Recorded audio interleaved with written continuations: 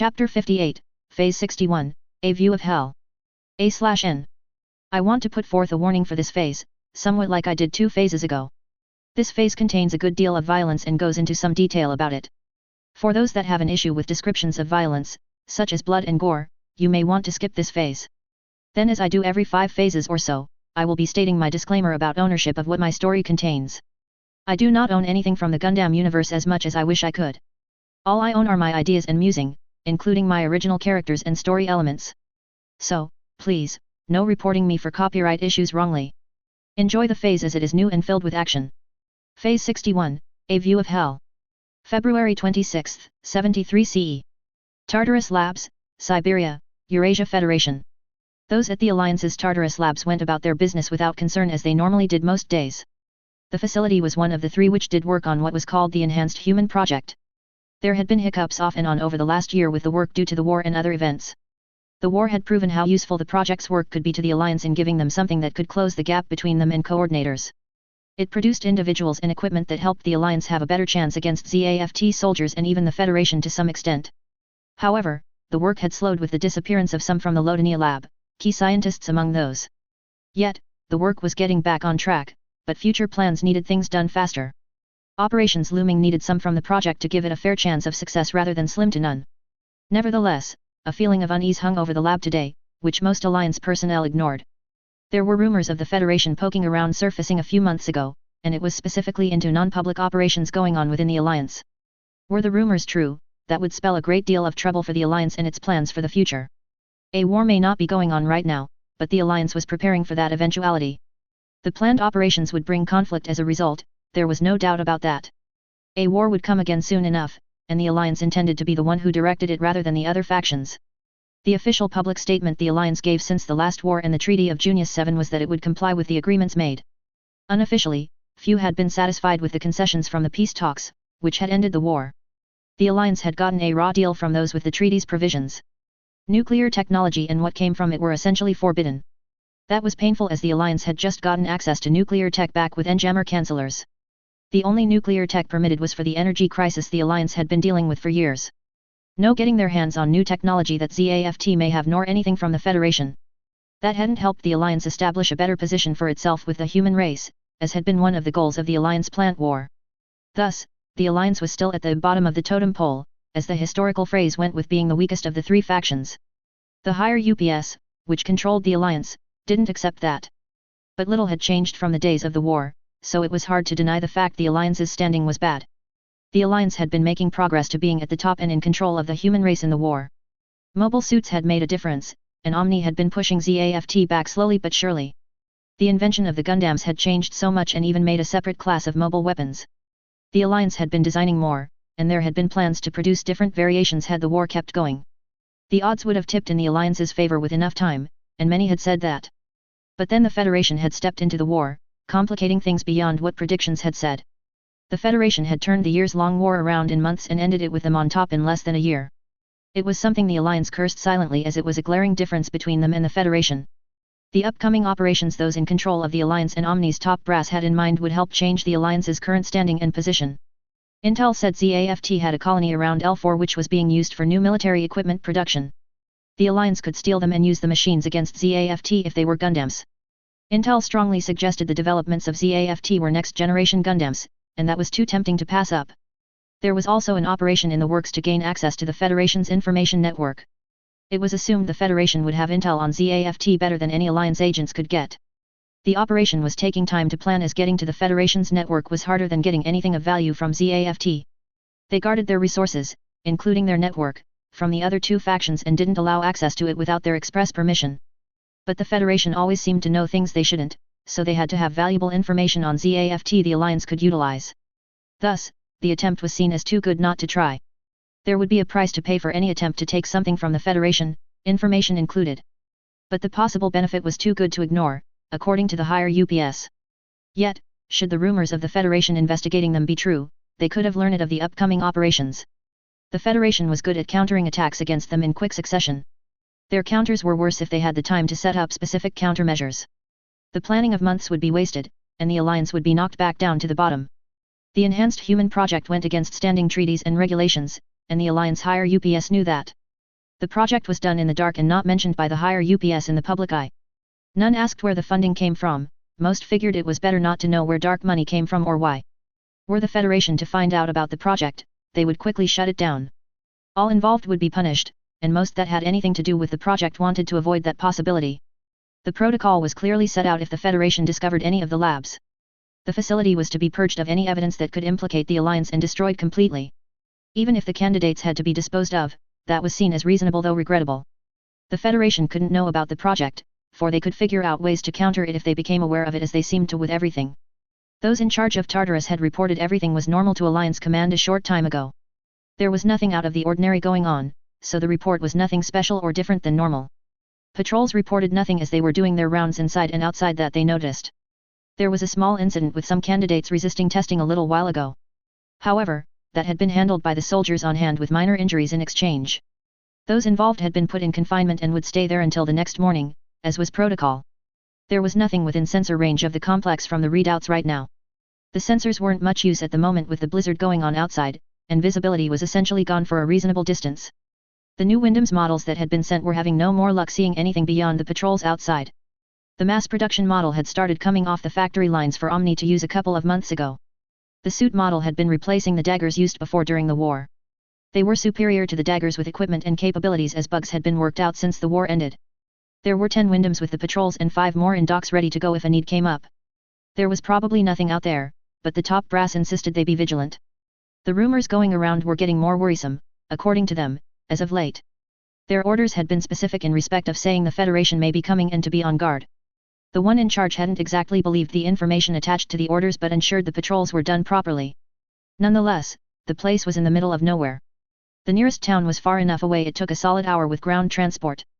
Air transport was at least 20 minutes if pushed, regularly 30 in decent weather. With that being the case, few ever came close to the facility, which was all the better for the Alliance. Locals avoided Tartarus with the stories they had come up with when some visited the towns. The gossip and nasty stories were being spurred and encouraged by the Alliance personnel around the general area. It was better for the locals to be afraid of the place and not be curious about what went on inside. There was only a skeleton crew in the control room as it was evening, and there was little need to have more than that. Those on this crew were almost bored as nothing out of the ordinary was going on. The evenings were pretty much quiet, with little to nothing happening for the whole shift. It was the shift few enjoyed as there was little to do, but all were expected to be on duty and paying attention. However, that changed in a moment drastically, which none had ever thought would occur. The first any knew of the change was one of the Gundams lost an arm from a line of light. The next thing any knew, other shapes appeared out of the blizzard like ghosts. Those shapes materialized into mobile suits, but not of a recognized model. Those in the control center sounded the alarm for what little it seemed to do to help in the mess rapidly growing before them. The personnel on the outside, along with the Gundams, had moved into defensive positions. Yet the unknown enemy machines kept coming out of the storm and attacking them. The enemy force used the blizzard to vanish and then appear elsewhere and attack to great effect. By the time the lab's alliance leader arrived in the control center, things had become worse. Those in the control center had found out communications were being scrambled. Whether that was being done by the storm or those attacking was unknown as there wasn't a way to tell the difference the lab had to work with. The fact was there was no way the lab could call out to allies for help. Even if they could, they were a bare minimum of 20 minutes out after allies lifted off. The view the leader got by looking out the main line of windows was one he never thought he'd see. The attackers appeared to be Federation forces but were using new models against them. They seemed based on what the Federation had been using for Earth-based craft during the latter part of the war. There also appeared to be some based on what suits Orb had before, and with them a member of the Federation, it wouldn't be a surprise. The attack proved the rumors the top brass had were founded. And when the lab had ordered those in the control center to send a message to the top brass and tell them about the situation, he was told that was impossible. The reason given was that the communication system was being blocked by something else. There was no way around it, they hadn't tried. The attack was going as hoped thus far for the Federation since it started. The Alliance hadn't seen them coming and had been taken by surprise. The enemy suits on site were the Alliance's new mass production model, the GAT-04 Gundam. While the model had improved equipment from the GAT-01 dagger, it still seemed to have several flaws that hadn't been worked out from early reports. The new Federation machines were outdoing the Alliance suits, as were the Orb Murasames. The ongoing weather was more an ally than a hindrance as it was for the Alliance. Enemy mobile suits were being neutralized, and defenses were being taken down efficiently. The squadron leader ordered 2 groups to start securing a landing zone for the ground forces that were on their way. While that was going on, the 5 Pelicans with which the ground forces had to work were sinking into the blizzard. The aircraft began shaking from the turbulence caused by the ongoing blizzard they were flying through. There were 5 pelicans to help extract the rescued people more than to carry the ground forces. Only 3 pelicans were carrying troops to the target facility. The other 2 would fly air support for their fellows and then come in to take passengers. A landing zone would be secured by the time the pelicans arrived. The mobile suit squadrons would ensure that the ground troops would be dropped off, and then the pelicans would lift off and help with air support until they were needed again. The troops had been told they would have to get off as quickly as possible once they were hovering above the ground. Tyler was going over the operation timetable in his head as the Pelican group flew along. The final timetable should be able to work from what Tyler could figure. Things would be tight, and he wouldn't deny that with how time-driven this operation would be. The Alliance wouldn't stand by when they figured out an attack was going on at the facility. But the lives which could be saved made the operation well worth it, even with the risks involved. His team would be the hardest pressed to keep moving forward once inside the facility. The infiltration team had the most distance to cover, with its own troubles attached that the other 2 teams didn't have to deal with. The other 2 teams would face the majority of Alliance's response to the ongoing attack. Yet, Tyler would rather be with those that had the hard work as he believed he could help them make a difference in this mission.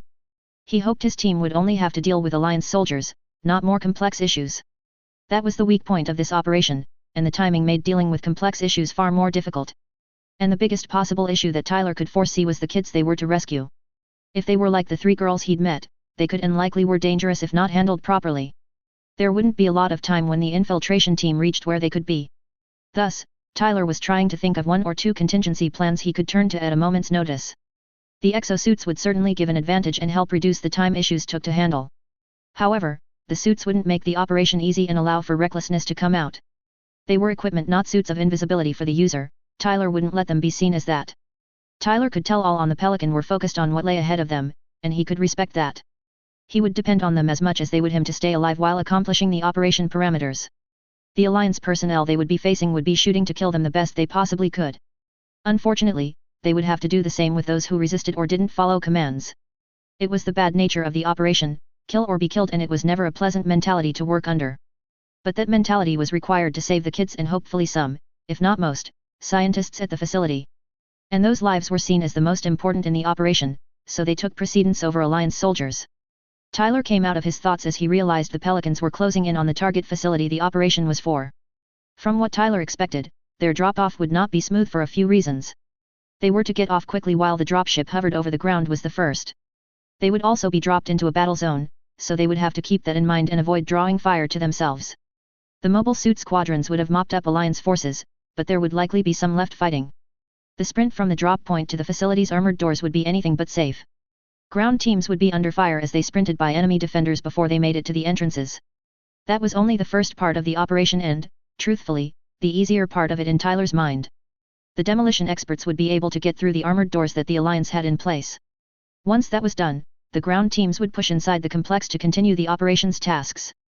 Tyler expected heavier resistance inside than out, as allies couldn't handle them before ground forces arrived. The Alliance was likely doing illegal activities in the facility and didn't want others to know that. Tyler figured the further his team made it inside the place, the more the Alliance would push back against them. Special Forces soldiers should be able to handle the resistance, but it'd still be a risk to their lives. Tyler would still do what he could to ensure all those on his team made it out of the operation alive, as he would with any he worked with. He held to it on whatever assignment he was given to get as many allies out alive. An alarm sounded, signaling it was almost time for those on the Pelican to exit the craft. Tyler ordered the soldiers to stand and be ready to disembark, and all did as they were told. The sprint to the entrance will be nasty, Tyler stated. But the demo experts are to keep in the center of the group. We need them to get in, so we can't afford to lose them early or at all. Tyler scanned those he was responsible for on this operation. Is that understood? Yes, sir, the soldiers replied. Tyler turned to face the hold's entry ramp after the reply, holding onto the nearest support strut to counter the turbulence. The buffeting around had steadily worsened the closer the dropships got to the target. The Pelican pilots were challenged as they moved forward, and the target facility appeared out of the storm. The sight of mobile suits zooming around and shooting at one another said the squadrons were still hard at work. The Pelican crews were told an LZ had been cleared and secured when they contacted the squadron leader. The Alliance was still fighting tooth and nail against them and trying hard to prevent any progress from being made. Some enemy suits had been dispatched, but others were fighting defensively enough they were still in the battle. So, the ground forces' approach would be fraught with danger as enemy forces would be shooting at them. The Pelicans flew over the landing zone and came down to hover close to the ground. The holds of the Pelicans opened when facing toward the facility to let the ground forces have the best chance to get to their goal. The view Tyler got as the hold ramp lowered wasn't the most encouraging to him. The fighting was in full swing between the Mobile Suit Squadron sent and the Alliance defenders. The Alliance was employing their mobile suits and still had defensive guns operational. That wasn't to say Allies weren't keeping the Alliance on the defensive, for they were. Yet, Tyler didn't think the Alliance would miss the Pelicans dropping off troops for very long. Aircraft moving in and dropping off enemy forces tended to be noticed by those who were defending an area or territory. Thus, Tyler didn't waste time and got to work. Silver Team, move out, he ordered. Tyler moved forward, leapt off the ramp's end, and dropped a few feet to the ground, landing in inches of unpacked snow. He looked forward, and his HUD started identifying objects and people ahead. Tyler heard others hitting the ground from the hovering Pelican behind him. He took out his mammoth assault rifle. Silver Team, he stated and gestured ahead, move forward and return fire at will. Tyler took the lead, and the rest of his team formed behind him, having the demolition experts in the center of their formation. Beams shot by between the mobile suits, and bullets were zooming by the ground forces as they sprinted. Tyler raised his rifle as he sprinted forward and shot 2 Alliance soldiers ahead of his group. He only needed the 2 bullets he used since Tyler didn't miss the soldiers he was aiming at. The shots from his rifle blew right through the Alliance soldiers' bulletproof vests and ripped into their bodies. Gore painted the snow behind those Tyler shot as the mammoth rifle. The rounds were designed to penetrate and splatter whatever was behind the armor. Tyler could see the armored doors to the facilities inside ahead and that it was locked down tight. Yet, the path to the doors was clearing, so the demo experts would be able to get to them and force them open. The barricades the Alliance had thrown up were doing little to slow down the ground forces' approach.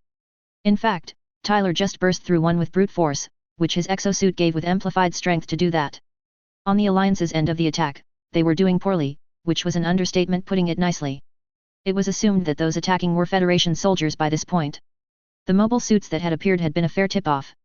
The Gundams were holding for the moment but were being pushed back slowly. The defending soldiers were doing beyond less than poor with the arrival of the Federation forces.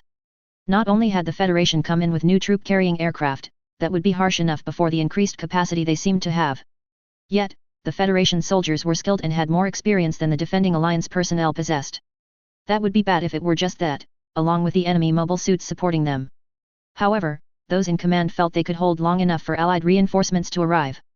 Yet, communications were being disrupted so the facility could call for help. The other point that was really making the battle a horrible thing for those there was the new equipment the Federation's ground forces were using. They had some sort of suits that made them faster, and much harder to take down. The faster aspect was difficult to counter by the Alliance soldiers were doing what they could to do so. The difficulty of killing the Federation attackers was taking a toll that was getting harsher the longer this attack went on. The Federation was taking down defenders and hadn't lost a single soldier yet that had been reported. Nevertheless, the worst improvement the Federation suits gave them was their effectiveness in fighting. Federation soldiers had been problematic before since their training and skills made them a force to be reckoned with. Now, their aim was close to perfect all the time. Bullets didn't slow them down, let alone stop them as they advanced forward on the battlefield. The suits made them seemingly into some sort of nightmarish undefeatable tank pressing forward. Those in the facility's command center could only observe with horror at the advance of the Federation attackers. They had tried everything they could think of to get communication out to allies and beg for help. Yet, none of the attempts had been even a little successful at getting to allies that could assist them in their plight. And from the looks of it, the Federation's ground forces were working their way to the armored doors to the inside. The doors should hold against most conventional weapons other than heavy explosives. If the Federation were as prepared and on point as they normally were, they would have heavy explosives to get through the armored doors. Thus, it was more a matter of time before the Federation soldiers breached the doors, came into the complex and brought the fight inside. When the Federation made it inside, there was little reason to assume their suits would make the fight any different. The body armor Alliance soldiers were wearing was doing little to nothing to protect them from being killed by Federation weapons. There was still the question of why the Federation was attacking this complex. They shouldn't know what it was doing, which was technically illegal by international law. If the Federation was just enforcing international law, there were far more interesting targets for them to go for. Granted, half of those the Federation should have become aware of were decoys to throw them off, but that was beside the point. Even if they should have found out about what this facility was doing, why would they attack it? Tartarus was declining since it wasn't producing the special soldiers as efficiently as it did during the war. The scientists weren't cooperating as they did before, but that was a different issue the Alliance had been dealing with. The fact of the matter was that should this battle keep going the way it was, those at Tartarus would be wiped out before any contingencies the Alliance had could be observed. If others found out about the work going on here, the facility was supposed to be purged and destroyed. But the Federation was advancing at a pace that wouldn't let that happen until they were done with whatever they were here to do. Tyler's group burst through the barricade closest to the facility entrance they had been aiming for with him in front. Tyler and the soldier to either side of him shot the Alliance soldiers in their path before closing the remaining distance of the armored doors. The COMM chatter among his team said they hadn't lost a signal member, which Tyler was grateful for. From what Tyler had heard from the other two team leads, they were still making their way toward the other doors. They were having the same good luck in not losing people during the approach under enemy fire. The Alliance mobile suits were trying to hamper things, but Allied machines kept their attention away from the ground forces. Thus, the operation was going according to plan and still matched the timetable created for the mission. Tyler ordered the soldiers to form up to make a wall to protect the demo experts while they placed the charges they had. Then he signaled the demo soldiers forward and pointed at the door, telling them to get to work on getting them open. The explosive specialists understood the signal and moved forward to the armored door. The rest of the team they were with would make sure they would face little enemy fire while they placed the explosives they had. The soldiers had heavier armor than the specialists did and had heavier weapons than the explosive experts. The specialists had been carrying the explosives, which had been a good amount of weight, so they only had room to have pistols for defense. That was why a few explosive experts had been assigned per team. The rest of the team would protect the specialists while they would get the rest through the obstacles the Alliance had in the way. The Alliance didn't let up as the explosive experts were working to place the charges on the door to rip it open. Tyler and his teammates had dug in where they were and took what Alliance soldiers were firing at them. There weren't as many Alliance defenders as there had been during the approach. However, that didn't mean there were no enemy soldiers left to put up resistance. In Tyler's opinion, the impact gel the exosuits had was doing a great job. They were stopping bullets before they could penetrate the armor as had been advertised. And the specialists weren't wasting time placing their charges, so it was around 90 seconds they said the explosives were ready. Tyler ordered his team back a distance so they wouldn't be under the influence of the explosives. The explosives were directional, so they shouldn't affect those behind them, but shrapnel wasn't the same. Once Tyler's team was away from the door, the charges were set off, sending vibrations through the immediate area with the explosive force. When the dust cleared and settled, Tyler saw the torn and mangled armored door. There was also a gap in the center, which was wide enough to allow entry. Tyler could hear alarms from inside the facility from the breached door. He ordered his team to move forward and keep the demo experts behind them so they weren't in the direct line of enemy fire. Half of the team went to one side, and the other half went to the other so they could peek around and not be under a barrage of bullets. Tyler was on the left side when he tried looking around the edge of the gap when bullets flew past. He figured the Alliance would be doing what they could to keep Federation forces out of the facility's interior. It was tactically sound as it was easier to keep a force out than to push enemies out of a place. The Alliance at least learned that much over the war. The Alliance was foolish, and blatantly so, Tyler would say that without hesitation, scoff at it even since it was the truth. However, they weren't so stupid to make mistakes so obvious that it cost them dearly often, one had to give them that point. So, the amount of resistance would likely increase the further his team got into the facility. It was why the infiltration team would face the most danger during the operation and would go against the most resistance. Nevertheless, Tyler knew his team had to make progress in a timely manner. The longer the operation took, the more likely the Alliance would send forces to destroy the facility to cover up their dirty work. So, Tyler signaled James to get ready to follow his lead before ordering the rest to be ready to move inside in pairs. Then, Tyler rushed through the door gap, using his exosuit's amplified responses to sprint at a crazy speed. Tyler noticed bullets zooming past him as he ran, but his goal was a pillar on the far side of the large room. Alliance defenders did their best to shoot down the enemy soldiers as they began coming in. However, their shots seemed to be ineffective with the armor suits the enemy was wearing. James had entered behind Tyler, dodging enemy fire as he sprinted toward the other side of the room. He could see Tyler was going for a support pillar, and he felt that was a fair idea for cover to work with and use to dispatch enemy soldiers. James was firing back as he went, much as Tyler was with his pistol. The Alliance defenders fought desperately, firing their guns and chucking grenades at them. Tyler reached the pillar he'd been aiming for and had only taken a bullet along the way. His suit's impact gel had stopped the bullet, so it was nothing to worry about. He put his pistol away, which he'd employed to distract the enemy defenders, and took out his mammoth assault rifle. Tyler glanced back toward the breached armored door and saw teammates still entering in pairs per his orders. He then twisted around to gaze at the Alliance soldiers defending the facility. They were dug in with tables and benches in a makeshift barricade in front of them for defense. There were more of them than there were on Tyler's team, but they were wearing standard Alliance body armor. That armor wouldn't be enough to stop Federation weapons well, if at all. Orders for the operation had been clear, any that resisted or rather fought back against the ground forces were to be eliminated. Thus, Tyler aimed his rifle and began shooting the enemy defenders to get them out of the way. The Alliance soldiers defending the main entry area were in a desperate situation, and they knew that. The moment one of the armored doors had been breached was when things in this fight would take a bad turn for the Alliance. The Federation soldiers had suits on that bullets couldn't affect, making them faster than they should be. The enemy was also working to divide their attention by coming in pairs, one going one way and the other going the opposite direction. There was no message from the command center other than the hold the line order they had been broadcasting. And once a few enemy soldiers had gotten past behind cover, they started shooting back. The Federation weapons were quickly found to be more effective, and body armor did little to stop them. One of the enemies even had a gun that blew holes in its target, made flesh explode, and painted the wall behind them. However, if the other two armored doors could be kept closed and locked, the enemy force could be kept here for a time. Hopefully, Allied reinforcement could arrive in that time and help clean this up. Tyler could see the Alliance defenders were attempting to buy time, likely hoping for reinforcements to come to their aid. If one of the other teams could get in, things could move along more efficiently. And if Tyler's thought was a signal, the armored door on the far side of the entrance area exploded. A moment later, Federation soldiers began streaming in and shooting back at the Alliance soldiers. Alliance defenders' desperation increased with more Federation soldiers appearing. The Alliance was pressed hard when the third armored door burst open, and the third Federation team began coming in. Within minutes, the Alliance defenders had to fall back further inside the complex after the losses they took. An armored door slid into place, blocking access further inside, but that gave time to regroup. When the three teams gathered in the entry area, Tyler discovered that 2 of the 6 demo experts had been injured. That left 4 of them, and the Alliance seemed to identify them as different and had quickly focused on them when spotted. That put them at more risk than any other on-the-ground forces teams for the rest of the operation. So, it was decided that 3 would accompany the Silver team as they progressed. The other 3 would stay back with the team, which would hold position for an escape route as they would be the safest to be with. Tyler was okay with that, as he would have them covered by his teammates so they would not be in the front taking fire. With plans made on how to proceed, explosive charges were placed on the security bulkhead that the Alliance had sealed to delay them.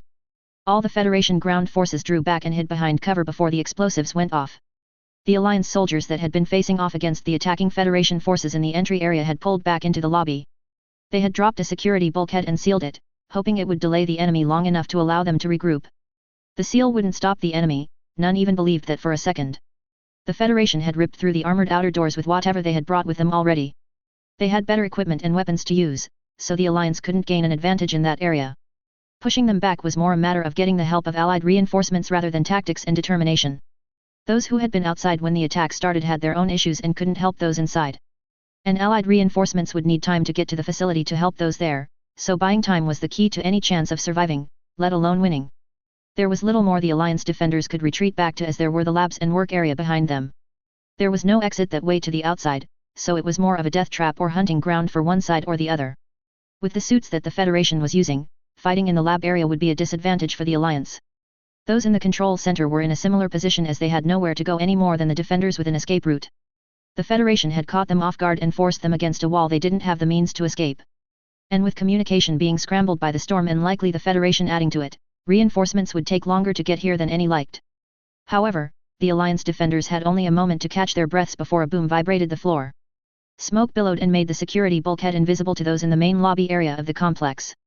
The leader of the defenders called for all there to ready themselves to fight. The smoke signaled the enemy had likely broken through the security bulkhead or nearly so. When the smoke settled, the bulkhead was still there, but it had cracks and fissures in it. Whatever kind of explosives the Federation was using, the armored doors weren't able to stand against it. It would likely only take one more set of charges to force the bulkhead open, and Federation soldiers would pour in. Furniture and other movable structures had been shifted into makeshift barricades for the Alliance soldiers. That would hopefully serve as shields from Federation weapon fire, even if only for a short period. A second set of charges was placed on the bulkhead since the first group hadn't ripped it open enough for the ground forces to pass through.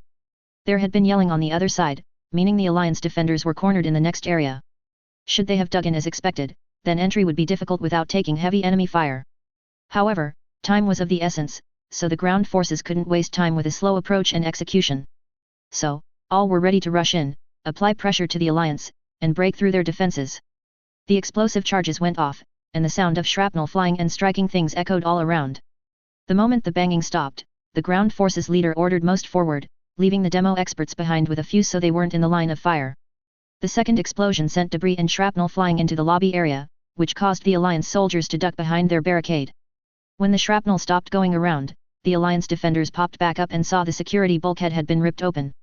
A moment later, figures came through the hole, which became the Federation soldiers. The Alliance soldiers opened fire on those coming into the room, desperation clear as they were using their guns. Their bullets seemed to do little to nothing when they hit their targets, as they didn't slow the Federation soldiers. The enemy was still moving faster than it should be possible, which seemed to be due to the suits they were wearing. The advantage the new combat suits the Federation was using was mounting, and nothing the defenders did seemed to change that. The ground forces moved in and found the Alliance had set up barricades as expected. Their desperation was obvious in the way they were attacking. The Alliance was trying to delay the ground forces and buy time for reinforcements to arrive to help them. The defenders had figured out they were in trouble and couldn't win with what they currently had. However, the Alliance also knew that with how regulated they were, Alliance top brass would know something was wrong when there was no report from them. It was why the time spent on the operation was so important and why the timetable was as specific as it was. It would have the ground forces and those who were there to rescue out before Alliance reinforcements arrived and did whatever they wanted to hide their work. Tyler was aiming his rifle and shooting with deadly precision as he was moving around. The exosuit was certainly making a difference in this fight. It gave him better movement speed, making it harder for enemies to aim accurately and hit him. He still wondered whether whatever was done here by the Alliance was really worth them sacrificing themselves as they were. They were doing illegal activities if the information had been stated was true. The Alliance normally denied any illegal activities and did whatever it could to muddy the waters, so any proof of the point was extremely hard to come by. Not that the answers to those questions mattered during the operation, but they still swam around Tyler's mind. It only took minutes for the Alliance soldiers to retreat further inside the complex under pressure. Those who had been in the entryway came in as the last of the Alliance soldiers vacated the area. One team dug in around the lobby area using some of the barricade parts for themselves. When the time came, they would ensure a clear exit path to extract with the Pelicans. The other began heading toward the corridor that led to the command center. They would do what they could to take control of the complex to help things along. That left Tyler's team following most of the Alliance soldiers, heading deeper into the facility. Tyler knew the path his team would take would be hard. Those they were going against knew the layout of the complex better than he or his teammates did. It would be a hunting ground of sorts which Tyler wasn't pleased about. The Alliance could have traps set up or could have ambushes ready to spring. The exosuits would help against what the Alliance may have prepared but wouldn't make them immune to anything thrown at them. And that was before the point they were there to rescue some here. The Alliance could use the kids and the scientists as hostages. Tyler wouldn't be surprised or put it past the Alliance to use those they had been terrorizing as bargaining chips if it benefited them. And with how desperate the soldiers were, it was all the more likely they would be foolish and try something they wouldn't immediately resort to. Tyler ordered his team forward, covering the 3 demo experts they could need to move forward by having them in the center. They came up against another heavy door, but Tyler spotted a control access panel with which he could work. Tyler moved forward and got to work, hacking into the system that controlled the door. It didn't take him long to lock out the Alliance's control center and get the door to open for his team. With the door open and what appeared to be a long corridor that turned to the right a ways down it, there was little to do other than continue onward. Tyler had his team take up a defensive formation that could quickly change and adapt. Silver Team, Tyler began, advance carefully. The Alliance likely has traps ahead to try and delay us as much as they can. As the group moved down the corridor, all scanned around, alerting for potential dangers. At the turn of the hall, Tyler had the time to get a glimpse of a larger room ahead. It appeared to be a common area or gathering place for groups with tables and chairs. Yet, Tyler didn't get much more of a look as bullets started whizzing in their direction. Tyler had his team move forward and find cover from enemy fire. He crouched behind some sort of grow box or some container with plants in them as the bullets kept zooming from the other side of the room. Tyler peeked over his cover and observed Alliance soldiers had turned over tables and were using them as shields on the other end of the common area. There looked to be a large doorway behind the Alliance forces with smaller corridors to either side of the large one. Tyler figured that the large doorway was the path deeper inside to where likely those they were here to rescue would be. Tyler told his team to return fire on the Alliance soldiers while trying to devise a tactic to move the enemy. Information that had been acquired for the operation said the area that the kids were held in was beyond the common area and medical labs. Yet, the issue was that path was also the only one Alliance defenders had to fall back to. So, the harder Tyler's team pushed, the more Alliance resistance they would be forced to face. However, there was little other option with the time constraint in the situation. Thus, Tyler waited for an opening and dashed out to the Alliance defenders' right. As he went, Tyler took shots at some of the Alliance soldiers and efficiently dispatched or really splattered their blood and organs with his assault rifle. Tyler made it behind an upturned table before he punched it, sending the table flying. The table sailed away and crashed into some Alliance defenders, cutting off their screams and killing them by crushing them against the wall. Others followed Tyler's example, ran to furniture, and then sent them flying at enemy soldiers. The furniture being used as weapons made the Alliance soldiers panic further, as it shouldn't be happening. To throw the furniture like it weighed little to nothing would require more than normal human strength and even beyond impressive strength. The only explanation any of them could come up with was that the Federation suits gave them inhuman strength. The increased speed and strength gave the Federation a real advantage that the Alliance had no means currently could counter with. And with that advantage, the Federation soldiers were using the furniture against them.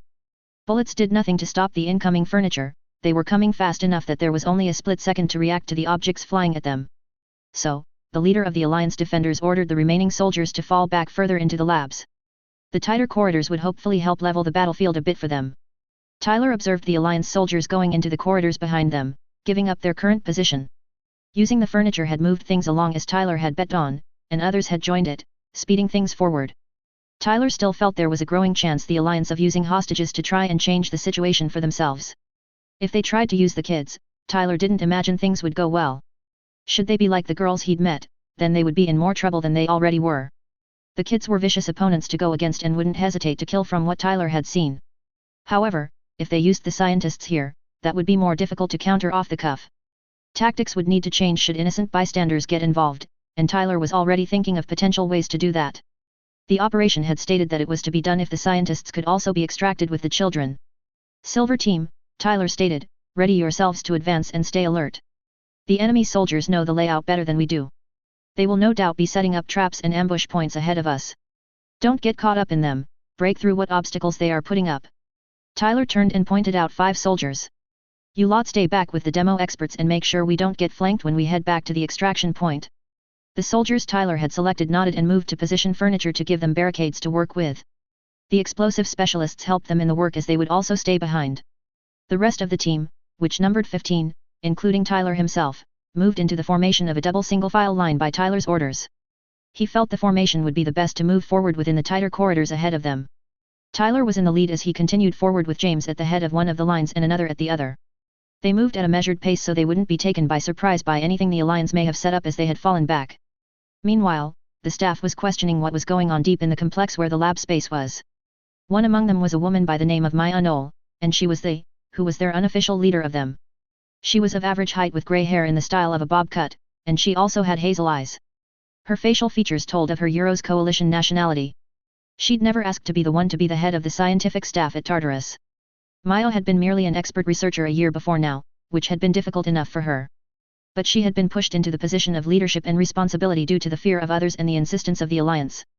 The Tartarus facility of the Enhanced Human Project had fallen from where it had been more than a year ago. It had been almost a year ago, and so much had changed around the time the war was coming to its conclusion. The heads of the project mysteriously vanished without a word or a trace from the Ladonia lab. They hadn't been the only ones, much of Ladonia's key staff and competent workers had disappeared too. The heads and key scientists had been the greater loss as they knew the whole vision and work of the project. The project had ground down from the pace it had been moving at quickly since the missing vanished. The Alliance had moved in a few months after the disappearances and took over the project. Their handling of the work had been beyond rough, and there had been a heavy price paid for their mentality. The attitude of the Alliance had made Maya wonder how Dr. Call, who had been the project relations rep, had dealt with them. Call hadn't said a thing about how frustrating it could be with the Alliance not listening to anything they didn't want to hear. Maya was willing to deal with Dr. Moss's strict discipline system any day rather than the Alliance. Maya had never thought she would prefer Dr. Moss's brutal system over another, but she had found herself feeling so. In the time that the Alliance had taken over management of the project, things had drastically changed. The project had been kept somewhat quiet before, so the other 2 factions wouldn't be curious about it. Now, the work was kept a secret from even within the Alliance. No one working on it was allowed to talk about it to anyone outside the project. The consequences had been stated they would be executed should it be found out any information had been revealed. It was one of the many things that those working on the Enhanced Human Project had come to fear for their own life with. The other thing that was different with the Alliance running things was they didn't care about mistakes costing candidates lives. They weren't happy when mistakes happened, they'd made that clear with their usual reactions. With Dr. Moss in charge, candidates were seen as valuable resources that were not wasted. Candidates were given several chances to perform before disposal was even considered a possibility. Under the Alliance, candidates were pushed until they could either perform as the Alliance wanted or were too damaged to continue in the attempt. Dr. Moss's methods of discipline were harsh and even brutal, but they didn't endanger the life of the candidates often, if at all. The Alliance saw the candidates as equipment that could be used and tossed aside when it broke. The other issue was finding individuals who could handle what the project did to them to become a candidate. Not just any child could become a candidate, it took a child with specific qualities to survive the initial work needed. The Alliance didn't want to take the time to search for the right qualities. They kidnapped children and told those in the labs to make them work as candidates. Maya had become numb to her own horror regarding the kids the Alliance brought who died during the conditioning process. She felt sorry for them, but there was little she or others could do for them which would let them live. The rumor was the Alliance would sweep through cities and especially small villages, kidnapping children for this horrible work of theirs. It was all so they could have super soldiers, weapons they could use against the coordinators they hated so much.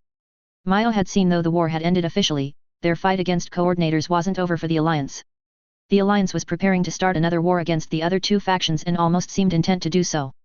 It would be much for the same reasons they had started the Alliance plant war. The Alliance wanted to dominate the other factions as the masters of the human race. They also wanted coordinators to be their slaves or eliminate them altogether. That hadn't changed with the Alliance enough, even with the rooting out of the radicals which had come at the end of the war. Those types had resurfaced and had subtly taken control of the Alliance over the time that had gone by since the war ended. And those radicals had taken the reins of the enhanced human project.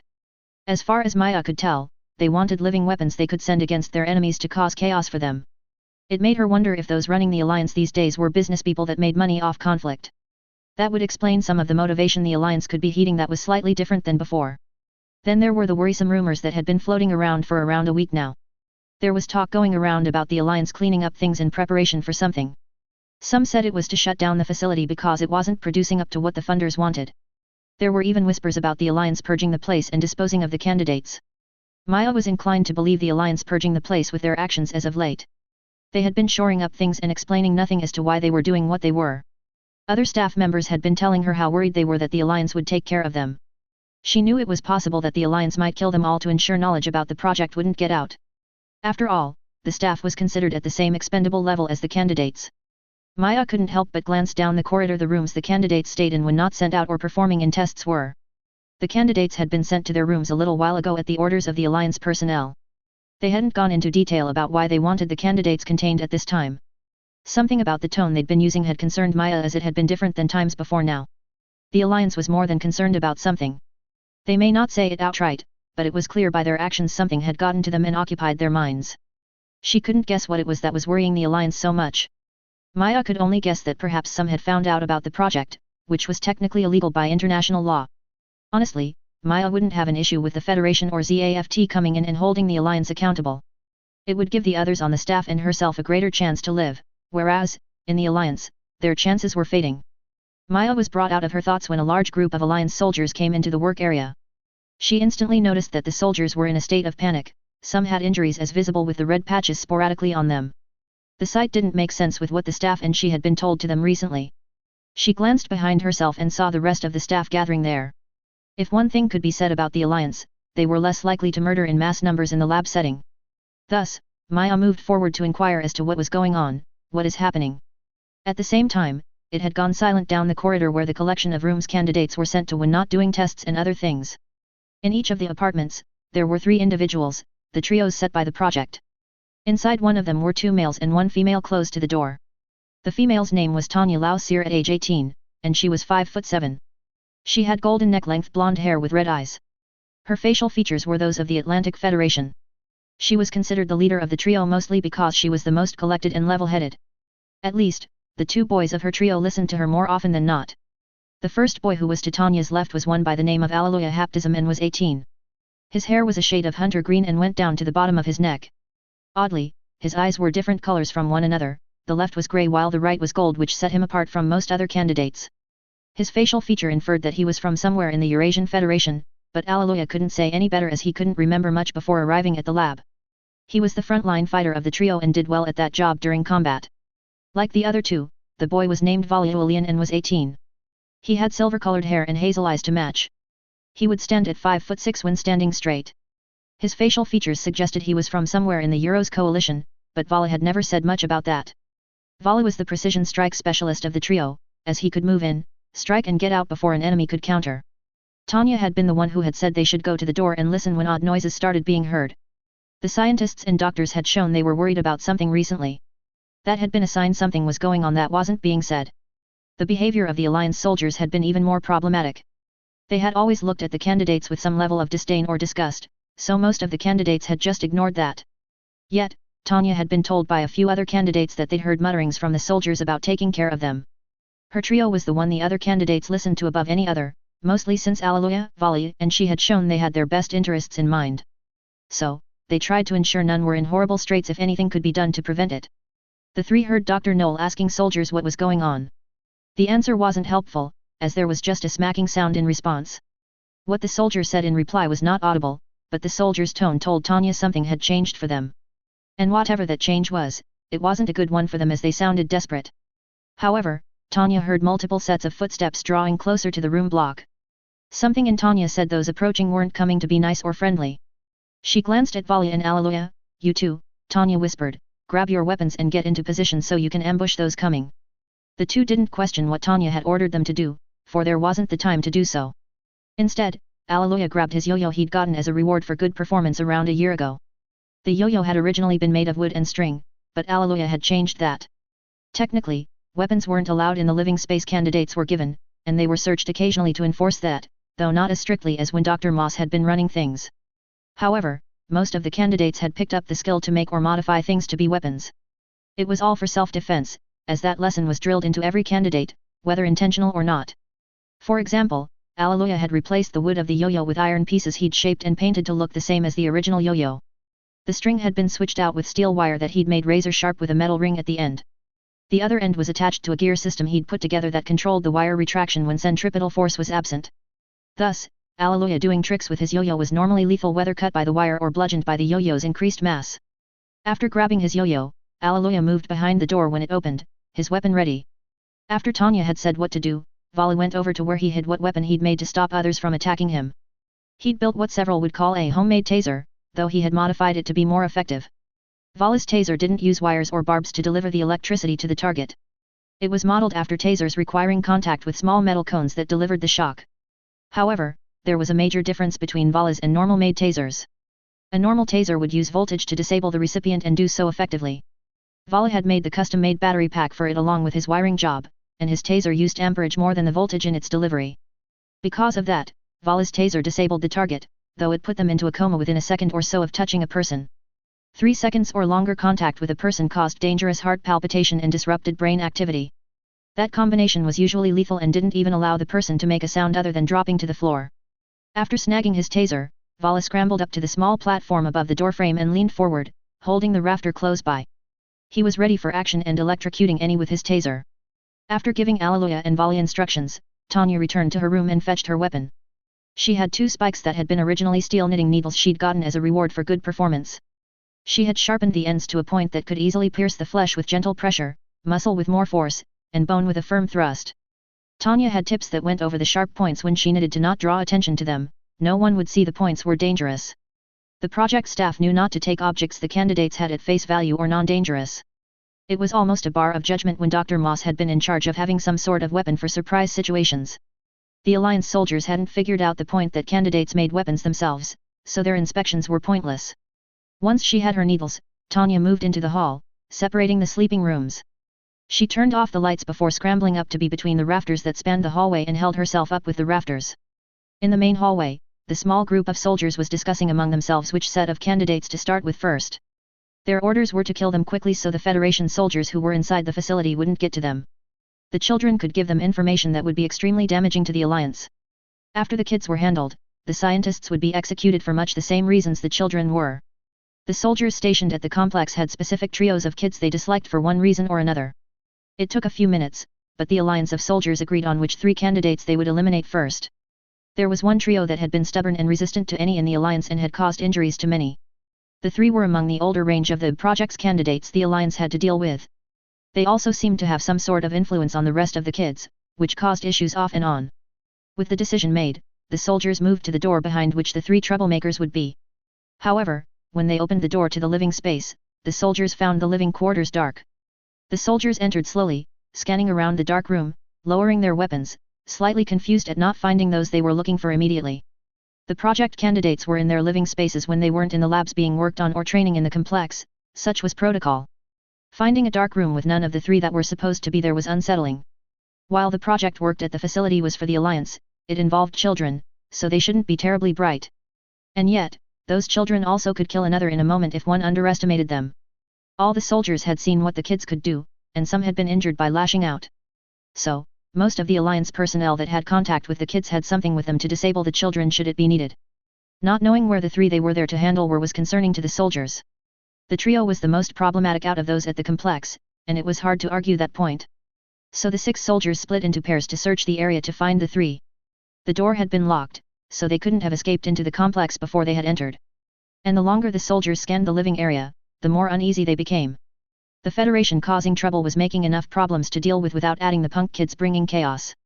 The sooner the kids and scientists were taken care of, the quicker they could leave the facility and not be caught up in its destruction. Alleluia and Vala waited for the soldiers to be fully in the common room of their living area before acting. Alleluia quietly closed the door with a card over the latch so it didn't lock nor make a noise to be heard. Vala also made his way to the floor and used the darkness as a cover to begin approaching the soldiers, and Alleluia did much the same after shutting the door. Alleluia brought his yo-yo up and drew it back when he got close enough to one of the soldiers. He flicked the yo-yo hard, and it went zooming out unseen to the soldier it was going toward, its razor wire extending as it went. The soldier didn't have the time to utter a sound as the wire sliced into his neck and separated the man's head from his body. Blood began spraying from the severed neck as the body began to fall. Alleluia had his yo-yo do a tight arc to change the direction it was spinning in so he could bring it around at the other soldier nearby. The yo-yo slammed into the back of the other man's skull, severely fracturing it and killing the man instantly. The man's body fell to the floor, blood flowing from the depression the yo-yo made in the skull. As Alleluia was dealing with two of the soldiers, Vala was doing his part to handle the intruders. He pressed his taser on the closest man and pulled the trigger, shooting him up with electricity. The man stiffened as the current flowed through him, making him unable to move for a moment.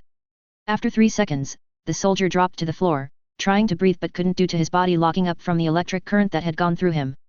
Vala didn't waste time and shifted behind the other soldier, who glanced at the bumping sounds around them.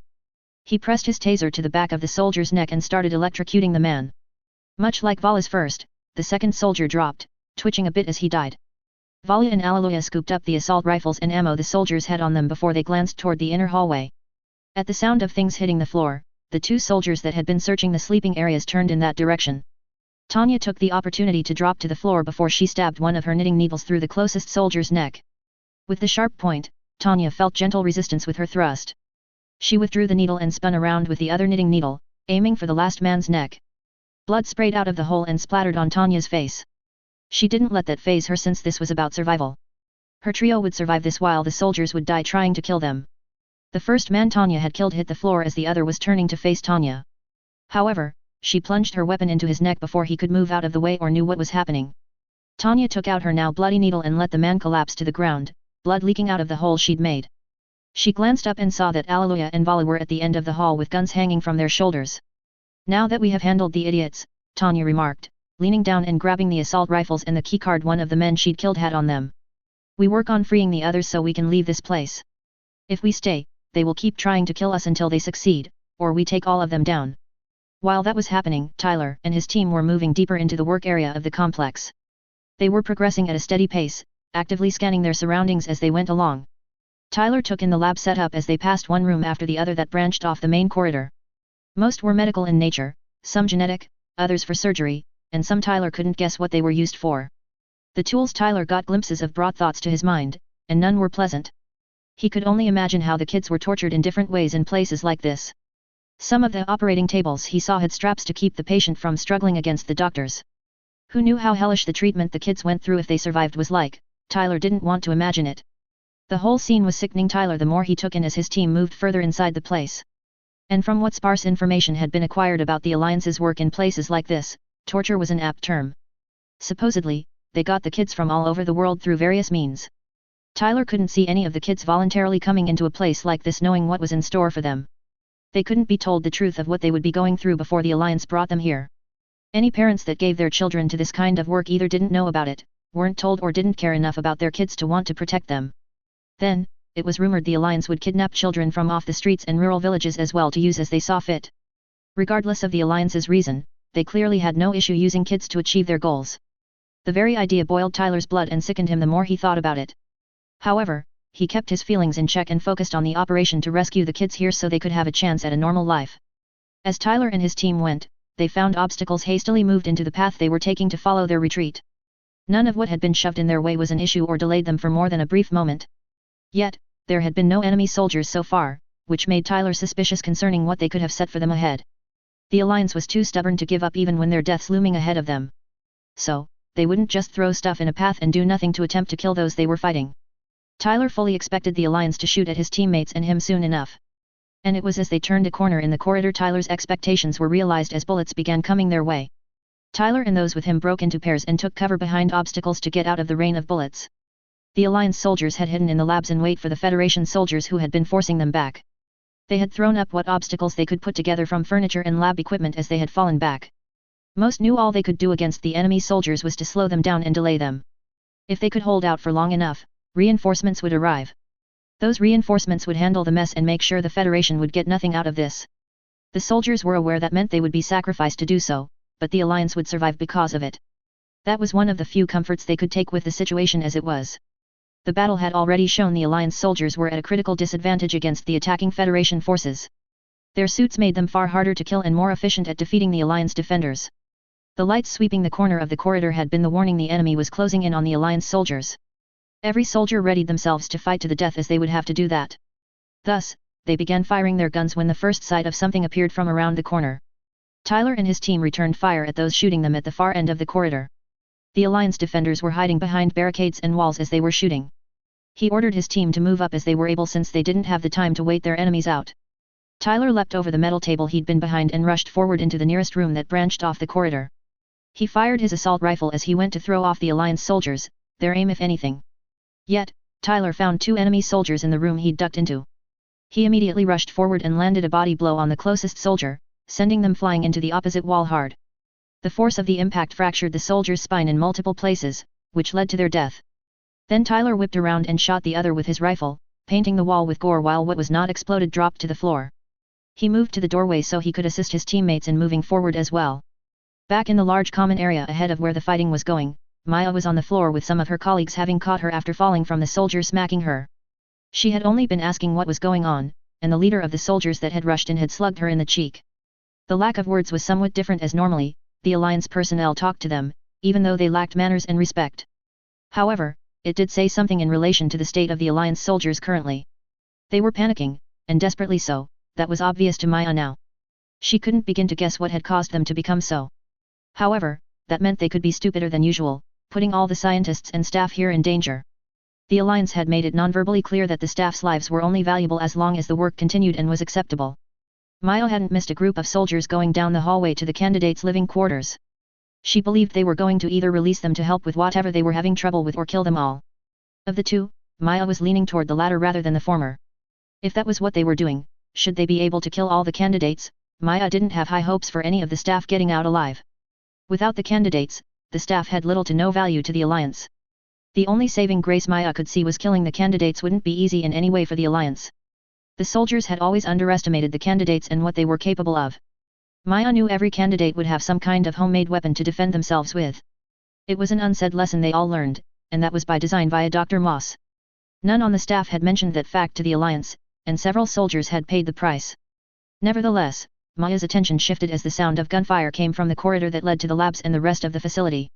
Screams of men dying quickly followed the gunfire, leaving Maya to wonder what was occurring. It certainly sounded like the Alliance soldiers were fighting someone else and losing to them. And the other odd sounds that weren't gunfire, like things slamming into metal, it made little sense to her. The Tartarus facility was in the middle of nowhere, quite literally.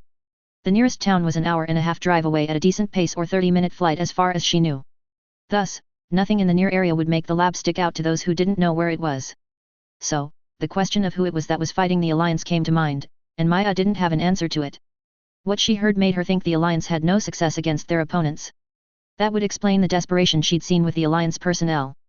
Maya and the rest of the staff watched as soldiers started pouring into the common area and were further baffled. Most of the men had blood on their uniforms and showed signs they had been injured. They were aiming their rifles down the corridor and firing them with terrified expressions. Then a couple of shapes rushed at the soldiers and crashed into them, causing soldiers to cry out. Maya blinked at the sight, wondering if she was seeing things or if what was in front of her was real. What appeared to be tall humanoid figures were fighting the Alliance soldiers. Maya couldn't say if they were some kind of robots or suited soldiers. However, bullets shot at them did seemingly nothing to them, and they could move faster than should be humanly possible. The Alliance's opponents were also sending furniture flying both into the wall and at soldiers. It was horrific to observe the Alliance soldiers being crushed by furniture or sent flying hard into a wall, they died either way.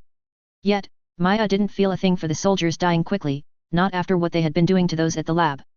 The Alliance taking over hadn't been an improvement to the work environment at Tartarus. Maya wouldn't deny that the workplace had been harsh before when Dr. Moss had been in charge of the project. The cold woman had been a tyrant of sorts, and yet, her management methodology did work, bad as it was. Dr. Moss and those she delegated to may have been brutal, but they didn't waste resources. That was how they saw people, the candidates especially, they were resources and valued those. However, the Alliance had been worse in different ways and, overall, had made the lab a kind of hell. Their discipline method was to do what they told you or die, nothing less than that. The goals they worked for were the only thing that mattered. They sacrificed anything and anyone to get what they wanted, meaning they wasted a great deal in the end. Tyler was going soldier to soldier, killing them quickly so things could be brought under control. He'd spotted a group of what looked like scientists and non-soldiers on the other side of the large room. Tyler took care to keep an eye on them so the Alliance didn't get the chance to use them as hostages. And as more of his team came into the room after taking care of the enemies in the corridor, the quicker the Alliance was scrambling. After a few minutes, Tyler was able to determine which one of the Alliance personnel was the leader of them. So, he surged toward that man, grabbed him by the neck, and raised him off the floor. The soldier instantly started flailing around, trying to get Tyler to let go of his neck. "You won't win in the end," they rasped, "none of this will matter." Tyler grunted, "Scum like you deserve much worse than a quick death for the horrors you push onto others." Tyler squeezed and broke the man's neck, which had him go limp. Maya kept calm as she watched the leader of the soldiers get grabbed and lifted off the floor by one of the attackers. The person or robot was in some kind of blue armor, and with the strength they had just displayed was frightening. After breaking the neck of the soldier, they dropped the Alliance commander before they turned to face the other armored figures. "Secure the area," the blue-armored one said in a mechanical-sounding voice. The other armored individuals began sweeping around the room, doing as ordered. The blue-armored person turned toward the staff after giving their order and moved their way. However, instead of attacking them, the armored individual squatted down and removed their helmet, revealing they were a person. The face Maya saw appeared to be in their late teens or early 20s, but still male. That didn't answer any of the questions popping up in Maya's mind about who they were or what they were doing there. Tyler scanned over the group and could only feel sorry for these people.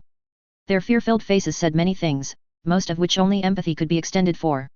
These people had suffered under the thumb of the Alliance. They had likely been threatened regularly and perhaps even beaten for whatever reason the Alliance could come up with. It made rescuing them all the more important, for they didn't deserve what they had been going through. Thus, Tyler smiled, hoping it would help them stay calm. "None of you need to worry," he started, "we are here to help." Tyler paused, noting the majority were looking to the woman in front, suggesting she was their group leader. So, he faced her. "I'm Commander Tyler McGregor," Tyler greeted, "Federation Special Forces." The tension Maya had been feeling lessened at the young man saying he and those with him were with the Federation. The Federation was well known for being reasonable and wouldn't kill others if there was another effective path to take. So, they would not kill her or any of the staff as the Alliance would do if they could think of a reason to. Maya couldn't begin to guess what Federation Special Forces were doing here. However, the fact that they were Special Forces did explain why the Alliance soldiers were losing clearly. Maya tried to rise, but the blow to her cheek had rattled her, so she was having difficulty. Others behind her assisted her in getting to her feet before Maya nodded at Tyler. "You and your team have our thanks, Commander," Maya replied. "I fear the Alliance intended to kill us soon had you not come along." As that was going on, Tanya, Alleluia, and Vala hadn't wasted time and had gotten to work. After getting 2 other keycards from the dead soldiers, they exited their quarters and split up. The 3 had been working on opening every door to free the other candidates from their living quarters, or what they really were, prison cells. Most of the candidates didn't question what was going on after being told they needed to leave by one of the 3. Tanya, Alleluia, and Vala had gained the trust of the other candidates after they had protected them and taken the punishment for some of them. Some of the younger ones did ask what was going on, to which they were told those with guns had turned against them and were trying to dispose of them all. They were also told to grab what weapon they had made to defend themselves if that should be needed. Progress of freeing all the candidates was being made when the sound of gunfire was heard down the hall toward the common area. Tanya paused momentarily and looked in that direction, wondering what was going on. The Alliance soldiers might have been working on killing the lab staff. Yet, that didn't match the noise she was hearing. It was more of a battle between 2 sides if she were to guess. But Tanya couldn't think of any that would be fighting the Alliance here. The surrounding area made the approach to the complex difficult, and the reasons to assault the place were even less sensible. However, the screams of men coming to her ears told Tanya whoever was fighting the Alliance was likely winning. That might be an issue soon enough, but Tanya knew they needed to get the others out first before looking to get out of the lab. Back with Tyler, he did what he could to calm the scientists and staff down. He couldn't blame them for being shaken by what the Alliance had been putting them through. Their circumstances would improve greatly once they were away from the Alliance. They could choose what to do after they were debriefed on the Alliance's work here. It hurt Tyler's heart to find people in a bad situation like this one. But helping them out of it made military service worth doing. Tyler was thinking about how to organize these people effectively so they could get them moving toward the extraction point. There was still the need to find the kids and escort them out of this hell the complex was. The facility the Alliance had may be a building technically, but it was hard to call it just that. From all that Tyler had seen while here, this place could be similar to one of the rings of hell. The suffering the Alliance caused here was lower than what Tyler expected of them on a normal given day. Tyler's team had secured the room within a minute or two of his order. All the Alliance soldiers were dead, having fought to the last of them. None on his team had been injured yet, the exosuits having performed well and protected them. The suits had simplified fighting the Alliance soldiers as they couldn't keep up with the attacks. Thus, the operation was on track and working out as hoped. Tyler just prayed it would keep going that way for long enough to extract the rescues. So, he was about to organize the group so they could be ready to move when things changed. Tyler heard movement to his right, and when he looked in that direction, he couldn't help but worry a little about the new development. He'd see the corridor leading further into the complex when he had entered the room. Tyler had assumed the hallway likely led to where the kids could be. Before going down that way, he'd planned to organize the staff and find the kids they were here to help. However, now the kids were at the hallway entrance facing Tyler's teammates. In the front of their group were older teens with guns pointed at Tyler and his team. A scan over the group of kids, Tyler spotted most of them had weapons of some sort to use. In response, members of Tyler's team brought up their weapons and pointed them at the kids. The standoff wasn't helpful to the operation but was more detrimental to moving it along. Thus, Tyler gestured for his teammates to lower their weapons and told them there wasn't time for that.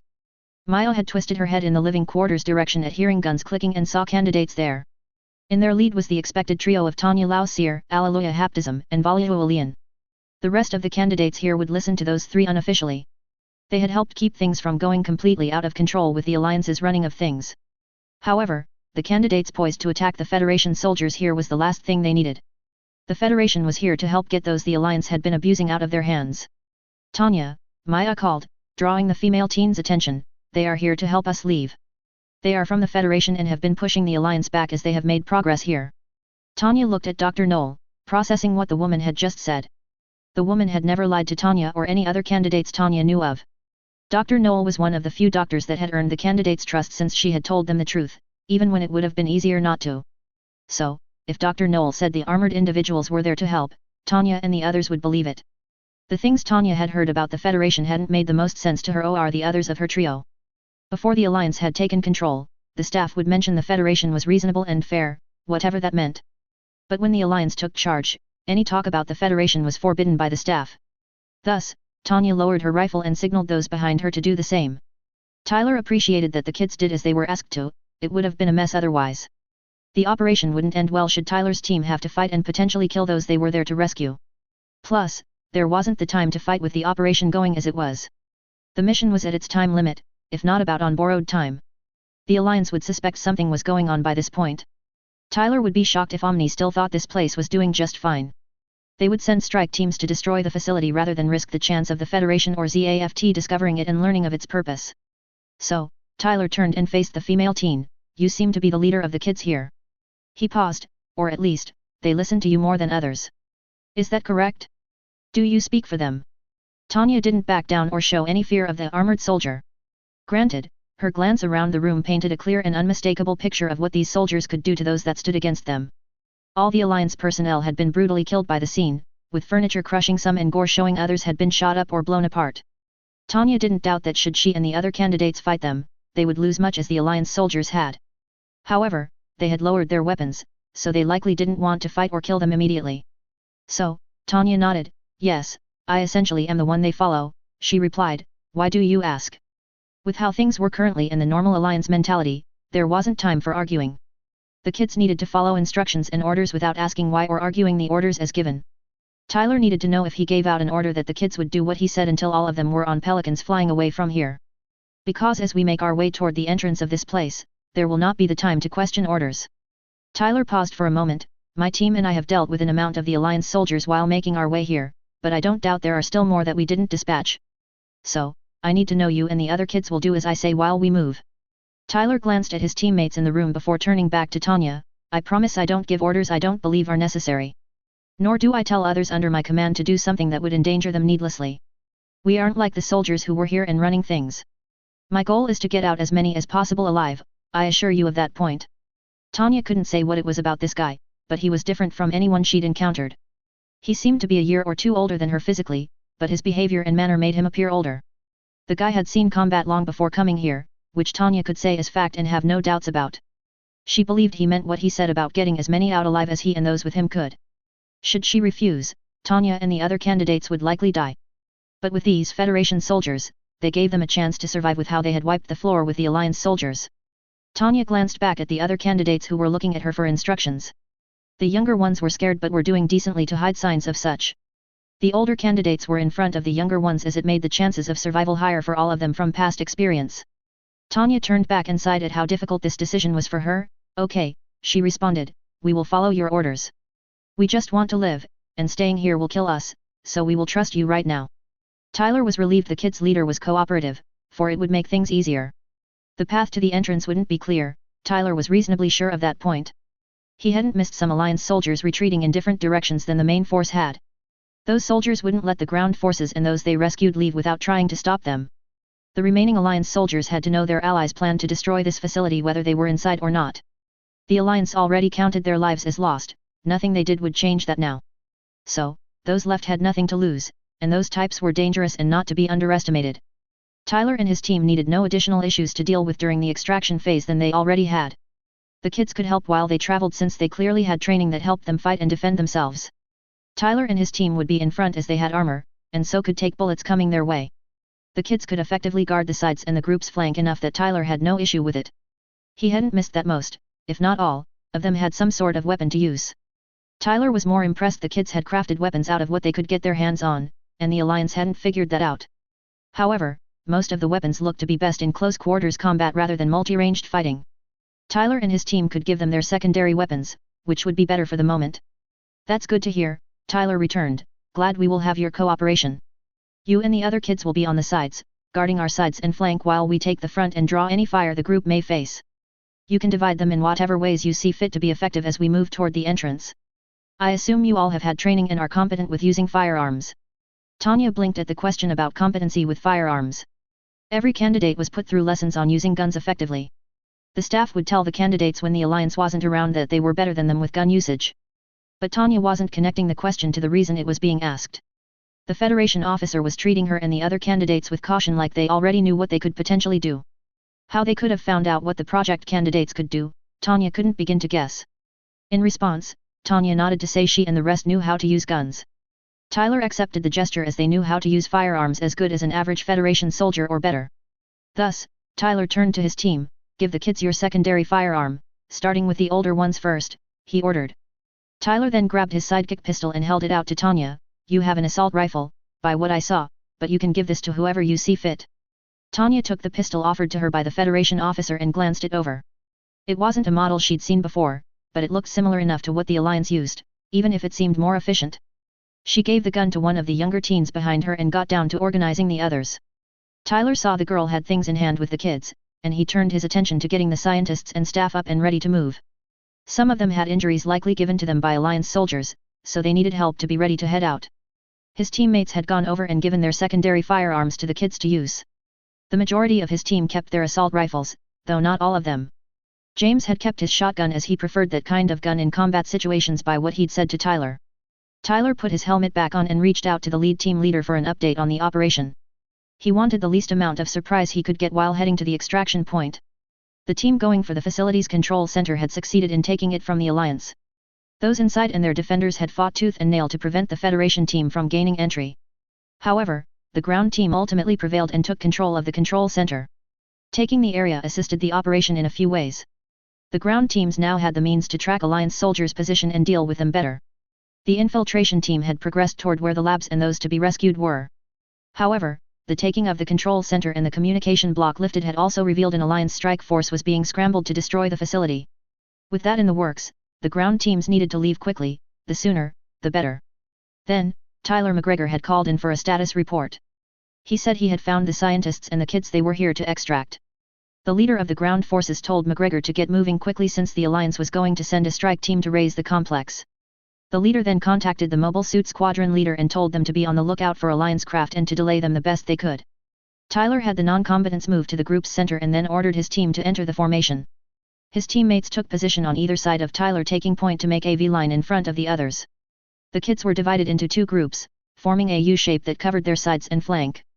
Once the formation was fully in place, Tyler ordered the group to move forward briskly. The information from the other ground team spelled out that time was now against them. Tyler didn't doubt the mobile suit squadrons would delay the Alliance strike teams trying to destroy the facility. But the Alliance would be determined to get rid of any evidence that would show them in a bad light. So, his team and those with them needed to hurry to the extraction point, hence the brisk pace.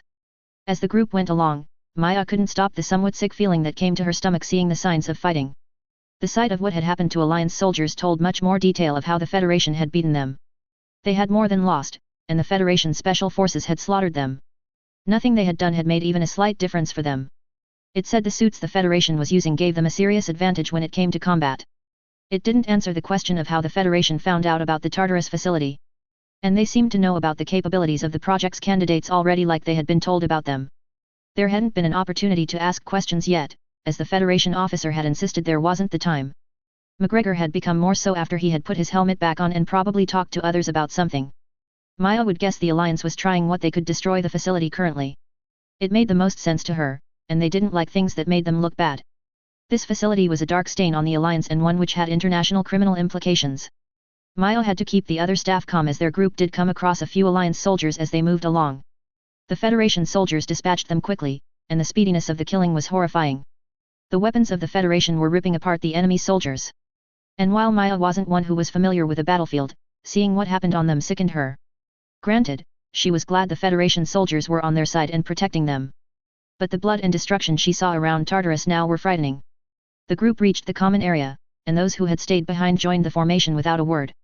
The team hadn't seen any Alliance soldiers yet as Tyler's group had, but there had been sounds coming from the lobby area ahead by what Tyler was told. And as Tyler's group closed in on the lobby area, the sound of gunfire was heard ahead. Tyler ordered the forward part of his group's formation to tighten up so the non-combatants would be protected from enemy fire. The scene was ugly when Tyler as the first few entered the large lobby area. Alliance soldiers were fighting to delay and stop the Federation ground teams from leaving the complex interior. They weren't doing well with that. Alliance soldiers were dropping rapidly from their efforts. The other two ground teams were already in the room dealing with the Alliance resistance. Tyler ordered his group to move forward slowly, and the soldiers at the head assisted with dispatching the Alliance resistance. The Alliance soldiers seemed to notice Tyler's group, specifically the non-combatants with them and the kids. Tyler and his teammates tried to prevent the Alliance personnel from getting on their sides or flank. However, some soldiers did manage to get past Tyler and his teammates. Yet, the Alliance moving to the sides didn't help their situation as the candidates didn't hesitate to shoot them as the Federation had been doing. It was essentially what Tyler had ordered the kids to do if they encountered Alliance soldiers. And those kids weren't hesitating, merely shooting the guns they had and killing the Alliance soldiers. If not meeting and talking with the Galliana girls, Tyler would have been surprised with the kids being so unfeeling with killing. The Gallianas had explained that their conditioning made any feelings making killing harder suppressed or erased. The project the Alliance had been funding and was running now was meant to turn kids into living weapons they could unleash upon their enemies. So, Tyler didn't let his group slow its pace more than it had already. The extraction of the rescues was the priority of the operation still. Once that was done, the Alliance could do what they wanted to the facility. If they wanted to raze it to the ground, they were more than welcome to bomb the place to their heart's content after those rescued were gone. It would result in nothing in the end since the evidence of the Alliance's actions would be intact. Witnesses would be alive, and under the protection of the Federation up to and during the debriefing they would have to go through. After that, the people Tyler and his teammates saved would have the choice to do what they wished. The kids would likely be sent to the Shangri-La that the Galliana girls had mentioned for the treatments they would need. Those three girls hadn't gone into detail about what the treatments involved. They only said the treatments had helped them in being able to control the urges they used to have from the lab work done. God knew the kids that Tyler and others saved would need the treatment to have the chance to live normal lives as anyone else would. The remaining Alliance soldiers were quickly dealt with as Tyler's group joined the fight. The other two teams moved to be on either side of Tyler's group, and they all pick up the pace to the extraction point. The moment the ground teams entered the entryway, it was clear the blizzard was still going strong. Tyler glanced behind him and saw most of the kids didn't have anything on their feet or had shoes that weren't for going on in heavy snow.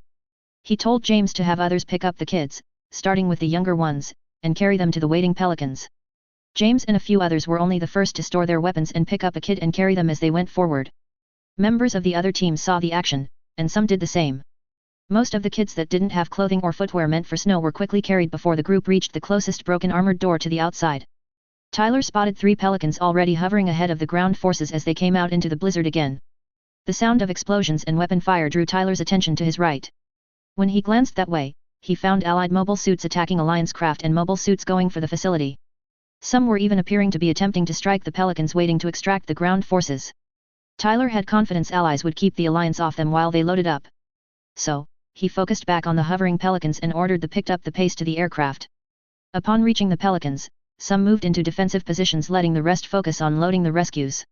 A few leapt onto the cargo ramps of the pelicans and held their arms to receive the kids. At the same time, Tatsumai had been keeping busy stopping the incoming alliance forces with his teammates. The change in orders had come close to 10 minutes ago, and the mobile suit squadrons were to delay and stop alliance strike forces.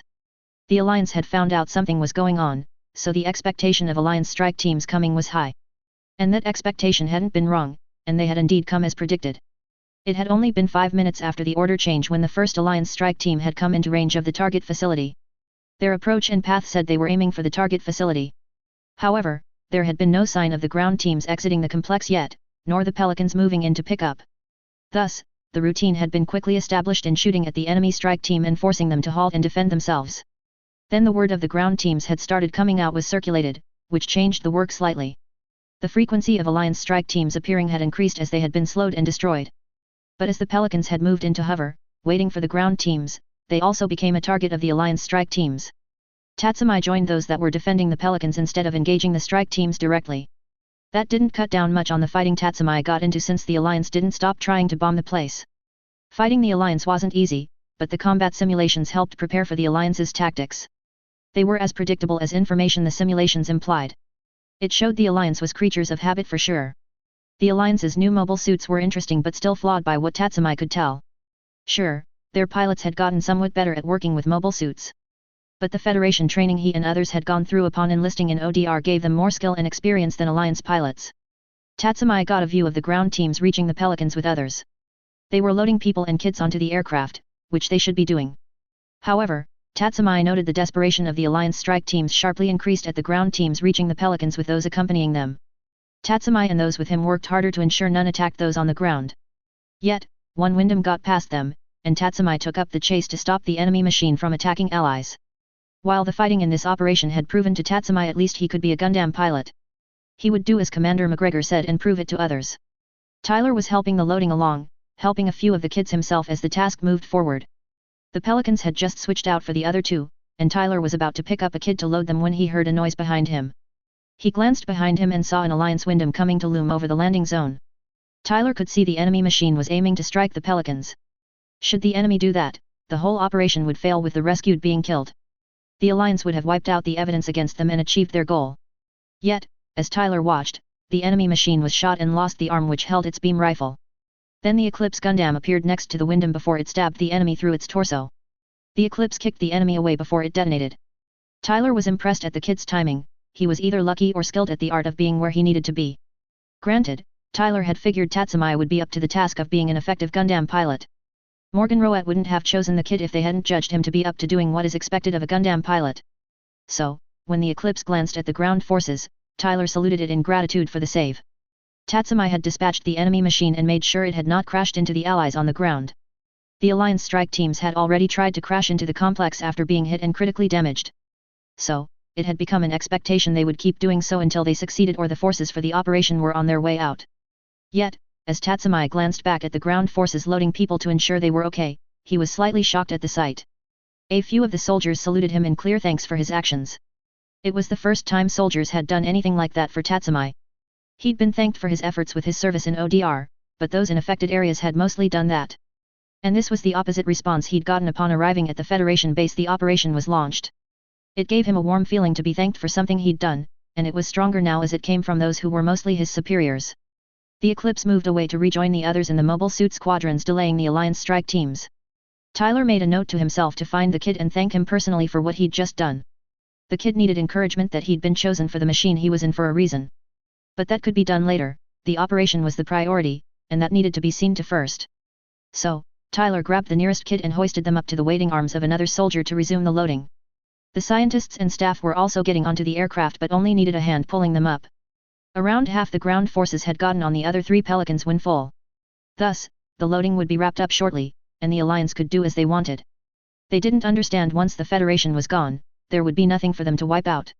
Mio had been stunned at the sight which had met her eyes upon exiting the complex.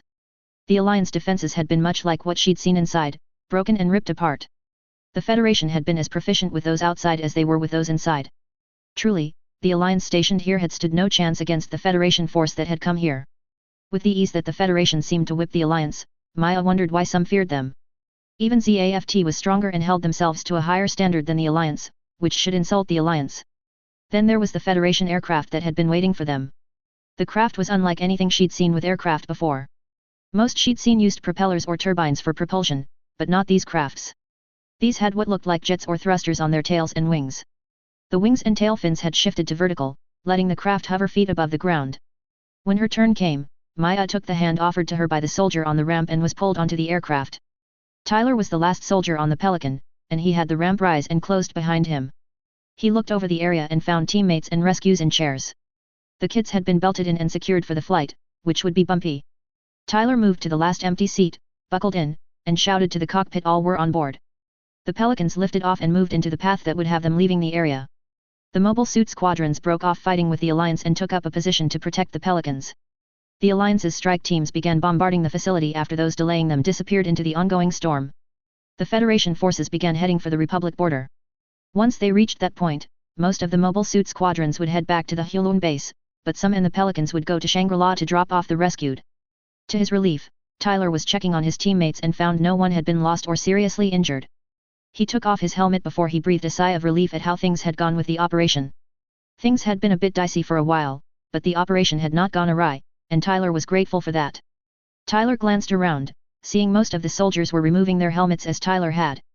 He saw James look at him and smile while he gave thumbs up to him. Knew your luck would help on this operation, lucky loco, James commented. Tyler appreciated being thanked for a job well done, even in an unusual way. Thanks, James, Tyler replied, I'm just glad we all got out alive and well, personally. Maya gazed at the young man who was the leader of those who had saved her, her colleagues, and the candidates. If not for the young man and the rest of the Federation forces, she and the rest would be dead by now. Her cheek was bruising from the strike by the Alliance soldier, but that would heal and be preferable to death. You and your colleagues saved us from a horrible fate, to which death would have been a release, Maya said. Tyler looked to the woman who was the leader of the scientists and other facility staff. Maya continued, you have our heartfelt thanks for that action. Tyler blinked, we were trying to help those trapped within the Alliance's web of terror and horror, he replied. While your thanks are appreciated, just look at this as a chance to start over and do better things with your life. But what did you mean by a horrible fate?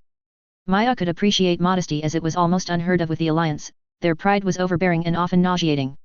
But the Federation soldiers unlikely knew of the torture the staff endured and were forced to thrust upon the candidates. It depended if the Federation getting information on the project, which was very possible. They had found out about the Tartarus facility and seemed to know illegal things were happening. There had been several times members of the staff discussed trying to escape the facility and risk being killed by the Alliance. Maya didn't blame any who had considered that, though she had talked them down. It was a horrible fate, and the Alliance made them change children into living weapons they could unleash on their enemies. She knew the work was being abused, but there was little which could be done to change the Alliance's views and goals. She exhaled, we were forced by the Alliance to continue the horrible work the project we got involved in started. Tyler had schemed over the information which had come from the anonymous source which gave the facts for the operation. There had been a reference to what was called the Enhanced Human Project, which the Galliana girls had mentioned. The few details Tyler had seen had been disgusting and wrong. The original aim of the project was to push human potential as far as possible by proposed means. Those means had been unacceptable by the Federation straight out of the gate, and ZAFT hadn't been much more open to them. Thus, the conditions which had been set for those who worked on the project had to agree to for asylum in the Federation. It had been that which had Tyler not questioned the Galliana girls when they had mentioned treatment. He'd just assumed it was the work of those who sought asylum in the Federation. You're referring to the Enhanced Human Project if I'm not mistaken, Tyler remarked. And I assume things got even worse when the Alliance took charge. Maya couldn't help but nod sadly in response to the comment about the project reference, and it was getting worse under the Alliance. It also suggested that the Federation had found out about the project from others. That would explain how they knew the location of the Tartarus facility so they could strike it. You are correct on both counts, Commander, Maya admitted, but I am curious as to how the Federation found out about the project. Tyler considered what to say in answer to that implied question. Not all the information the operation used was public, and a portion was classified for the time being. The operation was supposed to be kept under wraps until the higher UPS revealed it to the public. So, it was a moment before Tyler spoke up, I don't know all the details, and some I've learned are not public at this time. He paused for another moment, however, it is my understanding that a group of scientists asked for asylum with the Federation just before the end of the Alliance plant war. They gave valuable information to the Federation as a means to help their case and agreed to some conditions. Among the info they gave was the lab's location and work going on there. Federation High Command determined the facility couldn't be left alone. That's as much as I can say about the information given that went into the operation. Maya thought about the group of scientists mentioned by the commander. It was possible, and they probably vanished from the Ladonia labs. They would have the information implied the Federation used for their operation against Tartarus and about the enhanced human project. There had been no word on the disappearances or what possible reasons they had vanished. Of course, the Alliance wouldn't say anything about the project's change in direction. I take it those scientists are from a place called Ladonia, Maya inquired. Tyler paused as it sounded like the woman knew more about those who had given the info that Tyler did. It wasn't Tyler's business, but he couldn't help his burning curiosity. The word Ladonia had been mentioned to Tyler but not by any scientists. The name had come up with the conversation he'd had with those Galliana girls. The encounter with the three girls had stuck out in Tyler's mind for a few reasons. The youngest had the voice of the girl who had tried to kill him during the latter part of the war. The three girls may have looked normal on the outside, but their capabilities said they weren't normal humans. The project mentioned had changed them according to the Galliana girls, but they never said what it had done.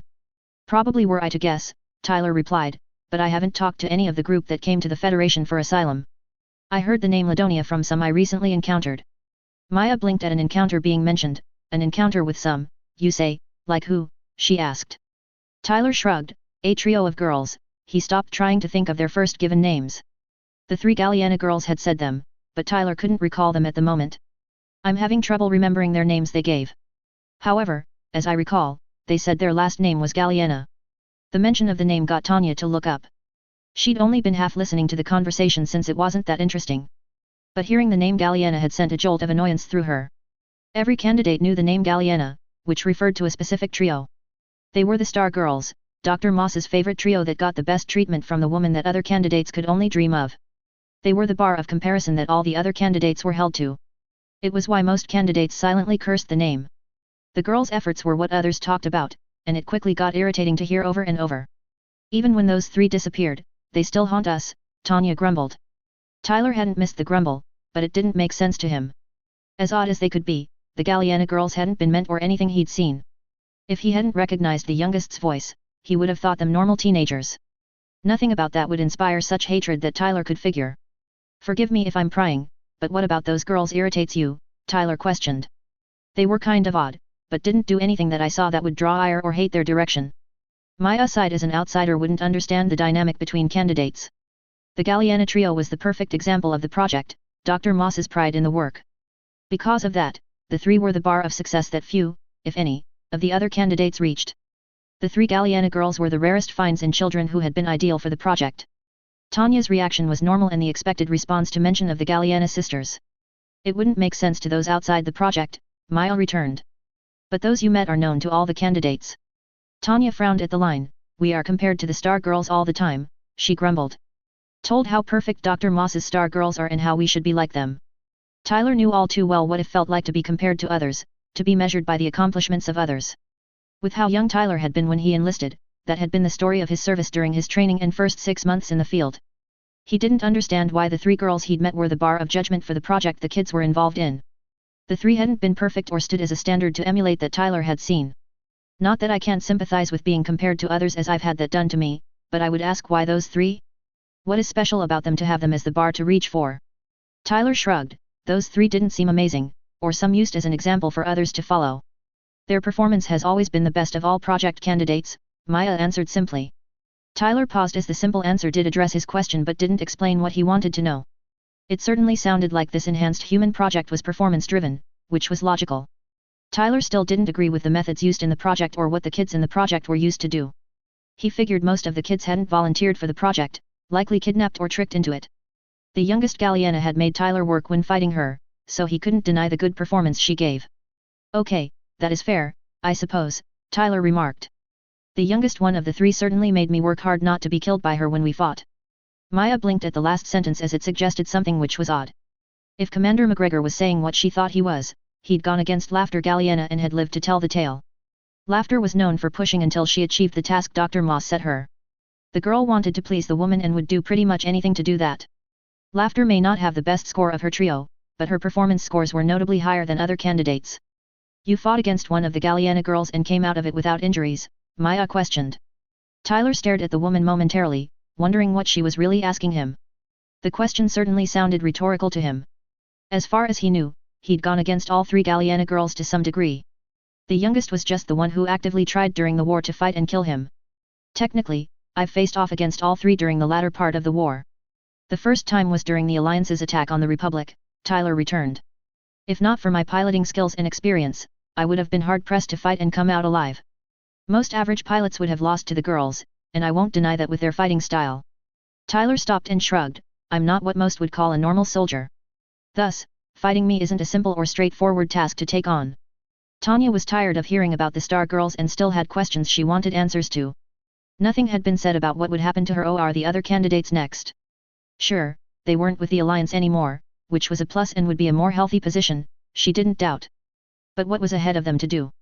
Most had nowhere to return to before being inducted into the project that could be recalled. So then, Tanya spoke, drawing attention to her. What will happen to us now? Tyler looked at the girl, and couldn't help but feel sorry for her and the rest. They had been abused by the Alliance and the project they'd been forced into. What was ahead of them would be far better, so much so they wouldn't see it for what opportunity it would be for them. From what I understand, you will undergo some sort of treatment. That treatment will help you be able to live a normal life of your own choosing. Tyler held up his hands. Don't ask me what that treatment entails, for I haven't the faintest idea. We are flying toward a place called Shangri-La, where others like you have been taken to for said treatment. I'm afraid I can't say more since I have no more information than that. However, if the Galliana girls are anything to go by, the treatments work. Tanya had no answer to what Tyler had said, but it gave her a lot to think about. The idea of a normal life was essentially a foreign concept to her and any other candidate. Like the rest, she had been told that with what the project had done to them they would never be able to return to what they had known. And yet, by what Command McGregor said, there was a way to help them live like everyone else again. Tanya didn't know what to think about the idea, but it didn't sound like such a bad thing the more she considered it. A/N. I'll leave off there and continue from there in the next phase, which will be the start of the Destiny part of Gundam Seed. Oh boy, where to start with this phase's contents to highlight and explain. There is just so much to go over, so these notes will be long, just fair warning for those that don't prefer these. So, as I mentioned in earlier phases, the Enhanced Human Project wasn't confined to the lab in Suez as it was in canon. There are 3 labs, of which the lab in Suez, which I name Ladonia, was the main one. Ladonia did all the project, including the creation of boosted men and extendeds, along with doing research on both. The Tartarus lab in what is Siberia in our world is another, which extendeds are more the focus than boosted men. But much as Ladonia, the lab has bad rumors and stories about it for the locals, which I'll leave to your imagination. The title of the phase should give you an idea what the place was like for staff and candidates alike. The Enhanced Human Project has also changed since the Alliance took direct control of it, should that not be obvious. Mina's management was akin to a tyrant or dictator running things, and if that wasn't portrayed, then I didn't write the point well enough, I suppose. That was bad enough, and if I were the staff under Mina, I would be scared every day I went to work. However, the way the Alliance managed things is worse than that, hard as it can be to imagine. Instead of just being terrified of each day at work for one's safety, they fear for their lives and if they would see tomorrow. That is a different matter than just dreading work for various reasons. I just want to establish the truly extreme atmosphere Tartarus has to get across the environment those there were in. I do give some information on how the Alliance saw the war and its ending, as I didn't in previous phases. As you readers may have guessed, the Alliance and those who really control and direct it weren't happy with what came from the Treaty of Junius 7. They may have not admitted it out loud in public, but they curse the point. The Alliance feels they got the raw deal and then some with the provisions. The Alliance wants nuclear technology and use it to develop more powerful weapons and equipment they can use. Their goal is still domination of the human race, and I mean all of it. They would want the Alliance to be the only group in charge, and rid humanity of the factions which make it up. We also should know by this point the Alliance never intended to follow the agreements made at the peace conference. They make a show they appear to be doing so, but as you will see going forward, they aren't. Moving on to the action and Federation operation aimed at the Tartarus facility. As I left off in the last phase, the mobile suit squadrons were descending down toward the facility to take the defenders by surprise. And oh boy, did they ever catch the Alliance off guard and by complete surprise. Admittedly, the Alliance did their best to defend and push back their attackers, even if in the end they lost. If the Alliance wasn't having enough issues with the Federation mobile suit squadrons, the ground forces made things so much worse for them. I mean, some of you may have seen the new Halo series from Paramount with how Master Chief dropped in with his team in the first episode. That's what I imagine with the ground teams coming in. And on that note, the Alliance soldiers are essentially fighting against Halo's Spartans just without shields. I don't about you readers, but that would scare the hell out of me. That is the type of advantage the exosuits give Federation soldiers. Let me get to the scene where the ground forces drop in with Tyler's team. After the drop from the Pelicans, the sprint to the door shows the increased speed. I also wanted to show the mammoth rifle that Tyler sports in this operation. And throughout the operation I wanted you readers to see while Tyler's rifle isn't an automatic weapon, it makes up for that in power. I mean, around being able to rip through armor and splattering blood and guts on what's behind the target. So really the Alliance had no prayer in this fight of winning or getting out of it alive. If the Federation ground forces didn't kill them, their allies would have with the strike teams. Now to the next scene where Tyler's team moves further into the facility and whips the Alliance soldiers as they go. If one thing can be said about this phase, it is shows off the expo suits and how much improvement and advantage it gives to the wearer. Not only does it improve speed, it does strength as well. That is proven by Tyler and others sending furniture flying at the Alliance soldiers and killing them. Of course, Tyler's team was the one that had the longest way to go for the operation, but what else would you expect? Tyler is one of my main characters, so he gets a lot of the action as well as the hardship. And I apologize if some of you readers were uncomfortable with the descriptions of the violence from the fighting. However, I did warn you at the beginning of the phase it would be there, so no complaining please. Now the other thing in this phase that is different other than it being done from scratch is some character introductions. Originally, I didn't introduce my Unknown until I want to say phase 32 in the original. And for Tanya and her trio, there were even later in their entry into the story. However, they fit better here in my opinion than where they came in originally. It gives you a view into what they got out of when rescued, which honestly is a kind of hell. I also wanted to show you their third trio member as I didn't in the original version. Let me give you readers that haven't read the original version or just need a refresher some info on the three. Tanya is an older version of Stella in appearance, though she has a different eye color. That is where the similarities end, for Tanya is more serious and has far more emotional control than Stella does. Alleluia Haptism is from the Gundam 00 universe as the name implies, and so if you want to see what he looks like and personality traits, go to the Gundam Wikia and read there. As for Volley, for those who watch anime, you may have guessed where I got inspiration for the character. If you assume High School DxD, you would be right, Vala Lucifer is the idea I took him from. The appearance is essentially the same, so look up Vala Lucifer should you want a picture. The final part of this phase, which is the escape, does have two things I want to point out. First, I hope you readers are happy that Tatsumai and the Eclipse get the spotlight for a bit with their rescue. I had many readers say they wanted the two to pop in the story, so I gave them time and may do so in future phases. I haven't decided yet. The other point I want to highlight is the conversation which takes place between Tyler and Maya. Not only does Tyler get more of a view into what the Alliance had been doing with the project, but the treatment the Alliance was showing to those that worked for them but weren't dedicated to their cause. Also, he talks more about an encounter with the Galliana girls, which are of course Deborah, Ross Weiss, and Laughter. They come into play later in this story as you readers then have gone through the original. But I wanted to show how the other candidates of the project hate them, as they are a literal bar of judgment they were held to more often than not. In conclusion to this phase, I hope you enjoyed the new additions I wrote for the interim between Seed and Destiny. I never liked there was a gap in canon, as there was so much that is inferred and not said to have happened. I don't tend to leave that much hanging when writing a story. And that leads to the point that the next phase will be the beginning of the Destiny portion of Gundam Seed. Like before now, it won't be canon, so if that's what you want, watch the anime. As always, some of you take the time to write a review and tell me what you think of the phase, ask questions, or just make a comment. I'm going to try and keep to the 2-week update schedule again now that I'm back on going through stuff I've written already. There will be less pure scratch written stuff, but that doesn't mean there won't be new stuff, rest assured. Peace out until the next phase. Chapter 59, Phase 62, The First Domino. A/N.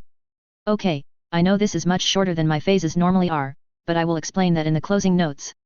But this is the start of the Destiny portion of the Cosmic Era. Do enjoy the phase.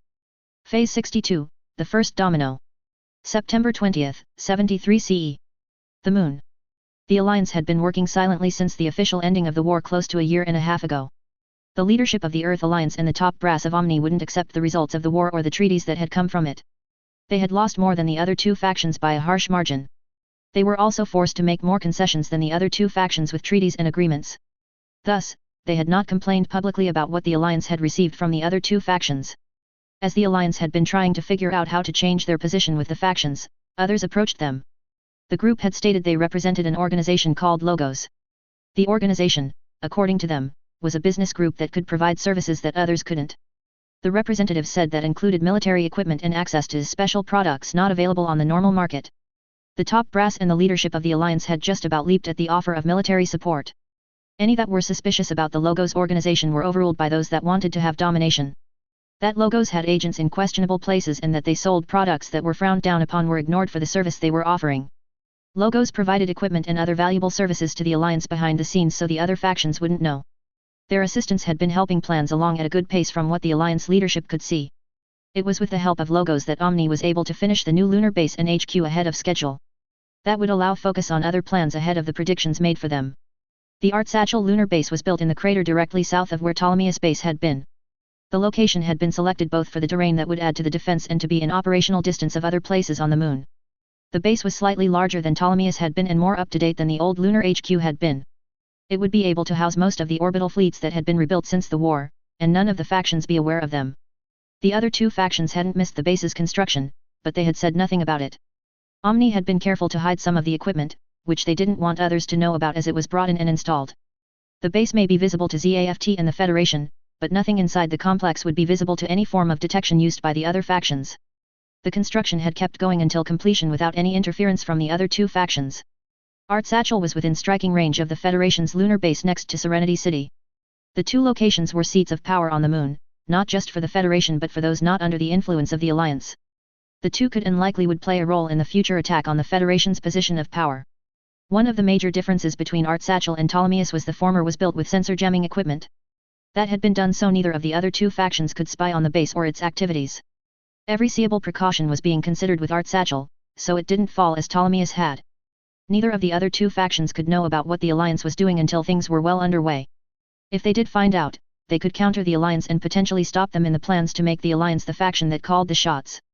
The Alliance was attempting to learn from what mistakes and issues arose in the last war.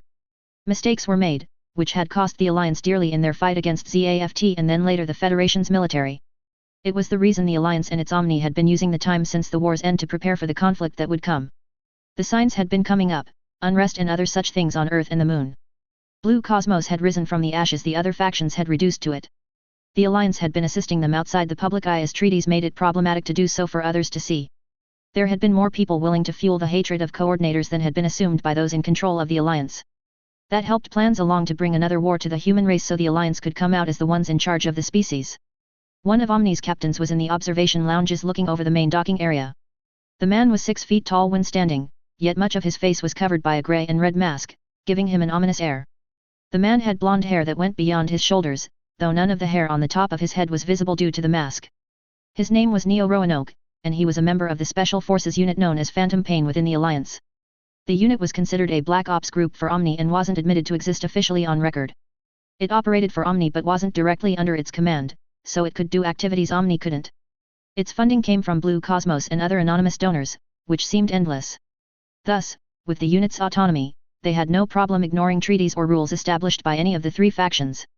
Neo was gazing at the vessel he had been told recently he would be assigned to for the mission he would set out on soon. The ship was the first of a new class the Alliance had designed and built for use against its enemies. The class was titled the Gertie Lu class and designed for covert strike missions. It was classified as a limited production stealth space battleship, meaning it wouldn't be a normal ship class the Alliance would employ. The ship was 380 meters long and was built to carry up to 12 mobile weapons for special operations. From what Neo had read on the ship class, it was based on the former Alliance Archangel class, which had been retired since the war. It supported a crew of 150 when fully supplied for a solid month. The mobile suit hangar and the ship's 4 launching catapults took up the forward section. The back half of the ship contained the rest, including crew quarters and special operation equipment. Much like the Archangel class, the navigation bridge was in a tower structure raised from the top outer deck of the ship. The ship's 8 engine thrusters were all at the rear of the in 2 groups of 4 left and right of the ship's center line. It had other special equipment that other Alliance ship classes lacked and couldn't use effectively. Rocket anchors were a good example of Gertie Lu's special equipment and could employ well in certain situations. They made it possible for the ship to attach itself to objects in space, to either hide or maneuver as the situation required. 2 other specific features were unique to the ship class that Neo had studied. Of the 2 features, there was the secondary and optional propulsion system in the form of jets attached to long spars that linked to the ship. Old gas-based fuel tanks were attached to near the base of the spars, which linked to either side of the ship. That fuel used in the jets nearly eliminated all heat emissions detectable with current thermal sensors used by all factions. That was an advantage as it would mask movements from long-range detection, and Neo wouldn't say no to that. The other feature was the stealth system the ship had to work with during given operations. The system would also decommission the ship class if the other factions knew about it. Neo knew the Junius 7 treaty had banned Mirage colloid. It was the specific tech mentioned in the treaty and had harsh consequences attached to it if used. However, combined with the optional jets, the Gertie-Lu class should be undetected even by the Federation. There was no guarantee that was the case, but it should at least make it harder for the Federation to track the ship.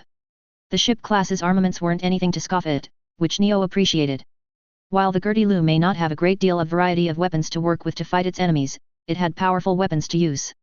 For an assault, it had 6 Gottfried Mk.71 225 cm high-energy beam cannons that had been developed originally for the Archangel class.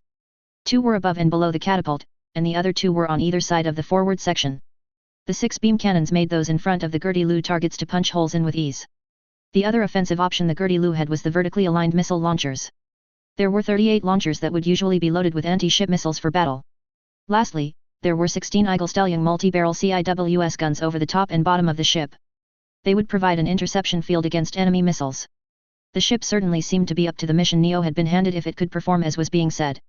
At least it should be capable of accomplishing the tasks Neo would usually get being in phantom pain.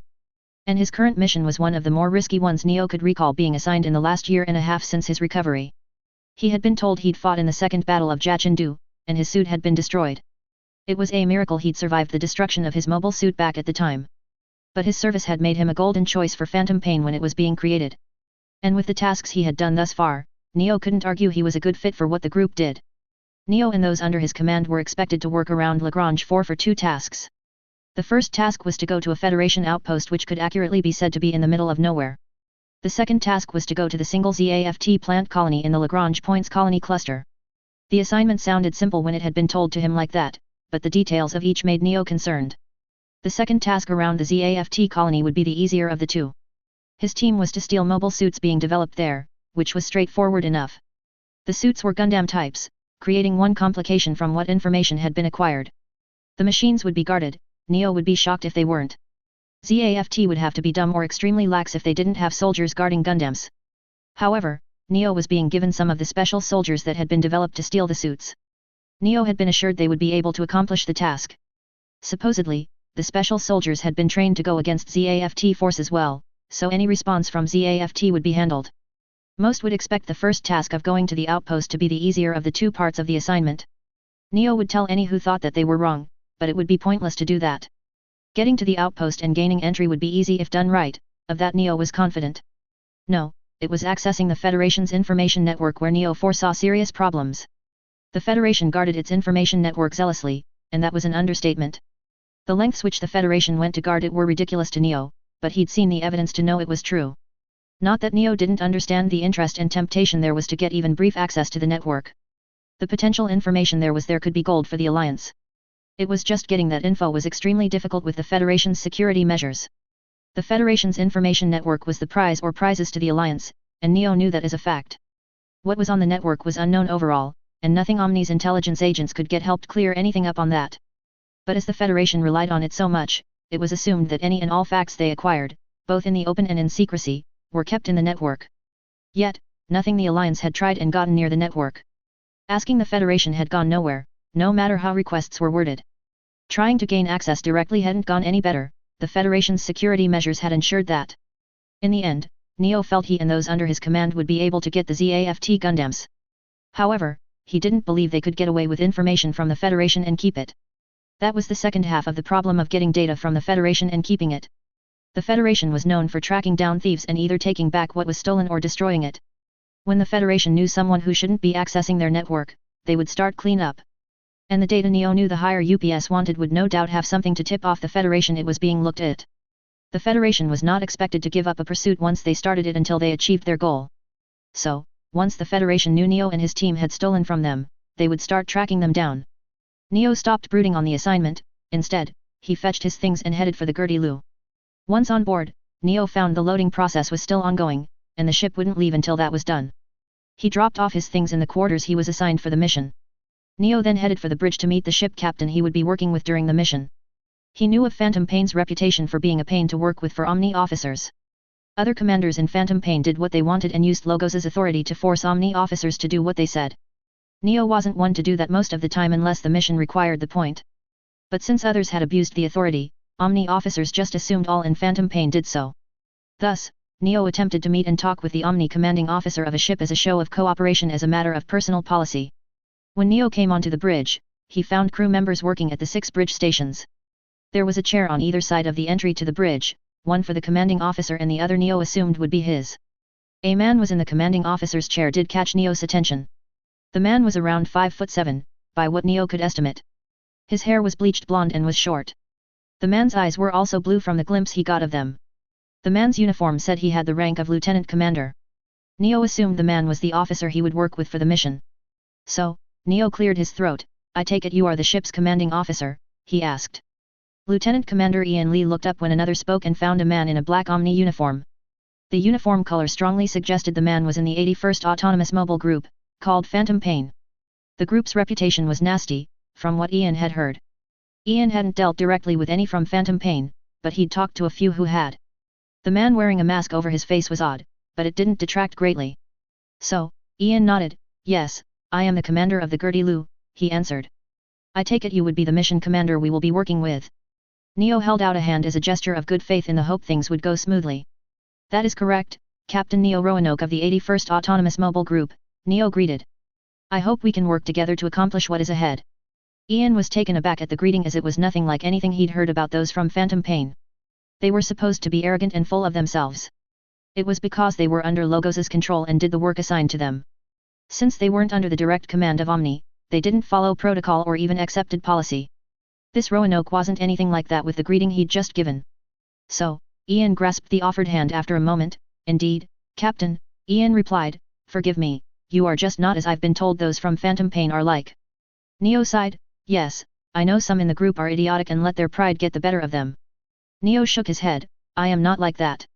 I prefer cooperation as things go much smoother when all are working toward the same goal. And with the assignment we have, we will need to be at our best to have a chance to succeed. Thus, I wanted to introduce myself and hope you will allow me to explain things. Understanding will be critical for this mission to go as expected and for us to live. Ian took what had been said seriously as this Roanoke sounded like he knew what he was talking about. If you say you will explain, Captain, Ian started, then I will listen to what you have to say. The explanation that followed was both concerning and straightforward to Ian. The assignment given to the Gertie Lu was crazy on the face of it. That was also the reason it was likely an off-the-books mission to begin with. Stealing mobile suits from ZAFT was dangerous enough before taking into account that they were Gundam types. That task would be left mostly to the special soldiers who were down in one of the larger holds on the Gertie Lu. They had come with special equipment that was for maintenance to give them top performance. The Gertie Lu would deliver them and pick up the stolen suits, that was the ship's task. If needed, they would provide support with distracting ZAFT from the theft. The other task the captain told Ian about was the more concerning of the mission's 2 parts. The first part of the assignment was to go to a Federation outpost. The outpost was used for astrological research of some kind, according to Alliance intelligence. The outpost had been chosen because of its connection to the Federation's information network. Omni Higher UPS were insistent on acquiring data from the network for upcoming operations. The issue was access to the network was closely watched by the Federation. To trigger them had serious consequences, which were hard to shake off. Then delivering the data to Art Satchel would be a challenge in itself as the Federation would track thieves down and get back what was stolen or destroy it. The general plan that Captain Roanoke then gave sounded reasonable and doable, even if it would be challenging. They would deceive those on the outpost and eliminate all there before they could prevent access to the Federation's network. After acquiring the data, they would hurry to ZAFT's colony and steal the mobile suits. Time would be of the essence after the attack on the outpost. The Federation would start tracking them down once the data was stolen, there was no question about that. Because of that, ZAFT would be the least of the Gertie Lu's worries getting back to Art Satchel. And yet, the captain's plan had the best chance of success that Ian could figure. Ian found Captain Roanoke to be a reasonable man to work with since he wasn't pushy like others said Phantom Pain was supposed to be. The Gertie Lu launched out once loading was complete. The ship now had 802L2 daggers and Neo's TS-MA-4 Fixus mobile armor in its hangar. The armor was based on Omni's TS-MA-2 Mod.00 Mobius 0 combined with data the Federation had improved during the last war with the modifications to the X-105 Strike Gundam. The performance of the thruster system from the Zero armor gave it better mobility and speed. That put the mobile weapon on par with ZAFT mobile suits they currently worked with. The arsenal it employed was also improved from what the Mobius armors used. The Axis was armed with 2 38.5mm machine guns on its nose and a quadruple missile launcher between the machine guns. There were also 2 linear guns alongside the main body of the armor. Finally, there were the 4 wire-guided gun barrel pods the armor could use as the old Zero armors had. Each gun barrel features 2 beam guns and 2 beam cutters. Thus, they could be used in ranged and melee combat, something that the gun barrels of the earlier Mobius Zero and gun barrel Striker couldn't do. The ship set its course for Lagrange 4, aiming for the Federation's Milos astrological research outpost. It would be a few-day journey to the outpost from the moon. Sailing through the colony cluster was uneventful overall. A few times, the Gertie-Lu had to activate its Mirage colloid not to be seen by a Federation patrol. But those were predictable as the main patrol route the Federation used had been observed by Alliance vessels. The combination of the Mirage colloid and the gas jets made the ship unseen to the Federation patrols. Neo still thought it better to run silent while in the cluster and suggested that to Ian, which he agreed with. The less suspicion they attracted, the better for their mission. Neo was told more about the special soldiers he was sent to accomplish the mission during the trip. They were part of what was called the Enhanced Human Project. He'd heard of the project before now, but what he'd heard wasn't the most encouraging. The project supposedly took kids and turned them into living weapons or monsters by the rumors. From what their handlers told Neo, the trio would need maintenance regularly for top performance. The trio comprised of 2 males and 1 female who were currently sleeping in their pods. The handlers assured Neo that the problems there had been during the last war with the candidates had been worked out. He was assured the trio was a good example of the lab's work. Some of those who had worked on the project and pushed it along had vanished, but apparently, the project had kept going without them. Neo was shown footage of the teens' performance to prove they were capable. What Neo saw did help his concerns about the teens doing the theft.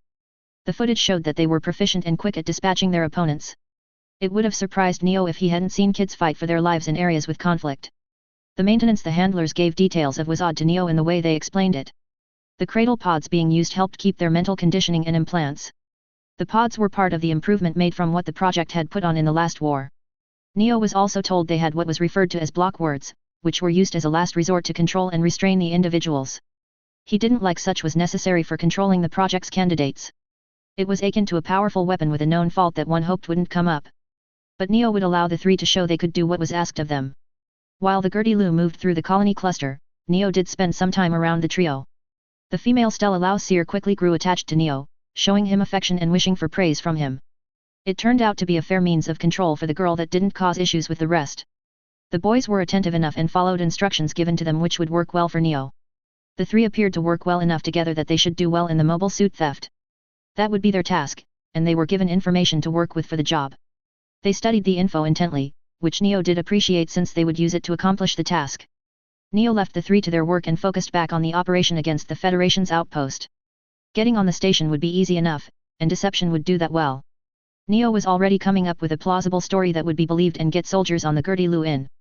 The second part of the operation would be getting to the station's control center quickly. When the attack started, those in the control center would try to disconnect from the Federation's network. If they succeeded, the operation against the outpost would be seen as a failure. Thus, getting to the control center first would be a priority. Taking care of the rest of the station could be seen to once the control center was secured. Hours later, the Gertie-Lu came to be just outside of the communication range of the Federation's Milos outpost.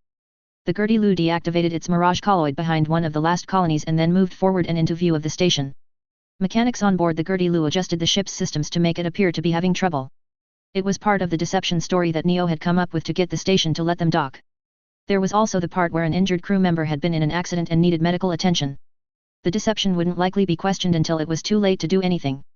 Neo knew this part of the mission would be bloody as all on the station would have to be silenced so they would not tip off the Federation early. The Gertie-Lu slowed, and the crewman at the helm had the ship limping along to play up the narrative of engine troubles. Ian then nodded at Neo to say all on the Gertie-Lu were ready to execute his plan.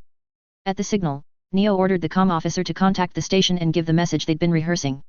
At the same time, the soldiers on the Gertie-Lu were moving into rooms nearby the portside airlock, readying themselves to attack when ordered to. The story group would go onto the station first and make sure those in charge couldn't stop the boarding soldiers. Half the soldiers would head quickly to the station's control center with Captain Roanoke leading them. On the Milos station, the communication came in from a ship saying they were having trouble. The small crew in the control center found it odd for a ship to be out at the edge of Lagrange 4 that wasn't Federation. The message claimed the ship was having trouble with its engines and life support systems. And the ship was quickly spotted and looked to be indeed having trouble with its engines. It was also mentioned they had injured personnel on board that needed medical attention. The station had a doctor on it so that could be seen to, but the outpost crew felt something seemed off about this situation.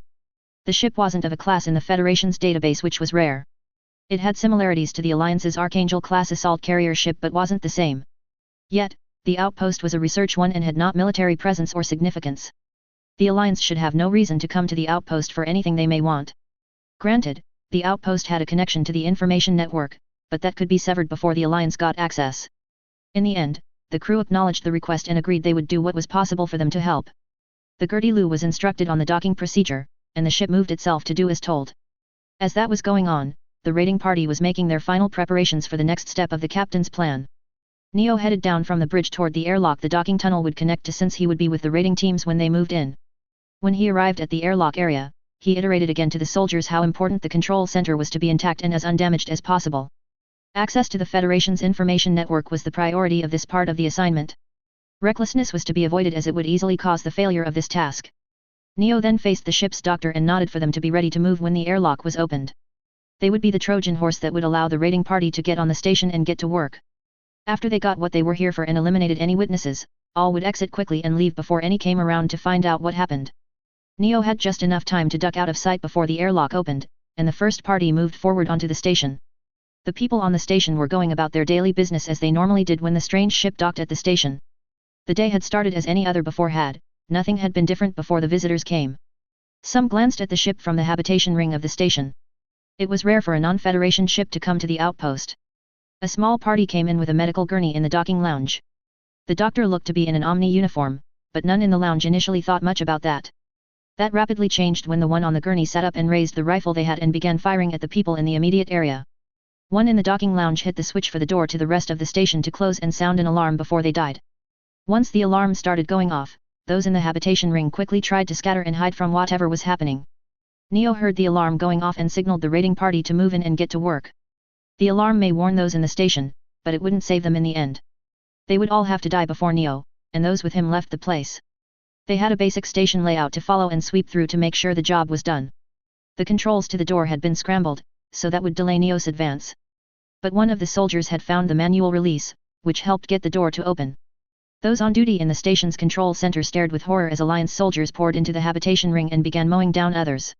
The lead crewman ordered the control center and its access corridor be sealed immediately to delay the Alliance soldiers invading the station. They were obviously here to wipe out all on the station and for something else. And the only thing any of those in the control center could think of which would be of value to the Alliance was the connection to the information network. So, they quickly began going through the process of disconnecting the station from the network to prevent the Alliance from getting anything. The work was hard to do as the sounds of screaming came in from different places on the station through the feeds to the control center. Those in the control center knew lives were being sacrificed to buy time to stop Alliance personnel from getting potentially dangerous information. But should the Alliance get access to the network, they could use what they stole to kill far more than they were in the process of doing. Neo entered the habitation ring right behind the soldiers but left the work to them. He didn't take pleasure in killing people who were in the wrong place at the wrong time. Those on the station had little to nothing to do with the growing conflict. They were just unlucky enough to be in the path the Alliance was making, so their lives had to be ended. However, there wasn't time to think about that, as the goal was to get to the station's control center. Those there would likely be trying to sever the connection to the Federation's network as fast as they could. They were also no doubt telling the Federation something was going on. That was the last thing Neo wanted, the Federation to be told the Alliance was attacking them. As he moved forward, he saw there were some putting up resistance to the soldiers. They were mowed down but bought bits of time for others to do things. Half of the raiding team accompanied Neo as he traveled through the station to the control center. As Neo made his way toward the control room, he was somewhat surprised to see the children's bodies. He had thought this was a research outpost, meaning scientists and system operators, not children. The murder of children might be deemed necessary by some, but it didn't sit well with Neo, even if they were coordinators. Children were innocent and shouldn't have anything to do with the conflicts taking place these days. He would still shoot and kill if it were needed for the stated goal he was working for, it just didn't feel right. Once outside it, he found the room had been locked, which would take a little time to get past. Every second counted right now, as the longer it took to get into the station's command center, the more likely those inside had severed the connection to the Federation's network. The crew in the control center were halfway done severing the station's connection to the information network. They were also sending a message as to what was happening to Echo Oz, so they knew the Alliance was causing issues. Most, if not all, in the control center were in tears as they worked with those on the station dying as they did what they could. For most of them, their families were being murdered as they were trying to do something to make a difference. And they also knew they would be facing death as well soon enough as there was no escape for them from the Alliance. The outpost was a research station, not a military facility, and it didn't have an armory or even guns. Essentially, they had no way to defend themselves from the assault that the Alliance had brought. It took 5 more minutes for Neo and those with him to break through the door sealing the control center. Explosives had been required to get into the corridor to the control center. He'd told the raiding party they needed at least one left alive for a bit, preferably 2, to get to what they were here for. There was no doubt in Neo's mind that the Federation had some sort of authorization system that a Federation personnel could pass. Thus, they needed one of the station's crew alive to get past what the Federation had for security measures. And in the end, it had taken explosives to get through the seal to the station's control center. Once inside, Neo saw 7 people working at the consoles. They were ordered to step away, which none of them did as the soldiers told them to. The 2 in the middle were spared while the others were shot. Neo said nothing as those in the raiding part threatened the remaining individuals. Instead, he glanced over the consoles and couldn't help but be relieved the raiding team and he had come directly to the control center. As he'd suspected, the crew had been working to sever the station's connection to the Federation's information network. However, they hadn't finished doing that when Neo and those with him arrived. One of the remaining individuals was used to get access to the Federation's network before both were executed. Neo didn't spare a moment for those that had been killed, he moved to a console and got down to work on the real goal of the assignment. Time was of the essence as the station's access to the Federation's network could be cut off at any time by those who managed it. Neo had been told what type of files he was to find and copy, even when no one else on the mission had been informed about it. The files Omni-Hire UPS wanted were information on ZAFT's military deployment and the patterns they followed. Logos also wanted such information so they could potentially sell to ZAFT and make a better profit. Logos wanted the conflict to be going but didn't officially take sides in such things. The conflict was more profitable for them than peacetime since they sold weapons and information to the highest bidder. And it didn't take Neo all that long to find what he believed were the target files. They were encrypted as he'd expected the Federation to have done. But Neo was just acquiring the files, not making them usable by others, so the encryption wasn't his issue to deal with. He copied the files onto the storage device he had with him and then got out of the Federation's network. Neo saw no point in sticking around the network and being caught by the Federation. He and those on this mission were already facing enough backlash from the Federation and ZAFT. There wasn't the need to add more complications to the assignment than there already were. Neo signaled the raiding team to help the others clean up the station by silencing any witnesses. Neo had to get to planning the next step of their mission and not work with the raiding team. While the work on the station was going smoothly, better than hoped, Neo didn't count on that continuing. Adapting and planning ahead is what drove success in one's endeavors. Neo had learned that lesson personally. So, he headed back to the Gertie-Lu to work on his part as the mission commander. Time wasn't on their side, and it was worse now with their raid on the Federation station. It was only a matter of time before the Federation's military sent some to look around to see what had happened to the outpost. Plus, Neo was fairly sure the station's crew had gotten out some sort of message to the Federation before he and others had gotten to the command center. It would be best if the Gertie-Lu weren't around when the Federation arrived. He knew Federation detection equipment was better than ZAFT's, so Mirage Colloid would only help so much. Neo decided to use the time it would take the Gertie-Lu to get to ZAFT's Armory 1 to plan out the theft better. He now had to take into account ZAFT's various reactions to the theft. That was on top of the Federation chasing them by that point. Neo took the time to look into the project which had created the special soldiers the ship had to work with. The information Neo found was both disgusting and odd to him. The project took kids and changed them into monsters which some considered living weapons. Neo noted there was no mention of how the kids were obtained for the project, just saying they were brought for it. The training regiment was harsh, from what Neo read about the idea. If the training were as stated, the teens would give ZAFT soldiers a serious run for their money if not beat them. The kids would be escorted by some dressed in ZAFT uniforms to get to the Gundams. The story which was created for the infiltration group was one Neo felt would fool ZAFT personnel. The ZAFT soldiers were bringing some family members to see where they worked for a day. That was the tale that would get past most and to the goal they were to achieve. While the infiltration team was working on their tasks, those on the Gertie-Lu would get into position to distract ZAFT. They would be in 2 teams, one with the Gertie-Lu and the other close to the colony's central sector. Once the theft began, the Gertie-Lu would attack the patrolling ZAFT vessel, catching them off guard. The suit group with the ship would then engage what ZAFT suits managed to launch before their ships were disabled. The group near the colony would move and attack the colony's main dock. They were to strike ships and make them block the port's entrance, thereby preventing ZAFT from getting countering effectively. That would cause chaos among ZAFT forces, providing a window of opportunity for Neo and the rest to move forward. The goal of the chaos was to escape with ZAFT's Gundams and then leave before they recovered enough to fight back. Meanwhile, the infiltration team would be working on getting the Gundams out of wherever ZAFT had them stored.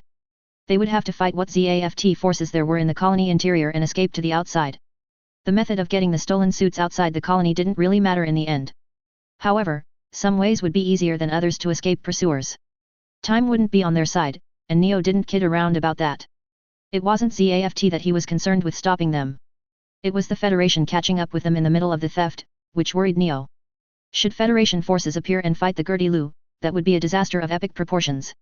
While his plans should get them in and out as quickly as possible, there was always the chance things could go wrong.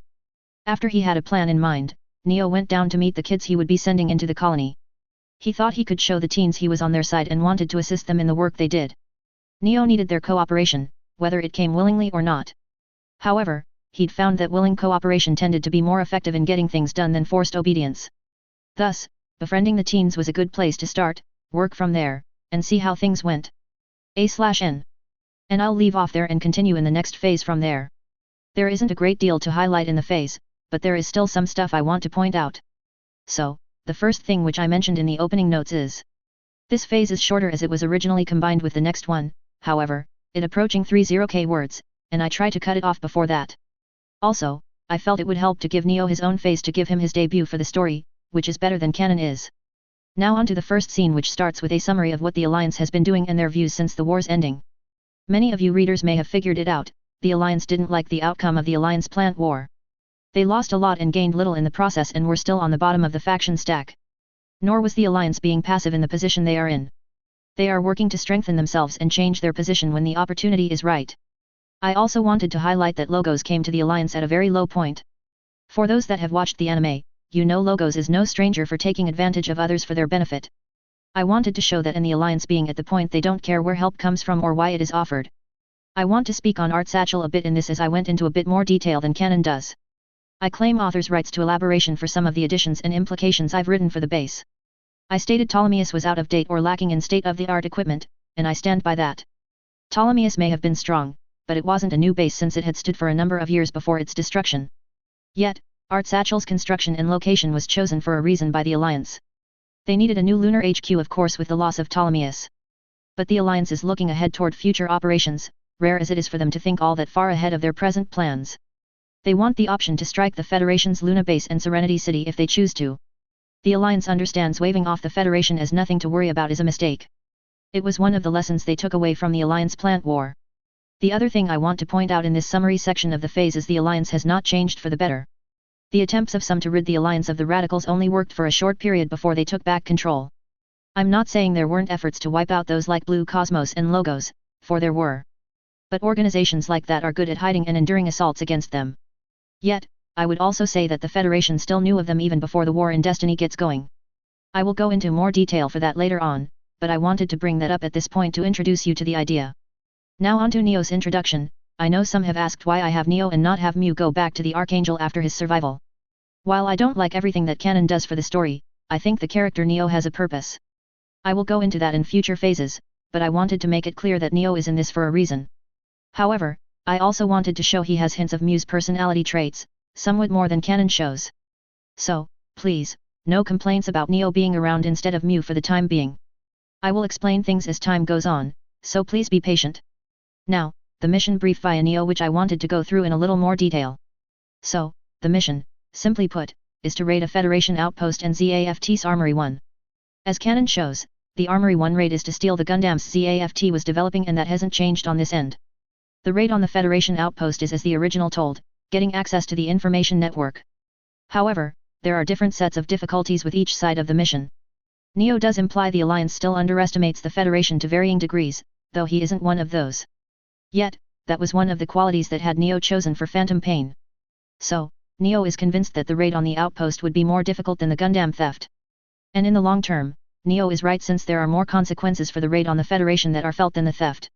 He knows the Federation guards its network zealously, even if others don't bring that up. But Neo does admit why the Alliance has the interest in getting to the Federation's network. The last thing I want to highlight in the first scene at Art Satchel is the reputation that Phantom Pain has. The reputation of Phantom Pain precedes it even within the Alliance. They are known to be a pain to work with, no pun intended. Agents of Phantom Pain are arrogant, take charge and flaunt authority. Alliance officers dread working with any from Phantom Pain, as it is nothing but frustrating and painful. Officers don't even need to have direct experience with them to know of their reputation. That explains the hesitancy An Lee has to Neo with him being from Phantom Pain. And understand, Neo is an exception, not the rule with Phantom Pain. Moving on to the second and last scene of this phase, the raid on the Milos outpost. I felt this deserved attention which I didn't give in the original. I know this is a scene that has people being slaughtered, and I'm normally against that type of thing. However, I wanted to portray what Phantom Pain does out of the public eye, as canon doesn't really go into that. The other thing I wanted to show is Neo doesn't like this sort of thing. It implies Mu's quality of caring about people is still there but buried. In conclusion to this phase, I know it was short, but if I hadn't split it, then it would have been over 32k words for all of you to read. As I've stated, I like to keep phases I write down to less than 30k words so readers aren't overloaded with one phase. Fair warning, the first 2 original phases are expanding into multiple phases. So this will have more story than the original, but I hope it will be better in the end. As always, please some of you write a review and tell me what you think of the phase or the story as a whole so far. The next phase will be titled, Tracking Down the Truth. Peace out until the next phase. Chapter 60, Phase 63, Tracking Down the Truth. A/N. Oh boy, here is Phase 63. I know it is long, but remember, this was combined with the previous phase. I hope you enjoy it. Phase 63, Tracking Down the Truth. September 24, 73 CE. Echo Oz, Lagrange 6. Meanwhile, Tyler McGregor was on a shuttle that was going to the Federation's Echo Oz base that served as its HQ in space. He'd been told he would receive his new assignment there, but no other detail had been given. Tyler had just gotten off some undercover work in the Atlantic Federation 2 weeks ago and had been having time off. He'd really needed the wind down time after the crap he'd seen with that job. Tyler had been looking into Alliance activities lately, as they seemed a little too quiet. What Tyler had found wasn't encouraging since the Alliance was working, just not out in the open. Since the last war, the Alliance seemed to have learned the art of subtlety and secrecy. Tyler would admit the digging he'd done had been more work involved than it used to be. The Alliance was up to something, Tyler had found and reported that much, though he hadn't found out specifically what they were working toward. The array of activities the Alliance was doing didn't relate to one another by what Tyler could find. It just seemed they were trying to cause conflict and strife, but that didn't make sense in the end. The Alliance had paid for what they had done in the Alliance Plant War, and the Junius 7 Treaty had helped that along. However, some of the stuff Tyler had come across suggested there may be a group in the shadows pulling strings. Yet, there had been no solid evidence to support that theory that Tyler had been able to find. Not being able to provide evidence of his expectations had frustrated Tyler, as he was sure there was more to the Alliance's actions than mere chaos. Tyler focused back on the present as dwelling on what he hadn't been able to find was not helping him. He was to report to his boss directly for his new assignment, which had been unpleasant to hear when the order came to him. That was somewhat odd as it was rare for Admiral Rain to give him his assignments directly in person. Normally, they just came in a message to him, and then Tyler got to work, not wanting the wrath of his boss to come down upon him. Thus, Tyler had chosen to wear his formal uniform to avoid being chewed out for something by the Admiral. Tyler wasn't one to create more problems for himself when he could avoid doing so, especially when his boss was involved. The shuttle Tyler was on came into Echo Oz's main hangar and moved to one of the shuttle docks. Tyler glanced out the shuttle window he was sitting next to and was once again impressed at the size of the base's hangar. He knew Echo Oz wasn't small as a base, but it was still something to see in person. Once the shuttle docked, Tyler exited the craft and floated into the dock lounge, thinking as he went. He knew dragging his feet, and delaying meeting with his boss wouldn't help his case with her. However, he couldn't help but hesitate to go directly to the woman's office as he never liked being in front of her. Of course, Tyler knew where Admiral Rain's officer in Echo Oz was, she made sure of that with him. And while Tyler had been behaving himself well enough not to earn flack, he couldn't help but wonder what he'd done to get a summons from his boss. Tyler did what he could to keep under the radar of the woman, so much he didn't want to talk to her. Nevertheless, soon enough, Tyler came to be in front of the dreaded office door. He knew there were no more excuses he could make to delay meeting with his boss, as much as he wanted some. So, Tyler swallowed hard and took a deep breath before he knocked on the door and waited to be told to enter. Angelia had been reviewing recent reports while waiting for her trouble agent to come for his assignment. McGregor had been working not to come to her attention, Angelia could see that, and she hadn't complained about that. The Alliance's silence was creating enough work for those in Salas and the Federation's military to deal with. McGregor's report alone brought up concerns with the undercover mission he'd been on recently. He'd insisted that a group was in the shadows pulling strings in the Alliance. His claims weren't without merit, but he didn't have hard evidence to support them. Angelia had assigned Salas agents to look into the idea of a group pulling strings as she felt McGregor had a point. And if a group was pulling the strings and controlling the Alliance, they needed to be investigated and handled. However, she was brought out of her thoughts when a knock came at the door. Angelia ordered whoever was at the door to enter. Tyler did what he was told and entered the specific office he always dreaded being in. The room was the same as it seemed to be each time he was called to his boss's office, nothing had changed. But Tyler knew better than to make any comment about the woman's office. If Tyler didn't choose his words with extreme care, he would be made to regret it. It was a part of Admiral Rain's reputation, she had a knack for getting even the toughest soldier to be on their best behavior without much effort. The stories Tyler had heard were ones he didn't want to know if they were true or not. Thus, as he rarely did, he moved to be in front of his boss's desk and saluted Admiral Rain properly. Admiral Rain, Commander Tyler McGregor, reporting as per orders, ma'am, Tyler greeted in the best formal tone he could. I'm ready to receive what assignment you have for me and complete it to the best of my abilities. Angelia glanced up from the report she had been glancing over to see Tyler. The young man was her trouble agent that was under her command. And he wasn't the trouble agent because of his performance, for it was normally better than average to exemplary. No, McGregor was such a problem for her because of the flack others gave about the boy. His youth was often held against him, which it really shouldn't be. McGregor was the best sabotage and system hacking specialist Salas had to work with. Most of the time, Angelia let McGregor's behavior, which caused issues to slide and not punish him as most soldiers would be. The boy got away with much more than others, but he was too valuable a soldier to lose. Nevertheless, she wasn't as sure about the assignment he was going to get and expected to fulfill. It wasn't that she thought McGregor couldn't get the mission done, she was confident he could do the job. It was what came with the job that Angelia had an issue with. The rank promotion, deserved as it was for the young man's service, would bring more flack she would have to deal with. When McGregor had become a commander, the crap storm which had come her way about why the boy shouldn't have the rank had been irritating. It had taken a year for much of that to die down, with McGregor proving he earned the rank.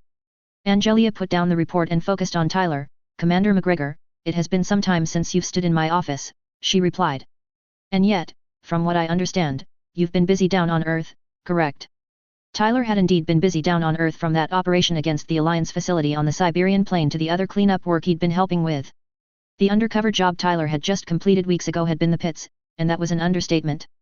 He had been doing his utmost not to be noticed by Admiral Rain, more so than he usually did. And unfortunately, his mouth moved before he could filter his thoughts. I've been trying to give you the space and didn't want to come here. Angelia heard the muttering and wasn't in the mood for McGregor's antics right now. So, she glared at the boy, which served to silence him. You care to say that louder, McGregor, she posed with a tone of menace. And I would recommend you think carefully about what comes out of your mouth. Tyler sweated at the unintended slip of his thoughts coming out of his mouth unfiltered. It was a dangerous thing with his boss, as it attracted punishment. Tyler wanted to avoid consequences or punishment from the woman if possible. So, he swallowed hard. Well, ma'am, what I said was I've been doing my best to keep out of trouble. I know how much you detest extra paperwork, so I don't want to make any for you, ma'am. Tyler swallowed hard again. I'm honored that I'm receiving an assignment from you in person. Angelia figured McGregor would correct himself if given the chance. The boy was smart enough not blatantly to ask for trouble and punishment from her. And his comment on extra paperwork was a nice reminder that his work had been good lately. At least there had been no extra reports or complaints about him that she had to deal with recently. Angelia had more than enough work to keep busy for a while, she didn't need extra unnecessary stuff. Thus, Angelia hummed in satisfaction, yes, that's what I thought you were said, Commander. Angelia paused, thinking of the real reason McGregor had been called to ECOAS. Her responsibility was still to inform McGregor of his rank promotion and a new assignment. You are here for a special assignment, McGregor, she stated. But there is one other thing to get out of the way first, so we will start with that. Tyler blinked at being told there was something to discuss before getting his assignment.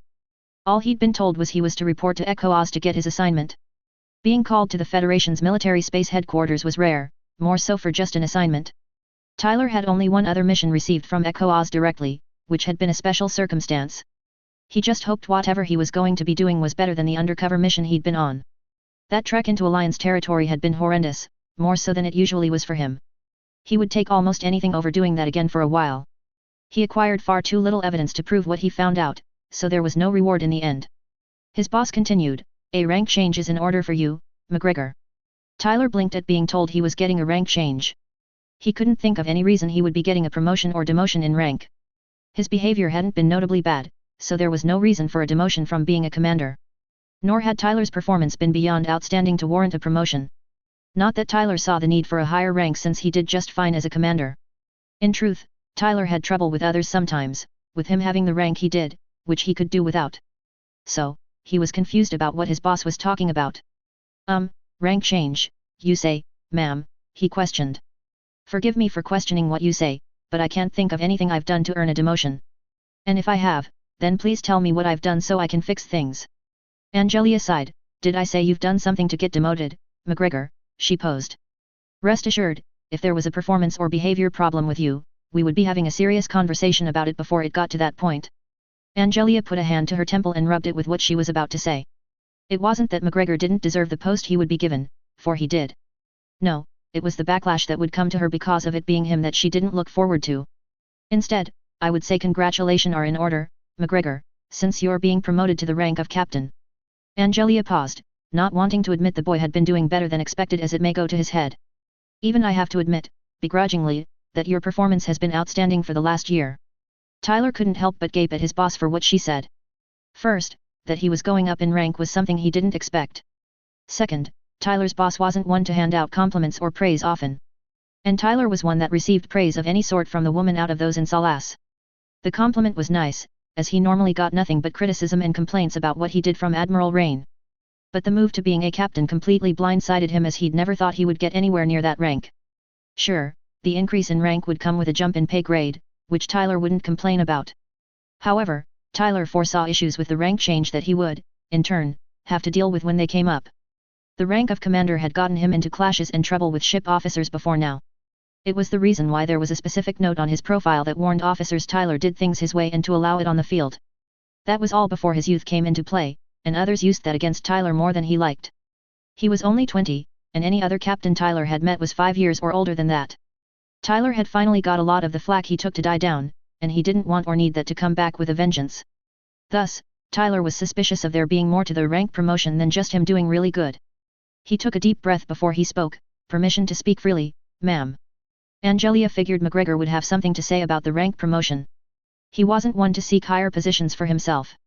The boy had learned more attention and notice had its price unlike many ever did. And she kind of wanted to know what McGregor thought about what he was going to be given. So, Angelia nodded and gestured for Tyler to continue as he wished. Tyler took a moment to choose his words carefully so they didn't get him into trouble but would get his point across. Not that I am refusing a rank promotion, boss, Tyler began. The increased pay grade will be nice, not that the pay as a commander has been lacking. But forgive me for saying so, but something doesn't feel right with me being promoted to captain. I get enough issues with being a commander already, and I assume it will be worse with the rank of captain. My age hasn't helped me with being a commander, and it will be against me more as the next step up. Tyler paused, hesitating for a moment. No offense to you, boss, but you got a lot of flack with me being a commander at almost 17. You will no doubt get more with being a captain at 20. Angelia had told the one whose idea this was that McGregor wasn't ship officer material, and the rank wouldn't help him much. Sure, the young man could step into the position when called upon, but he was more suited for field work than commanding a ship. And she hadn't even gotten to that point of why he was being promoted to captain. McGregor clearly thought it was just a rank promotion without a catch attached to it. So, she crossed her arms. Yes, I do indeed recall the complaints that came to me about you being young. And I would be lying if I said I don't expect to receive such again when rumors also fly around about this. However, you didn't let me finish with why you are getting this rank promotion. You will be put in command of a ship that requires you to be a captain, McGregor. It was not my decision to do this, it is for the assignment I agreed to have you on. Tyler stared at his boss with her saying he was going to be a ship officer. Tyler didn't deny that he was more suited for field work. He preferred field work and being in the trenches to being the one to stand by and give orders. Then, Tyler had rarely gotten along with ship officers as they tried to tell him what he should do and how he should do it. Natarl was an extreme example. She displayed how ship officers often reacted to him. So, Tyler being a ship officer was something he didn't see going the best for him or the ship's crew. It made Tyler wonder if someone was giving him more credit than he deserved or if something else could be going on. The rank up and being given a ship to command sounded more suspect to Tyler, like something was not being said that he should know. Tyler wasn't a stranger to weird or difficult jobs, for he got them from time to time. But he preferred to know what he was going to be thrown into before he was cut loose to do the job. While I can appreciate being promoted and even given a ship, boss, Tyler replied. Something tells me it isn't just for job performance or because someone thought it would be amusing for me to be a ship officer. Angelia nodded, picking up the folder which contained McGregor's assignment. The mission would be one filled with potential problems and horrible sights. Not that Angelia felt McGregor couldn't handle what the mission could throw his way. The changes are for the assignment in this folder, McGregor, she returned. You would do well to scan them over, as this will not be a simple mission. Tyler took the folder and opened it to see what he was going to be expected to do. With his boss saying he should look it over, that told Tyler there was something about the mission that wasn't normal. The first page was as follows. Operation Code Name, Matthias. Operation Type, Seek and Scrub. Operation Priority Level 1. An unknown group assaulted the Milos astrological research outpost less than 24 hours ago. The group is assumed to be an alliance force with the available evidence. The group's intent has been determined as gaining access to the information network. After gaining access, some files were copied and data extracted. 2 are very sensitive in nature and dangerous in the wrong hands. These files mustn't reach their military headquarters on either Earth or the Moon. Whether the files are recovered or destroyed does not make a foreseeable difference in the outcome. The Earth Alliance force mentioned is likely a Black Ops group and has been codenamed Phantom Thief and will be referred to by that name going forward. The details Tyler schemed through on the following pages didn't encourage him, rather, they told him the assignment would be long and harsh. The main points of the assignment were to go to the research outpost and investigate what had happened. Tyler and those with him were also to acquire the station's black box, which would show its last moments. Then he and the ship he would be given command of would track down Phantom Thief. Once found, Tyler was to deal with the stolen data and ensure it wouldn't get to the Alliance in a usable form. There was no mention of there being a need for the enemy group to be destroyed or dealt with directly. And yet, nothing in the assignment brief said that was to be avoided if the chance came up. That the Alliance had gone for something from the information network wasn't new for them. Tyler knew of a few instances of them trying to get access and heard of more, all of which had failed. That an Alliance Black Ops team had attacked a place to gain access to the network wasn't exactly unheard of. For them to go and raid a research outpost was a low blow in Tyler's mind. Those on the outpost were scientists, research assistants, and their families. It hadn't been a military facility and probably didn't have any means to put up a real defense against invasion. The worrisome thing was the Alliance group had gotten access to the network for a short period. Thankfully, protocols were such that any data copied from the network was encrypted for transfer. Tyler knew the protocol was in place in case data was stolen during transport, and the strength of encryption depended on the sensitivity of the data. So, there was a silver lining even when the Alliance group had used the time they had to extract sensitive and dangerous files, which Federation High Command stated couldn't be permitted to get to the Alliance. The encryption gave the time before the stolen files reached anyone who might have the skills to decrypt the data and have them readable. After finishing scanning over the briefing, Tyler looked back up at his boss. "This assignment looks like a nasty one, correct me should I be wrong," Tyler remarked. "Also, nothing is mentioned about those on the station. Do we know what happened to them?" Angelia didn't like the question because the answer was not a good one from the evidence there was right now. It was expected that all on the station had been killed by the Alliance group in the worst-case scenario. The last message from the station was they were working on severing its connection to the information network. There had been no communication from the Milos outpost since that message. "No, McGregor," Angelia replied, "the last message from the crew was they were working on severing the station's connection to the information network. We assume the worst-case scenario and all that was on the Milos outpost are dead." Tyler didn't like the reply as it didn't spell any real good possibility for this assignment. If the worst-case scenario was already assumed before the mission officially began, it normally was what was seen by those on the mission.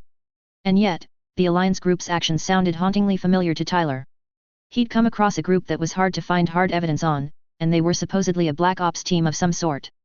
They operated outside of the Alliance rules and regulations and did a lot of dirty work.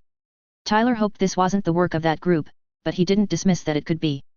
However, Tyler felt he had gotten the information he would be able to have from Admiral Rain. "Fair enough for an answer, ma'am," Tyler returned. "My last few questions are about the ship I'm being given if you don't mind giving me details." Angelia fetched the data storage device containing the new Normandy-class frigate specs. The class was meant to be fast and work well in a group or independently if the situation required it to. She held out the storage device, and McGregor took it. "On that are the specs of the Normandy-class frigate you will be commanding," she answered. "I recommend you look them over sooner rather than later. There are also crew files on that as well, so you can know those you work with. The ship is currently located in Hangar Block D in Dock 24 and is currently being loaded and supplied. You are dismissed to head out, McGregor." Tyler pocketed the storage device and saluted before he exited the room, not wanting to irritate his boss. He would look over what was on the storage device when he got some time. Tyler felt it a good idea to familiarize himself with the ship and crew he would be responsible for when he could. Getting to know the ship would be simple as Tyler would memorize its capabilities, strengths, and limits. Familiarizing himself with the crew would take longer, but Tyler would still do that. A good captain needed to know their crew and work well with them regardless if they got along with them personally. Tyler had seen enough ship officers to know working with one's crew well was essential for a ship to perform decently or better. And though he wasn't like any normal ship officer, Tyler would do what he could to not be talked about as a failure. The last thing he needed was his boss coming down on him because of bad behavior outside the expectations for him. Tyler made his way down to the hangar where his boss had mentioned the ship was located. Tyler was still coming to terms with the fact that he would be in charge and responsible for a ship and its crew. He was more used to field work which had him looking after himself and sometimes a few others. Teams were more than a few but far less than a crew's worth, which Tyler was well aware of. But Tyler would do what he could without giving up his principles and leave things at that for the crew. His concern was with who had been selected to be his vice captain. The relationship between the captain and their second-in-command could make or break a ship's performance. Tyler had seen that point play out a few times and knew the truth of the idea, which was unsaid. Thus, he hoped that whoever his vice captain happened to be would be someone he could get along with decently. Tyler came to the observation lounge for the D block of the docking area and scanned the docks for his ship. He spotted it quickly and could only stare for a few minutes. The ship was unlike any Tyler had seen before, which confirmed to him it was the first of a new ship class. It was notably smaller than the Enterprise-class cruiser, but a frigate was expected to be. From what Tyler could tell, the ship had an overall length of around 200 meters from bow to stern. The majority of the vessel's structure was in the oval-shaped cylinder in the center. Wings were coming off the back quarter section of the ship. The propulsion looked to be comprised of 6 engines, 2 built into each wing, one on the outside, the other on the inside of the wing's center. From what Tyler spotted, 2 engines appeared to be mounted into the back of the main ship structure. Tyler's gaze shifted to look at the activities going on around the Normandy, with which most were loading supplies. He saw the Aurora nearby and hoped his Gundam would find its way onto the Normandy. Tyler finished his observations, gathered his things, and went down to the hangar area. He got to the boarding tunnel and got a closer view of the Normandy, and he was forced to pause. Once again, Tyler couldn't help but wonder whose bright idea it was for him not just to be a ship officer but the captain. Being a ship officer clashed enough with what Tyler's work style would be good for, which was hard enough to become accustomed to. For the individual that put this assignment on Tyler to make him the captain of the ship made him question what they had in mind. The array of problems and issues Tyler saw in his path didn't bring him comfort or encourage him to like the assignment. He was the last person who would normally be considered for the command position that he now faced. Yet, after a few minutes, Tyler shook off the feeling and put it on the back burner before he moved through the boarding tunnel. The airlock the boarding tunnel connected to was in the ship's center and seemed to come onto the middle decks of the Normandy. The interior looked much as Tyler had seen in the Enterprise classes. As Tyler moved forward with the traffic of people going to and fro, he came into what looked like a common area. He didn't stop to look around, instead heading for the lift he'd spotted at the end of the corridor at the far end of the common area. Tyler figured it would be best for him to appear on the ship's navigation and command bridge. There he could meet his vice captain and see how the bridge was laid out for his knowledge. None of the Federation personnel stopped him as he traveled, though he got a few curious looks. Tyler reached the lift, and after scanning the buttons for the levels the lift could go to, he pushed the button for the bridge. Once the lift stopped, Tyler exited it and turned to his right to face a door labeled Command Bridge on it. He moved forward and put a finger on the biometric scanner on the right side of the door and let it read his finger. A moment later, the door slid open, revealing a large room. Tyler floated inside and gazed around the bridge, taking the layout in. There were console areas on either side, which were set lower than the center of the room. From what he could see on some of the console's displays, he could tell they were for ship operation. Some of them he could give an educated guess of what some consoles were for, like electronic warfare and communications. Tyler spotted the helm station ahead of him with forward viewing ports were. The other stations that lined the outside of the bridge were the tactical stations and other ship operation consoles. There was also the main tactical display showing the map of the area in the rear center area so all on the bridge could see it. Tyler saw 2 chairs behind the main tactical display, one in the middle and the other on the left of the center. The 2 seats were clearly for the captain and vice captain as it didn't fit anyone else to sit there. Tyler actually liked the bridge setup instead of what he'd seen on other ships thus far. It would allow him to see and talk to any crew member he needed to without getting up and going to them. And it made him think that perhaps he could work with the Normandy and be a good captain. That would satisfy his boss since it wouldn't create more paperwork for her, and he tried not to do that. Tyler came out of his thoughts when he felt a tap on his shoulder, which got him to turn. He blinked at seeing a familiar face meeting him, and it took a moment for Tyler to understand that his friend Lisa was floating in front of him. Tyler couldn't begin to guess why Lisa would be here. Of course, he hadn't heard a great deal from her for a year or so, just general information as to the assignments they had been working on. "Lisa, what are you doing here?" Tyler asked, confused. "Last I heard, you were on that mission around the western edge of the Eurasia Federation." Lisa was pleased to see Tyler, it made the standing assignment more bearable working with a friend. She hadn't been given much in the way of details about what the mission would be other than an investigation into an incident. Lisa hoped that perhaps Tyler could give more specifics as to what they would be doing. Although, she was surprised that Tyler had been picked for the captain's position for the Normandy. She would be among those that would say Tyler wasn't the first choice to have as a ship officer. He did well commanding a group or team and even excelled at the idea. Lisa had personal experience with that. And so, working under him as the ship's second-in-command was no issue for her. If anything, it would be a nice change to what work she'd been doing since the end of the war. Lisa smiled at Tyler. "Well, I'm assigned to the Normandy like you are. Lisa pointed the finger at Tyler, and if you are the captain, as I suspect you are, then you and I will be resuming the U-lead, and I follow routine we sometimes have. Tyler processed what Lisa had said, and it took a moment to register in his brain properly. As facts began falling into place, Tyler realized that Lisa was going to be his vice captain for the mission. Not that Lisa being his second in command was a problem, more it was ideal to him. Tyler had been worried that whoever would be vice captain would be someone he didn't get along with. The worst case scenario Tyler had imagined was having someone like Natarl as the vice captain. That type of scenario wouldn't have ended well for any side and would have jeopardized the assigned mission. It was a relief that the one he would have to work with closely was both someone he knew and a friend. To tell the truth, I'm relieved that it's you who will be vice captain, Tyler replied. I was worried I would get someone that I wouldn't get along with. Lisa knew what Tyler meant but didn't say with his comment. Yes, your record when it comes to working with ship officers isn't the best, she remarked. Lisa's comment was the truth, and Tyler wouldn't deny that point. Tyler rarely, if ever, got along or worked well with ship officers, though it was more the formal and stiff types that Tyler had issues with. Those types tended to try and order Tyler around and do things their way rather than Tyler's own way. Natarl was a prime example of how Tyler did with such officers, even if in a tad more extreme case. I don't deny that I don't have the best record when it comes to working with formal or strict ship officers, Tyler admitted. Lisa chuckled softly. Yes, you clash with them more often than not, she added. Tyler sighed heavily. Yeah, I know regulation-bound people don't like my behavior and style of doing things. Lisa was glad Tyler was the same as ever. She felt the Normandy would need someone like Tyler to succeed. She hoped he had more details on the mission they would set out on soon enough. While she had been told general facts about the assignment, something in her mind said there was more being left unsaid. And Tyler was one who gave the facts so that as many as possible could survive whatever came.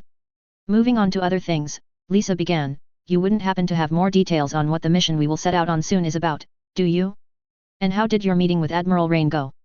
Tyler's mood fell a bit with the reminder of being in a meeting with his boss. It had gone better than most in-person meetings where he would be chewed out for something. But being handed the nasty mission wasn't any nicer than being chewed out. Then, Lisa asking for more details, told Tyler the crew hadn't been told what they would be doing. Not that Tyler didn't understand why they weren't told about what the assignment would likely involve. As for the meeting, it went better than most I've had with her. It was definitely the best I've had in person that I can recall, Tyler returned. That woman scares me in ways others don't, even my mother, and I'm careful around her. Tyler sighed at the fact about Admiral Rain that few, if any, said out loud. I usually feel the need to cover sensitive areas for fear of them getting nailed as a punishment for something I did. Lisa could sympathize with Tyler's thoughts about Admiral Rain. The woman had a reputation among the Federation's admirals for being the meanest and the strictest. Rumors of the woman doing things for disciplinary reasons that crippled some for a time. And unfortunately, Tyler seemed to get more attention from Admiral Rain than others did. Tyler continued as Lisa thought about what he had to be going through. I mean, yes, the promotion to captain is nice and everything, even if it does come out of the blue. Tyler sighed heavily, but I think she was more looking ahead towards the complaints she'll get about me being young and having the rank I do. It happened when I became a commander, and she got plenty of flack when that occurred. I suppose it's nothing new for her, but it still comes down on my head often. Tyler then glanced around the bridge, thinking it would be wise not to discuss details about the mission there. As for details for the assignment we have ahead, I think it best not to talk about it in the open for the moment. That Tyler said it would be best not to talk about the assignment's details in the open didn't bode well. But Lisa would defer to his judgment and so gestured to the door away from the bridge. Then I will show you to the officers' quarters, and we can discuss it there, Lisa proposed. That sound good. Lisa also noticed that Tyler was still in his formal uniform. She knew that he didn't like wearing the formal officer's uniform. He only put it on when he was absolutely required or was meeting with Admiral Rain. Plus, you can get out of that uniform and into something you would more prefer, she offered. Tyler hadn't forgotten he was trusted up in the stiff uniform he only wore when he had to. He'd put it on for the meeting with his boss, and it was an attempt to not be on her bad side. And if Lisa could show him to the quarters he would be using, he could get out of the formal wear. So, Tyler gestured for Lisa to lead the way. By all means, Lisa, Tyler said. I would be happy to get out of this straitjacket-like clothing as soon as I can. Tyler grabbed his things from the deck before Lisa, and he exited the bridge area. Lisa led Tyler to the deck below the command deck, which was where the officers' quarters were. Once reaching the captain's quarters, Lisa waited outside while Tyler went inside to change. The room was somewhat larger than Tyler had expected for a frigate-class ship. The general living area had a bed and a small sitting area with a table. In the corner right of the door, there was also a desk along with a bathroom. The space was the nicest set of quarters that Tyler had been given to use during his military service. However, as nice as the room was, Tyler felt it was too much for just one person, even the ship's captain. It felt more like it was meant for a married person or something like that. Then again, Tyler hadn't expected to be a captain at his current age either. He could only imagine his mother's face when she was told about his rank promotion and new post. When Tyler was dressed in the casual military uniform, he went back to the door and invited Lisa inside. Once both were seated in the sitting area, Tyler started reviewing the details as he knew them for the assignment. Repeating them didn't make them any better than when he had heard them from Admiral Rain. As Tyler told her the facts, Lisa understood why Tyler felt it was best that the crew not be told the finer points of the mission they would set out on. She agreed with Tyler that the mission would likely be a nasty one before the end. And that a group got access to the information network said why she wasn't given a lot of detail about the incident. For an unauthorized access to the network to occur was more than concerning to the Federation. It wasn't ever made public knowledge as the network was their closely guarded advantage over the other two factions. That explains why I was told little about the mission when I was informed of it, Lisa mused. Yeah, Tyler replied, an unauthorized access to the information network is a really bad thing alone. He paused, and I feel there is more to this than meets the eye. Lisa looked at her friend curiously, what do you mean? Tyler hesitated momentarily, the circumstances as described bring to mind something I've seen a few times. There's a group in the Alliance that operates outside their rules and regulations that I've seen the work of. The attack on the outpost fits their MO, which greatly concerns me. With what Tyler had seen during his undercover missions, Lisa knew he had seen horrible things.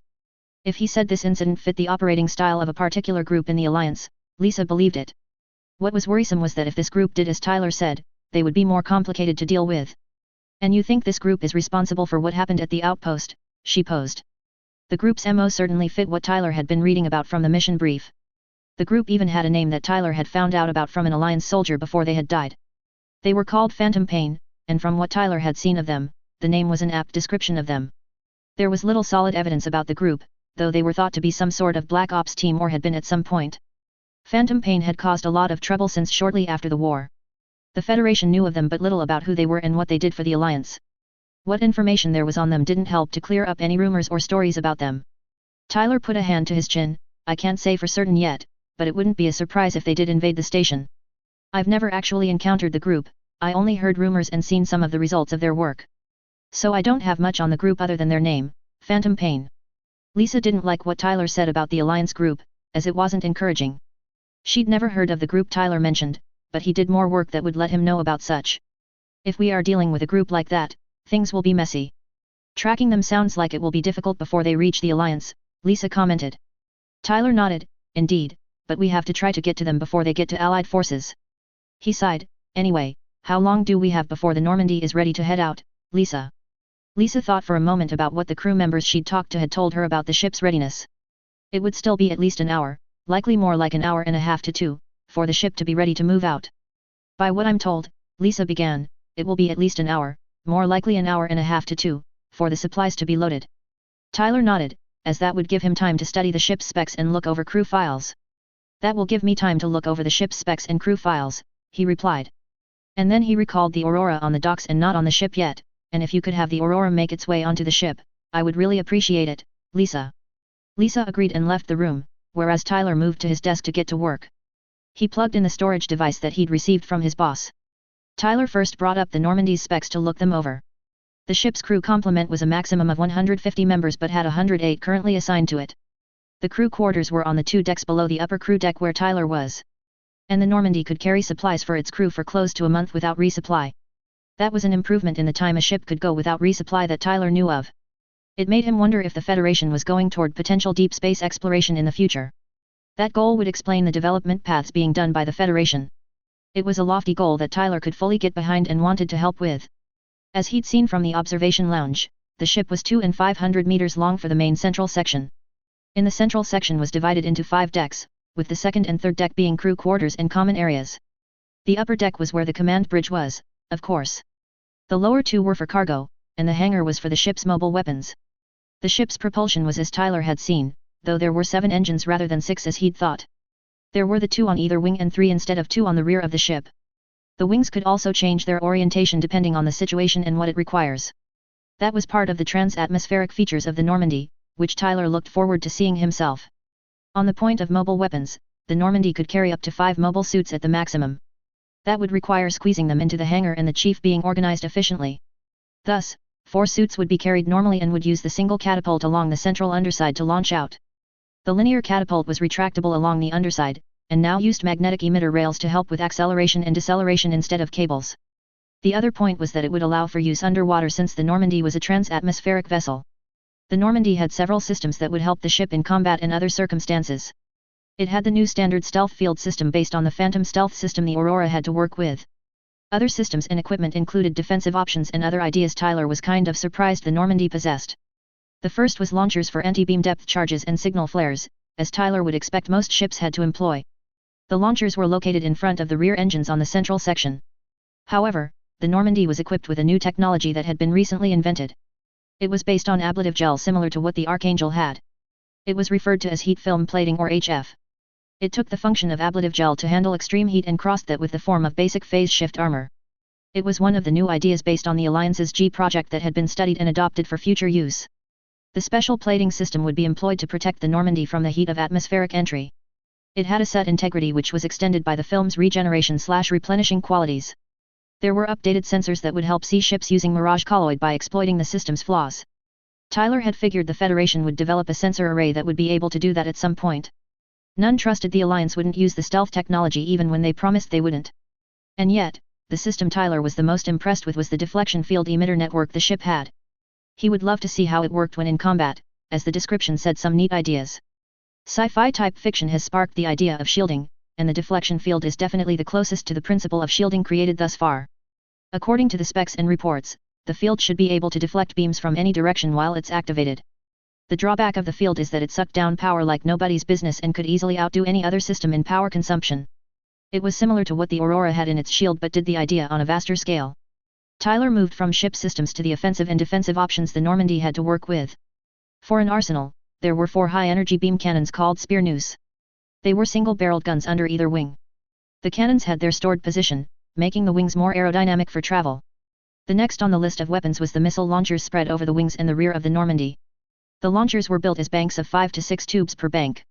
There were 2 banks of 6 on each wing, which would rise up for use. Then there was 1 bank of 5 on either side of the Normandy's central rear section. The multi-vector missile systems could be loaded with different types of missiles for various purposes. The twin of the missile systems was the NATO torpedo banks, 1 in each wing for use on Earth both on the ocean's surface and under it.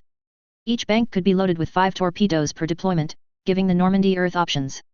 The Pummeltile 3 115 cm railguns were at the ends of each wing, providing another offensive option. Much like the Archangel, they collapsed down when not in active use and appeared to be part of the wings. They used the modifications of the Archangel, so they worked underwater on Earth. There were 11 Falcagun 78mm auto multi-barreled CIWS for the defensive aspect guns for defensive measures. They were spread over the ship to make an effective interception field for incoming enemy fire. There were 2 on the front of the forward second of the central section, 3 on each wing, and 3 at the rear of the ship. Finally, the Normandy's heavy weapon was its Thor positron cannon it carried. It was mounted in the front fourth of the central section of the ship, right above the linear catapult. The cannon would retract and move out of its storage compartment, keeping it hidden from enemies. From what Tyler read, Thor was a second-generation positron cannon had the radioactive pollution the first generation produced fixed and nullified. The other point that Tyler liked was the cannon had a better and longer range than the other 2 factions' second-generation positron cannons. Tyler took the next 45 minutes studying the Normandy's specs, memorizing them, so he knew them by heart. After reviewing the ship's specs, Tyler moved on to glancing over the crew files. From what Tyler saw, those assigned to the ship were good at their positions. Tyler didn't know anyone specifically other than Lisa and one other whose file he came across. The individual was one of the Normandy's pilots, and it was Luke.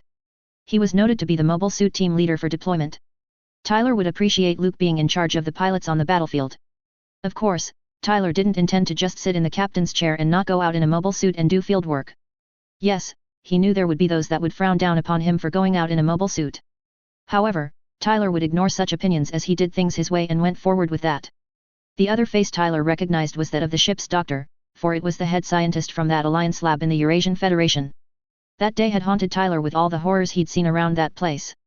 Tyler reviewed the files, memorized faces, and ensured he could put the right names to them. He felt it was the captain's responsibility to know their crew by name and be able to call them by it. By the time Tyler was done, he had glanced over at the timepiece connected to the desk and saw an hour and a half had passed. He closed the files before he made his way toward the Normandy's command bridge. Tyler was confident that Lisa had been managing the needed tasks while he'd been studying information about the ship and the crew. He knew that Lisa would get things done while he was busy with other things. It was one of the reasons that Tyler was glad to have her as his second in command. As he went, Tyler overheard those he passed that the ship was almost fully loaded. Tyler hoped that was the case. The sooner the Normandy headed out, the better chance they had of chasing the invaders down before they reached Allied forces. Tyler came upon to the command bridge and saw those there were busy. He noted that Lisa was checking with crew members and other things for the Normandy. With Tyler's studying, he knew the names of those on the bridge now, and that was a start for him. Tyler floated to the main tactical display, which was displaying the ship's current status. From what Tyler could see, the ship was doing well. The main systems were within acceptable levels and so would perform as intended. Tyler tapped out a command on the display's main control console, and the display changed. It zoomed onto the hangar and showed 4 suits there, 3 being the new space fighter models and the last the Aurora. The new space fighter model, the HFSE-100 XL fighter, was based on the Delta fighter used during the Alliance Plant War. The XL used a new version of the ultra-compact energy battery. It utilizes 2 batteries synced together and even has a slow recharging function, derived from the custom suits from Tesway from the last war. The mobile suits also had reinforced Xionium armor plating along with a more simplified version of phase shift. The version worked much like what the Aurora employed by what Tyler understood. It also had the new stealth system called Wraith, which was similar to the Phantom system but used less power. Tyler had heard of the idea and new rumors about it had spread to the other 2 factions. They had been frustrated, the Alliance more than ZAFT. While the Treaty of Junius 7 banned Mirage colloid, it didn't stop the Federation from developing its own stealth technology. The XL fighter had an improved arsenal than the Delta fighter, even if it had fewer options. There were the Vulcan guns in the head that were 70mm caliber. Tyler assumed they were meant for interception, but machines without phase shift can still get holes punched in them by the guns if they are too close. The next option the XL had was the MKII X80 high-energy beam rifle. The rifle was longer than the Alliance G project's prototypes and had better firepower. The Alliance's G project had made beam rifles, among other things, practical for mobile suits to use. The rifle would attach to the fighter's barrier shield in its flight mode or for general storage. From what Tyler had understood, the barrier shield was where the other weapons were.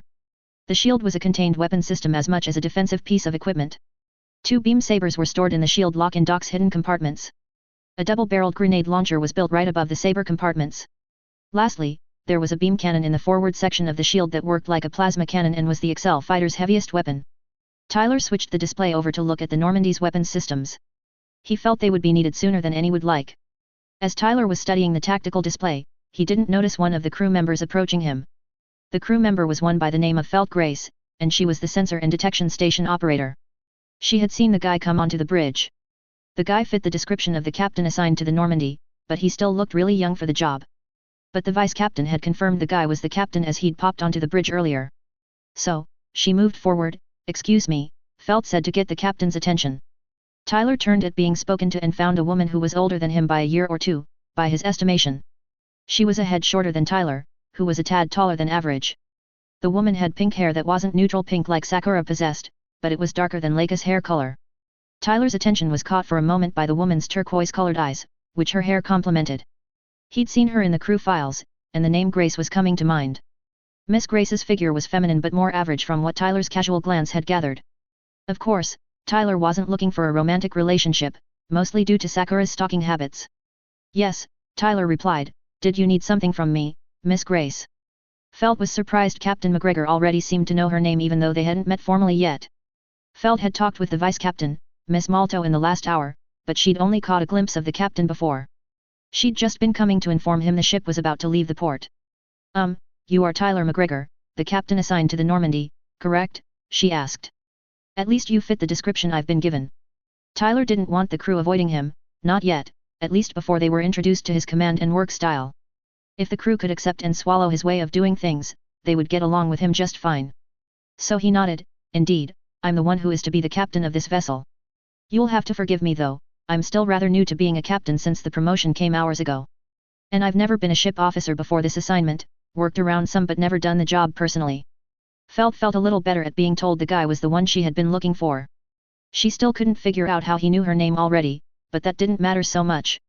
Instead, Felt smiled and bowed. "It is nice to meet you, Captain," she greeted. "You already seem to know my name, but it is Felt Grace, sir. I'm your sensor and detection console operator." Tyler had never been one like formalities, let alone demand others use them with him. He'd been that way long before he had started his military service with the Federation. Tyler tolerated those who insisted on using formalities with him. But he hoped the crew wouldn't be among those who would insist on using them. "It is nice to meet you face to face, Miss Grace," Tyler greeted with a matching bow. "As for knowing your name, I saw it while reviewing the crew's personnel files. But please, drop the formalities if you will, I've never been fond of them being used around me. However, if you insist on employing them, I suppose the captain or sir will do." "Well then, Captain," Felt said, "I'm here to inform you that the Normandy is almost ready to leave port. The ship is fully supplied, all systems are functioning as they should, and we're in the final preparations." Felt then gave Tyler the report of the ship's status she had. From what Tyler was hearing, it sounded like the Normandy was essentially ready to head out. Miss Grace also showed she knew the Normandy's systems and general operations. It matched the recently gained knowledge he'd learned while going over the ship's specs. Tyler was pleased to hear that the Normandy was ready to head out. The alliance group they would need to track down had a head start already. Tyler thanked Felt before letting her go back to her station. As the woman returned to her station, Lisa approached Tyler. She had been conferring with the members of the bridge crew and their state of readiness when Tyler had come onto the bridge. Lisa had seen Tyler talking to Miss Grace. The girl gave Tyler a ship status report on what Lisa heard as she'd been coming up. "I take it you just got a report of the ship's status from Ensign Grace?" Lisa inquired.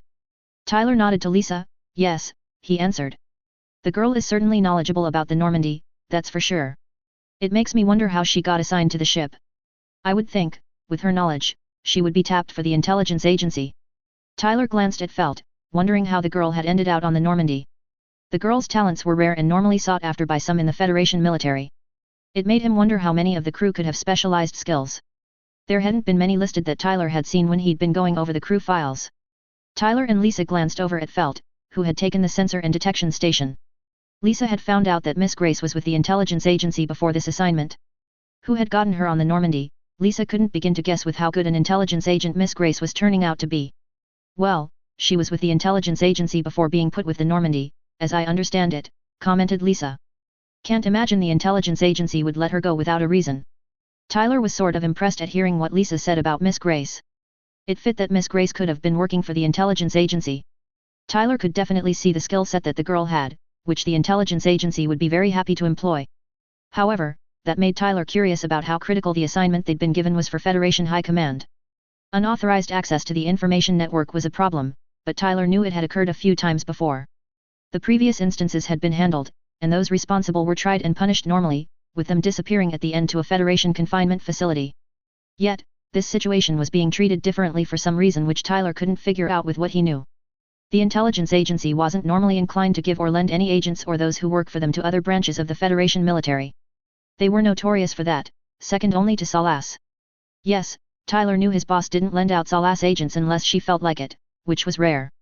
It made Tyler wonder what data the Alliance group could have stolen could be.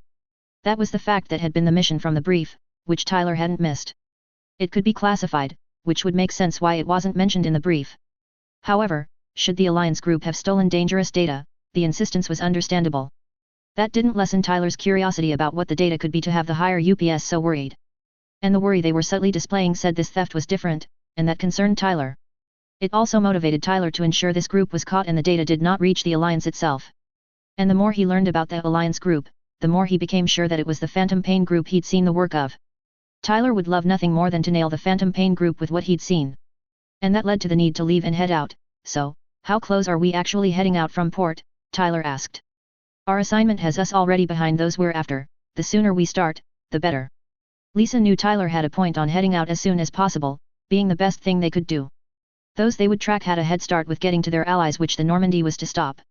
Thus, Lisa moved on to iterating the Normandy's status with supplement and readiness.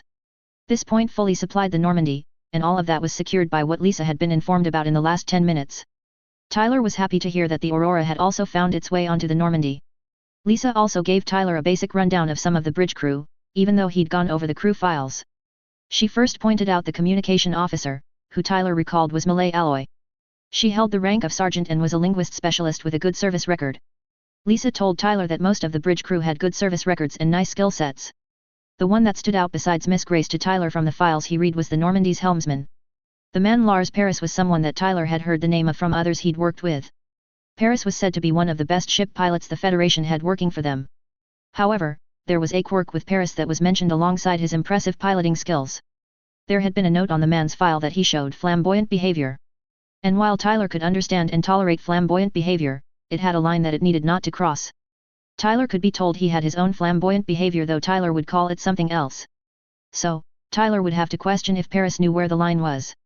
The man also didn't always listen to orders and follow them supposedly, but Tyler was like that himself. Tyler knew he would need to deal with Paris differently than other crew members for him to be the most effective. He had an idea of how to get Paris's cooperation, but Tyler wasn't completely sure it would work. Tyler glanced back to Lisa after scanning the bridge and taking in the crew at their stations. "I'm not going to deny that the crew is something else with the skills they bring to the ship," Tyler remarked. Lisa nodded in agreement with Tyler's assessment of the crew. It was clear that he'd not just looked over the ship specs while in his quarters but the crew personnel files as well. Tyler continued, "But we really need to get going. Our quarry has a head start on us, which puts us at a disadvantage that we need to change. I fear the longer we take to catch up to them, the riskier it is that they reach allies we don't want them to." Lisa was on the same page as Tyler regarding the alliance group they were to chase. They were a threat both for what they had done, what they could do, and for reaching their allies. "Then let's contact the port control and get rolling out," Lisa suggested. "A wonderful idea," Tyler replied before he faced forward. "Miss Alloy." Malay Alloy had been monitoring the chatter going on between ships and the port control center. It wasn't exactly procedure to do so, but it was an unsaid expectation for comm officers to do so. Plus, it was something to do while waiting for the Normandy to be readied so she could tell the port controllers. And from the glance she'd taken, the captain and the vice captain were talking about things. Then the guy, who Malay assumed was the captain, called out to her, which got her to turn to face him. "Yes, sir," she answered, curious as to what the guy was going to ask. "If you would contact the port control center and tell them the Normandy is ready to depart," Tyler stated. "And is awaiting confirmation we can begin the final launching process." He knew there was a bit of a process for a ship to leave the port at Ecoaz. For a ship in port, it was held in by docking clamps and the like, along with being linked to various resupply cables. The cables that filled the fuel, water, and other liquids ships used would have to disconnect first. Then the docking clamps and the boarding tunnel would retract before the Normandy could leave the port. That was the external stuff, and the main port airlock would have to be closed and sealed. Anything unsecured would need to be put where it needed to be for cruising speed. As far as Tyler knew, most of the internal stuff was done, and Lisa had said as much. Malay nodded. "Understood, Captain," she returned, twisted back to her console, and did as she'd been ordered. Lisa felt it would be best for this ship to go to yellow alert until it was out of the port. The Federation used yellow alert to signal a crew to be at their readiness station. It wasn't for combat status but for personnel to be ready for general situation change as needed. "Have the Normandy go to yellow alert until we are clear of Ecoaz," Lisa ordered. An alarm sounded throughout the ship, signaling yellow alert had been declared. A good portion of the crew had already been at their stations, but the alarm got those who weren't to head there quickly. Tyler ordered the port airlock to be closed and sealed. Alarms around the airlock began sounding as the entryway closed, sealing the Normandy from any potential outside influences. Those in Ecoaz's port control center received the message from the Normandy that it was ready to depart. The higher UPS had already given permission down for the Normandy to depart when it said it was prepared. They were on an important and time-sensitive mission, so they were given priority in several things. The port controllers quickly got down to disconnecting the liquid supply cables from the frigate since that was the first thing to do. The Normandy then confirmed their main dock airlock was sealed and secured to the port control. Thus, the boarding tunnel was retracted back to the pressurized docking area along with the support structure that had been holding the supply cables. Once the Normandy was clear of the boarding tunnel and supply cables, the docking clamps began moving. The clamps released their magnetic seals, followed by opening and letting go of the ship's wings and central structure. Tyler felt the docking clamps detaching from the Normandy, letting the ship float freely on its own. He said for the ship's engines to prime for use since the ship's systems were undergoing their final checks. The port control told the Normandy was clear of the dock and could proceed slowly forward toward the port entry. Tyler told Paris to move forward slowly, and the pilot did so. The Normandy sailed forward out of the dock it had been in and turned toward Ecoaz's port entrance. Tyler felt a bit of pride that the ship he was put in command of was heading out for its first mission. Never would Tyler have thought he would be on the bridge of a ship that he was in charge of would be heading out on a mission. He was much more used to fieldwork and working in small groups or by himself. So, to be in command of a ship and responsible for its crew was still sinking into his brain. Tyler would do his utmost to ensure the Normandy's performance and crew would be the best they could be. And it wouldn't just be to keep off his boss's bad list she kept, though Tyler wanted to keep off that list. He would ensure the Normandy would do amazing because he wanted the ship to succeed. As the Normandy exited Ecoaz's port, Lisa ordered the ship's stealth system to be activated. Tyler thought about the time frame for the trip to the far side of Lagrange 4 from Ecoaz. A frown came to his face as he went over the regulations that were supposed to be followed with space vessel travel within the Federation. According to regulation, the ship wasn't supposed to go over a certain speed unless there was an emergency. It was also to take a specified route for safety or something along those lines. Tyler followed regulations when he could, and they made sense, which wasn't as often as the higher UPS would like. In fact, Tyler was one of those notorious for skirting regulations while working on assignments. And should Tyler follow regulation as the higher UPS wanted, it would take 16 hours or so to reach the far side of Lagrange 4. That wasn't acceptable to Tyler, with those they were chasing would have that long to get to the moon and hand over what they stole to the Alliance. Of course, Tyler had seen the picture on Paris's file, but still is different to see someone in person. He had short brown hair and a more oval face with his eyes being blue. He certainly did give off an air of cockiness and one who doesn't always follow the rules. Tyler could work with that when needed and tended to thrive with such given some time. Thus, Tyler looked toward the helm station of the Normandy. "Paris," he called. Lars Paris had been at the helm, moving the Normandy slowly forward as per the orders from the captain. The assignment to this ship seemed almost like a punishment to him for past performance. Lars knew his attitude wasn't tolerated by a lot of ship officers on the ships he'd been put on. He assumed this ship wouldn't be much different from the previous ones he'd served on. Lars had been told this ship would be a chance for him to improve and maybe get his record wiped of the misconduct reports on him. He'd been quiet and said he would try to the officer he'd been forced to report and listen to. Lars hoped the Normandy would have a captain who would just give simple orders and he follow them so higher UPS would get off his back. But then the captain had called his name specifically, and Lars had turned to face the guy. The captain was young, the kid looked to be just out of his teens, by what Lars could guess. "You need something, sir," Lars replied, working hard not to say sir in a tired and bored manner. Tyler had dug into Lars Paris's records more than most of the crew, mostly due to the notes on her personnel file. The guy had talent, and there was no mistake in that, and some real piloting skill for ships. It had been more the guy had been unlucky with the officers he'd been under and didn't tolerate people like him for their flaws in order to have the use of their amazing talents. Tyler had learned from experience that with some people, you looked past their flaws and tolerated them to see their real talents. He felt that Paris would be another one of those, a gem in the rough that needed the right kind of approach to shine. "I know officially," Tyler began, saying officially with clear disdain, "regulations would have us take it slowly to reach our destination." Tyler paused, however, as the vice captain will be more than willing to tell you, I have a tendency to ignore regulations. Lisa snorted, drawing Tyler's attention for a moment before he corrected himself, "Okay, I spit on them more often than I ignore them." Tyler faced back toward the helm station and Paris. "My point is that once the Normandy gets out of detection range of ECOAS, you are to put your foot down and get us to the far edge of Lagrange 4, Paris." Lars blinked at what he'd just heard, not quite believing he'd heard right. He'd not been around an officer that would blatantly disregard Federation rules and regulations. Sure, he'd heard of the Captain Tyler McGregor, there were few in the Federation who hadn't heard the name once, more so after the war came to an end. The kid was supposed to be some kind of war hero or something like that, but the kid was a lot different than Lars had heard. So, Lars didn't say anything to what he'd just been told by the commanding officer of the Normandy. Upon not receiving a reply or even an acknowledgement, Tyler spoke again, "Is there some problem with my order, Paris? Our mission is time sensitive, so we don't have time to waste. Regulations would be a detriment, and those who enforce them won't know about us ignoring them in this. So, are my orders clear, Paris?" Lars shook his head, clearing it of the shock and genuine surprise that had come to him. This kid was completely different than any officer that he'd been around. And if this weren't an exception for the captain's behavior, then this ship would be the best assignment Lars had received in his service. This kid seemed more realistic than any other officer that Lars had seen, which was a serious improvement. "Yes indeed, Cap," Lars stated, "just thought I heard wrong. Guess I need to clear out my ears more often, Cap." Tyler smiled a bit as he'd just shown to the bridge crew his command style was different than others. Then he looked at Lisa. "Lisa, would you do me a huge favor and take over on the bridge? I would like to talk to the commander of the soldiers on the Normandy. The mission is such that I would like to brief them on some things." Lisa had appreciated that Tyler had made it clear to the bridge crew that he did things differently. Granted, he did it in such a way that could have been done better, but it had gotten the point across.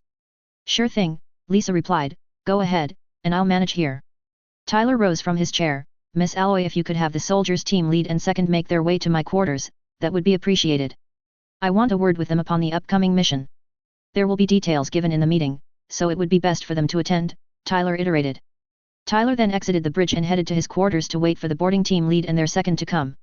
He wanted to give them the rundown of what to expect on the Milos outpost. Tyler felt it only fair that those who would go onto the station understand what would likely be waiting for them. Tyler couldn't count the times he'd wished he had gotten more facts for a mission, he'd lost count some time ago. Half of Tyler's assignments were that way, lacking in facts he'd wished he had before going into what he did. So, he didn't want to send off some under his command into the same kind of mess he was handed half the time. Thus, Tyler would tell them the basics and some of the facts that weren't told to the crew in general. Once Tyler arrived in his quarters, he brought up the mission brief he'd been given and went over it. Some details would be best not revealed to just anyone, and Tyler knew that. However, there were things that Tyler could tell the boarding team which wouldn't put them in an awkward position. The Alliance group which had attacked the outpost could have and likely had left traps for those who would come to investigate. It had become an expectation from the Alliance that they made things harder for anyone looking into their activities.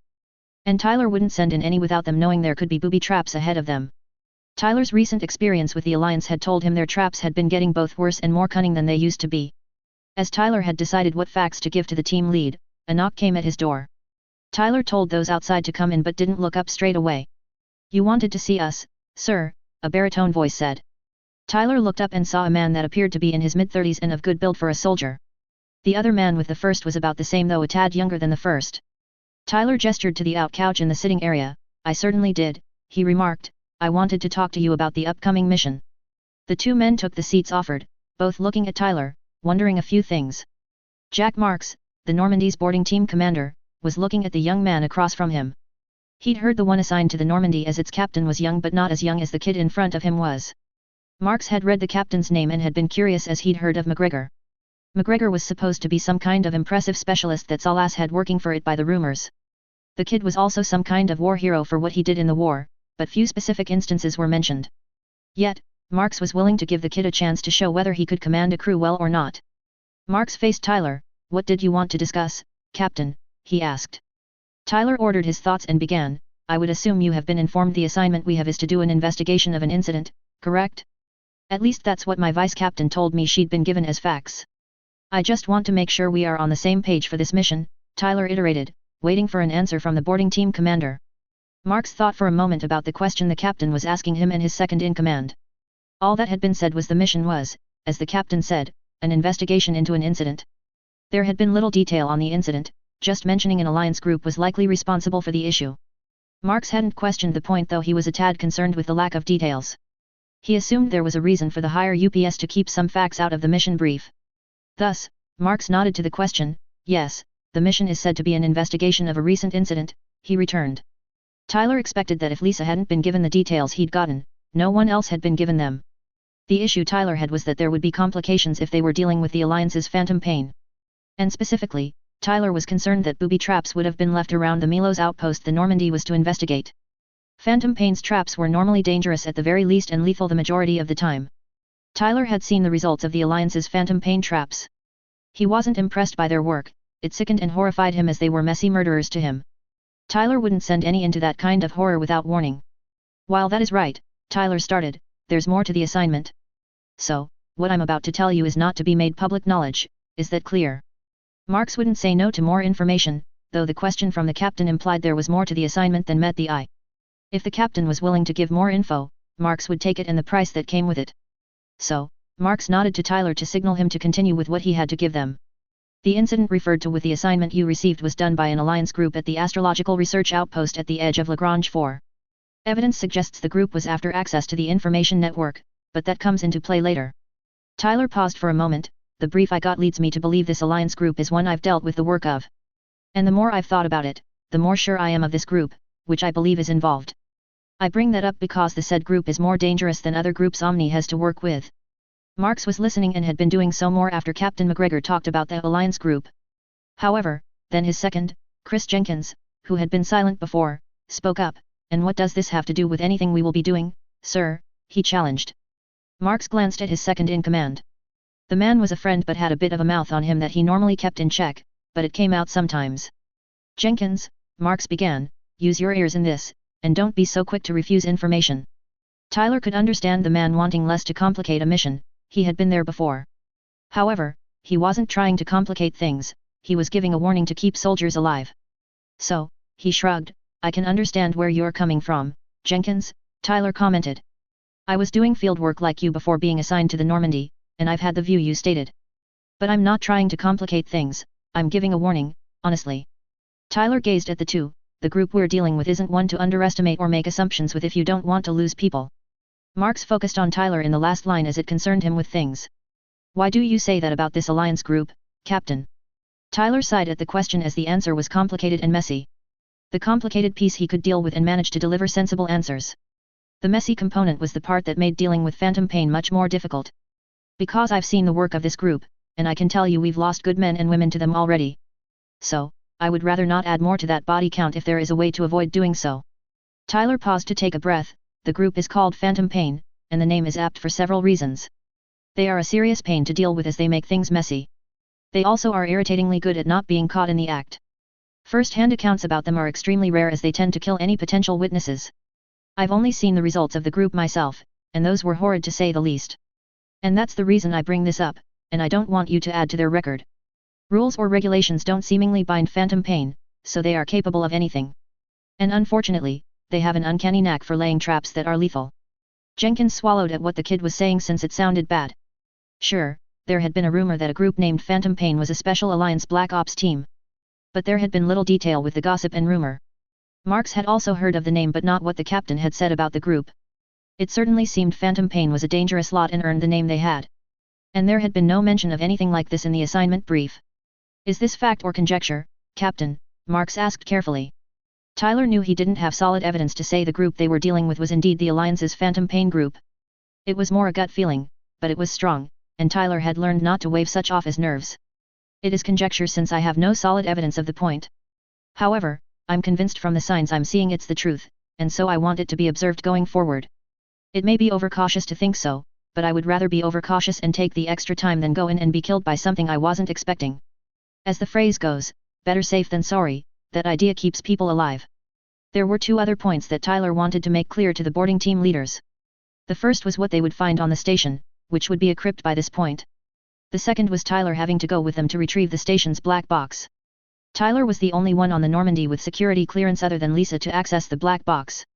Two other things I believe you should know, though one you may already have guessed with what I've said thus far. Tyler didn't like to contemplate what was waiting for them, but he felt it should be said. And that is what you will see on the outpost when we get there, for I would imagine it won't be a pretty sight in any way. Put simply, we are going to be entering what will essentially be a crypt. I don't expect any of the station's inhabitants to be alive after the Alliance raid. The other thing would be I will have to come with the team for the mission we are there to complete. Jenkins hadn't been listening to the part the captain had been going on about the dead the station would have.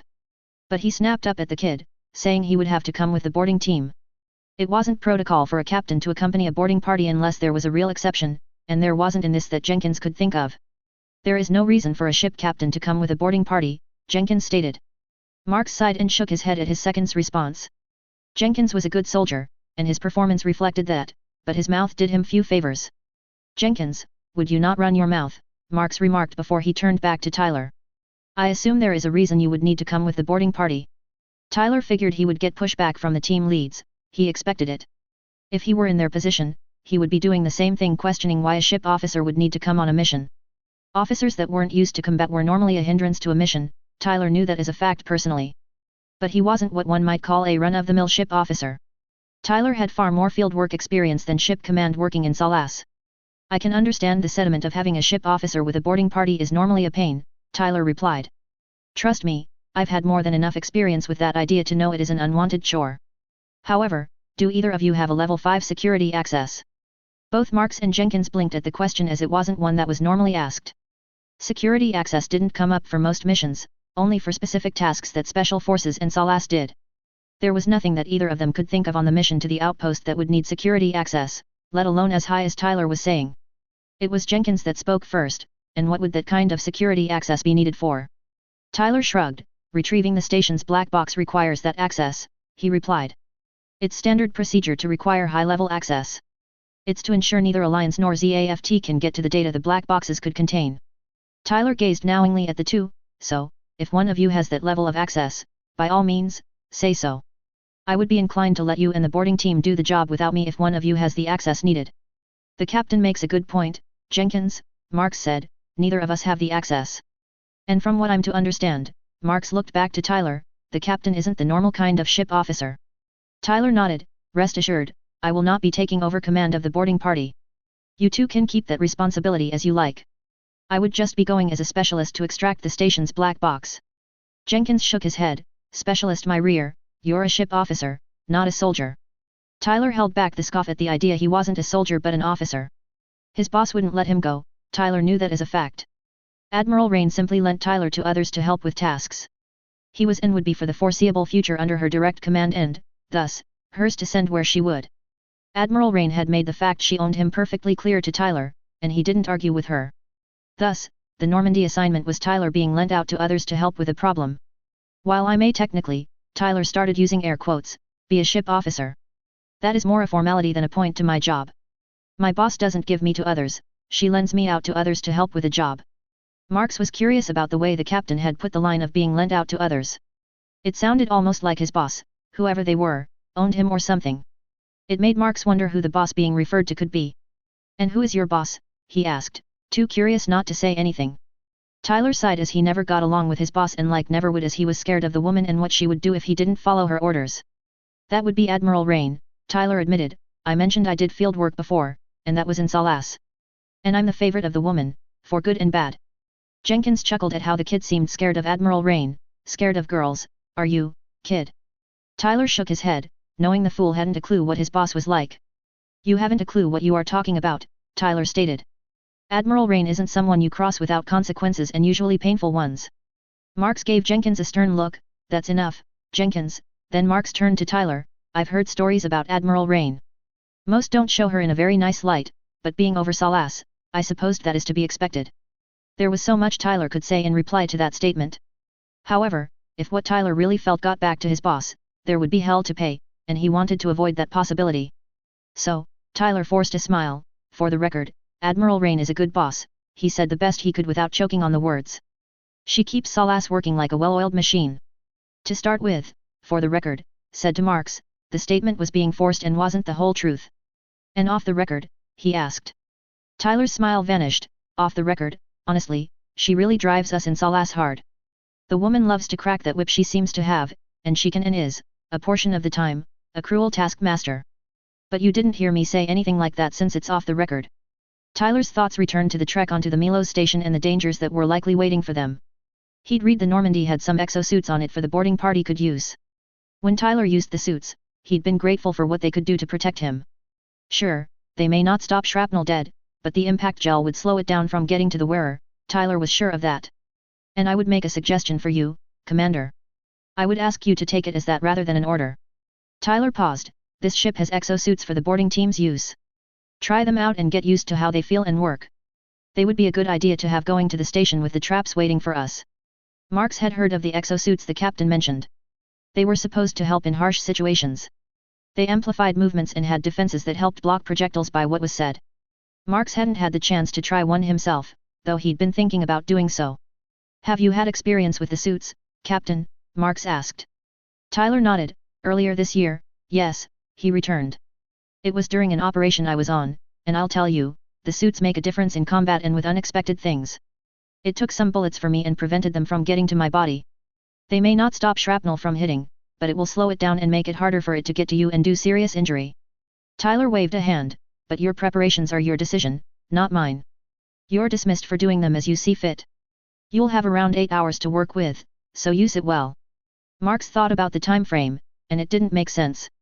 With protocol and regulations, the trip from L6 to the edge of L4 should take around 16 hours, not 8. Correct me should I be wrong, sir, but the trip from L6 to L4 should be 16 hours, not 8, Marks posed. Tyler smirked. I won't deny that you would be right in the time it's supposed to take. Tyler paused, but off the record, I may have told the ship's pilot to put their foot down and get us to our destination as quickly as they could without getting caught. The two men left Tyler's quarters, and he hoped it was to do preparations for the upcoming mission. With the meeting done, Tyler headed back toward the Normandy's bridge. He wanted Lisa to have time off so she could be ready when things got going. Tyler felt he would not be around the bridge when the action started. Thus, he wanted Lisa on the bridge in command for when he would be out doing his thing. So, he would take the current shift until they arrived at the research outpost. He could try and piece together how the Alliance group did what they did to the station to pass the time. Tyler arrived on the bridge and told Lisa he would take over the watch until they reached the outpost. He told Lisa he wanted her ready to take command at the outpost and for what came afterward. Lisa agreed to the switch, as Tyler's point made sense in the long run. They would take up the chase for the Alliance group that was responsible for what happened on the outpost. She was with Tyler that the Alliance group would fight anything the Normandy did when they caught up with them. Tyler took his seat after Lisa left to rest up for when she would take command of the ship. He looked at the tactical display showing the ship's status and found their speed was higher than regulation would state it should be. That was what Tyler had ordered of Paris since time was of the essence. So, Tyler decided to make a comment. "Keep the foot down if you would, Paris," he said. "The sooner we arrive at the outpost, the better things will be going forward." Lars had been shocked when the captain had given him the order to put his foot down. It had been the first time any ship officer he'd been around had ever said anything like that to him. Not that he would complain about it if any should be asking. Heck, if the Normandy's captain asked him to do other things, Lars would do it with little to no hesitation. The kid was turning out to be the best ship officer Lars had been under during his military service. And so being told to keep his foot down was something Lars was more than happy to do. Cap, we'll be at our destination in a little over 7 hours. While the cruising speed of the Normandy was impressive and would get them to their destination in good time, Tyler had thought of more that could be done. Getting to the research station was only the first step, for there was more to do in tracking their quarry. That was the second half of the assignment and the harder part of the mission. So, Tyler turned to gaze at Miss Alloy, who was at her comm station. "Miss Alloy," Tyler began, "could I ask a favor of you?"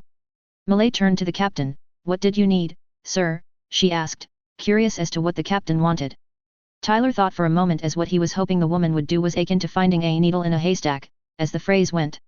The chances of Miss Alloy finding communications going between the target Alliance group and their allies were low. But the slim chance was still worth a shot in Tyler's mind as there was still the possibility of striking gold. Thus, Tyler sighed after a bit. "Honestly, I'm about to ask you to find a needle in a haystack essentially," he admitted. "I was going to have you scan over Alliance COMM channels for anything out of the ordinary. You're looking for our quarry we will be chasing. Their communications will be different in a few ways, and their allies will likely pester them with requests for what they got. If we can get the jump on them, it will be far less hazardous for us on the Normandy." Millet nodded, understanding what she was to look for while tapping into the Alliance communication network. Tyler then twisted to face Felt. "Miss Grace, if you would ask some of the mechanics to be available for the boarding team to use the exosuits, I would appreciate it." Tyler then focused on the tactical display bringing up the control terminal for it. He changed the image over to a map of the L4 colony cluster. He had the display mark the Milos outpost and major colonies in the cluster. Tyler stared at the map, his brain trying to figure out what route the Phantom Pain group had taken to arrive at the outpost. Just any old route wouldn't work due to the Federation's patrols which went through the colony cluster. And the group wouldn't want to be noticed as they went along, Tyler knew that for a fact. Tyler had the map displayed to have lines appear, showing the most efficient paths to the outpost. As he stared at the lines, he shook his head as none of the lines made sense for approach paths for the Alliance group. All 3 paths shown crossed patrol paths which would discourage the quarry from going on them. And there had been no report of any of the cluster's patrols seeing anything recently. Tyler then had the 3 direct lines vanish before 4 replaced them. The 4 lines were far more squiggly and were much longer than the previous 3. The 4 didn't make sense either as the other 3, but it was more for the amount of time it would take to travel them. That left a combination of them as the likely approach path for the Alliance group. Their path would have to be a balance of efficiency and detection avoidance. Tyler had the 7 lines come onto the map before he floated around the display, imagining the right combination. As Tyler circled the display, he spotted a place on the map that stood out to him. It was on the edge of the colony cluster and seemed a prime spot to come out and approach the research station. He figured that would be the path's exit point where they would have become visible for the station to see. That was one of the 2 endpoints of the path which got Tyler to glance to the other side of the colony cluster. If Tyler could find the other endpoint, that could help to narrow down the path used by the Alliance group. The approach path was important as it could show where clues could be to find the rabble. Tyler wanted to catch this group, the Alliance's Phantom Pain. The group had been slipping out of everything that had their marks on it. That irritated Tyler as it was almost a promotion to do more and worse things. The messes that Tyler had seen, which Phantom Pain was responsible for, had angered him. It had also motivated him to catch the punks and stop them from continuing their path of destruction. This group had evaded the Federation's attempts to capture them multiple times. They were like some of the more stubborn war criminals the Federation had dealt with. Tyler stopped a short distance from his chair, staring at the map, and the line seemed to move slightly to him. A path began standing out to him from the 7 lines through the colony cluster. Tyler moved to the console for the display and began having parts of the lines disappear from the map. The line which had been standing out was becoming more visible to Tyler as portions of the other lines were going away. The path that was becoming clearer was not straight from one end to the other, but it wasn't squiggly either. It avoided all patrol routes the Federation used and even seemed to plan to be out of detection range of the patrols. The path was quite clever, Tyler had to admit. Ultimately, it was logical and even cunning and achieved the goal very well. The route made sense to Tyler, but from what he could tell, it wouldn't work the same for the return journey. That meant the group may and likely would use a different route to return to the Moon and the Alliance's lunar HQ. The puzzle was coming together and showing an image that Tyler didn't like. However, too many pieces were still missing to know what the image was yet. As the Normandy traveled along, it came across none while closing in on L4's colony cluster.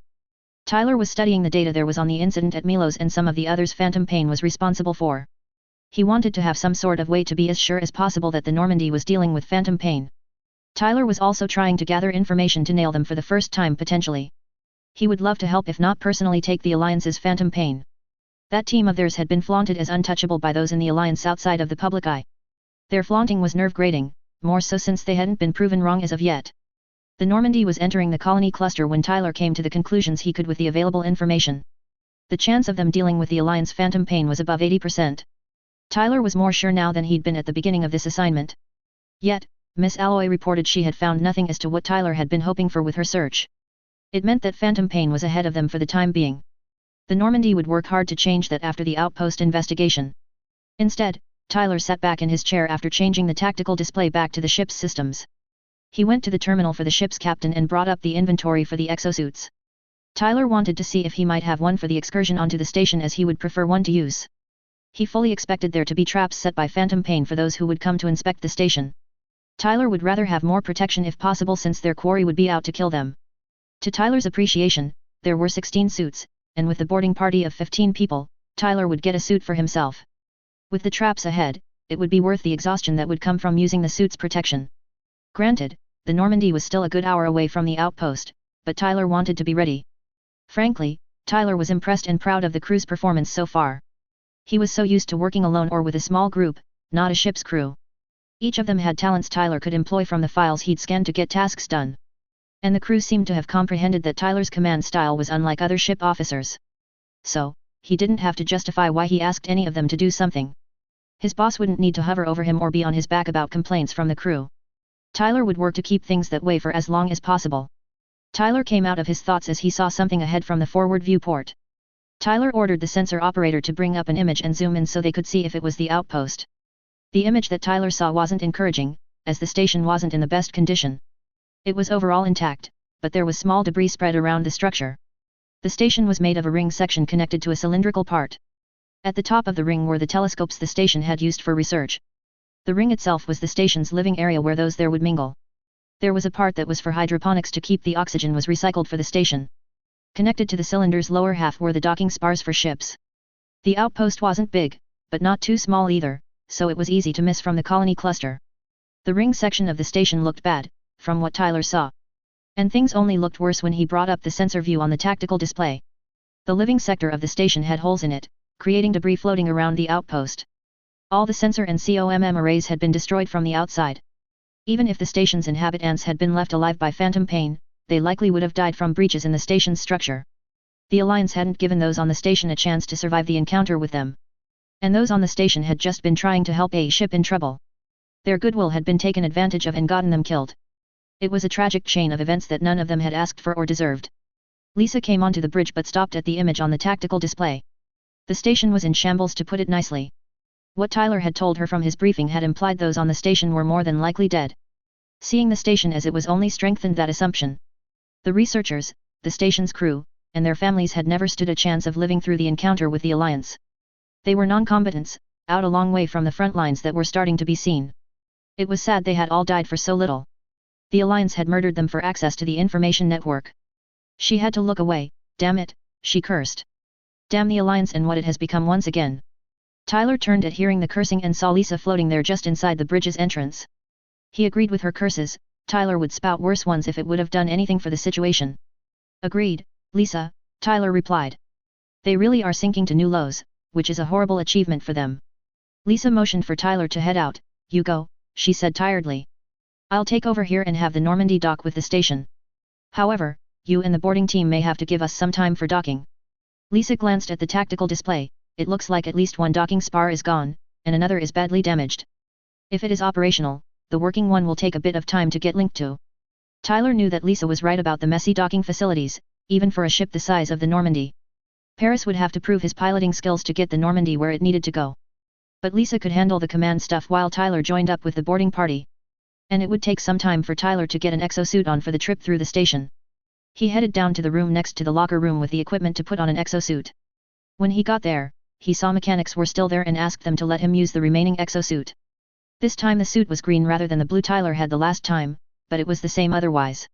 Tyler then made his way to the room with the portside airlock where the boarding team would be. Marks was having Jenkins go over the final checklist as the Normandy worked on docking with the station. He'd had all members of the team practice with the exosuits as the captain had suggested. And after trying one himself, Marks understood why Captain McGregor had suggested they do so. The suits had clear advantages, but it was initially awkward until one got used to the suit's responses. There had been some problems at first with some of the soldiers working with the suits, but the practice had helped. Jenkins was just wrapping up the checklist when the door to the rest of the ship slid open. In walked the captain in the last exosuit with his helmet under his arm. The moment Tyler stepped into the room, the other soldiers began muttering to each other. Marks nodded to Tyler. "Captain," he greeted, "didn't expect you would be long." Tyler nodded. "Sorry, I had to look at the docking situation for the Normandy first before suiting up and coming down here." Tyler glanced around the group. "I hope all here are ready for what we are about to go into." One of the soldiers looked to Marks. "Commander, you can't be seriously thinking of having him come with us?" Marks glared at the one who had spoken. "To get done what we are to do, yes, he is going to accompany the team as a specialist." "No way," said another, "an officer is only going to get in the way."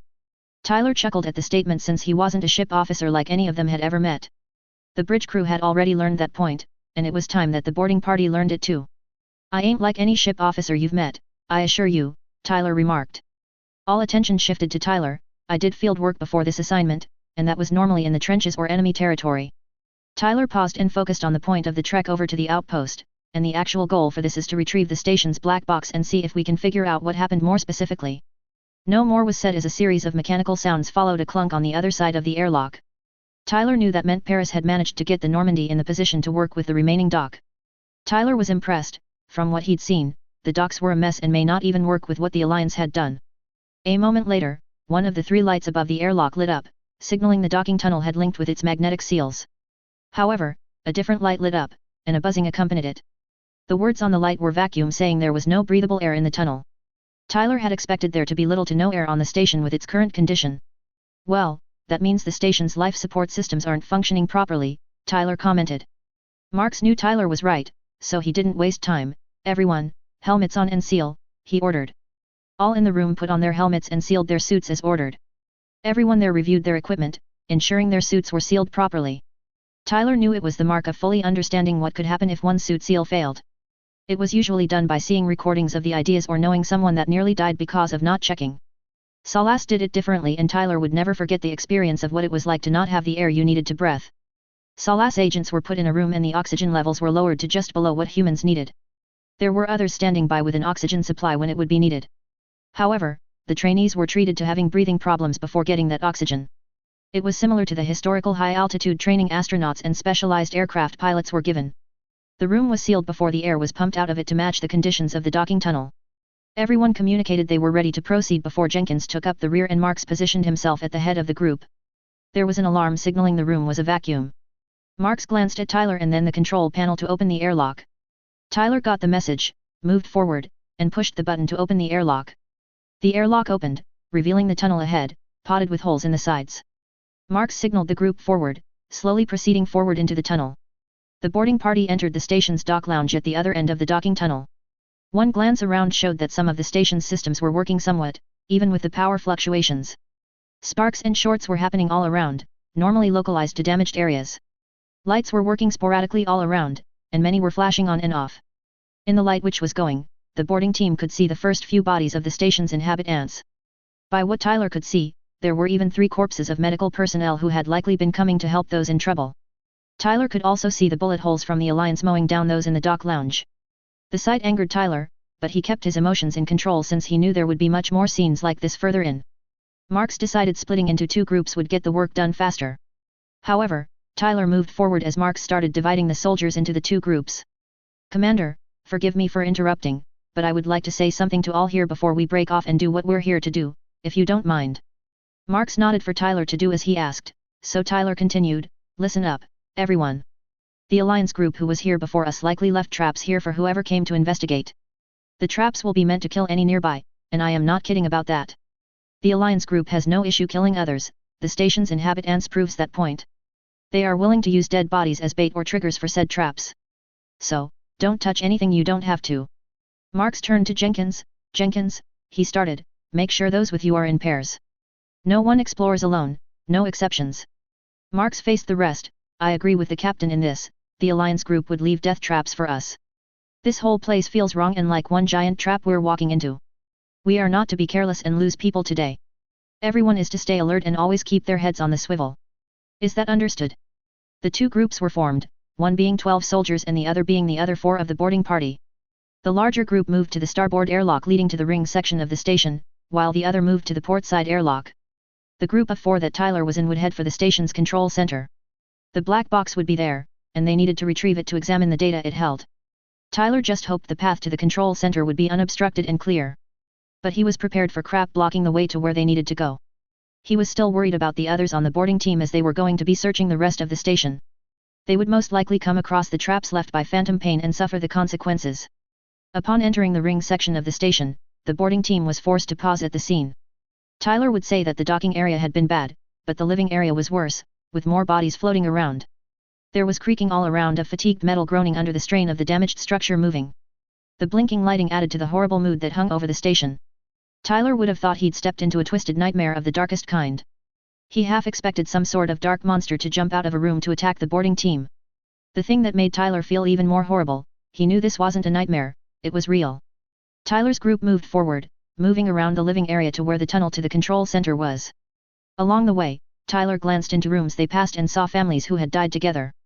The scenes were heart-wrenching but also made Tyler angry with those who had done this. It became clearer as Tyler moved along that chaos and panic had quickly taken hold of the inhabitants. Tyler wouldn't have blamed those here, seeing others being mowed down would terrify the vast majority of humans. He could see there had been a few who had tried to buy others time by delaying and sacrificing themselves. However, Phantom Pain personnel had pretty much been executing everyone here on top of stealing information. Within a minute of traveling, Tyler could see gender nor age had made any difference to the killers, the young and old had been gunned down all the same. The other point of the scene which Tyler didn't like was the sporadic damage to the station's structure. It made him think it was done as Phantom Pain left the outpost rather than when they were going through the station. Tyler did see evidence of the group doing things, as they had been going around killing witnesses. Tyler could see no clear traps or objects from Phantom's actions.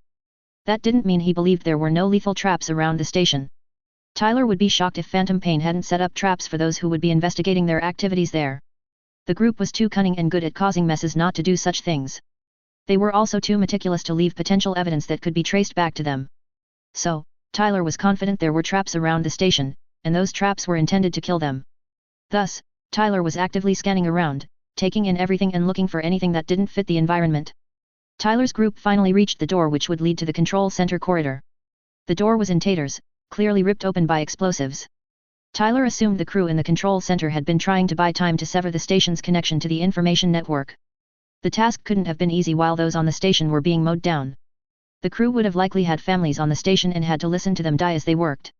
He could only feel sorry for the crew for what nightmare they had been forced into before their ends. His group moved into the corridor and found the main door into the control center was also ripped open via explosives. Once inside the control center, Tyler and his group glanced around the room, taking in the scene. The lighting was much like the rest of the station, flashing on and off at half its normal level. The consoles in the room were mostly undamaged, which was new as little other station equipment was undamaged. However, as Phantom Pain had wanted to gain access to the information network, it wasn't that surprising. This room was the place the network could be accessed the easiest. Thus, they wouldn't want to damage the stuff in here if that could be helped.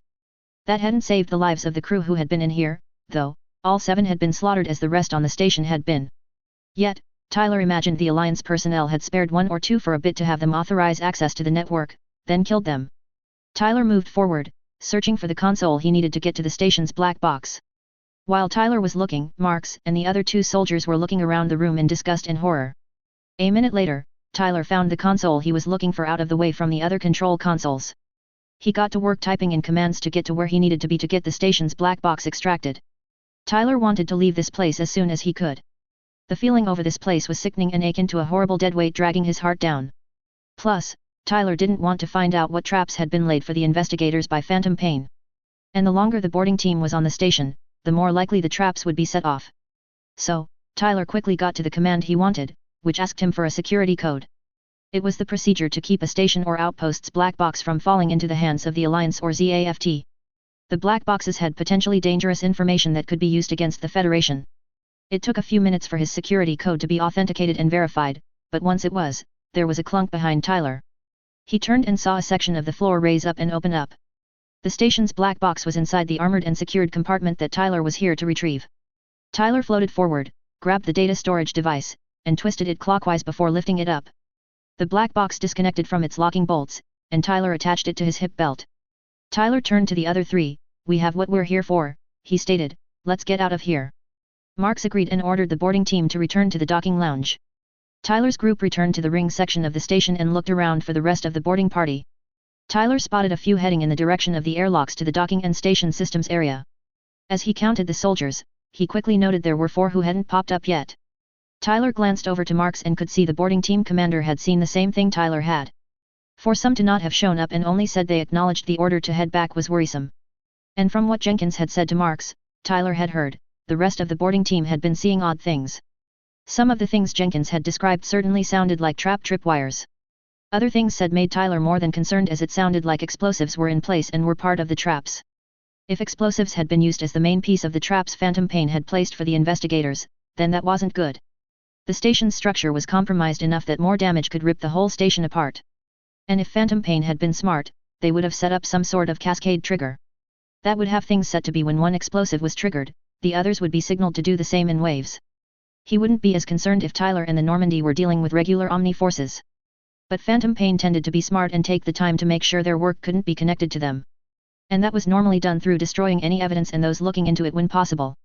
Thus, it was best not to set off any traps here and find out if the setup was as Tyler feared it was. Jenkins was talking to Marks when Tyler came out of his thoughts and faced the 2 in command of the boarding team. "Do we know where the missing are?" Tyler asked seriously. Marks looked to Tyler, not liking the question and more the implications that came with it. There were still 2 boarding team members that hadn't reported in and headed back toward the ship. Jenkins had said he'd told them to hurry up and report back so the team could head back to the Normandy. But the 2 weren't answering their comms, which could be due to the power fluctuations and the radio storm that was going on inside the station. "They were looking through the living quarters last we knew," Marks replied. "The static storm going on in the station is making communication difficult."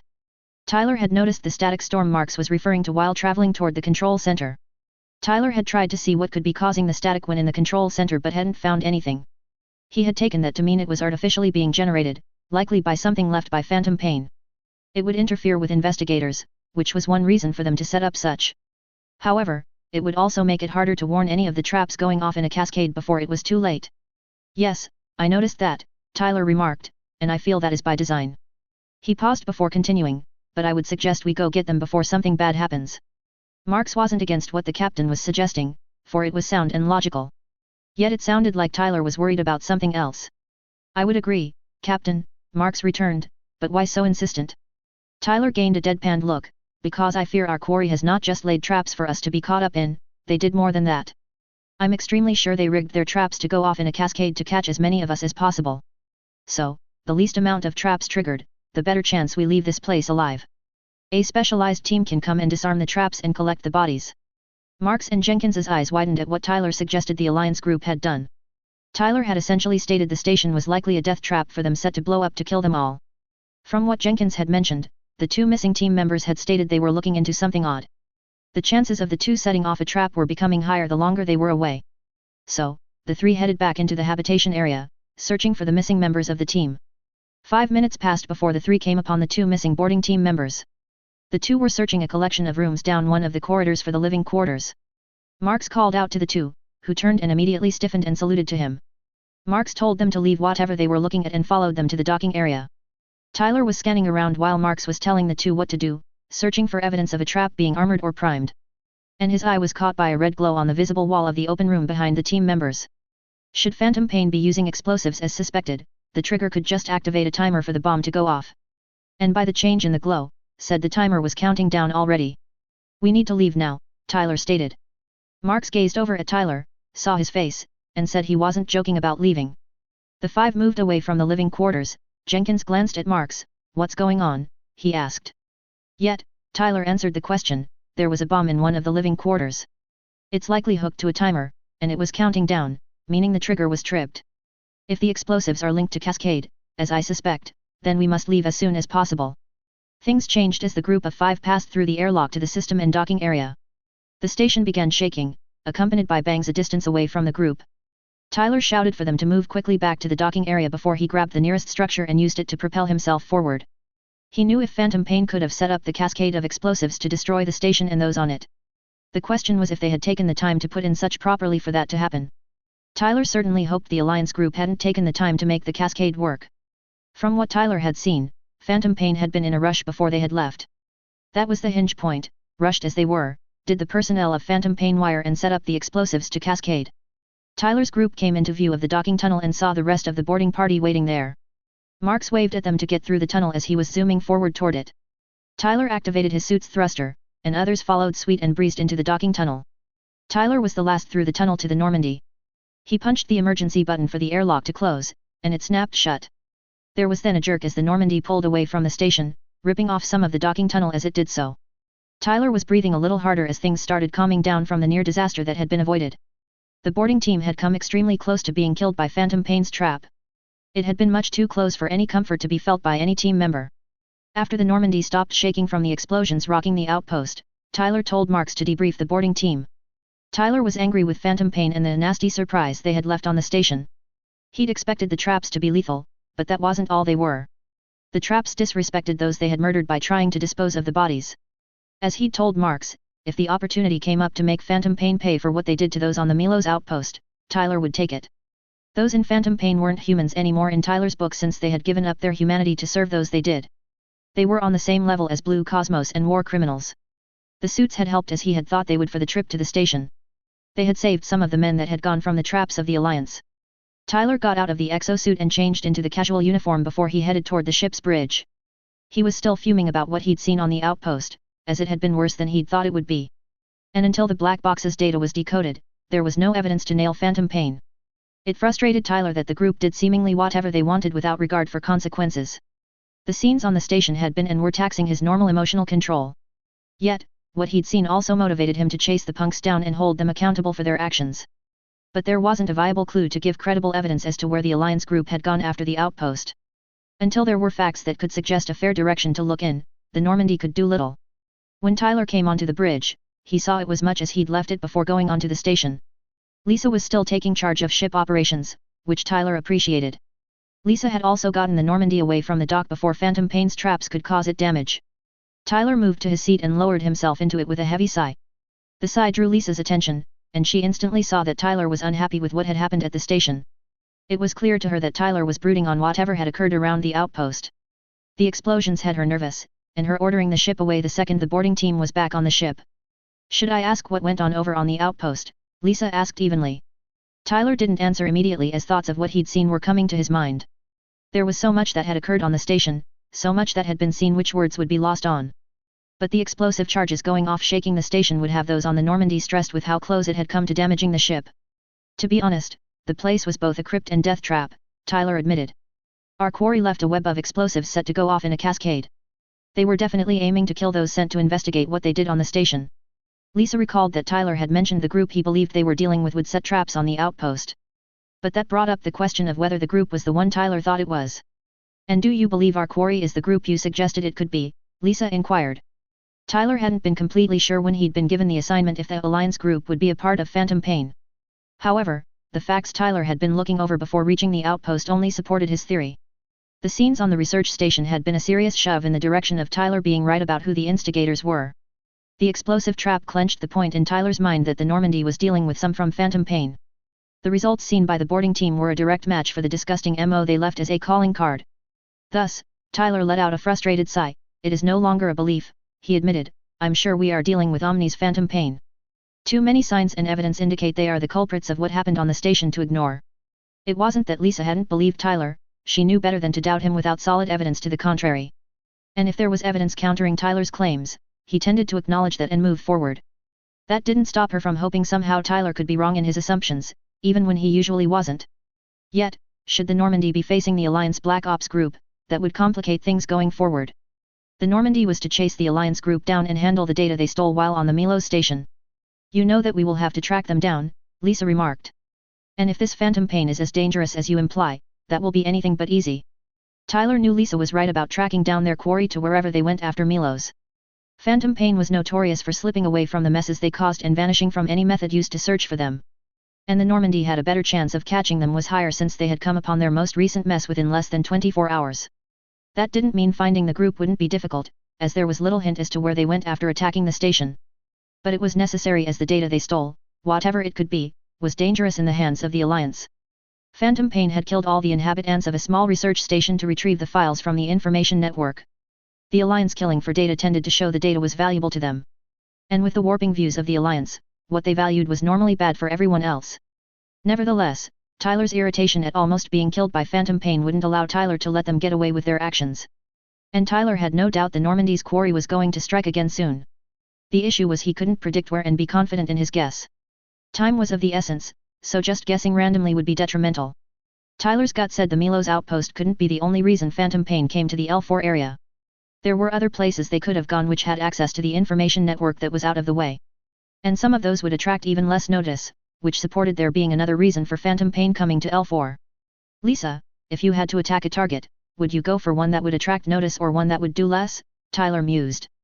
It's bothering me that our quarry chose Milos instead of a place that would be simpler. Lisa thought about Tyler's implication. You're saying there is another reason for them to come to the L4 colony cluster, she posed. Tyler nodded as the logical piece of L4 wasn't coming to him when it came to phantom pain. There were other places for them to get what they wanted from the network, which would have been simpler to strike and leave. They weren't foolish or wasteful for all the horrible things phantom pain did. They would have been caught and stopped if they had made foolish mistakes. They aren't wasteful, Tyler stated. But I can't for the life of me think of what else they could want or get around the colony cluster. Feld had been helping Miss Alloy with the task the captain had given her on scanning over Alliance communications. Yet, she'd heard the conversation between the Normandy's top officers as she'd been working. Malay had been telling her that there was some quiet communication to Alliance Lunar HQ from L4. She hadn't been able to pinpoint where it was coming from beyond L4, but it had been on the side nearer to the moon. Feld recalled that ZAFT had built a plant colony on that side of the colony cluster within 6 months after the Alliance plant war ended. The coded Alliance communication had terms that referred to something to do with ZAFT.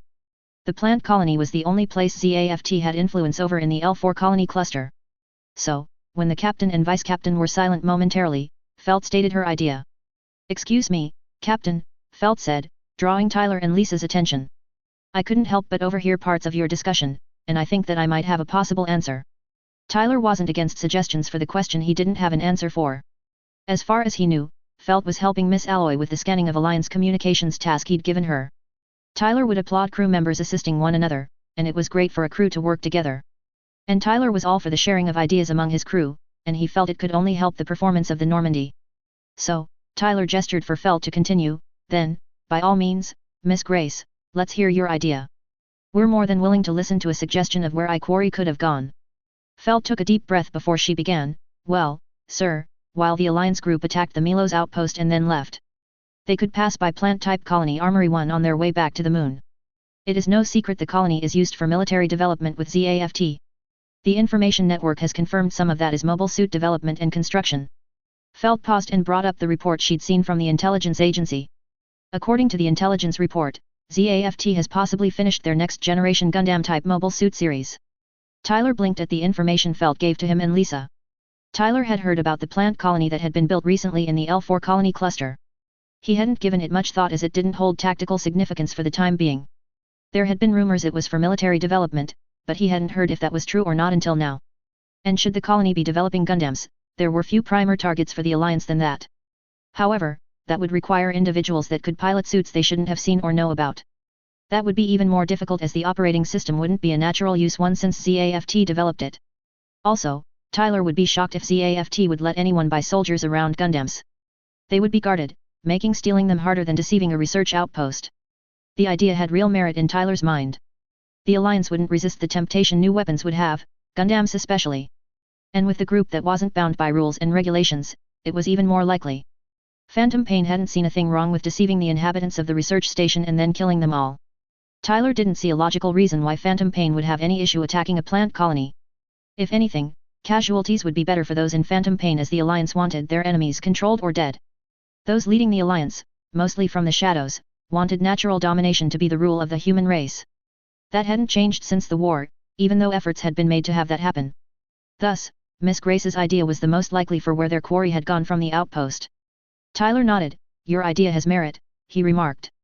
In fact, I believe it is where our quarry is going. Tyler faced forward, focusing on the helm station where Lars Paris was at. The man had proven he was above average with getting the Normandy to Milos in half the time regulation stated it should take. There had been some hesitation back at that time for a moment, but Tyler suspected there would be less, if any, of that. Paris, Tyler began, you showed me you can drive this ship nicely. You also followed my order rather than quoting regulations, which I certainly appreciated. But I'm going to be asking for you to prove just how skilled a pilot you are with what I'm going to ask of you. Lars turned around at being addressed by the captain. The kid had shown he was practical and got things done efficiently even when regulations were discarded to do that. It had certainly perked up Lars for the helm position for this ship. So, if the captain wanted him to show what he could do, he was up for any challenge. You have my attention, Cap, Lars replied. What did you have in mind to test my skills? Lisa glanced at Tyler and was instantly on guard with the expression she saw on him. Tyler had a playful grin on his face, and it was growing. He was about to do something the higher UPS would frown down upon if they were to find out about it. Tyler had a streak of that throughout his service, and she knew that. The stunts were normally not dangerous in a life-threatening sort of way, but they usually made you grab onto something. You know where ZAFT's Armory 1 is, right? Tyler posed. Paris nodded. Yeah, sure I do, I can set a course to it, but where is the chance to prove my skills, Cap? Tyler's grin morphed into a smirk. Oh, I'm about to add the challenge, Mr. Paris. What would you say the normal travel time is supposed to be from here? Lars considered for a moment what regulations would state for travel time. As he recalled, it would take around 5 to 6 hours to get to the moon-facing side of L4. Then he thought the captain might want to see if Lars could get them there faster. Around 5 to 6 hours, if I remember right. Tyler snorted at the time mentioned. Really? And were you to put your foot down and keep it floored, how much time do you believe you can cut off of that expectation? That is my challenge, Paris. You get the Normandy to Armory 1 as quickly as you can, regulations be damned. Lars considered the challenge as he was itching to see what he could do with it. The Normandy's engine output was better than Enterprise cruisers. And its maneuverability was top-notch, which would help with sharp steering. Considering those two factors, Lars was confident he could get the ship there much quicker than the regulations stated. Not only was he confident he could do it in less time, but less than half of what the regulations said. I like what you are laying down, Cap, Lars returned. Haven't had a challenge like that for a long time. I know I can cut the time in half and not better than what regulations say. The ride will not be smooth as I'll be putting the ship close to its limits on its flying capabilities. Tyler liked the answer he'd gotten from Paris. Tyler couldn't help but wonder if his boss had given some recommendations for what kind of crew to assign to the Normandy with Tyler's style in mind. That was the answer I was hoping for, Paris, Tyler stated.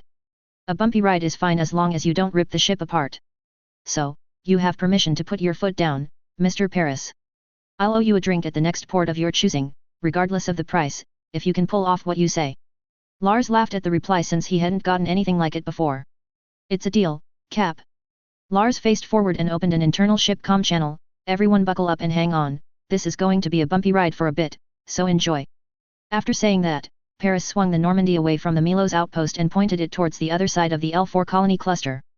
Then there was a fair jerk as the Normandy accelerated towards ZAFT's Armory 1 colony. Lisa looked over at Tyler as the Normandy was speeding up.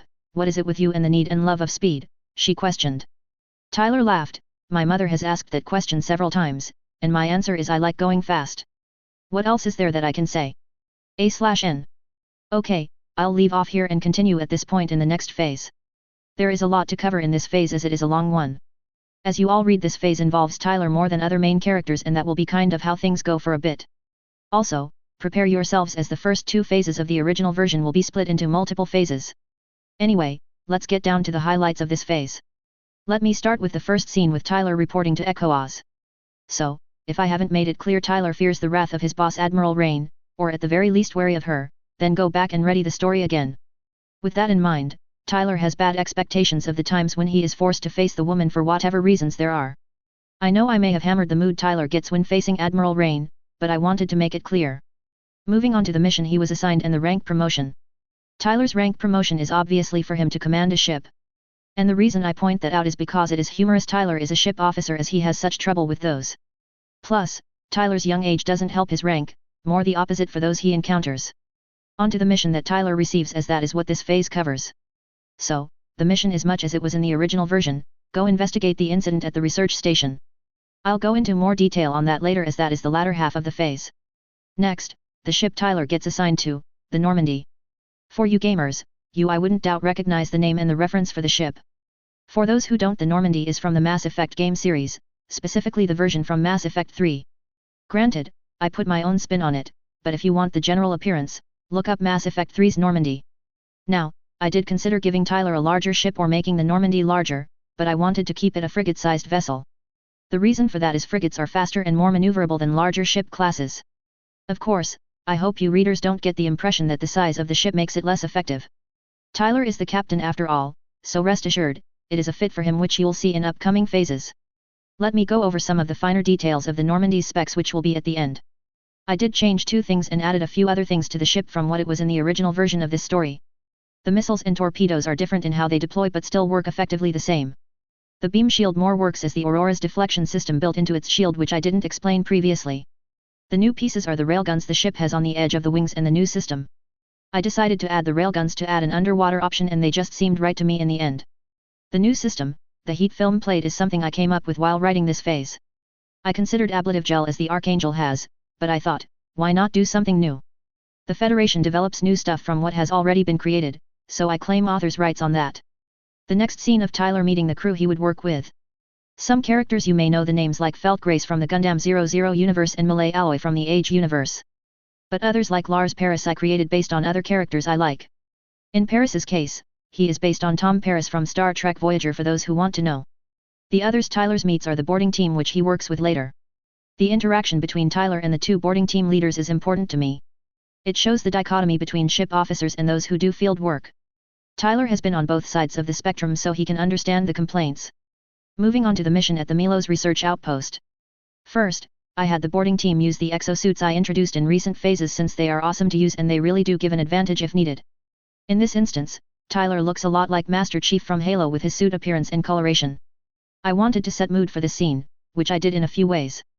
The approach to the station and its condition was meant to set the first part of the mood. That was that the place had been left in horrible condition compared to what it was supposed to be like. When the boarding team goes onto the station, I wanted it to feel for you readers like you were reading about a dark nightmare. That is the scene mood I was trying to set, going into a place that feels wrong and puts you on a serious edge. If that's what you felt, then I achieved what I was going for. As stated in the previous phase, the Alliance didn't leave any alive from those on the research station. The mission itself is to inspect the station and retrieve its black box, which the Alliance wouldn't have been able to get to. The escape from the station is a bit hurried, but with the Alliance leaving an explosive cascade trap, not surprising.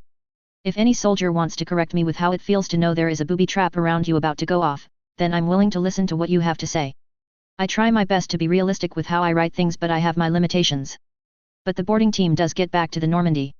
However, if not for Tyler getting them moving quickly after noticing the explosives, then there would be less that would have made it. Of course, Tyler is very unhappy with what goes down on the station, can't see anyone being okay with nearly being killed. The last scene of the Normandy deciding where to go next has one point I want to highlight. So, I know in canon, Armory 1 is an obvious target of phantom pain. But in my story, Tyler only had heard there was a plant-type colony built recently around Lagrange 4, nothing more than that. Thus, Miss Grace, an intelligence agent for the Federation, would be aware of the place more than Tyler would be. To wrap these notes up, I say again, the next few phases will be covering the first 2 phases of Destiny in the original version. Understand, I'm going to be going into more detail and expanding things from what I did when I originally wrote this story. As always, please some of you take the time to write a review and tell me what you think of the phase, the story, or just to ask questions of me. I respond as I can to those, and it serves as motivation for me to keep writing. My writing rate seems to be getting back to what it was before with not writing phases from scratch. So, I'm going to try and stick to my 2-week update schedule. The next phase is titled, The Autumn of Tranquility. The specs for the Normandy and the specs for the Excel fighter are below. Peace out until the next phase. Federation Normandy class. Technical specs. Classification, Trans-Atmospheric Frigate. Overall length, 205 m. MS capacity, 4 to 5. MS catapult, 1. Based on, Mass Effect 3's Normandy. General data. Manufacturer, Federation's military. Operator, Federation's military. Machines carried, HFS 100 Excel Fighter, HFS Z201 Aurora Gundam. Crew complement, 100 to 150. Standard equipment. Stealth field system. Like other Federation military vessels, the Normandy has a network of emitters that project a stealth field to use in hiding from the Alliance and ZAFT as needed during missions. The system is an improved version similar to the Phantom stealth system but made to work for a vessel. It can also expand outward a distance to cover another ship close by or transports. The system also combines a system like the Echo Trace transmitter used to blind all sensors, which is an improvement from what had been used on previous ship classes. Heat film plate system. A new technology developed from the research of the Alliance's G project. It deploys a layer similar as phase shift does on the underside of the ship. It replaces the idea of ablative gel that the Archangel uses for entry interface. The special plating system would be employed to protect the Normandy from the heat of atmospheric entry. It had a set integrity which was extended by the film's regeneration/replenishing qualities. Mobile weapon launching system. While the Normandy has only one mobile weapon catapult, it is designed to be an example of a next-generation option that the Federation ships could use. The catapult is retractable with the magnetic acceleration rails sliding out on either side of the underside of the Normandy. The electron-magnetic rails are able to accelerate and repulse to decelerate mobile suits launching out or coming back in. There is an airlock system to transfer mobile weapons from the hangar to the catapult, which can fill and drain with water or air depending on the launching situation. The other half of the system is in the hangar, which is the rail system that brings mobile weapons to the airlock system and move them to docks.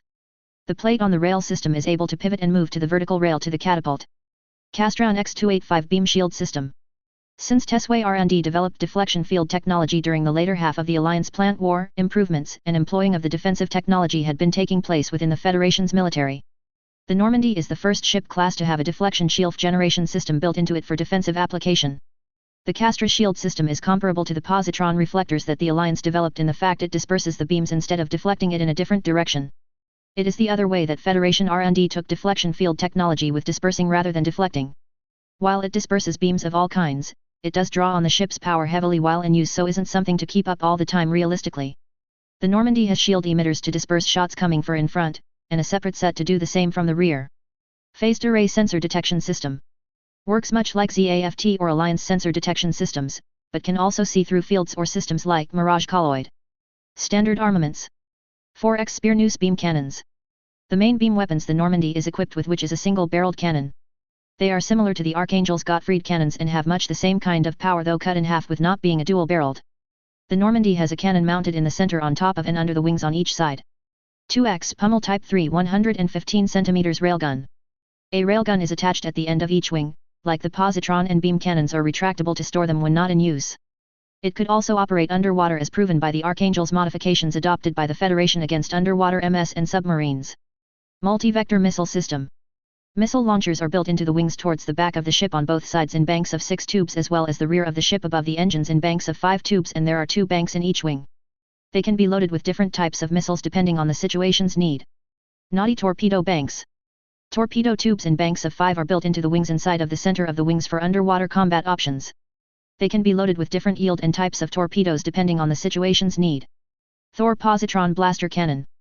The heaviest weapon that the Normandy has, the Thor Positron Blaster Cannon, is retractable and is mounted in the front of the ship just above the mobile suit catapult. As a second-generation positron cannon, Thor is able to be used without the side effects of radioactive pollution on Earth. It also has a better range than the Alliance's or ZAFT's versions for positron cannons.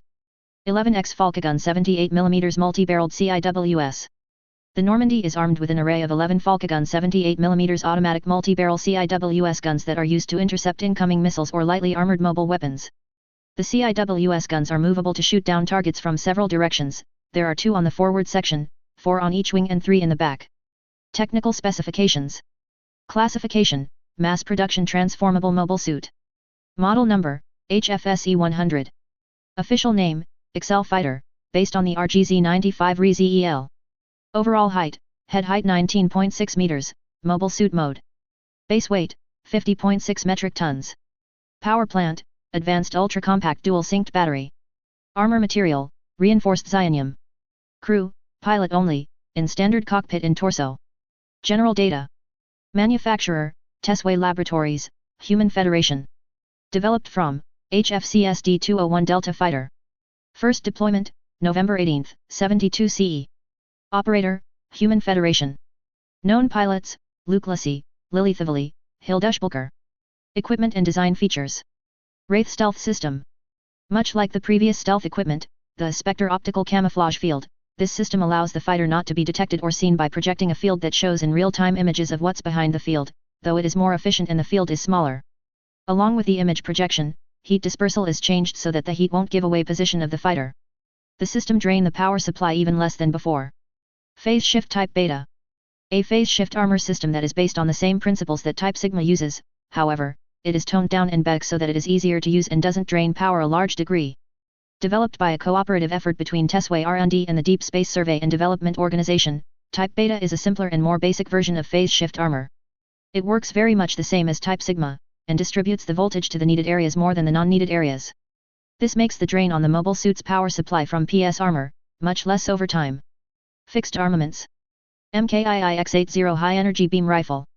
The standard ranged armament of many mobile suits is the beam rifle. The beam fired from a beam rifle is effective at penetrating armor that has not been treated with specific countermeasures. The rifle is designed to have the best balance between power output with the beam and power consumption so that using the rifle doesn't quickly drain the suit's battery. Shield. A standard defensive feature the Delta Fighter, its arm-mounted shield which goes over the left arm in mobile suit mode. Originally a thick piece of extra armor designed to stop physical rounds, shield technology has been forced to adapt to the development of beam weapons by incorporating an anti-beam coating. The Delta Fighter's shield also has the function of serving as the unit's forward section in flight mode. Beside the beam sabers/beam cannons, and it can mount a large variety of weapons. 70mm Vulcan. A standard armament of Federation mobile suits.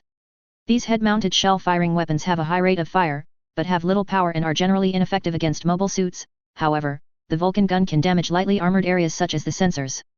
These weapons are ideal for shooting down small, fast-moving, lightly armored targets such as missiles or small vehicles. Barrier Shield. The Excel Fighter's shield is a multi-purpose weapon and piece of equipment. It can be a defensive armament, but it also stores multi-purpose grenade launchers, beam sabers, a beam cannon, and also doubles as the unit's forward section in its flight mode. Beam Saber. The standard close-range armament for most Federation mobile suits. The Excel Fighter is equipped with 2 beam sabers which are stored in its shield. The beam sabers can be used even when stored, and in flight mode, function as beam guns. Beam Cannon. The beam cannon is mounted on the Delta Plus's shield and is more like a plasma cannon. 2-barrel grenade launcher. Located on the Excel shield, they can be loaded with various type of ammunitions. Chapter 61, Phase 64, The Autumn of Tranquility. A/N. Sorry this is late being posted, but school and work has been keeping me busy. And I seriously thought I posted this phase, but looked and found I didn't, forgive me. Here is Phase 64 which picks up from the last phase, enjoy. Phase 64, The Autumn of Tranquility.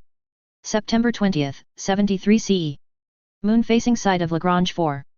The peaceful times continued for the most part, there were no public conflicts since the drafting and signing of the Treaty of June 7. ZAFT had gone through changes since the end of the Alliance Plant War and the nearly 2 years that had passed since. The organization had gone from a radical-run military organization to a respectable protector group. Some of those responsible for the change had survived the tyranny of Chairman Zala, but others had stepped forward and worked hard for a different direction.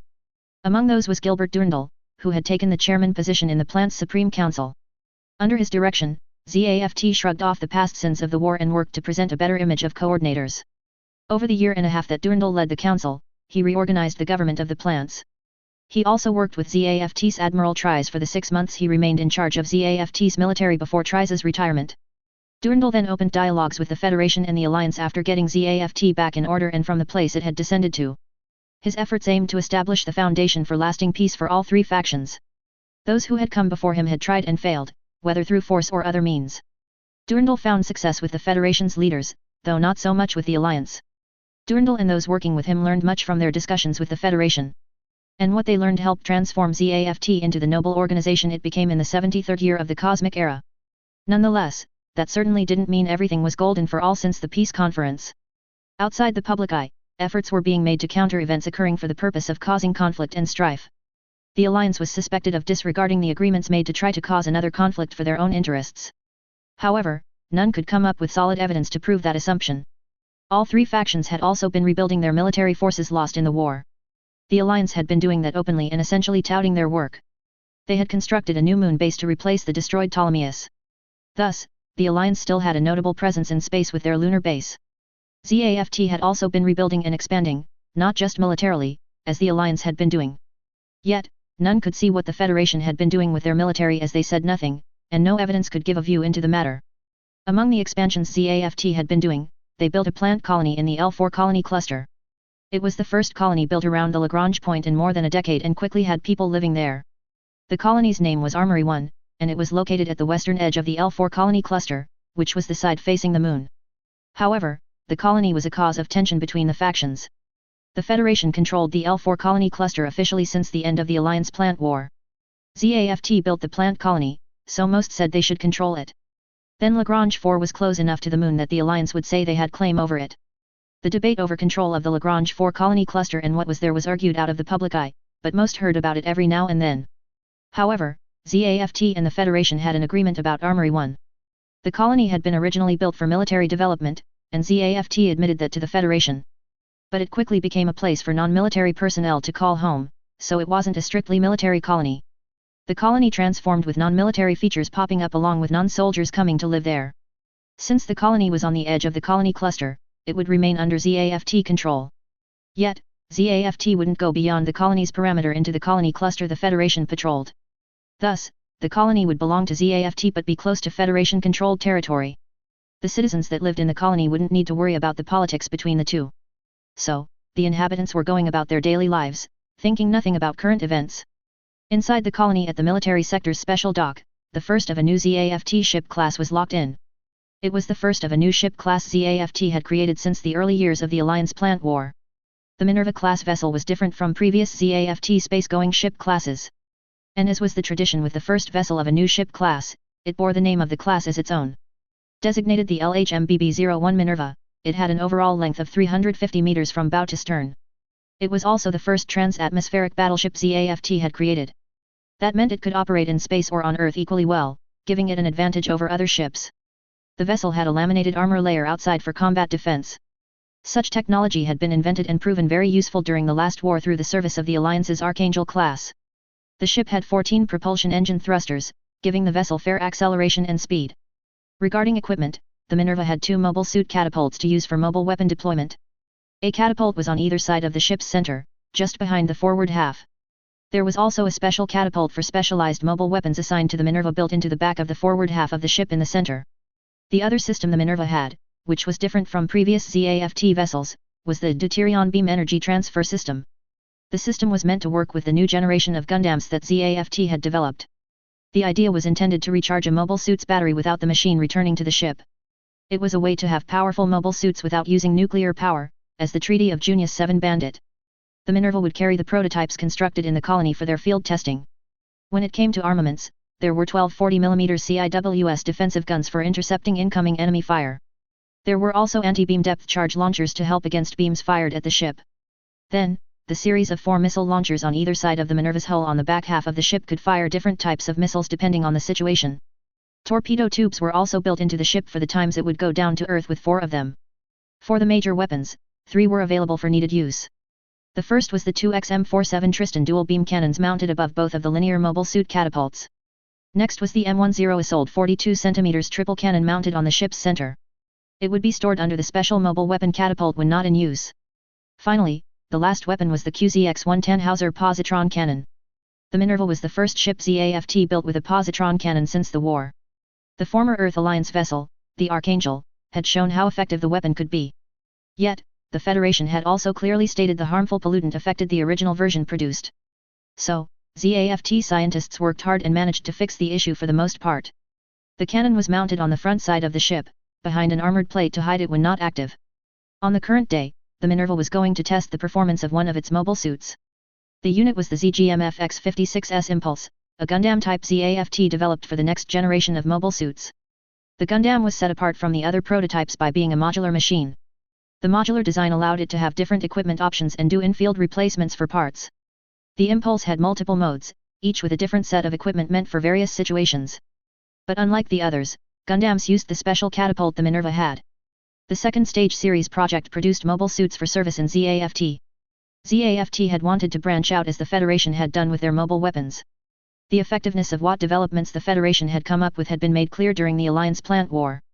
The second generation of Gundams had been developed by the brightest minds ZAFT had in an attempt to close the technological advantage the Federation had. Technology and their information network had been the standing advantage they depended on for their strong military standing.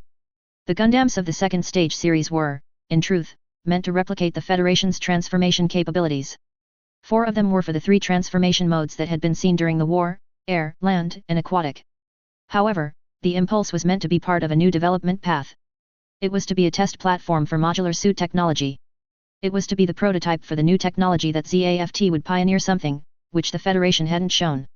Chairman Durandal had made it relatively clear ZAFT needed not to just match Federation technology but to have means that could have an edge over it. The Impulse would be the first of an entire series planned soon to be started. Silhouette flyers were the first version of the modular packs which could be employed. Wizard packs were the mass production made from the data gleaned from the silhouette flyers combined with what data had been acquired of the Alliance's striker packs. The first Wizard packs had been successful with the new ZAKUs developed by the integrated design Biao. They were already being standardizing use for incident response and, if the need ever came, for combat. The pilot selected for the Impulse Gundam was a young woman named Ayla Lakeen. She had a height of 167 centimeters with a good womanly figure. She was 20 years old and possessed long near-waist-length silver hair that framed her pretty face. Her eyes were a light blue which gave off a warm feeling to others. She was one of the pilots the Minerva had assigned to it. Ayla wore the ZAFT Elite Red uniform and was the current team leader of the mobile suit pilots on board. While there were still the green pilots, Ayla was in charge of them, chosen by the captain. When the other Gundam pilots arrived, the captain would reconsider whether Ayla was still the best fit. Ayla was heading for the pilot locker room when she bumped into the Minerva's captain. The woman who commanded the Minerva was named Talia Gladys. She was 29 years old with a height of 170 centimeters. Her hair color was the same as Dandelion's, while her eyes were hazel. Talia was wearing the white ZAFT uniform that signified commander status even with her being the captain. Ayla had gotten to know the Talia during the Alliance plant war, as they had served on the same Nazca during the latter part of it. From what Talia had told Ayla, Captain Herman, who had been in command of the Nazca they had been on, was her friend. Thus, they created a friendship while serving on the same ship for a time. Ayla smiled. It still is interesting we end out serving on the same ship again, wouldn't you say, Talia? Ayla remarked in her alto-pitched voice. Talia nodded. It certainly is, she returned. Captain Herman would be beaming with you piloting a Gundam, Ayla. He always said you had a talent for piloting and would be serving under one of the champions someday. Talia smiled. I supposed this is a step toward that. Ayla's gaze fell a bit. Yes, I imagine he would be here watching if he hadn't died of illness last year. Ayla paused for a moment. I respected him, and he was sort of a mentor to me. Talia hummed. You aren't the only one who misses him, Ayla. He was the one who introduced me to my husband, who was a friend of his. Talia stopped, not wanting to go further on the personal subject. Best of luck with your final test flight. Ayla moved forward and shook Talia's hand. Thanks, I'll make it a good one for all to see.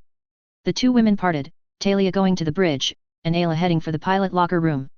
She put on her pilot suit and zipped it up before heading for the hangar. This would be the final test flight for the Impulse before it was judged to be ready for official deployment. It would also make it public for her being a Gundam pilot since the second generation had been kept a secret. It was certainly a change from where she'd been since her enlistment in ZAFT. She'd been assigned to Boaz's rearguard when the Alliance had attacked with nukes. If not for Admiral Tries, she would be dead and gone instead of here doing a final test of a Gundam. And while her record got a boost with her siding with Admiral Tries against the radicals promoting the war. When Ayla got to the hangar, she glanced around and saw the mechanics were all keeping busy under Chief Mechanic Matt Avies. Her gaze stopped on her 3 junior pilots waiting for her as they seemed to do when she was assigned to go out. They even saluted when she entered the room as regulation would state should be done. They were green pilots and would be backup for the Gundams if it should be needed in combat. Thus, Ayla considered them juniors mostly since they had little real battlefield experience. They were fairly green and a few years younger than herself. The first in the line was a young man who stood slightly taller than Ayla. His name was Shin Asuka, and he was 16 years old, so 4 years younger than herself. Shin's messy hair was black and went to the bottom of his face everywhere but in the front. His eyes were a reddish chestnut shade, which complemented his hair color. By what he'd mentioned, he had come from Earth, Orb originally, but his family lived on Martius 4 currently. The teen had talent. Ayla had seen signs he would be an amazing one, given time and practice. Talia had suggested Shin shadow Ayla and be one of the Impulse's potential backups in case Ayla couldn't use it. Shin and another were in that position, and the one that wasn't chosen would likely get that position for another of the Gundams. She had been teaching him and the other, overseeing their practice session in piloting the Impulse through simulations. Ayla could tell Shin respected and admired her, perhaps like some kind of mentor that she would like to be to another. The next in line was a female slightly older than Shin named Luna Maria Hawk. She was a tiny bit shorter than Ayla herself but could still look at Ayla at the same eye level. Her hair was red-violet and was short overall, yet the style fit the girl's appearance and personality. Luna Maria's eyes were indigo, and that was the feature that stood out to Ayla, for they didn't fit the rest. She came off as serious, except her eyes gave off a more relaxed feel. Like Shin, Luna Maria was still green and hadn't seen real combat yet as she enlisted after the Alliance plant war. She hadn't been scouted for a Gundam pilot position as Shin and the other junior pilot. Then, the last in the pilot lineup was a second young man the same height as Shin, whose name was Razier Burrell. His hair was of moderate length, not as long as Ayla's, but longer than Shin's or Luna Maria's, and was blonde. Ray had blue eyes and was easily the serious one of this trio by a margin. He was also the other potential backup pilot for the Impulse mobile suit like Shin was. He and Shin were being considered for the single position for the Impulse, which Talia would decide. However, Ayla felt that Ray was sometimes a little too serious, which could be hard to get along with for others. But his attitude was also good for a team leader, so it was good and bad depending on how one looked at it. Ayla had told Talia her opinion of the two boys and their good qualities so the captain could judge who was the best pick for the backup Gundam pilot. Ayla smiled at the three. You know, the three of you didn't need to be down here for the test flight, she said. You could go to the observation deck or outside to watch for yourself. The captain has given permission for most of the crew to do that. The three knew the Minerva's captain had given permission for the non-essential crew to view the Impulse's test flight from the places Ayla had mentioned. But Ray had reminded the other two it was regulation for ship pilots to see of their team lead when they were heading out. Luna Maria had been all for seeing off Ayla, while Shin had wanted to find a good place to watch the flight. Ma'am, when the team leader is heading out, it is customary for the rest of the team to see them off, Ray stated. Ayla smiled at the quote of regulation by Ray. He had always been strict with rules and regulations. That was well and good in general, for such had its place in guiding actions. However, there were times rules and regulations had to be put aside for the best outcome. The sentiment is nice, Ray, Ayla returned. But really, you would do well to loosen up, we're not in combat right now. Chief Aves ended the conversation when he approached the group. Miss Lakeen, the core splendor is good to go, Aves stated, just waiting for you to get in. Ayla nodded at the man. Thanks, Chief, I was heading that way, she replied. Ayla then turned back to the three pilots. Have fun watching the test flight, it is the last one for the Impulse, and remember, you do have other duties to fulfill as well, so don't goof off all day. Ayla then turned towards the lift that would take her up to the Impulse's central elevator, jogging up the stairs to the lift. Once she got to the top, Ayla raced onto the launch platform that had what looked like a support craft waiting. The blue and white craft was the YFX M56S Core Splendor. It was the most critical module of the Impulse mobile suit, as it was the cockpit and power supply for the Gundam. Ayla leaped into the cockpit by grabbing the edge and swinging herself over and into the pilot compartment, her legs going to either side of the center control stick. After adjusting her position to what she wanted, she buckled the restraints and kept her firmly in the pilot seat. She activated the OS of the craft and faced forward, taking hold of the control stick with one hand and the throttle with the other. Bridge, this is Ayla, I'm ready to go for the Impulse's final test flight, Ayla said over the comm line to the Minerva's bridge as the Core Splendor closed and sealed the cockpit. On the bridge, the ship's deputy command, Arthur Trine, was taking the captain's chair. While he was a couple of years younger than the captain of the Minerva at the age of 26, he was still a competent commander. His height was 172 centimeters. His hair was grey-brown and short, while his eyes were hazel. Arthur was wearing the normal ZAFT black uniform. He was filling it for the captain while she was taking care of some official stuff for the Minerva. The test flight for the Impulse was to see it perform, including targets, combat prowess, and general movement capabilities. And with Miss Lakeen in the cockpit, the Impulse would be put through its paces. Arthur looked to the communications controller for mobile weapons. Miss Hawk, time to begin the test flight, he ordered. Marin nodded and took a deep breath to steady herself. Being on the bridge of a ship was a vast improvement from just doing system operation. But being expected to perform your best all the time could be stressful. All personnel to ready positions for the Impulse's final test flight, she announced. Impulse, stand by for takeoff. Marin typed in the command for Silhouette flyers to be loaded into the catapult. The Force module had been selected beforehand for the test flight, so she had the launch system pull that one out. Force Silhouette selected, opening Silhouette Hangar 1. 3 platforms were already in the lift shaft waiting for the launch, but they raised up, awaiting the 4th being brought out. A storage hangar with the number 1 on the front split horizontally open, and the 4th platform moved to the central elevator. The platform had what was called the Force Module Silhouette Flyer and was a set of equipment for the Impulse mobile suit. Silhouette Flyer, stand by for launch. The 4th platform moved into place below the first 3 and linked to the lift. Marin spoke again, platform setup complete, central catapult online, opening airtight shutters. The airtight shutters were raised up after the order came, enclosing the central elevator shaft. After the shutters locked to the ceiling of the hangar, Marin continued, emergency crews, stand by at launching positions. Raising central catapult to launch position. The platform started rising upward towards the catapult. Ayla was toggling the last switches to have the OS active and ready as she felt herself moving. Core Splendor, all systems online. Prepare for takeoff sequence. Ayla glanced forward, watching the lift bringing her up to the special catapult. The hatch is opening, the linear launch system is online, and catapult power levels are normal, Marin stated. You will be clear to initiate launch sequence momentarily. The sight of light became visible to Ayla as the Core Splendor reached the top of the central elevator. Thruster vents rose up behind the craft before Marin spoke once more. Course cleared, Core Splendor, go ahead and launch. Ayla saw the catapult's top and bottom light up, activating to show the takeoff course for her to take out. She moved the throttle forward a little, letting the engines warm up for use before she looked up at the display to signal the timing for launching. The signal came up. Ayla lay keen. Core Splendor, launching, she said before throwing the throttle all the way forward. The Core Splendor shot forward and took off from the catapult. She had the craft climb up higher, keeping an eye on the sensor screen. She was waiting for the other 3 module flyers to come out so she could assemble the impulse. Ayla saw the 3 flyers come out from the ship one after another, then form up in a line as they were programmed to. She maneuvered her craft to be the leader in the line of modules as they finished lining up in the order of the leg flyer, followed by the chest flyer, and then the silhouette flyer brought up the rear. The X-56S Impulse was meant to be one of the new variations that the second series of ZAFT mobile suits Ayla knew. With the Impulse was a modular suit with multiple modes, each with a different set of equipment, meant for various situations. From what Ayla understood, the Integrated Design Bureau had kept itself busy with design and development. The Impulse used an ultra-compact energy battery since the Treaty of Junius 7 outlawed using enjammer cancellers, so nuclear reactors were not feasible or wise to try and use. The second generation of phase shift armor was equipped with the Impulse, like the other prototypes of the second series. Variable phase shift armor being much more efficient than the first phase shift armor when it comes to energy consumption.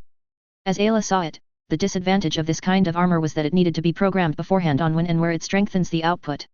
One of the newer features that the Impulse had in common with the other second-generation mobile suit was a receiver for the deuterion beam energy transfer system. Ayla liked the idea of being able to resupply with power with the help of the Minerva. With the receiver, a beam could be shot from the Minerva and recharge the Impulse, thereby doing energy resupply on the field. That would be a real advantage in battle since Ayla had lost count of the times lack of power had been an issue during combat. The last feature was the mounting hardpoint for the silhouette packs based on the Alliance's GAT X-105 Striker packs. ZAFT had come up with a Wizard pack as their version, but the Impulse did the idea with the silhouette flyers. For the armaments, the mobile suit possessed a pair of MMI GAU 25A 20mm CIWS guns mounted in the chest on either side just above the cockpit. At the hips were hidden compartments holding the 2 M71 AAK folding razor anti-armor knives similar to the Alliance's Strike's Armor Schneider. In the Defense Department, the Impulse had its MMI RG-59V mobile shield, which had an anti-beam coating and could either be used collapsed or expanded. The suit's main weapon was the MA Bar-72 high-energy beam rifle, which was developed from the data from the same rifle that the X-10A Freedom and X-09A Justice used. And with the machine's current equipment, 2 MA M941 Vatra beam sabers were available and stored on the Force silhouette. Once Ayla reached the height agreed upon for this test, she detached the missile launchers on the underside of either wing. She then shifted the Core Splendor into docking mode, which had the wings folded inward and the cockpit folded down to the underside of the craft. At the same time, the leg flyer came forward, activating its laser docking system and connecting with the Core Splendor. The chest flyer moved past both as they docked and rolled into line in front of the Core Splendor. The legs came online and linked to the controls in the cockpit. Ayla moved forward and lined up with the docking lasers of the chest flyer and docked into it. The arms moved back so that the shoulders aligned as they were supposed to be for use. With both the leg and chest flyers docked, Ayla had a working mobile suit, but there was still one more part, the equipment. And the Force silhouette was still coming up behind, so Ayla pushed the throttle forward and made the mobile suit rocket upward to be aligned with the docking lasers from the silhouette flyer. The remote steering module of the flyer had detached, and the Force silhouette connected to the Impulse mobile suit. Wings unfolded, 2 out to either side and 2 downward, with high-output thrusters built into their framework. With the Impulse now assembled, Ayla started the test flight and what it involved. The flight would include an obstacle course for her to go through, along with targets to hit while flying. The obstacle course would be challenging without shooting targets, but Ayla was up to the task. The test flight was to display the Impulse Gundam was ready to be deployed to the field. That meant putting the machine through its paces and having others judge its performance. Ayla knew there were observers already positioned in different places along the course to watch. There was the rumor that Chairman Durandal may even view the flight. The man was supposed to have arrived at the colony earlier in the day, so it was possible. The Impulse leveled off before surging forward to the course. The outside front display had rings showing the course's route for the Impulse. Targets would come up in a minute or two for Ayla to hit, but the first portion was to show the Gundam's flying capabilities. Those observing the Gundam's test flight were impressed at the performance. The individuals who were there to judge the impulse were taking down data of what they were seeing. They watched as targets came into the flight, and the pilot successfully struck each one. For those that were just watching the impulse's flight were enjoying the Gundam showing it was a cut above mass production suits. Stories of Gundam types had spread like fire after the Alliance plant war had come to its official end. The mobile suit type had gained a reputation of epic proportions. They were super machines that other suits couldn't match. It took multiple opponents even to put a Gundam on the defensive, let alone have the chance to beat them. So, the expectations with Gundams were high to begin with, and their pilots were to uphold the reputations they had earned.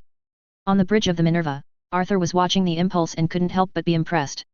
He'd heard that pilots for Gundams went through a special selection process. Only the best caliber pilots were assigned to Gundams, more so with the limits on their numbers due to the Junius 7 treaty. And from what Arthur had seen on Miss Lakeen's file, her record would be the kind considered for Gundam pilots. She'd served in the war and had sided with Admiral Tries when he had stood with those who fought for humanity. Ayla had been scouted supposedly by some on the National Defense Committee.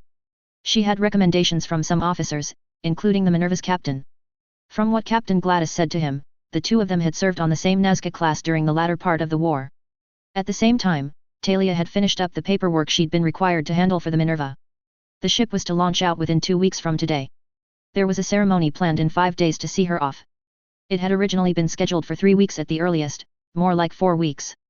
However, there had been the order from the chairman to move up the launch date.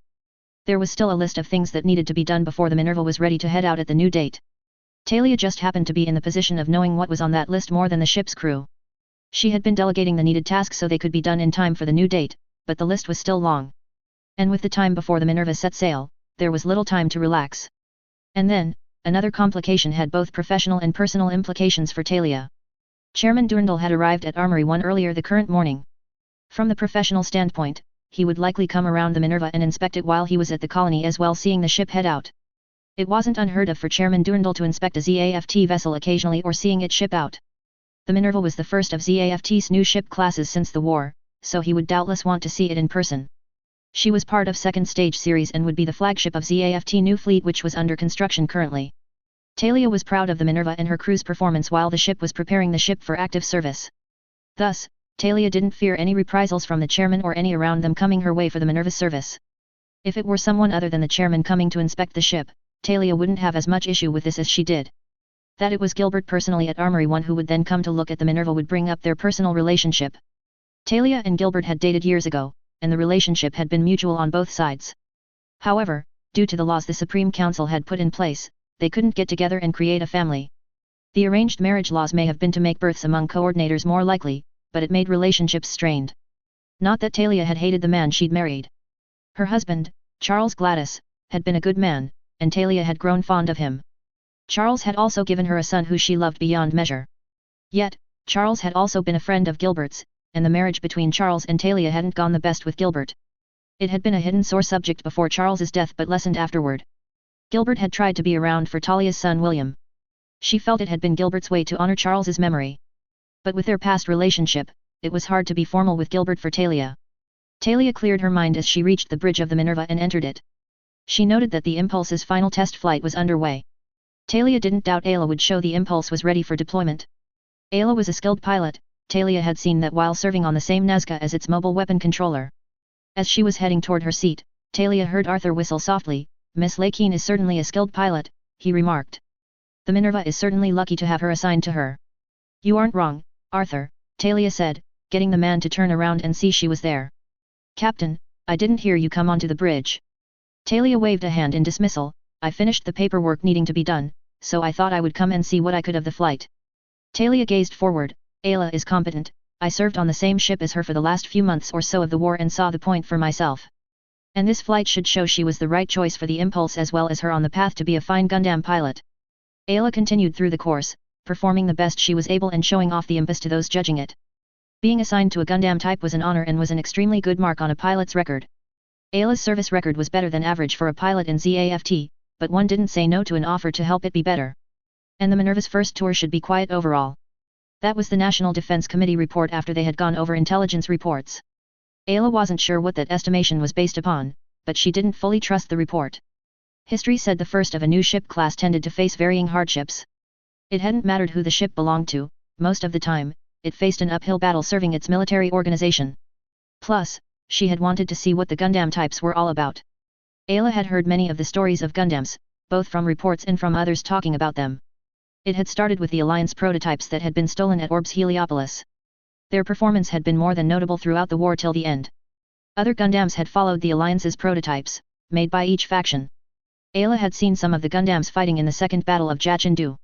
Those machines had been performing up to the stories from what Ayla had glimpsed. At least, Ayla had been glad she'd not been fighting against them back at the time. The Gundams did seem to be akin to a full mobile suit team, if not 2 or 3, depending on the pilot. That was the other part of Gundams and their mythical power, their pilots. It seemed the pilot of a Gundam was more skilled than average. And some of them fought in a way that made them seem like monsters to an extent. The second-generation mobile suits that ZAFT had made were expected to follow the stories of the Gundams. It was ZAFT's first development of Gundams since the Freedom and Justice had been designed and built during the war. There were 5 of them in the series, and the designers had been developing them with a few things in mind. Ayla believed ZAFT developers had been trying to mimic the Federation's transformation ability in their mobile suits. The other 4 Gundams could transform, which Ayla used as proof of her suspicion. One of the others assigned to the Gundams had agreed with Ayla. The one who agreed with her was her boyfriend, Matt Dems. He'd served around Boaz when the Alliance had attacked with their nukes. Ayla had been happy Matt would be serving on the Minerva like she was. It meant they wouldn't have to communicate with letters and messages over a distance. She knew they would have to keep things professional while on duty, but they could still see each other while not working. Ayla finished the Impulse's final test flight in 20 minutes since there was more than just the flying part of the obstacle course. Upon getting back to the Minerva, Ayla was told she had done amazingly. She would get a copy of the judge's report when it was done, as Talia would be the ship's captain. Ayla wasn't worried since she'd done her best and couldn't give any less than that. The flight had put the majority of the crew in high spirits, and Ayla had no problem helping in that respect. She knew Talia was stressing, not just about the Minerva being ready for shipping out. What else Talia was worrying about, Ayla couldn't say, and it wasn't her business either. She had told Talia if she ever needed someone to listen to her, Ayla would make the time to help. Worrying about things that hadn't happened yet wasn't worth doing most of the time, Ayla had found. The Minerva didn't have a mission given it just yet officially, but morale and expectations were bright, and that was a start. As days passed, Kagaliatha was traveling on board the Kusanagi heading towards the Lagrange 4 colony cluster. The Kusanagi had received her shuttle at high orbit and taken her on board with her guard detail. Kagalai knew with her being part of the political world since joining Orb's council, traveling alone wouldn't often happen, if at all. Her father was still the head of Orb's council and had insisted she have security with her. Other council members, like her uncle, had agreed with that after she had volunteered to meet with ZAFT representatives. And as one of the youngest members of Orb's council, Kagalai's opinion didn't have a lot of weight yet. She'd had to come to terms with that point, even if she was still frustrated by it during council meetings. Her guard detail was made up of 2 groups for the journey. The official one had armed personnel in it and was made up of 15 soldiers. The other was her personal one who was around her at all times, essentially. The bigger detail wasn't as much of a problem to Kagalai, they were to protect her and discourage attacks. She understood the soldiers being around her and agreed it would work most of the time. The personal security guards assigned to her felt more like babysitters watching over her, and Kagalai was unhappy about being watched. But she couldn't say the personal guard detail was completely bad. Athrun had been assigned as one of her personal guards, and she certainly liked that. Athrun had come to Orb after journeying around for a time after the war had come to a close. And over the nearly 2 years that had gone by, Kagalai had developed a relationship with Athrun. It wasn't romantic, though she would be willing to go that far and secretly wanted that with him. But they had become friends and trusted one another with things that neither would with others. Kagalai was content with the friendship for the moment. She hoped it would become more given more time. The other guard Kagalai had on her personal detail was a young man named Cotter Winters. Cotter was a year older than Kagalai, and Athrun were by admission. He was 165 centimeters in height when standing. Cotter had medium-length platinum gold-colored hair, which Kagalai would say was handsome in a way. It framed and complemented his blue eyes, which stood out to Kagalai. From what she'd been told, Cotter was a member of the Federation's military. There had been nothing more about his position or normal duties before this assignment, but he hadn't gone into much detail about what he did. However, Kagalai had found him to be a kind and humble person as well as easy to get along with. So, she hadn't felt the need to dig deeper into Cotter's past service or personal life. Athrun hadn't minded this guard detail that he'd been given. It was different from what he'd been doing before settling down after wandering around. Athrun had traveled after the funeral, which had included his parents. He had been researching how things in the war had gone down the path they had. Athrun had found answers to some questions but had been left to wonder about others. The journey had been worth it in the end, looking back. Athrun still wanted to know how the war started and why it had become what it had in more detail. However, he'd accepted there would be questions he wouldn't have answers for. Athrun had kept in contact with Tyler and Kira while he'd been traveling, and they had helped with some of the answers that he'd found. Lord Atha had asked him to accompany Kagalai to the meeting place where she would talk with plant's representatives. By what Lord Atha had said, Kagalai had been resisting being assigned security. It fit what Athrun had learned about Kagalai. She didn't like others hovering around her constantly. He didn't blame her for not wanting others hovering over her shoulders, for it wasn't pleasant. But with her on Orb's council, she was a political target and so required protection at all times. Yet, with the relationship Kagalai and he had developed since he'd gotten to Orb and started living there, Lord Atha would pick him to keep his daughter calm. Athrun was glad to be friends with Kagalai now. She was really a sweet girl. He could see becoming romantic with her in the future potentially. However, he didn't delude himself when it came to Kagalai's future. As a member of the noble Atha family, her future husband would be chosen for her. And as much as Athrun would like to think he could be in the pool of potentials, he was more sure he wasn't. If his father had still been around and had been his old self, then Athrun could have had the chance to be considered for Kagalai. Yet, he would stick by her and be her friend even into the future. During this assignment, Athrun would be using the name Alex Dino. He felt that was a wiser idea than to give his own name. The name Zayla had become somewhat toxic since the war had ended. The name Zayla had been equated with aggressive and violent actions thanks to the monster's actions. Athrun would love that to change and reflect what Admiral Tries and Siegel had said his father had been like. He'd been trying to do that, but the pushback had made any success hard to get near. Then his first name had changed with its reception, at least outside the Federation. He was seen as a war hero with him standing up against the monster and the other radicals. At least, that's what Nicole would tell him when they talked from time to time. His discharge was dismissed as a formality and misunderstanding by the plant's citizens. Athrun glanced at Kagalai and hoped this conference she was going to would be simple. The last thing he wanted was for things to turn bad, and he have to protect Kagalai from danger. Cotter noted Athrun's gaze shifting to Representative Atha, who was deep in thought currently. He had to admit the young woman had certainly shown she didn't like having guards around her most of the time. Not that he couldn't understand the feeling, but her position required it. Cotter hadn't been against this assignment, even if it wasn't the normal kind he'd get in the Federation's military.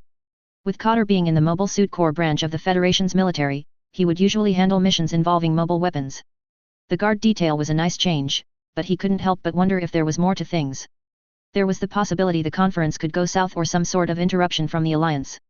And if the Alliance did do such a thing, Cotter could be on hand and fight off whatever came. During the mission, Cotter would use the name Marcus Loon if any asked him for his. The name was normal enough, and it was somewhat a common-sounding one in Cotter's home in the Euros coalition. The name wouldn't arouse suspicion from those in ZAFT or the Alliance. The conference was supposedly to be with representatives from the plants, from what Cotter had been told. That made sense, as ZAFT had been on much friendlier terms with the Federation in the time that had gone by since the war. However, for the meeting to be set for ZAFT's colony in the L4 colony cluster was kind of odd. Not that it was any of Cotter's business to know the reasoning. Federation patrols could be on hand if the Alliance openly tried something, which Cotter wouldn't refuse. The Kusanagi met up with the two frigates and Enterprise-class cruiser on the other side of the debris belt. They would escort the Kusanagi to Lagrange 4, where the Kusanagi would continue to ZAFT's Armory 1. While the escort may not be needed with little conflict in the open, it was still standard procedure in the Federation. The Alliance still caused issues off and on though they didn't admit any involvement. Worrisome rumors were going around, so safety protocols were strictly observed. Kagalai had observed meeting up with the Federation escort but then returned to her thoughts and what was ahead of her. She hadn't told Athrun or Cotter who she would meet for the conference. They had been informed about the meeting taking place at Armory 1, but nothing beyond meeting with a plant's representative. She knew the meeting was to be with Gilbert Durandal, the Supreme Council's current chairman. Meeting with the man had been surprising as Durandal kept himself busy with the changed direction ZAFT had been moving in. Kagalai had assumed she'd been meeting with someone from the Council's diplomatic committee. They were normally the ones that did the meeting with those from the other two factions. It wasn't that Kagalai had anything against Chairman Durandal. From what she'd read, the man was honorable and very forward-looking. Durandal had been the leader to morph ZAFT and the plants into an organization and faction that was similar to the Federation. Kagalai would applaud the man for the efforts he had been making to change ZAFT for the better. Nevertheless, that made the conference more difficult as it was to be about ZAFT's build-up and development. ZAFT's build-up had been increasing in the last year, which the Federation hadn't missed. No notable tension would require or justify the military build-up that Durandal was pushing. The Federation may do development, but they were reasonable and only did so to keep the peace. ZAFT build-up, according to reports, was more of a military strengthening. There had been nothing said as to why they were doing so. The only answer received was, they saw it as necessary. Thus, Kagalai hoped to get more explanation for the build-up ZAFT was doing. ZAFT and the Alliance had gone over the limits according to the Junius 7 Treaty. That was a confirmable fact that the Federation could prove if either faction publicly denied it. The Federation was dealing with the Alliance on that by what Kagalai was being told. She didn't get any more explanation about what the Federation's military was doing with the Alliance. On Orb's Council, Kagalai did have more access to the Federation's information network, but there were still things she couldn't see. She had read the profile on Durandal and hoped it was correct as it would get answers for ZAFT's actions. The man was supposed to be reasonable and logical, which would be good for health conversation. But there had been people before from the human race that portrayed that and were completely different face to face. A little more than 13 hours later, the Kusanagi reached Lagrange 4. Its escort broke off and headed off in a different direction. The Kusanagi continued on, closing the distance between it and the hourglass-shaped colony ahead. It would drop off Representative Atha before continuing to the Federation's Luna base. The Kusanagi would swing back around Armory 1 in 3 days to pick up Kagalai. Estimations said the conference shouldn't last more than 3 days. ZAFT defended the immediate area around the colony, so there was no need for the Kusanagi to be on site. Should the Alliance do something foolish, ZAFT would handle it just fine. Thus, when a ZAFT Nazca came to fly alongside the Kusanagi and told them, they would escort the Federation's representative to the colony. Kagalai, Athrun, and Cotter headed down to the Kusanaga's hangar to board the shuttle that would take them to the colony. They would be spending days on the colony, so all three had bags for themselves. They boarded the shuttle, which already had a pilot and co-pilot. The shuttle launched from the Kusanagi and followed the Nazca toward Armory 1. The Kusanagi turned toward the moon and disappeared shortly after that. The Nazca and shuttle took 10 minutes to come into view of the colony's port. The Nazca broke off its escort as the shuttle's pilot opened a comm channel to the colony's port control. Armory 1 port control, this is shuttle HFC-010, on approach, waiting for a response and docking instructions. Those in Armory 1's port control room had seen the shuttle on sensors as it had approached. The shuttle had been scheduled to arrive around this time. The chairman had mentioned a Federation representative would be coming today to meet him. The one in charge had the operators ready the dock for the incoming shuttle. HFC-010, we see you, localizing and online. The shuttle's pilot glanced down and found the shuttle was linked to the navigation protocol of the colony's port. This is HFC-010, confirming NAV comm link established, on approach, requesting clearance to dock, the shuttle pilot responded. Awaiting docking instructions to the port. There was a pause before the port replied, 010, permission to dock granted, keep on current approach vector. The shuttle pilot turned and informed the passengers that they would shortly be docking at Armory 1. The craft moved forward and lined up between the docking line, and floated into the docking area of Armory 1. The sight of workers moving around the port was visible to the shuttle passengers from their windows. To Athrun, the port looked like any other plant port he'd been to. Workers were moving around, shifting supplies, and directing traffic. He just hoped normal things kept happening and no surprises came up while they were here. There was an echo of speakers blaring out orders from the port control. Number 3 deck, stand by for receiving status B with an incoming shuttle. The shuttle pilot flew where they were directed and saw the empty dock ahead of them. The shuttle came to a halt as the docking anchors attached to the craft, locking it in place. A tunnel stretched out and connected to the shuttle where the door to exit was, creating a seal for a safe pressurized environment. With her attendants right behind her, Kagalai exited the shuttle via the boarding tunnel. Kagalai thanked the shuttle pilot for their services as they would also stay at the colony while she was here. After coming out of the tunnel, Kagalai instantly spotted a couple of men in the Plant Supreme Council uniforms waiting. At seeing the three, Durandal's assistants approached them as they were to escort them to the chairman. They greeted Kagalai, directed her towards the dock exit, and escorted their group to where Chairman Gilbert Durandal was. As they were being escorted, Athrun glanced over at Kagalai. He noticed she was still in her orb representative uniform of the maroon blazer and dress pants. The uniform normally was fine and looked professional enough to be fitting. However, with the potential person Kagalai could be meeting, Athrun felt she should have dressed up a bit more. If she was meeting a member of the Supreme Council, Kagalai should be in something better. A meeting with a council member was a chance to make an impression for the Federation and herself. Athrun had told Kagalai that it would be better for her to put on a dress for the meeting. He'd asked her who she was meeting, and Kagalai hadn't told him and refused to, no matter how he asked. Athrun had the nagging feeling Kagalai was going to be meeting with someone of high political standing even if she hadn't said that. If that was so, she needed to make a good impression for herself. She was seen as part of the next generation of political leaders the Federation was looking toward.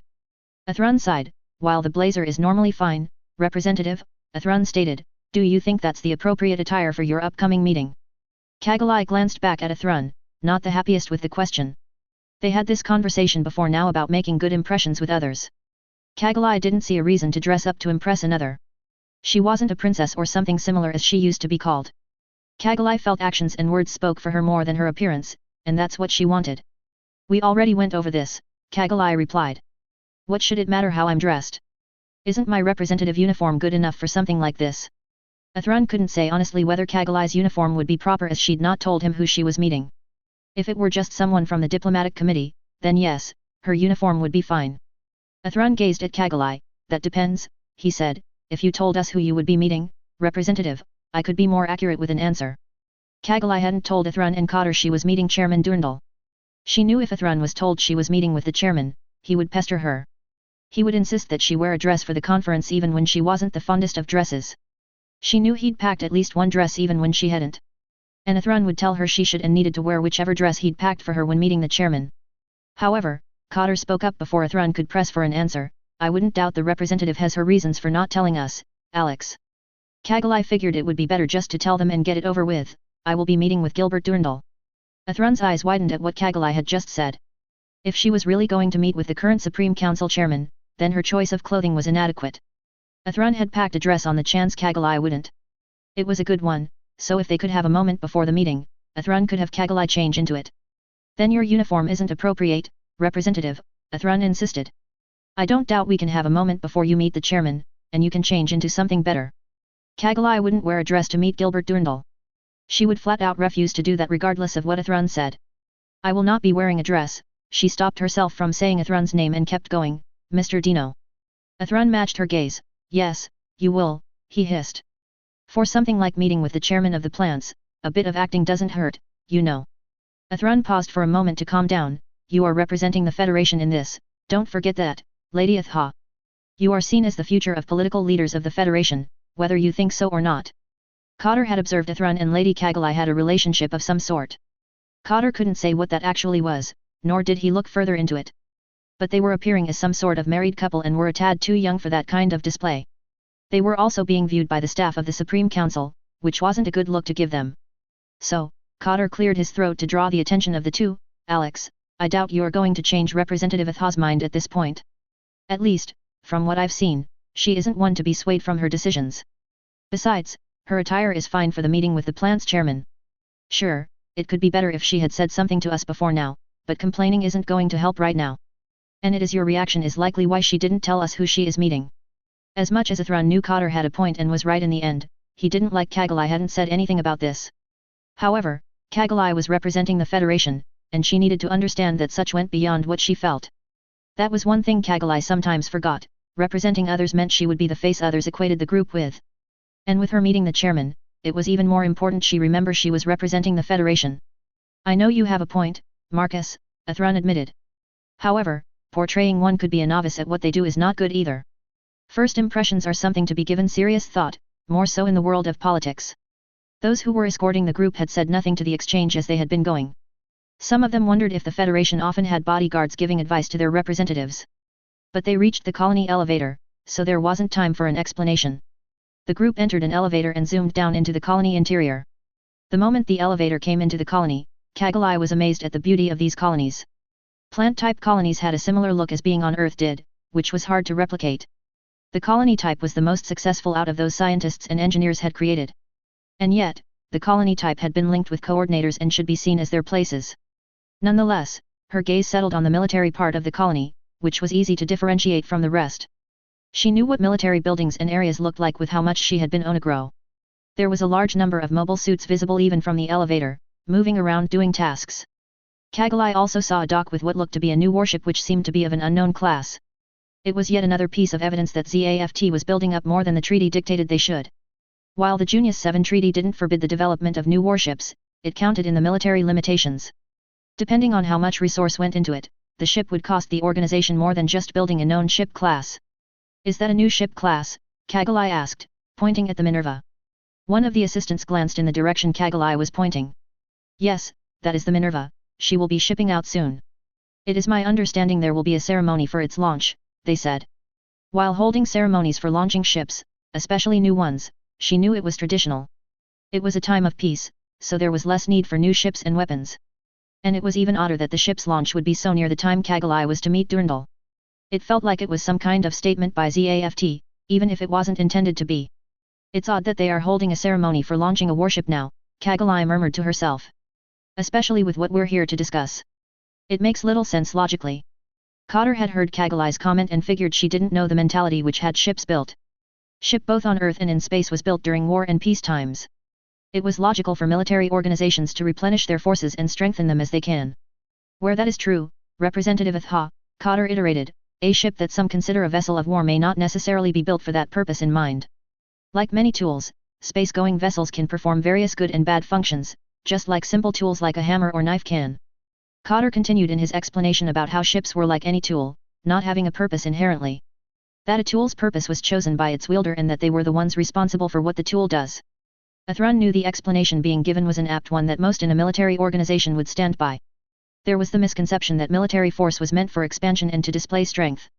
Athrun felt that was wrong of most in ZAFT and the Federation and wanted to think what could be said about the alliance. Ships and other weapons didn't have to be only used for attacking enemies that others claimed existed. So, Athrun added his thoughts, indeed, Marcus does bring up a valid point, ships have many uses beside war. Athrun paused for a moment as he remembered this meeting was made recently with little time before it was to happen. It had been a tad odd the meeting had been arranged last minute, but Athrun hadn't heard all the details about the arrangement. And this meeting was made rather last minute, so it is best to give the benefit of the doubt. The rest of the journey to the chairman's location was made in silence and took around 10 minutes. From the elevator, the group entered a car that drove them to an administration building in the colony. Gilbert Durandal was going over plans for the next few days while he was going to be at the colony. He needed to get back to the homeland, but Gilbert wanted to see the Minerva launch. He knew things were being rushed as they could, and he'd said how he appreciated the efforts. Yet, alliance activities had made his return needing to be sooner as much as he wished they hadn't. Gilbert had hoped to take some time to go and see Talia while he was here and before the Minerva would head out. He loved Talia even when they couldn't get married by standing law. His best friend marrying Talia and making her happy had been one of the few saving graces of letting her go. Then Charles was killed, which hurt Talia, and the son Charles had given her. Gilbert had done his best to be a father-like figure for Charles's son William. The boy looked like his mother but had loved his father. Gilbert had been as an uncle before Charles's death, but he'd been trying to step up. However, being the plant's chairman made spending time with Talia and William harder. Nevertheless, Gilbert was brought out of his thoughts when his secretary informed him his Federation guests had arrived. 3 came into the conference room with those Gilbert had sent to meet those he'd be meeting with. Representative Atha was dressed in the normal Orb Council uniform with the maroon blazer and pants. Gilbert assumed 2 young men behind the girl were bodyguards for her. Gilbert smiled in greeting, "Hello, Princess, it is good to see you," he said. "It is always a pleasure to be able to talk and discuss things with representatives from the Human Federation." Gilbert bowed, "I've learned much with my interactions with the Federation, and I hope that continues." Gilbert stopped for a moment as he knew the meeting place had been chosen at his request. "I'm sorry that I asked that this meeting be out this far at such short notice. With some recent events and rumors going around, the plans couldn't be used for the meeting. Yet, I thought it mutually beneficial to both of us as it is close to Federation territory." Kagalai could understand things changing and then forcing an adaptive response. Joining Orb's council had taught her leaders tended to make things look easy, but that was more a point of what the public was shown. Coming to the colony hadn't been that difficult, just somewhat inconvenient. "No, I should be thanking you for making the time for a meeting, Chairman," Kagalai replied. "You do keep yourself busy in these times of peace, so thank you for taking the time to meet us from the Federation."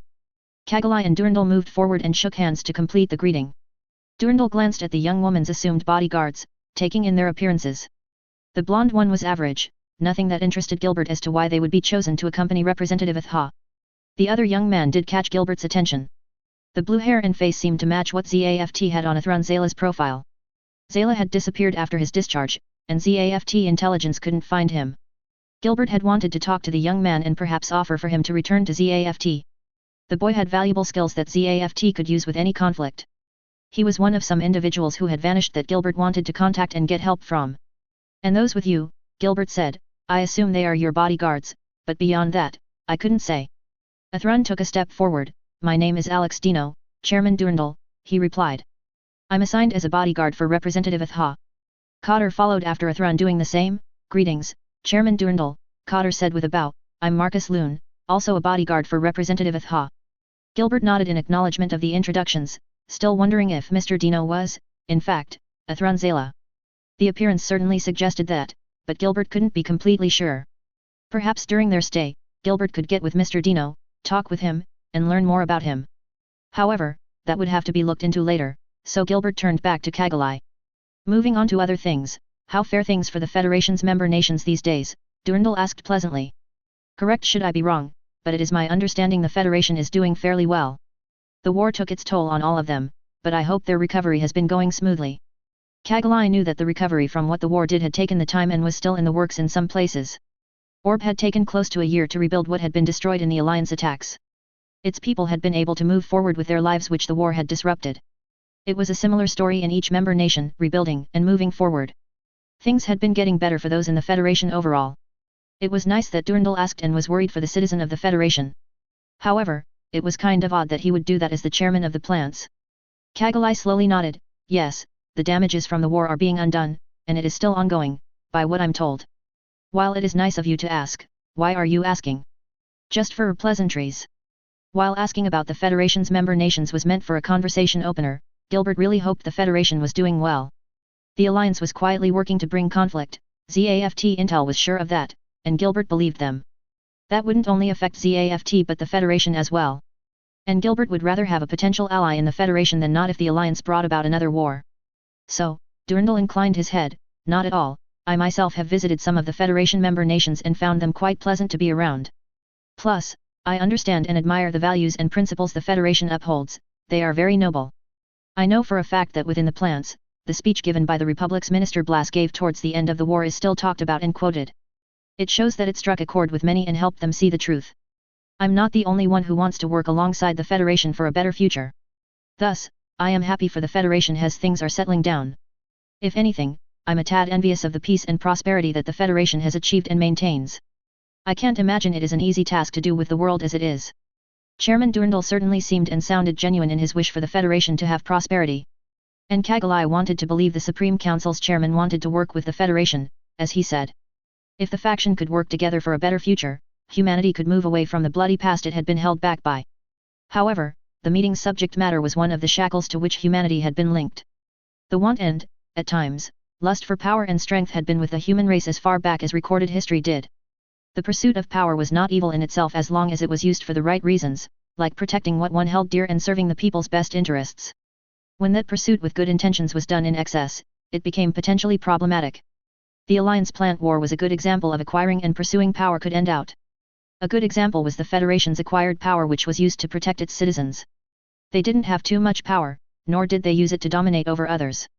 Yet, on the other side, the Alliance did the exact opposite of the Federation. They pursued power and always wanted more for their desire to dominate over the human race. ZAFT hadn't been much different in the latter half of the war than the Alliance. They had chased after power to intimidate and wipe out any they deemed unworthy. It was difficult to trust the appearance of change after the war with what happened in the background during the war. Kagalai wanted to believe ZAFT had changed for the better, as they had been showing. However, the military build-up was almost a counter to the strides forward from where they had been. She needed more proof that ZAFT and the plants under Chairman Durandal's leadership were truly changing for the better. As right as you may be, Chairman, Kagalai replied in a measured tone, there is still a lot of work that needs to be done. She would use the negotiation skills she'd learned from her father in this meeting. The leaders of the Human Federation wish for the peace and prosperity that you've referred to be experienced by all the human race, not just a part. That will take effort from all sides and factions to achieve. Gilbert was well aware of the Federation's guiding principles they held to. He applauded that they stuck to what they said they believed in, such was rare, historically speaking.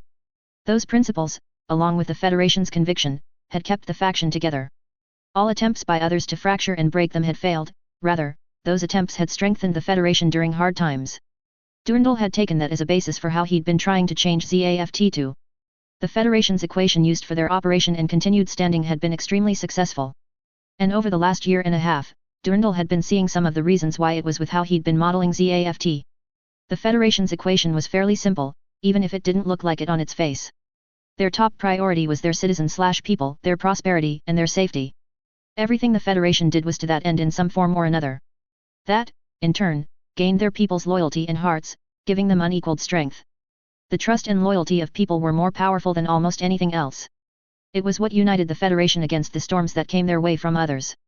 A divided people would bring down an organization from within, and history had proven that time and time again. It had nearly happened to ZAFT and the plants during the war. Chairman Zayla had demanded fanatical loyalty and hadn't gotten it because he pursued selfish ambitions before anything else. And Gilbert wouldn't make that kind of mistake and watch as the world came crashing down around him. So, it was nice of the Federation to wish to share the system they used to have peace as they did. Gilbert gained a thoughtful expression before he gave his reply. What a nice thought. The leaders of the Federation would wish to share their methods to have a peaceful society. I applaud the wish to share ways to be happy with others so they can have the same. Gilbert paused as the meeting request had been out of the blue for him, even if he'd been the one to determine the time and place. The only thing which had been said in the request was discussing recent actions and that it was urgent. He was curious about what the Federation had wanted to talk about. However, if you would pardon the idea, I have to wonder what could be so urgent that the Federation would request a meeting concerning recent actions and events. Members of the Diplomat Committee informed me that the matter was supposed to be complex. There was no detail about what was being referred to with action and events, nor the complexity. And I'm aware the Federation is known for not going into detail about things, but I need more information to respond accurately. Also, to send out one such as yourself is somewhat unexpected, and I mean no offense to you. From what Kagalai had understood, the message which had been sent to the Supreme Council had been a bit cryptic. The Federation's military had been busy with things going on, half or more of which were not being told to the public. ZAFT build-up was seen as a relatively urgent matter with the quiet incidents the Alliance had been causing. The build-up was bringing into question whether ZAFT was truly changing from what it had been to what it appeared to be now. Cotter's explanation of building ships for purposes other than the war had made a sort of sense to Kagalai. But the ship she'd seen had certainly looked to be a warship with the weapons it had. The chairman would need to explain why ZAFT was violating the terms of the Junius 7 treaty with military limitations. I suppose some could see the matter as complex, Chairman Durndal, Kagalai returned, though I don't see it that way. The question is, do you and those you represent see the matter as complex? None of the answers given by the Council and ZAFT had made such clear. Gilbert blinked, trying to figure out what the young woman was referring to. Oh? And what might you be referring to, Princess? He queried. Kagalai held the man with her gaze. I'm referring to the build-up of forces ZAFT has been doing. Building up one's military is all well and good to protect and defend, but going beyond that is worrisome. The war is over, so why ignore the agreements and promises made in the Treaty of Junius 7 regarding military force limitations? Gilbert was aware that ZAFT was technically building up forces beyond what the Junius 7 treaty stated should be done. There were plans to decommission unneeded and outdated forces and equipment once the updated stuff was ready. So, in the end, the amount of military force ZAFT would be within the treaty's bounds. Thus, while currently, ZAFT did have more forces than it was supposed to, that would change soon enough. It was a full minute before Gilbert spoke to the question. I will not deny ZAFT has more forces than the Junius 7 treaty's equation would allow. Those who have brought up the question have been told the same. However, ZAFT is in the process of updating our ships and equipment, which I have said to those who've asked. Once the update is complete, outdated ZAFT forces will be decommissioned, so the numbers will go down. Kagalai couldn't find a point to argue with what Durndal had said. Updating ships and equipment for a military organization wasn't a bad thing. Orb had done the idea over the last year as she'd observed parts of that. The Federation had also been doing updating and decommissioning in its own military as far as Kagalai knew. But if that was the answer, why was this meeting considered so important? Is that all ZAFT is doing with its forces? Kagalai asked. I mean no disrespect, but the last time ZAFT increased its forces, things didn't end well. Gilbert could understand what Kagalai was getting at. Under Chairman Zayla, ZAFT had become a feared and bloodthirsty organization. Gilbert didn't want ZAFT or the plans to be seen that way by others. The last year and a half had been Gilbert and others working with him to change the view. Please, I take no offense to the question or the reference, Princess. The previous chairman did horrible things, I do not deny that. He made ZAFT into a feared dictatorship, and that is the last thing I want the plants and ZAFT to be.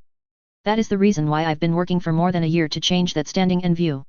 It is why the updating is taking place right now. I want ZAFT to protect the plants effectively and its citizens much as the Federation does.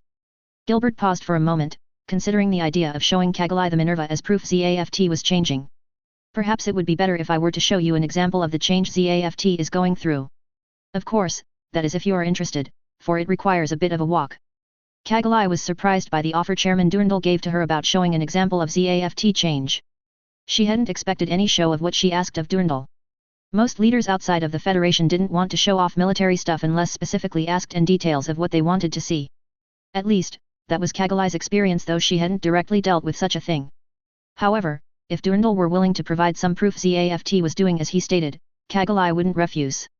Maybe the man could explain the reasons ZAFT was doing what they were with, showing her the results rather than using words.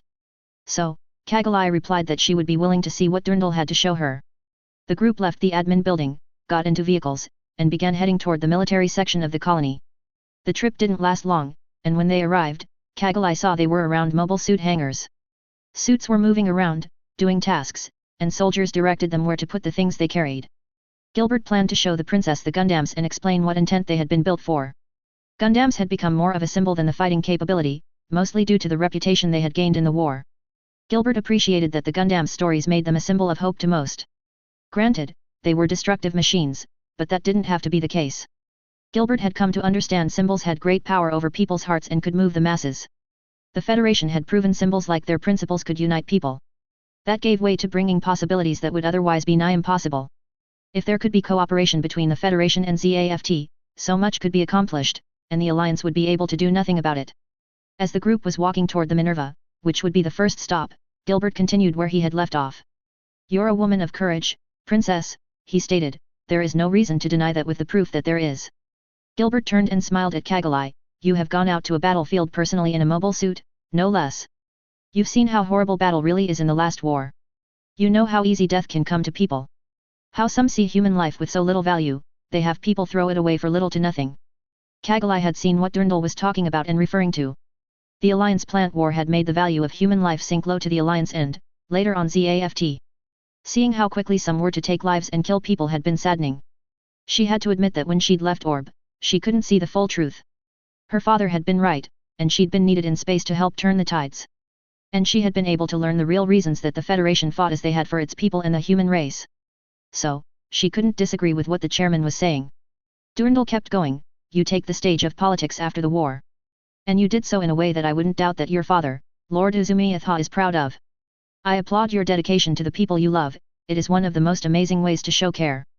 You, like the other leaders of the Federation, stay true to your beliefs and values, even when it costs you greatly. Such qualities are to be admired, I feel, and emulated by others to achieve peace. So, I would ask, how should we act given the current state of the world and the colonies, for you have undoubtedly felt the strain and tension that has built up." Kagalai hadn't missed tension building outside the public eye. With her new access to the Federation's information network, she had seen the hints of the Alliance causing trouble. The Federation's military had been doing what they could to curtail the Alliance. But tension shouldn't be a justification to build up military forces when treaties stated shouldn't be done. Kagalai assumed the Alliance was breaking points of the Junius 7 treaty, but just because one faction did that shouldn't give permission for the others to. "I know there is tension going around," Kagalai replied. "But that shouldn't mean any should give up on peace and prepare for a war that hasn't happened." Gilbert applauded the admittance of truth, but one still sticking to their principles. He would expect no less from a representative of the Federation. He wouldn't doubt that the Federation's military was putting forth the effort to curtail the Alliance's activities. ZAFT Intel had said as much from the reports the National Defense Committee had given him. But he also suspected the Federation was doing much as ZAFT was and preparing for coming conflict. The Alliance was drawing lines that would lead to conflict in the near future. As much as Gilbert wanted to avoid another war, he knew realistically it wasn't going to happen with the Alliance as it had become. The Alliance had been taken control by radicals again, as it had been in the last war.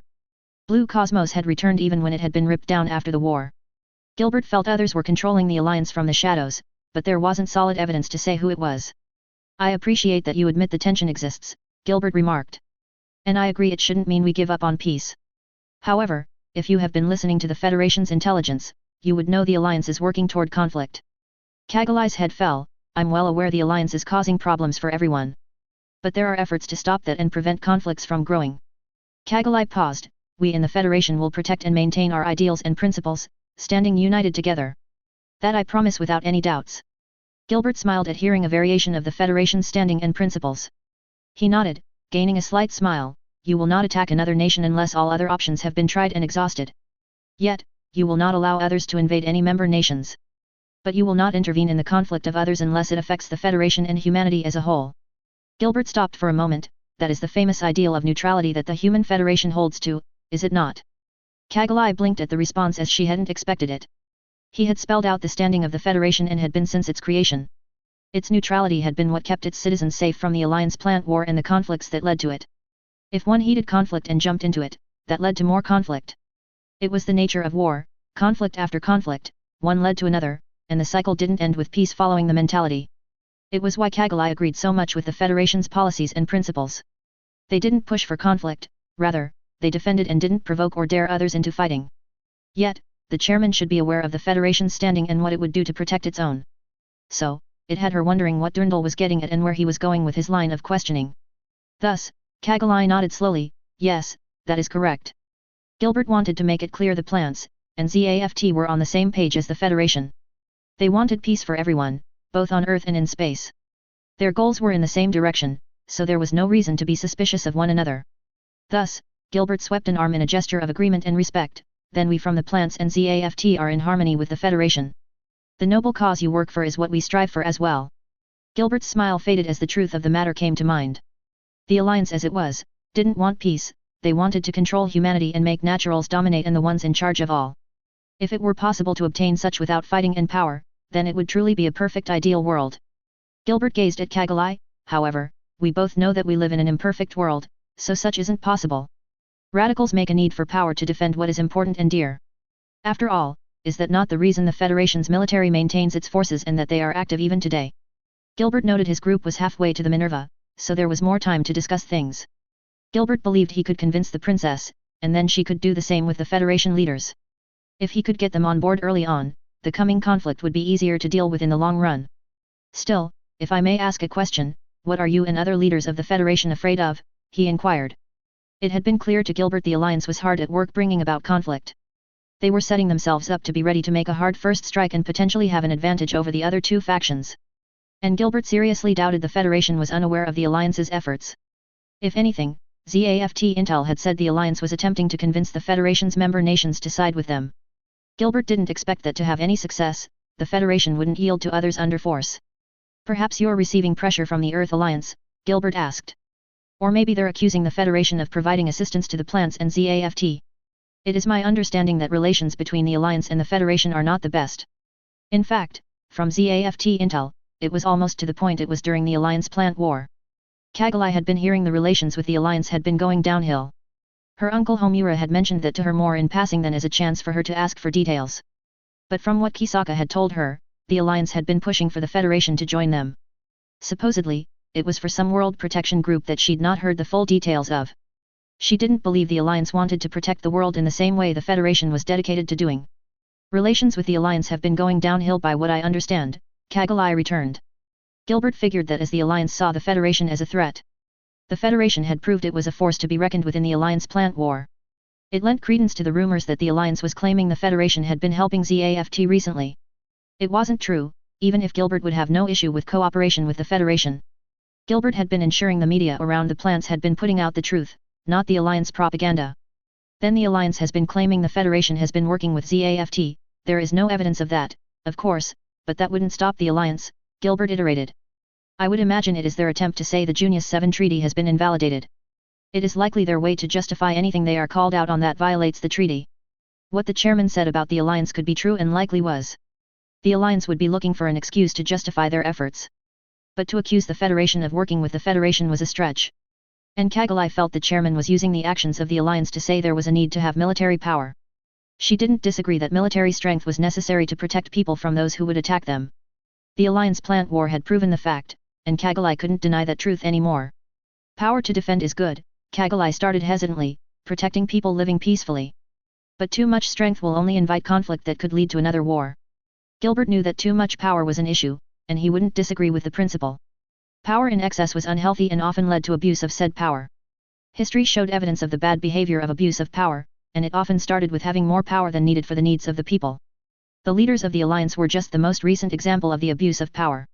The Alliance plant war had taken a toll on humanity, another would do the same, if not worse. However, not having enough power to protect had its issue, just as abuse of power did. So, he gained a thoughtful expression, while I agree with the sentiment too much power is a problem, it tends to lead to abuse of power. Yet, I would still say there will always be conflict as long as humans have selfish desires, so strength is necessary. A/N. And that's where I'll leave off for this phase. I hope you readers can understand. The additions I've been doing have lengthened the story to the point I have to separate original phases into multiple phases to not be horribly long. I say that as the two original phases that cover Armory 1 and Phantom Pain's activities run for a couple of phases now. Anyway, let me get to the highlights and point I wish to get to for this phase.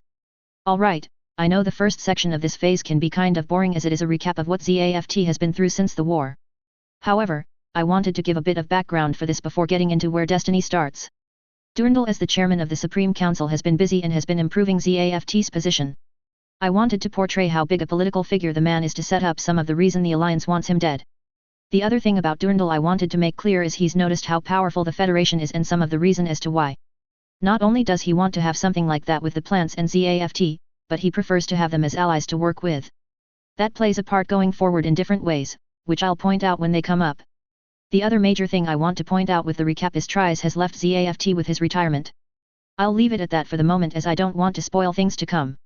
As for Armory 1, that is a separate matter which is different than canon. So, as stated, the Federation control the colony cluster at Lagrange 4. That may be argued by the Alliance, but it isn't done much openly as they have little to argue. Thus, there are Federation patrols going about the cluster keeping an eye on it for the Alliance and even ZAFT going where they aren't supposed to.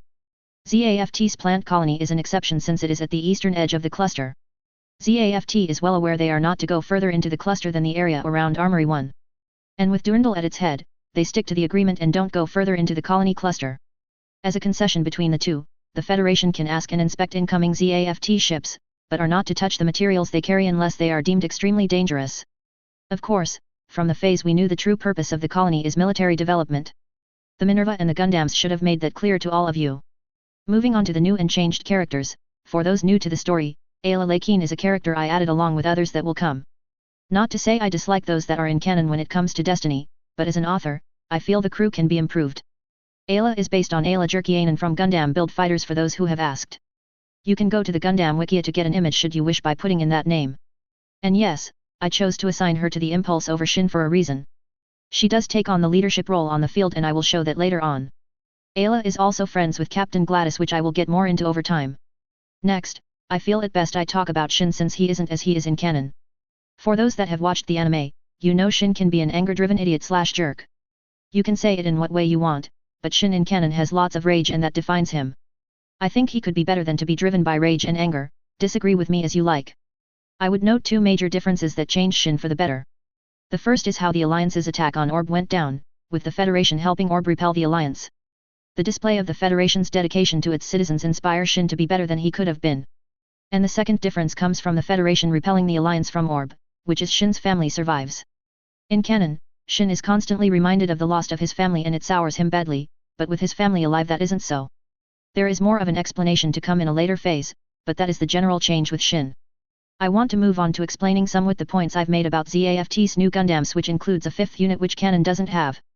In canon, it is stated that the Gundams were developed to work with the restrictions from the Treaty of Junius 7, and that is true to an extent. However, there is more to the point in my story which do not have to do with the treaty. The Gundam series was designed to be able to attempt to match the Federation. The Federation has its technological advantage as it did in the war, so ZAFT is trying development that could change that for them.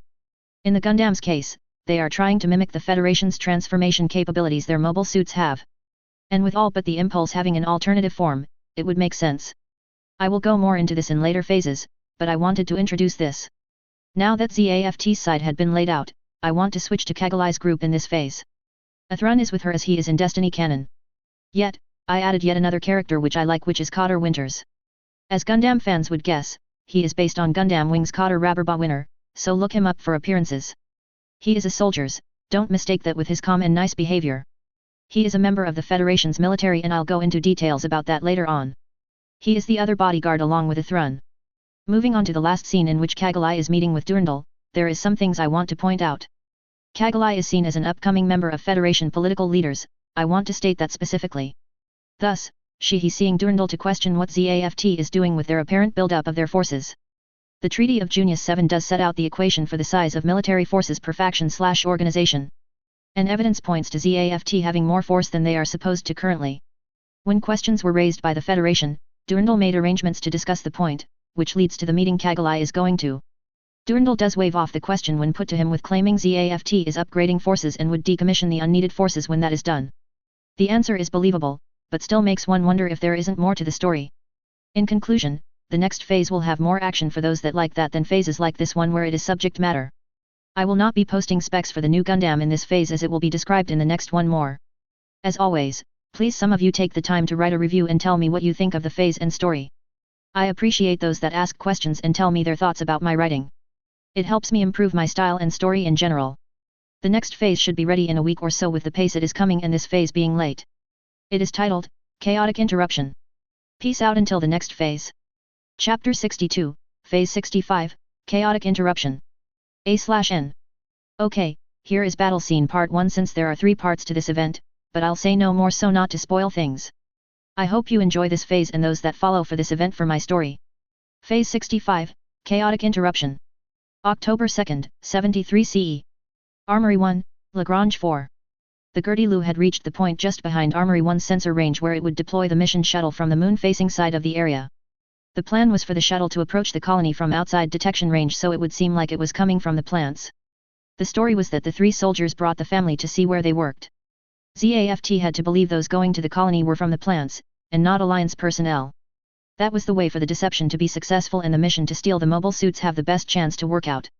Captain Roanoke had made it clear that there was to be no dawdling during the mission. He insisted on that due to the Federation chasing them down after what had happened at their station. And the captain had assured there would be trouble if or likely when the Federation got to them.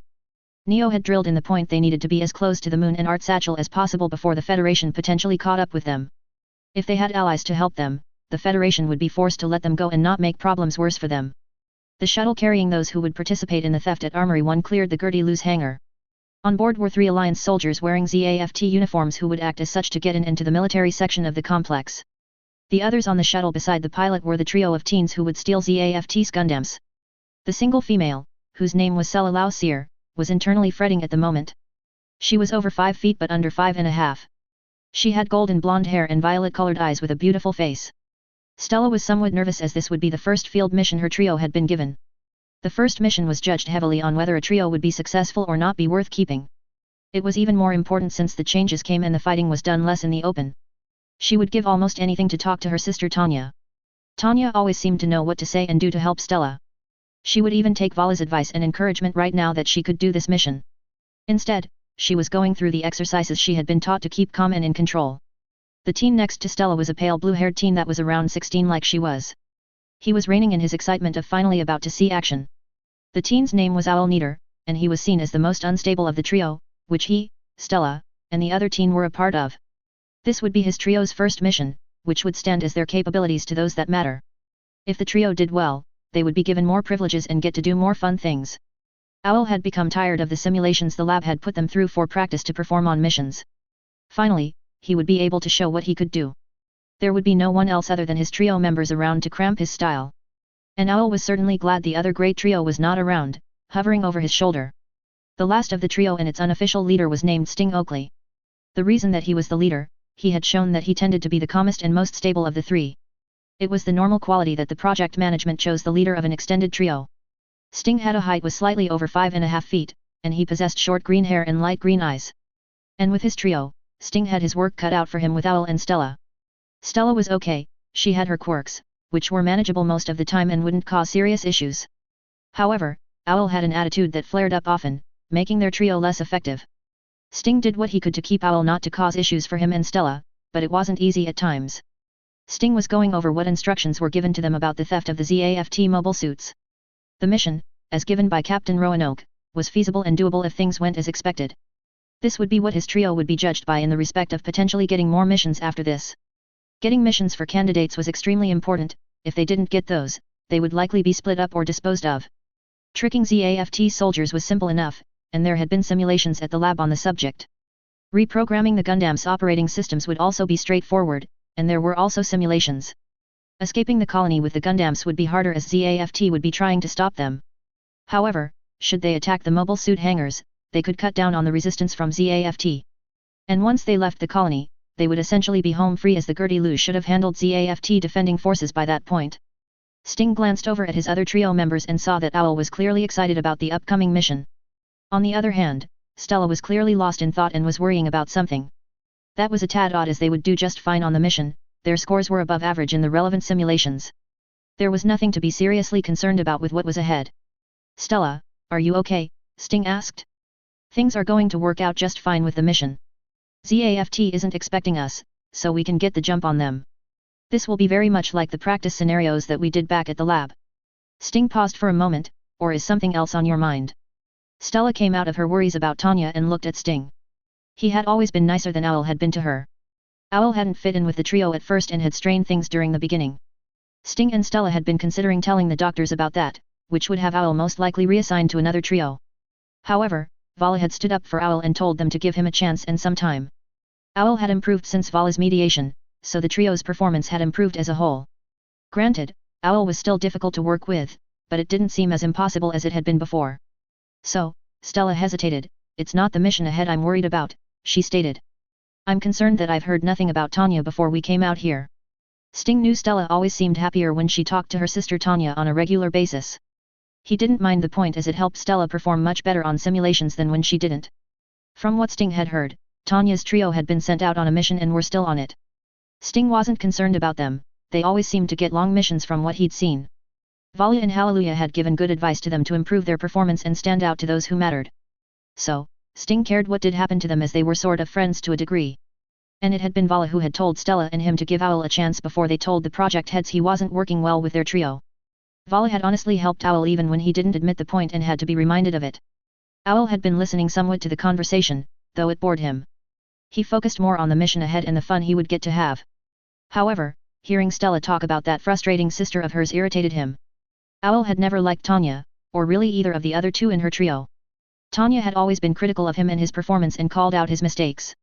Owl did just fine at getting results, and it shouldn't matter how he got them as long as the project's heads got what they wanted.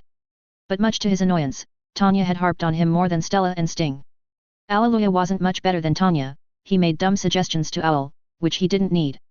Vala used reason and logic to say why Owl needed to improve. Sure, he'd stood up for him a few times, even when he didn't need to, but Owl felt he was the best in his trio.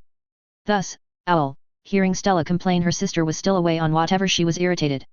Oh my, that sister of yours still out doing things, Owl remarked mockingly. Good riddance, I say, she was annoying along with the other two if you ask me. Stella knew Owl didn't like Tanya, or even Alleluia or Vala, for that matter. She normally ignored his mocking tone with them and his insults as he did those often enough. Stella didn't like when Owl mocked Tanya or either of the other two. Vala had stood up for him when it would have been just as easy for him not to.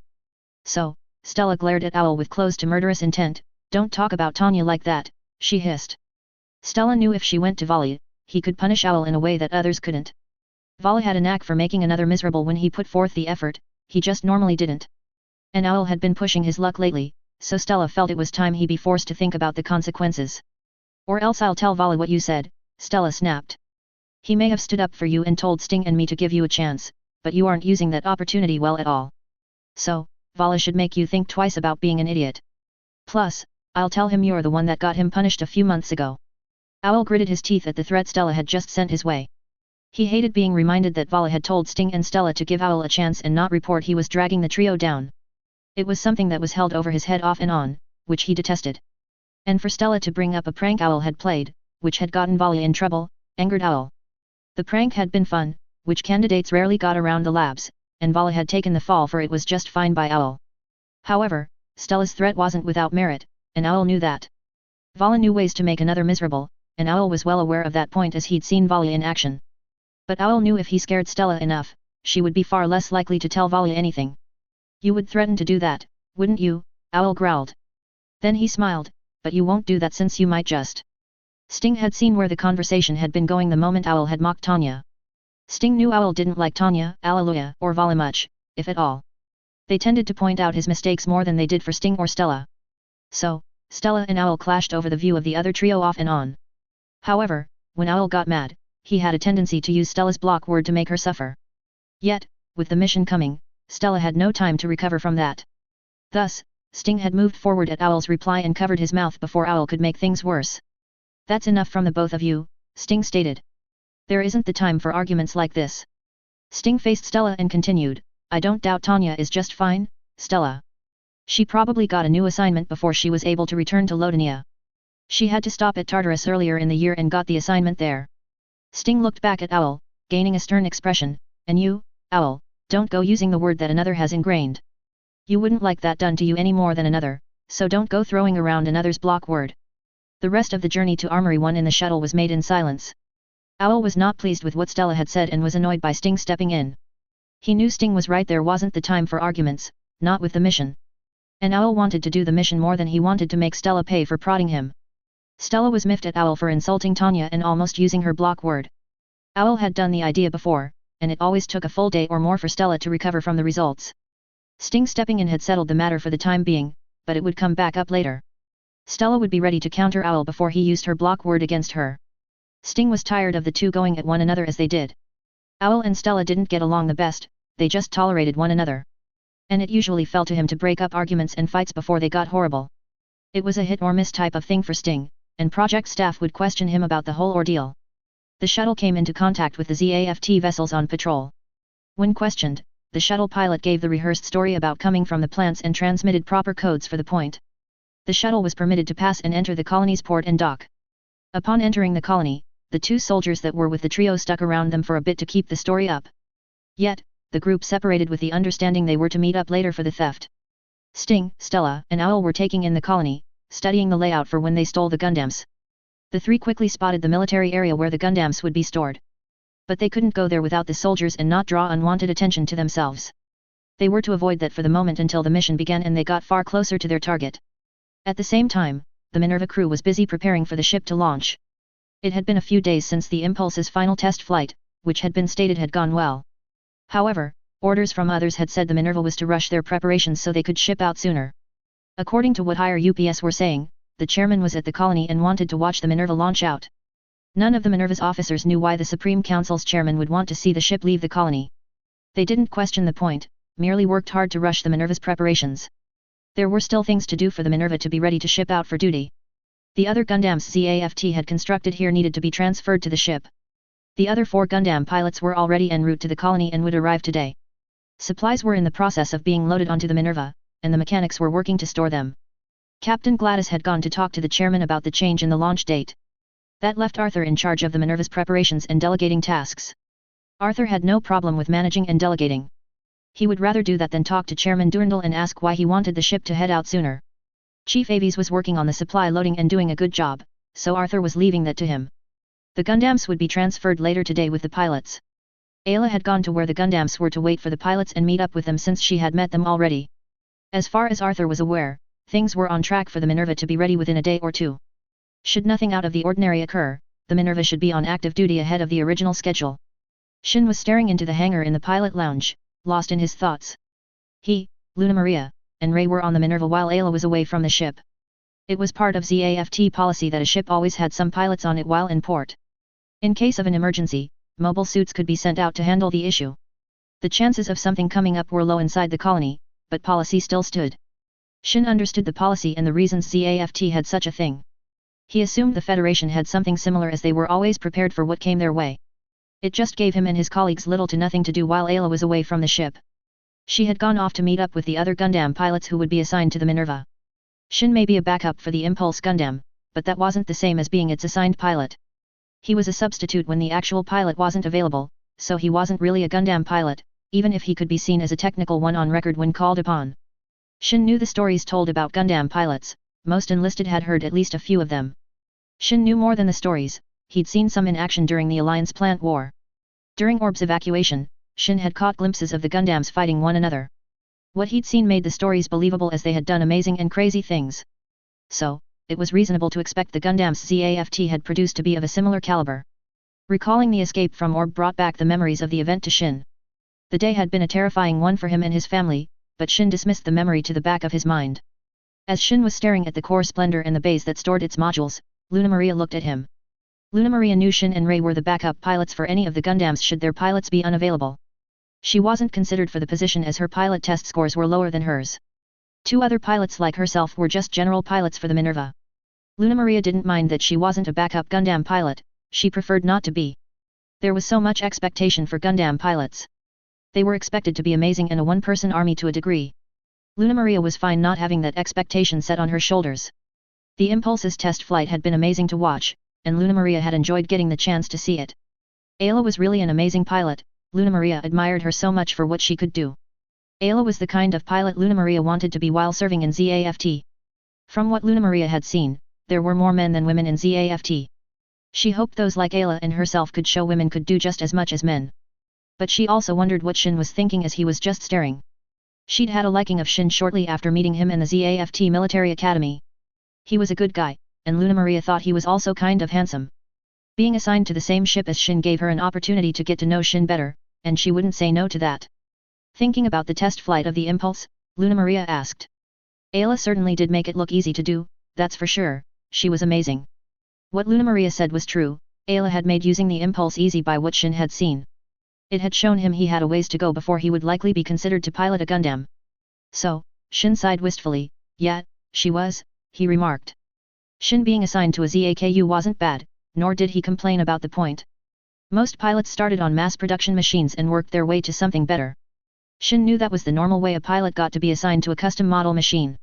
They used a regular model and showed they were talented and skilled before higher UPS chose them for a Gundam or custom model. And I'm not saying piloting a ZAKU is bad or anything, but using a custom mobile suit is a dream of mine since I saw a CGUE for the first time. I know that if for some reason Ayla or one of the other Gundam pilots are unable to pilot, either Ray or I will take it out. But that doesn't feel the same as being the pilot assigned to a custom model. I'm just wondering if I'll ever get the chance to show that I can make a difference on a battlefield. Ray smiled at Shin, saying he wanted to be the pilot for a custom model or really a Gundam. Being a Gundam pilot was a badge of honor and a title to say one was skilled. Gundams gained notoriety during the war and wasn't argued by any of the three factions. Ray believed Shin was of the caliber to be a Gundam pilot if given a chance. He'd seen Shin's pilot test scores which had been quite notable. Ray had also observed Shin fight in a mock battle and knew he was skilled. Thus, in Ray's eyes, it was a matter of time before enough saw Shin's talent and would make a Gundam pilot. So, Ray put a hand on Shin's shoulder. Be patient, Shin, he assured. Your time will come, others will see your talent and will reward you for it. The opportunity will arrive, and if you keep practicing your piloting skills, you will be ready for it. Luna Maria agreed with Ray that Shin would get a chance to show his skills, and others would notice him. He would be in a Gundam someday and display he was the right choice for the machine. So, Luna Maria nodded strongly, Ray is right, Shin. You'll get a chance, and when you do, you will show everyone that you are a great choice to pilot a custom mobile suit, even a Gundam. Meanwhile, Ayla had driven one of the vehicles from the Minerva over to a hangar at the armory. At the hangar, she would meet up with the other pilots that were assigned to the Minerva. They would use the other Gundams the Minerva would carry. The four would pilot their Gundams to the Minerva, transporting them to the ship. Ayla had met the four pilots, though she only knew one more personally. Upon arrival at the hangar, Ayla showed her ID to the security guards before they let her in. Yet, as she was about to drive inside the hangar, she caught sight of something that was odd. Some teens with soldiers were walking around the military area, which shouldn't be happening. Policies stated civilians weren't to be around military areas without express permission. Granted, there had been standing peace for close to 2 years now, ever since the signing of the Treaty of June 7. But that shouldn't mean that one should be lax. Soldiers, being lax was when mistakes were made. The Earth Alliance had been quiet lately, yes, but that was the problem. The Alliance wasn't one to be quiet for long without there being more to it, at least that's how Ayla saw it. There had been a number of events that were unexplained, but evidence, as circumstantial as it was, pointed towards the Alliance being responsible. The Alliance was expected to work outside the public eye, they had proved that in the Alliance plant war. That meant that the Alliance wasn't doing nothing as some were claiming. They could attack ZAFT at any time, and Armory 1 wasn't an exception, even if it was out of the way. While ZAFT may be ready for an all-out assault from the Alliance, it wasn't ready for surprise attacks. Ayla put aside these thoughts and pulled into the hangar the Gundams were stored in. She parked the vehicle and exited it, looking around for her fellow pilots. When she saw no sign of them, she assumed they hadn't arrived at the hangar yet. They should have docked in the port around 5 minutes or so ago if they had been on time. So, Ayla was early to meet them as it took longer than 5 minutes to travel from the port to the military area. She couldn't leave without greeting and telling them where the Minerva was located. To pass the time she would need to wait, Ayla decided to glance over the other Gundams of the same series the Impulse was a part of. Of the line, there were 5 so far, including the Impulse, and all but her mobile suit could transform into another form by what Ayla understood. The speculation between some, including herself, was that scientists for ZAFT were trying to mimic and match the Federation's abilities. Specifically, ZAFT had wanted to copy their transformation capabilities since it was such an advantage for the Federation as proven in the war. Also, should the point ever come, ZAFT wanted to be able to match the Federation, which had the technological advantage thus far over ZAFT and the Alliance. The few features all the Gundams in this series had in common were what she had expected. The first was all had a receiver for the deuterion beam that the Minerva had that could recharge a mobile suit. Second, they were all powered by a newer version of ultra-compact energy battery. Due to the Treaty of June 7's banning of nuclear technology, batteries were still the best way to power a mobile suit. Then third, was the phase shift armor system that they were equipped with. The idea of phase shift armor, the 5 Alliance prototypes which had created the Gundam type, had been improved to be more energy efficient and thus effective overall. The system could also be customized to a pilot's preference now, whereas before, they could not. The first here and closest to the door was the X-24's Chaos. It was grey at the moment, but that would change when its phase shift armor activated to be 2 shades of green. By what Ryan Peters, the pilot assigned to the Chaos, had said, the machine could transform into a mobile armor with high speed and combat mobility. The conversation Ayla had with Peters said the man had been studying the specs for the machine to familiarize himself with it. It had a fair arsenal to work with, a number of CIWS guns, beam sabers, a beam rifle, and a multi-phase beam cannon. The Chaos also had a remote operating control system that the technicians called the Dragoon. The system developed in response to the Alliance's wired gun barrels, which they had used to their advantage in the war. It had been tested during the Second Battle of Jachindu and had been improved since then. The Dragoon was used for the 2 weapon pods the suit had, or that's what had been said. Next to the Chaos was the X-28's Osiris. It would become mostly gold and a dark blue for the torso when its phase shift came on. Ayla knew about the Osiris the most, as it would be the unit her boyfriend Matt Dems would pilot. Matt had brought up the Osiris during one of their calls and had given her a basic rundown about it. The Osiris was supposedly the suit of this series that was the closest to being a transforming mobile suit like the Federation's Space Forces had. It would change into a space fighter craft, by what Matt had said. What made the Osiris unique was that most of its weapons were not beams but rapid-firing guns. Yet, as the Alliance appeared to use laminated armor and not phase shift, that kind of weaponry would work fine. The Osiris also had a combined weapon system for its main offensive weapon, which had 3 weapons in one frame. On the opposite side of the first 2 suits, farthest from the entryway, was the X-31's Abyss. It would also become 2 shades of blue and white with its phase shift activated. The Abyss was specialized for underwater combat according to Mare Strode, who was the test pilot and would be the Abyss pilot going forward. Ayla didn't get along with the guy all that much, and he had an issue with her. During the meeting she'd had with him, he had said something along the lines of him being a better choice for the Impulse's assigned pilot instead of her. Matt had come to her defense, which was sweet of him even if it was expected as her boyfriend. The underwater specialty had come about as the Federation was supposed to have something like that to use already. Glimpses had been recorded during the War of the Federation's aquatic machines, which Ayla had seen once. Like the Chaos, the Abyss had an array of CIWS guns, but the suit had a mix of projectile cannons and beam weapons. It also had a lance with a beam that could project an edge for cutting, but it also had a physical blade for underwater use. Last but not least was the X-88's Gaia, which was next to the Abyss and closest to the door on that side of the hangar. It would become black overall with some red and yellow when its phase shift came on. The mobile suit's pilot was to be Lila Nome, an old Ayla classmate from their time in military training. Meeting Lila again had made dealing with Mare's insults easier. Having Matt on the Minerva had made the tour great, and Lila, who had also introduced them there, would make it better. The Gaia is designed for land-based combat according to Lila, as it could transform into what looked like a bullet in CUE. During the battle around the Republic, the Federation had shown they had something like that. Ayla assumed the Gaia was the attempt to copy that idea for ZAFT to use. The Gaia's arsenal was made up of CIWS guns and beam weaponry. Its weapons would allow the Gaia to be good with ranged or close quarters combat and likely win. The 4 Gundams here, along with the Impulse, would be the main fighting force of the Minerva. The ship had a few ZAKU warriors for the other pilots on board to support the Gundams should that be needed. With that complement, Ayla felt the Minerva would be as prepared as possible for whatever missions it may receive. There could be unexpected circumstances that the Minerva could face, but one couldn't prepare for every possibility. Ayla just hoped the transport of the Gundams to the Minerva would be as simple as it was supposed to be. However, she couldn't shake the nagging feeling something was off, and not in a good way. Ayla was brought out of her thoughts when her comm unit went off. She took it out and saw the call was coming from Ryan Peters. "Hey, Ryan," Ayla greeted, "I assume you are at Armory's port or thereabouts." Ryan answered in the affirmative and said he and the others would be around the hangar in about 15 minutes. He said something about there being paperwork they had to do before heading in that direction. "Sounds good, I'm already here, and I'll wait for all of you to arrive and give you the current info I have for the Minerva." Ayla put away the comm unit but couldn't help dwelling on the feeling of something being off. Yet, the sound of voices from outside the hangar drew her attention.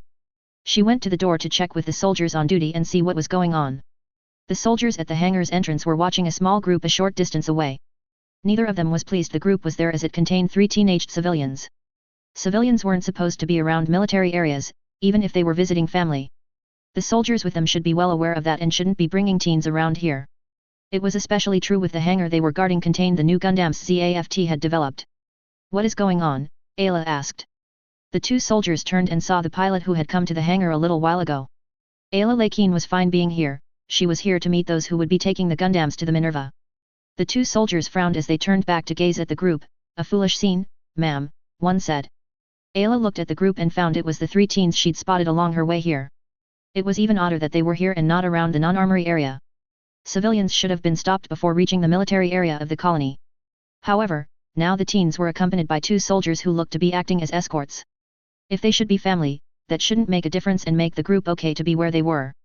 Is it common for civilians to be in this area? Ayla questioned. I'm sure policy says they shouldn't be, even if they were family. I had to show ID at the entrance to the armory before I was let through. The other soldier shook his head. No, there shouldn't be any around here. But by what I heard when they were approached near here, the kids are supposed to be the soldiers' family. The other scoffed. There have been some who slip friends and relatives around, and that has been happening more often lately, he replied. I tell you, people are getting more lax, and it will come back to bite us and cost a price. Ayla agreed with the opinions of the soldiers on duty. The laxness that was coming out was dangerous and would have a price to it when another took advantage of it. However, the nagging feeling in her mind had strengthened at seeing the group. Something about them being here didn't sit right with her. She couldn't put her finger on what was having her suspicious of the group. Instead, Ayla turned back and entered the hangar where she would wait for the others to arrive. She was being paranoid, creating more problems than it solved, and she knew it. So, she would be alert but not let her paranoia lead her to look for shadows and issues where there weren't any. At the same time, Sting, Stella, and Owl were walking around with their soldier escort. They were close to the hangar their prize was stored in. Only a few soldiers had stopped to question them along the way thus far. Their story had held up without any digging into too far to see the lie it was so far. Getting into the military area hadn't been that hard, but they had to keep up the deception for a little longer. There had been some that had given them suspicious looks as they'd passed them. So, some could be curious about them and may get in the way of the mission. But they were fine for the moment, which counted for them. As they turned a corner, the group moved into the shadows. No one had seen them disappear from the open, so they hadn't been followed yet. There was a door on the side of the hangar where the Gundams were. One of the Alliance soldiers had the needed keycard to get through the door into the hangar. They were in the position to start the operation and get the Gundams for themselves.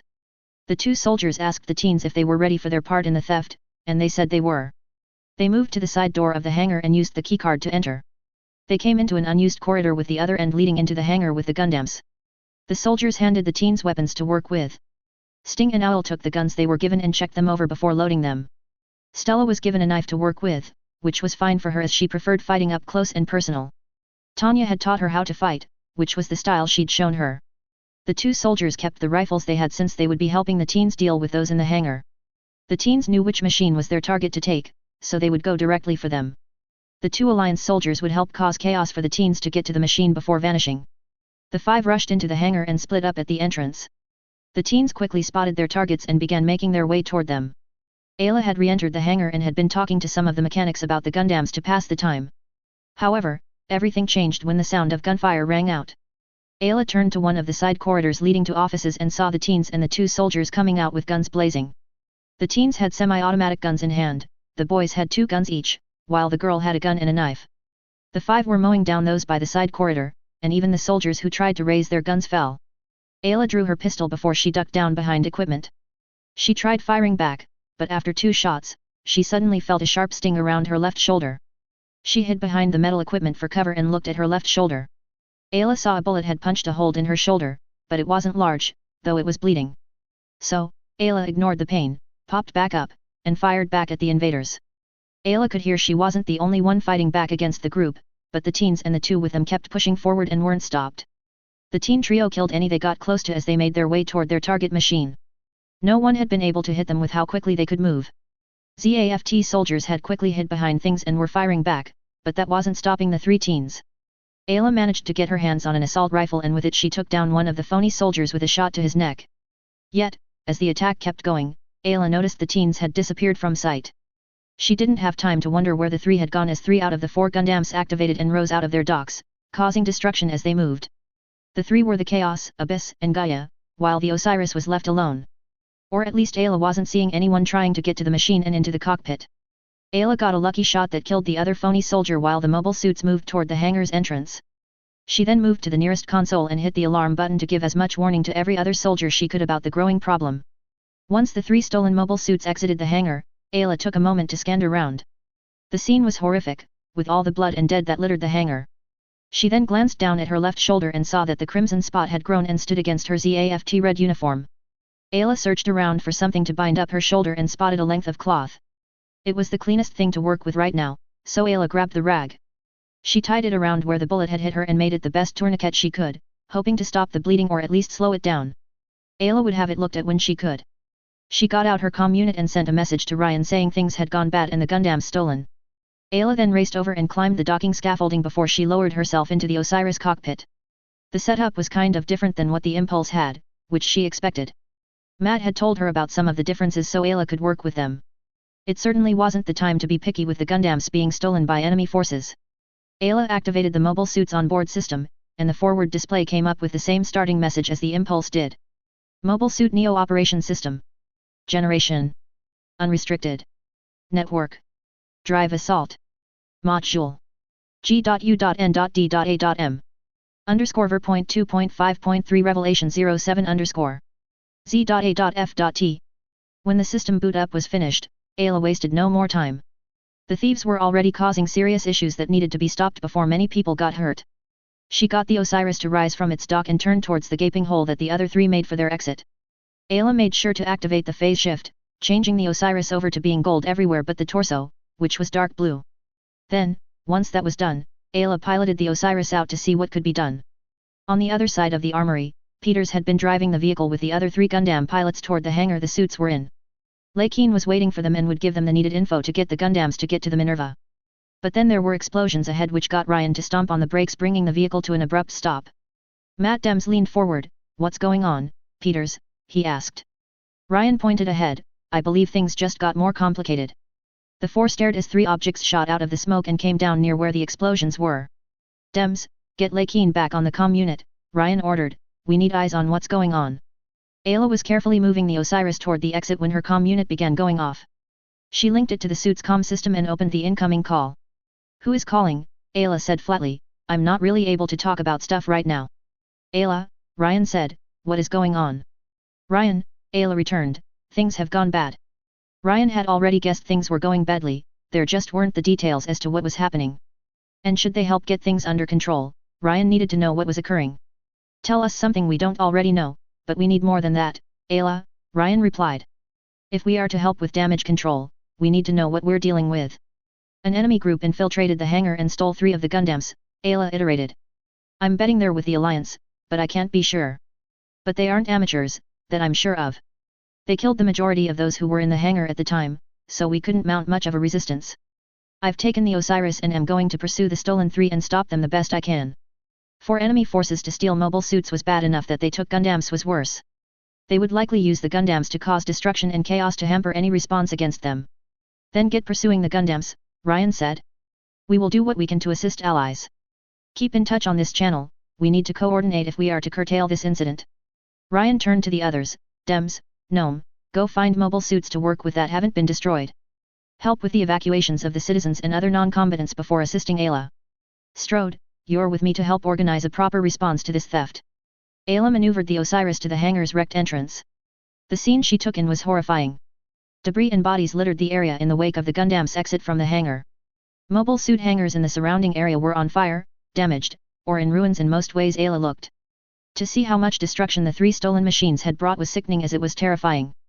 The 3 teens who had taken the machines made the prototype mobile suits into war machines. This shouldn't have happened, for the thieves should know nothing about the mobile suits, yet somehow, they did. This situation was unprecedented, yet, this alliance force had taken everyone in Armory 1 by complete surprise, and now chaos was the result. It didn't take long for Ayla to spot all 3 of the stolen suits as they were going around the armory, raising the area. They were destroying hangars, blasting any mobile suits that were trying to get up to stop them. And through all of this while killing people as they went, mostly soldiers. The sight angered Ayla. All that was happening was a senseless killing, even more than the Alliance would normally pull. Even with the pain in her left shoulder, the feelings of fury helped Ayla to dismiss and ignore the pain. Her resolve strengthened her goal of stopping the 3 stolen Gundam type by whatever means necessary. Whether that meant destroying or just capturing them, Ayla would see it through to the end. Hopefully, Ryan and the other 3 would be able to assist her in stopping the stolen Gundams. Ayla knew she would be able to do little by herself about the Gundams. Ayla moved the Osiris away from the hangar, making her way covertly toward the chaos since it was the closest to her. If she could take one of the 3 by surprise, she may have the chance to disable it so others could recapture it. Any advantage she could get for her allies could translate into the lives of the colony's citizens could be saved. And to her luck, none of the 3 stolen Gundams appeared to notice the Osiris moving out into the open. The scenes of the Abyss and the Gaia shooting the hangars and other mobile suits trying to approach to stop them. It was painful to witness for Ayla, to see allies trying to stop those dangerous to the colony and yet dying in the attempt. Meanwhile, the group around Chairman Durandal and Kagaliatha was trying to figure out what was happening. They had been on their way to the dock the Minerva was in. Durandal had wanted to show Representative Atha the ship and explain to her the updating process ZAFT was going through. But then there was an explosion around the colony's armory section, which got the security detail to surround Kagali and Gilbert. Soldiers quickly began rushing by, and others directed non-soldiers to leave the armory area and head for the shelters. Gilbert caught one soldier and asked them what was going on. He was told 3 of the Gundams had turned against them and were now attacking the armory. And if any other evidence was needed, the 3 Gundams were seen attacking hangars and mobile suits by Durandal's party. Athrun recognized some of the defining features within seconds of the 3 mobile suits attacking the armory. All 3 machines were Gundam types, even if they were using varying equipment. He knew all 3 factions would build Gundams given time, it was a fact with how powerful they were. However, with how the Gundams before him were attacking the armory, Athrun believed ZAFT wasn't in control of them anymore. And for someone to attack with Kagali was here at the colony seemed odd to be a coincidence. It should be even less likely for an attack with Chairman Durandal being at the colony and less planned. If the Alliance was doing this attack, they were getting bolder than any had suspected. Athrun's eyes widened at seeing the mobile suits. Those are, he uttered. Nevertheless, Kagali finished his thought, Gundam types. Gilbert could see something had gone very wrong with some of the Gundams being used to attack the armory. That implied a group had stolen the Gundams from the hangar they had been stored in. The most likely culprit was the Alliance, and if it was them, all in the colony including himself, were in danger. Instead of staring or letting his security team drag him to safety, Gilbert took charge and handed out orders to those around him. The colony's citizens needed to be evacuated to the shelters used when the colony faced a crisis. The Gundams needed to be contained in the best possible. It would be great if they could be recaptured with the work that had gone into them. However, the chances of capturing the Gundams and taking them back from those who stole them were low. Gilbert did assign some passing soldiers to get Kagali and her bodyguards to the Minerva. That ship would be the safest place in this crisis until it was brought under control. The relationship between ZAFT and the Federation was good right now. That relationship needed to be maintained for what possible conflict the Alliance could bring to the human race. And having one of their representatives die while meeting with some of the plants would not help the relationship. He would head for the Minerva when he had delegated orders to get things on the right track. With Alliance forces here, Gilbert couldn't see why more wouldn't be outside the colony. ZAFT patrol forces should be able to deal with those supporting the thieves. However, if they had taken them by surprise as they had those in the armory, that response would be less effective. Back with the Gundams, Sting was working on shooting the hangars around where they were. The less mobile suits that could be used, the simpler the exit would be for him and the others. Sting had the chaos in the air, firing off missiles at the enemies trying to do what they could to stop him. However, a beam zipped by him, getting Sting to turn so he could find the source. He found a gold Gundam closing the distance between it and him. It took a moment for Sting to realize the Gundam looked like the other machine in the hangar the Gundams they stole had been in. It had stuck out to Sting as the 4th hadn't been in the info Neo had given them for the mission. All he'd said was ZAFT would do anything they could to slow them down and stop their taking of the Gundams. And until Sting had seen the 4th, Neo's information had been right on the money. There hadn't been a 4th pilot to capture that machine, and the 2 soldiers with them had said they would handle it. Sting had focused back on his task of getting to the chaos and boarding it at the time. He hadn't thought to look to see if the soldiers had done what they said. But with the gold Gundam fighting him, it was obvious the soldiers had failed to deal with the unknown. Dealing with it now fell to Sting, Owl, and Stella, which would complicate things for their escape. Ayla was using her beam rifle as she was pursuing the chaos, adding the rifle system's machine guns. The chaos avoided the beams but was peppered by the machine gun fire sporadically. Ayla brought the Osiris's 98mm twin-barreled Vulcans over the suit's shoulders and had them add to the barrage she was giving. As she got into range for close-quarters combat, Ayla put away the rifle system and drew out the beam saber stored in the Osiris's shield. Sting had been backing up the chaos in response to the enemy weapon barrage. He was trying to find an opportunity to counter this golden mobile suit but could see none. Sting had to admit, whoever he was going against wasn't half bad at piloting a Gundam. They were giving no openings, they were pressing Sting back when others hadn't been able to. Ayla ignited her beam saber and crashed into the chaos with as much force the Osiris's thrusters could give her. She brought the chaos down to the ground, which was some progress to work with. The chaos in the air would be more dangerous than it being on the ground by a small margin. Ayla felt she could disable the stolen Gundams one by one if given enough time and her left shoulder didn't bleed badly. Facing the Gundams together wouldn't go well for Ayla at all, she would lose that fight. If allies could help her, the process could be done more efficiently, and fewer lives would be lost. At the same time, the soldiers escorting Kagalai, Athrun, and Cotter led them south from where they had been. According to what Athrun heard, the soldiers told them they were leading them to a ship docked in the armory. It was their orders from the chairman, they said. Kagalai had asked what would happen to Chairman Durandal, and the response had been he would join them when he was done giving out orders. Athrun had taken up position on Kagalai's right while Cotter was a short distance to her left. He was determined to get Kagalai to safety, regardless of what it took to do it. Athrun would get into a mobile suit without hesitation if it kept Kagalai safe. Mobile suits were around the armory, some helping with the evacuations, others trying to keep the Gundams back from people running away. The ZAKUs did little to slow down the Gundams attacking the armory.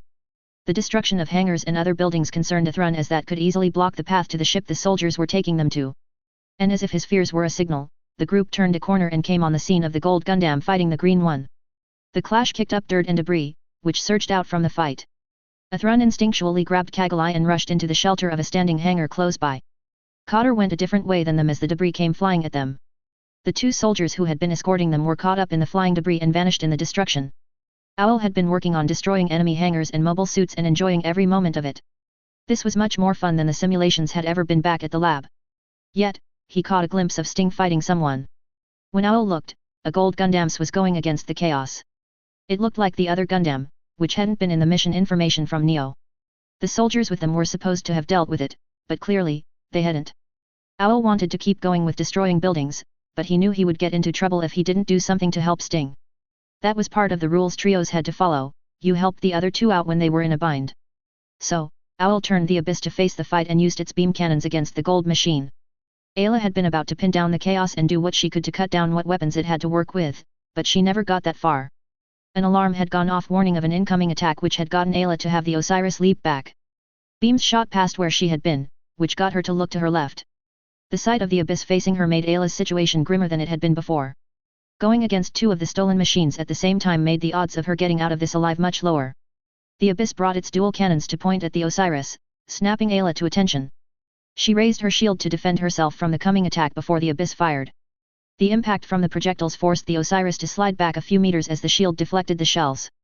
Ayla stored the beam saber and retrieved the rifle system, the smoke from the explosive shells covering her actions. Ayla fired off a bolt from the beam rifle at the Abyss to get them to back off. She would have kept up the pressure on the Abyss if not for the chaos rising and attacking the Osiris. Ayla had to leap back from the two mobile suits to get some space to work with to fight them at the same time.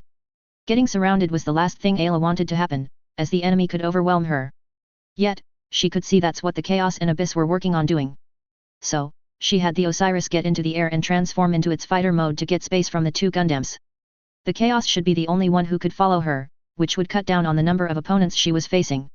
And she needed any advantage she could get in this battle with the odds stacked against her. Sting saw the gold Gundams leaping into the air and changing into an aircraft. It was trying to make space to fight them more effectively. He wouldn't let the enemy Gundam get away so it could come back and slow them down. Thus, he had the Chaos get into the air, shift into its mobile armor mode, and pursue the gold machine. Sting started shooting at the Osiris when he got behind it. The enemy Gundam had to be taken down to ensure it wouldn't cause more trouble to them. Alarms blaring told Ayla the Chaos was chasing her as she'd suspected it would. Ayla had the Osiris morph back to its suit mode and fired back at the Chaos. However, the Osiris shook hard as she was shooting back at the Chaos. Ayla glanced down at the forward display and saw things would only be getting harder for her. One of the Osiris's flight stabilizers had taken a hit and had damaged it enough to be a problem. The two stabilizers enabled the Osiris to do an atmospheric flight and couldn't do so effectively without them. She couldn't help but wonder how the teens that had stolen the Gundams knew how to use them as well as they did. They should know nothing about them, yet they clearly knew how to pilot them. And Ayla knew she needed help if she was to get out of the tough spot she was now in. Back with Athrun and Kagalai, the dust began settling, with Kagalai coughing a bit. Athrun scanned the area and didn't like what he saw. There was wreckage all around them, along with the bodies of the dead. The building they had taken shelter in was now ruined, even if the spot Athrun had been lucky to choose still stood. He didn't see Cotter anywhere but had caught a glimpse of his fellow bodyguard rushing in a different direction to escape the debris. Athrun was confident Cotter would be fine and would meet up with them when he could. Their escorts were gone, most likely dead if Athrun were to guess, so they couldn't help Kagalai and Athrun. Kagalai's safety was now Athrun's sole responsibility, he would see to that with everything he had. They were both still in danger while the battle was still going on. So, Athrun needed to get Kagalai away from the battle or into something that would protect her better. Athrun pulled Kagalai out of the structure they had sheltered in and pulled her along as he went in the opposite direction the fighting was in. As Athrun pulled her along, Kagalai was still trying to process what had just happened. Soldiers had been leading them to safety with a battle around the armory. But after that, things became blurry, and Kagalai was too confused to comprehend what was going on. Cotter seemed to be missing since the dust cloud had barreled past them.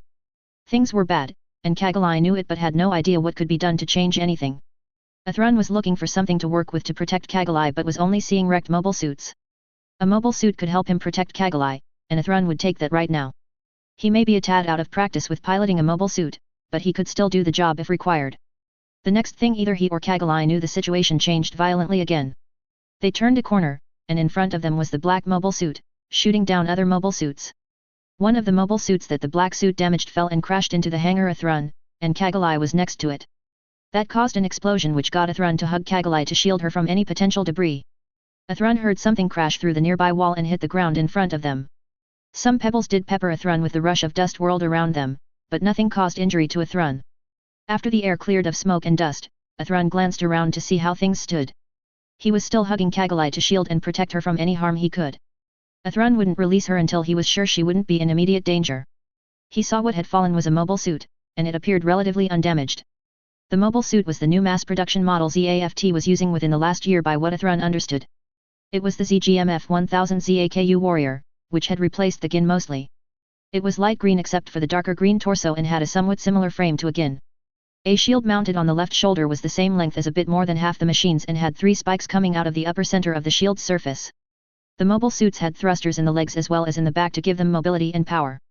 Athrun didn't see anything that would threaten Kagalai directly in the immediate area. So, he let her go and gazed at the mobile suit nearby. It was one he could work with and a good option to use to protect Kagalai. Kagalai glanced around after Athrun had released her from his embrace. She knew Athrun had been shielding her from harm and was grateful he would do that for her. Kagalai wished Athrun wasn't required to protect her as he was, but in this, that wasn't how things went. A battle was going on inside the colony, causing chaos all over. They had been separated from their escorts, who were dead now. Cotter was nowhere to be found and could just as easily be dead. Kagalai couldn't think of how the current situation could be much worse than it already was. Athrun looked down at Kagalai. "Are you all right?" he asked. Kagalai gazed at Athrun with tears coming to her eyes. "Why?" she started, but choked a bit. "Why is this happening, Athrun?" Although he wanted one, Athrun didn't have a proper answer to Kagalai's question. He suspected the Alliance had sent a group to steal ZAFT Gundams. The Alliance was the only group that made sense, which he was aware of. Athrun could see a few ways an undercover Alliance group could sneak into the colony. But how the group had gotten to the armory and into the hangar with the Gundams without being stopped, Athrun couldn't say. It no longer mattered how the thieves got to the Gundam. The thieves were using the Gundams to bring destruction and chaos to the colony, bringing about the current circumstances. "I don't know," Athrun said after a long moment, "but we'll be all right." Athrun's optimism wasn't helping them with the situation they were in right now. They were on their own, with no support or allied help to rely on if needed. Kagalai and Athrun were in the middle of a battle zone. They didn't know where to go to reach safety when they needed that information. So, Kagalai couldn't see how things would be all right with what they were in. "It's just the two of us right now, Athrun," Kagalai insisted. "Cotter has vanished without a trace, and he may be dead. The soldiers escorting us to a ship were killed. We don't know where the ship they were guiding us to is. The current situation can't get much worse, Athrun, so what good is there for us?" Athrun knew Kagalai was right with how she'd laid out their circumstances. Things were bad, Athrun wouldn't deny it if questioned. But he was taking what good he could little that there was for the moment. Just looking at the bad made things harder than they already were, and Athrun wouldn't do that. Thus, Athrun shook his head. "Cotter isn't dead, Kagalai. I'm confident that he is alive and will join back up with us when he can. But until he can, we are on our own and need to defend ourselves." Athrun looked back at the mobile suit they were close to. It was the best option Athrun could work with to protect Kagalai from the fighting. "We can't stay here, we need to go now," he stated, grabbing Kagalai and rushing for the mobile suit next to them. Athrun pulled Kagalai up to the cockpit entrance and prodded her to get in. Kagalai hesitated for a moment as she hadn't been in a mobile suit since the war had ended. She didn't like the fighting, even when she understood there were times it was necessary. Kagalai didn't want Athrun to have to pilot to protect her. He hadn't piloted since the war's end that she knew of, and he hadn't mentioned anything that would suggest it. Yet, she didn't have time to question or argue with Athrun as he picked her up and dropped into the suit's cockpit. Athrun directed her to move to the side of the pilot's chair, which he took himself. Athrun scanned the cockpit quickly and found it was similar to a Jin's cockpit layout. So, he knew the general layout of the controls, and he'd trained on a Gin before being assigned to cruise its team. A Thrun activated the operating system, which appeared much like a Jin's. That implied the machine would respond much as a Gin would, and a Thrun could work with that without much trouble. This mobile suit wasn't a Gundam and would be at a disadvantage going against one. A Thrun's skills would have to make up the difference for the suit's capabilities. He had the motivation to do what it took to protect Kagalai and make sure she came out of this alive. As a Thrun was bringing the suit's operating system up, Kagalai couldn't help but worry about this. A Thrun had been a good pilot, but he'd be out of practice by this point unless he'd been working on this and not telling her. And in this mobile suit, he was potentially about to fight Gundams, which were more dangerous than mass-production mobile suits. Kagalai didn't want to see a Thrun die, that was the last thing she wanted to happen. She may not admit it publicly yet, but she was more than fond of a Thrun now. She hoped their relationship could go beyond just friendship sometime in the future. Kagalai hadn't told him her true feelings, always putting them off for whatever reason she would come up with. But now she was facing him putting his life on the line to protect her, and she couldn't come up with any excuse. A Thrun, wait, are you sure about this? Kagalai asked. It's been a while since you piloted, hasn't it? A Thrun wouldn't let Kagalai die here if there was anything he could do to prevent it. He would use every skill and ability he had at his disposal, rusty or sharp. A Thrun would fight Gundams with a mass-production mobile suit and use every dirty trick he knew to win. That was how important Kagalai's safety and life were to him. I'm not about to let you die in a place like this, a Thrun stated firmly. I don't care what I have to do to keep you alive, but I'll do it without hesitation. A Thrun's declaration made Kagalai's heart skip a beat before speeding up a margin. A part of her liked a Thrun, saying he was willing to fight to protect her life. It was almost like a knight from old fairy tales protecting their princesses. Kagalai hadn't thought of those kinds of stories since she'd been a little girl until a Thrun had come into her life. Then they came to her mind off and on, with a Thrun being the knight and her the princess. The ZAKU's main optical camera flashed on, and the rest of the mobile suit began to respond to a Thrun's input.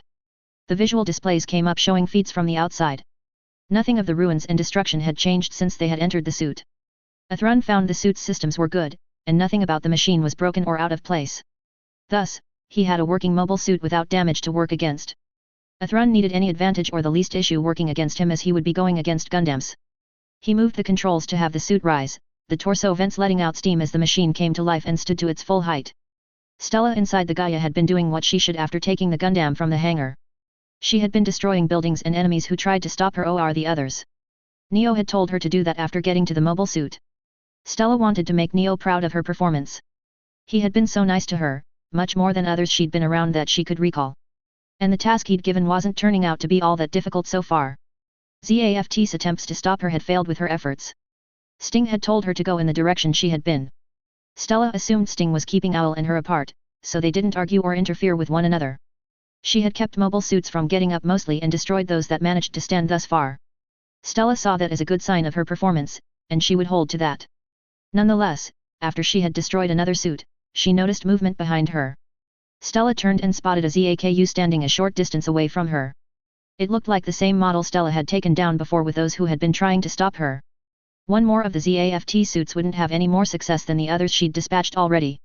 It was close to the time for her and the others to leave the colony. So, this would have to be quick before she started looking for a way out of the colony. The port wouldn't do as Neo had said he would have some who would plug it up somehow. Looks like I missed one, guess I should fix that, Stella muttered to herself. I'll make this quick and move on to finding an exit. She brought up the Gaia's beam rifle, pointed it at the ZAKU, and pulled the trigger. A Thrun saw the rifle being raised, so he was ready when it fired. He used the ZAKU's rear thruster and evaded the attack. Stella blinked as none of the previous opponents had been so quick to react to her actions. Sure, they had dodged attacks, but she shot or cut off a piece in exchange. That could mean this one differed from the others, which would have to be treated as such. However, before Stella could react, her opponent rushed forward and rammed the Gaia with its shield. The surprise attack annoyed her as none had touched her before this. The enemy pilot may have caught her off guard, but Stella wouldn't let them get the better of her. She would take them down, prove none here were better, and prove to Neo that she could do anything he asked of her. While fighting continued, the Minerva was still in its dock. Arthur was in charge as the captain had gone to escort the chairman to the Minerva with the chaos happening. Captain Gladys had determined the Minerva was the safest place currently for the chairman to be with the potential danger present. He had reached out to the port control, hoping they would know what was happening. But there had been no response from them other than static, which was a bad sign. It could mean the port had been damaged and, with it, the colony's COMM exchange. If the exchange was down, those inside the colony were on their own and would get no help from the outside. Arthur looked out the forward viewport and stared at the smoke coming up from the armory. Things looked bad, like an attack was going on, but nothing could be done to confirm or discount that. The best course of action would be to send out a mobile suit to look things over, Arthur knew that. However, with the majority of the ship's pilots out and the Minerva only having the Impulse on it, options were limited. Ray and Luna Maria had gone out to get the mobile suits they would use from the hangar they were stored at. Ayla had gone to meet up with the other pilots assigned to the Minerva and get the Gundams to the ship. Shin Asuka and 2 other pilots were there, but only Shin could pilot the Impulse. The other 2 were just trained on mass production models, so a Gundam was out of their current capabilities. The issue was Asuka had only done simulations for the Impulse, he'd never piloted the machine itself. He had been scheduled to have a test flight in a week or 2 under Ayla's supervision. However, more information on the current situation was needed, and a mobile suit was the best way to get it. Arthur turned to Marin. "Miss Hawk," he began, "get Mr. Asuka on the line for me." Marin nodded and called Shin's comm unit so she could get him connected to the deputy captain. She had nothing against Shin. He seemed like a nice and thoughtful guy from what she'd seen. Marin also knew her sister Luna Maria had a bit of a crush on Shin, though she didn't say anything about that. Shin had been a tad restless as the lead pilot on the Minerva. With Ray and Luna off to get their ZAKUs, that left him and 2 others as on-duty pilots for the Minerva. Ayla had gone off to meet up with the other Gundam pilots, so she wasn't around. That left Shin in charge of field operations, and he wasn't sure he liked that position. He was brought out of his thoughts when his comm unit started going off. Shin took the unit out and saw it was Marin calling from the bridge. "What's going on, Marin?" Shin asked. "Shin, the deputy captain wants a word with you." Shin blinked as he couldn't think of anything the deputy captain would need to talk to him about. He'd done nothing wrong that he knew of, and Shin was pretty good at knowing when he did something he shouldn't have. "Okay, put him on whenever you're ready, Marin," Shin replied. Marin connected the channel with Shin to Arthur's headset. "Shin is on, sir," she stated. "Mr. Asuka," Arthur started, "I need you to suit up and take the Impulse out." Shin was almost floored at being told to take the Impulse out. The Impulse was Ayla's Gundam, and Shin was just one of its backup pilots. Condition Red hadn't been called yet that Shin knew of, so it didn't make sense why the deputy captain was telling him to suit up. "May I ask what for, sir?" Shin inquired evenly. "Something is going on around the armory," Arthur continued. "I think there is an attack, that's what it is looking like from here. But we need confirmation, which is why you will be taking the Impulse out." Shin didn't have further questions at the moment, so he gave his affirmative and shut off his comm unit.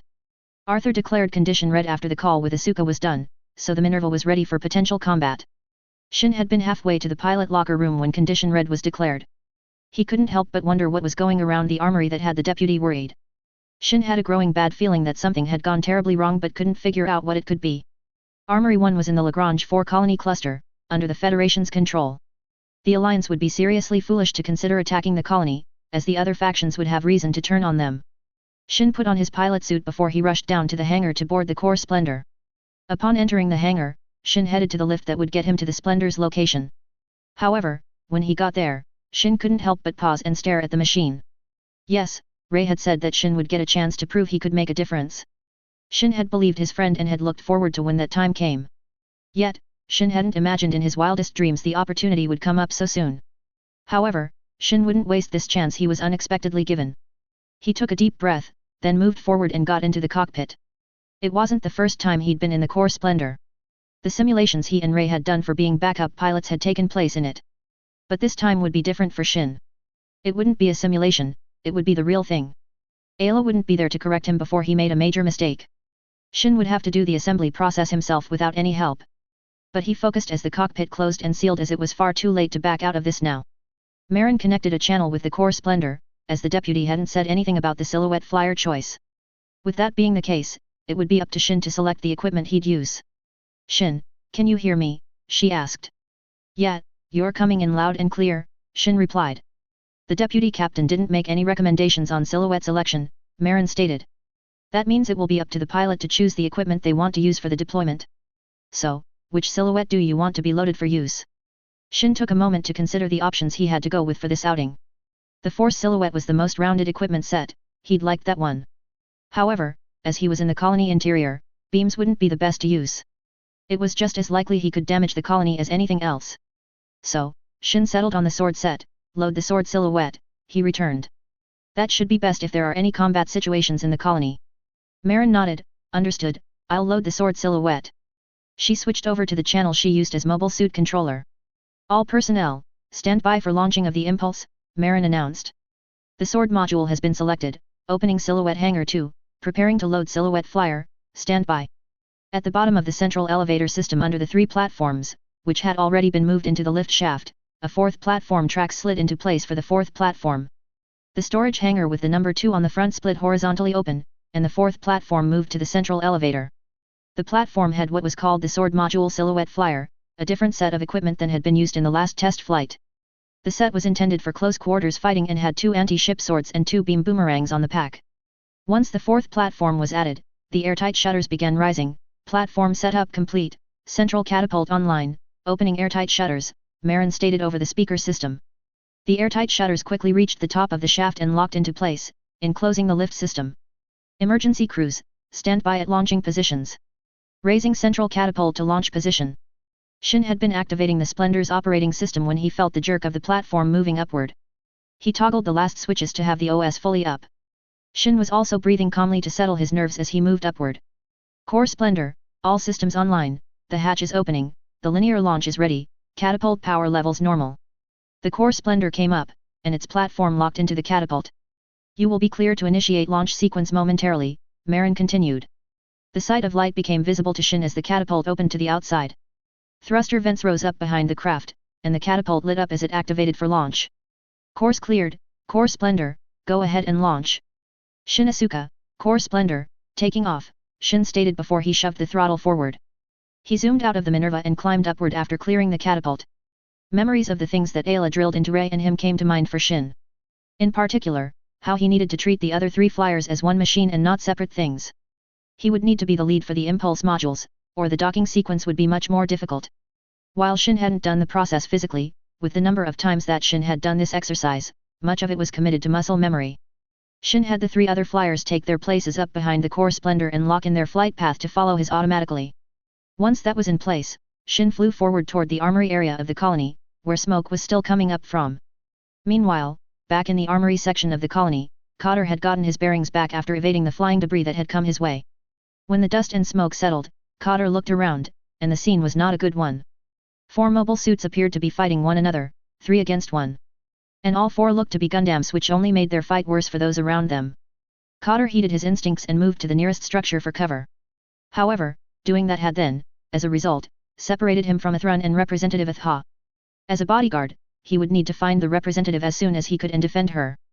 But that may take some time and effort to get to, with debris and ruins now separating him from Miss Atha. Cotter took in his immediate surroundings, and he found debris and panic everywhere, though he was still in the armory area. With things going the way they were, he knew that he needed to find something to work with, preferably a mobile suit, and soon. Thus, he moved to the nearest least damaged hangar to see if there was a mobile suit he could pilot. The structure was abandoned, and there were dead bodies littering the floor. Many mobile suits in the hangar were destroyed or unusable, which wasn't helpful. Yet, something caught his eye and got Cotter to move further inside the building to get a closer look. The mobile suit Cotter caught sight of from the entrance was clearly based on their Gwise machine that had been developed close to the end of the Alliance plant war. It was dark grey overall, with tan for the lighter armored areas such as the joints. The suit had decently powerful-looking thrusters on the backpack. There were 2 railguns, one on either side of the hips, along with a shield on the left forearm. It wasn't what Cotter was used to working with as a Federation's Mobile Suit Corps member. However, it would do for what Cotter needed for the moment, which was what counted. As a Federation military's Mobile Suit Corps member, Cotter was no stranger to mobile suits. The training regiment had pilots able to use essentially any mobile weapon that had been produced, including ZAFT mobile suits. And he needed to get back to Representative Atha and ensure she was safe. It was his duty, and he wouldn't fail the woman he had told that he would protect her. So, he wasted no more time and got into the suit's cockpit and had it seal. Cotter took out his Omni tool and had its data hacking plug pop out before he slotted the tool into an input port for the GUAIZ. His tool got through the locking program on the suit, allowing the operating system to boot up. Cotter brought up information on what the suit had for defenses and offensive options. He'd seen this was a variation of the GUAIZ model ZAFT had created toward the end of the Alliance plant war. The original model didn't have the railguns this one did. Besides the 2 railguns, this mobile suit had a pair of 76mm CIWS guns mounted in the head. There was a decent beam rifle for handheld armaments, not high-energy beam output, but enough. The main defensive article was a composite shield coated with an anti-beam coating and had a beam saber instead of the claws the previous model had to use. The options would give him a chance to fight the Gundams on almost level ground. Gundams would still win if the pilots were equally skilled, but Cotter wasn't an average pilot, nor was he equal to Alliance or ZAFT pilots. The main cameras sent their feeds to the surrounding screens, giving the view of the outside. Cotter made the GUAIZR rise from where it had fallen to the ground. Once standing, Cotter glanced around and spotted an exit he could use to get out of the ruined building.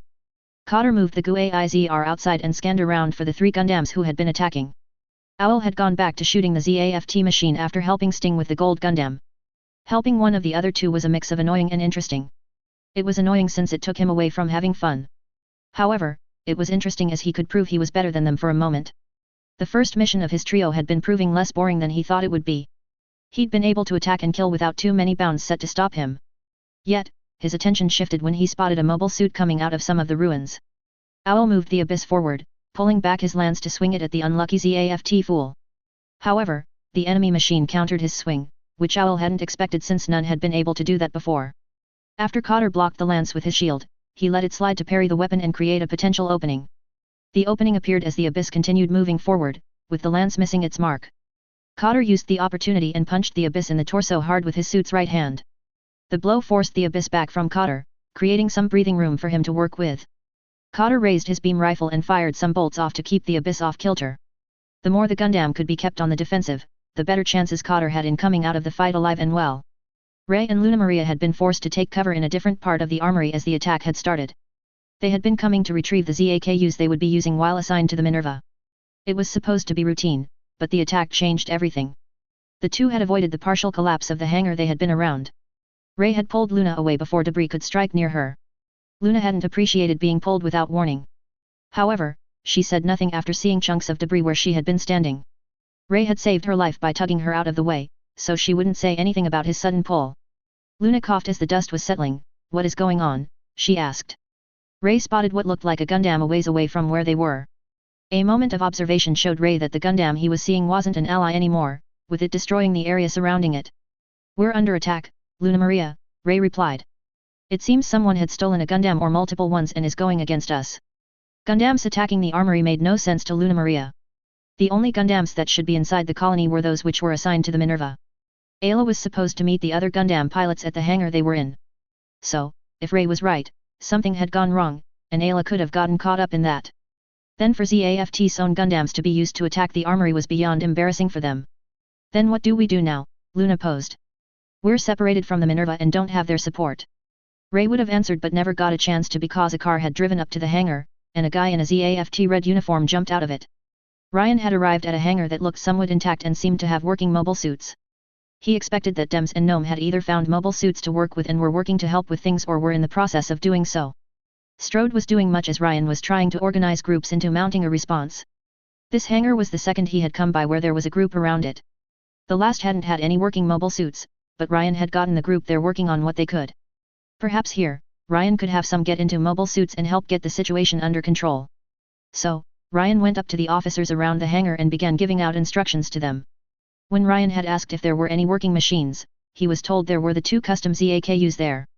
Ryan was also informed that the pilots assigned to them were at the hangar, and they were pointed out to him. Luna and Ray watched as the guy in the red uniform approached them after talking with the officers at the hangar. Ray saluted as Ryan came to a stop in front of him, and Luna did much the same after she saw Ray doing so. "I'm told the 2 ZAKUs are assigned to you," Ryan stated. "Is that correct?" "Yes, it is, sir," Ray answered. Ryan faced Ray. "And what vessel are you 2 assigned to?" he asked. "With things as they are right now, there is little time to argue over authority." Luna didn't much like this guy asking what ship she and Ray were assigned to. The question felt like it was being asked almost as an insult. Captain Gladys was a good captain, young as she was for the position. Luna had heard how the captain had taken the flak for her youth and the ship she had been put on. So, Luna Maria glared back at the guy. "We are assigned to the Minerva, you got a problem with that?" she challenged. Ray resisted the urge to smack his forehead at Luna Maria's response. The one in front of them was their superior and so should be respected by them. Ryan blinked momentarily as the 2, by the girl's statement, were assigned to the same ship as himself. That meant these 2 would have been under Ayla since she had been in the active team lead position. Ryan would have taken the position if things had gone as planned. "Then you have been under Lakeen," Ryan remarked. "Then I have orders for you since Ayla would have been under me as of today. I'm Ryan Peters, the Minerva's mobile suit team lead." Luna Maria gawked at the guy who was claiming to be assigned to the Minerva. She couldn't think of words to counter the guy as she didn't know any of the other Gundam pilots the Minerva was to have. Ray saluted again as he'd heard the name, Ryan Peters. Ayla had mentioned to him by name being one of those who would be a Gundam pilot she would be bringing back. I apologize for my colleague's behavior, sir, Ray replied. What can we do? Ayla had mentioned something about one of the Minerva's pilots being strict and formal. Ryan could only figure the one she'd been referring to was the young man in front of him. He pointed at the ZAKUs, board your machines, Ryan iterated, then gestured at Ray. You will go to where the fighting is and do what you can to help. I already have 2 who are heading in that direction who you will assist in getting things under control. Ryan then pointed at Luna, you are to help the evacuations that are going on before you head back to the Minerva. Are your orders clear to both of you? Ray and Luna saluted, yes, sir, they returned before they turned and made their way to their ZAKUs. As that was going on, Athrun had become locked in combat with the Gaia. Athrun had gained some working room after ramming the Gaia, but that was all. He knew facing a Gundam wasn't to be taken lightly, especially when using a non-Gundam to fight one. Athrun hadn't been on the receiving end of the idea, but knowing the Gundam's advantage over others gave Athrun a basis to work from. However, the difference for him was he was protecting Kagalai from harm. That was motivation enough to fight harder and longer than Athrun would have considered normally. And while he was only going against one Gundam, Athrun felt he had a chance to protect Kagalai successfully. He observed the Gaia store its beam rifle on its rear hip skirt and draw a beam saber. In response, Athrun had the ZAKU bring out its beam tomahawk and readied himself for close quarters combat. The Gaia charged, but Athrun used his shield to block the enemy to make an opening to strike. After catching the saber on his shield, Athrun saw what seemed like a good opening, so he swung his tomahawk at the Gaia. Stella was working on pushing this enemy back, but they had blocked her first strike. And while holding her at bay, they swung their tomahawk at her, which forced her to leap back to evade.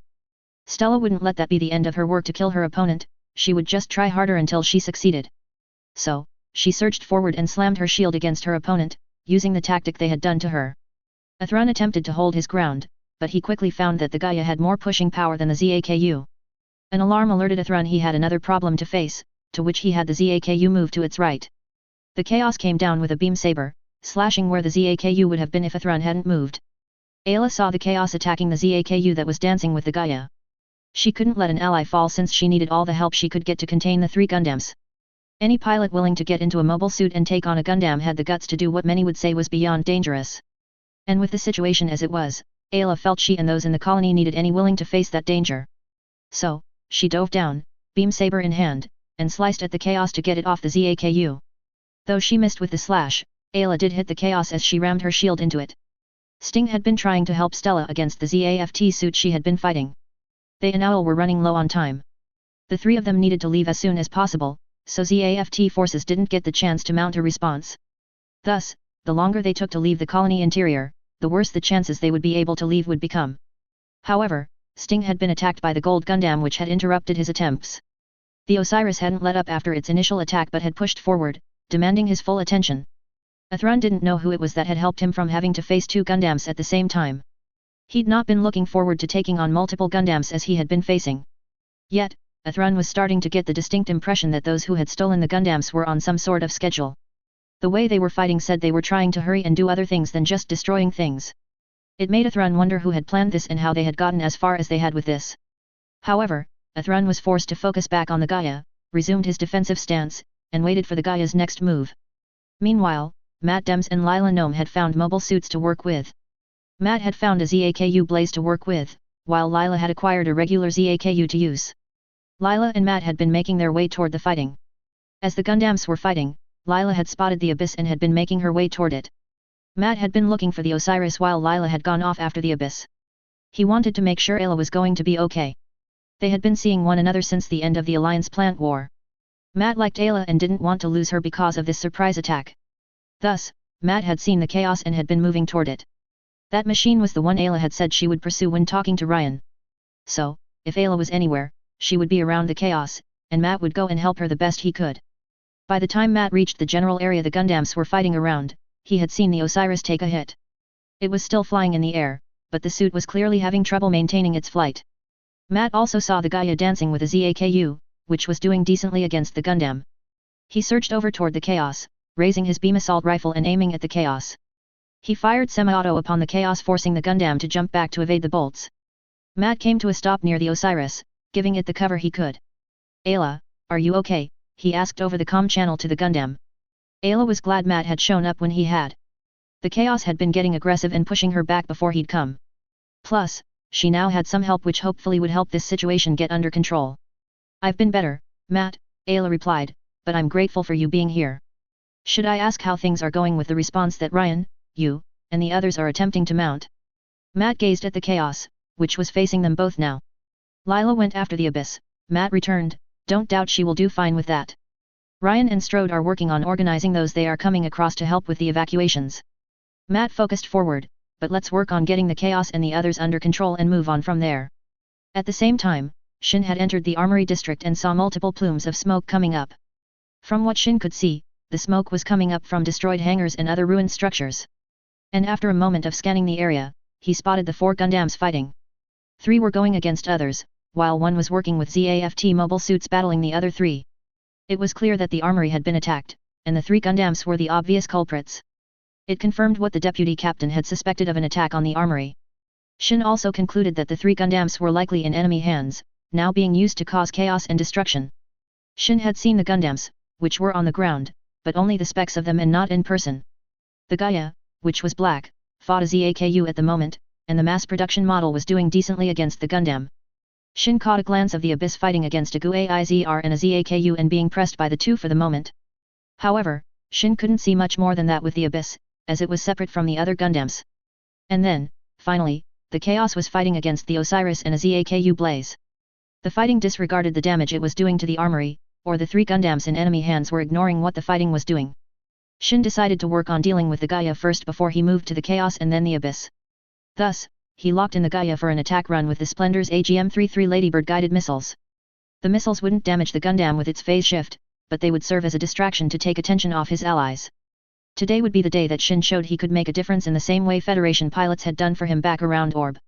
Ayla and Matt had forced the Chaos back a bit, with Matt using his beam assault rifle in its semi-auto mode and Ayla employing the Osiris's rifle system. Ayla glanced at where the Gaia had been fighting the ZAKU and saw the 2 were still going at each other. However, the Gaia was slowly pushing back the ZAKU as good as her ally was fighting the Gundam.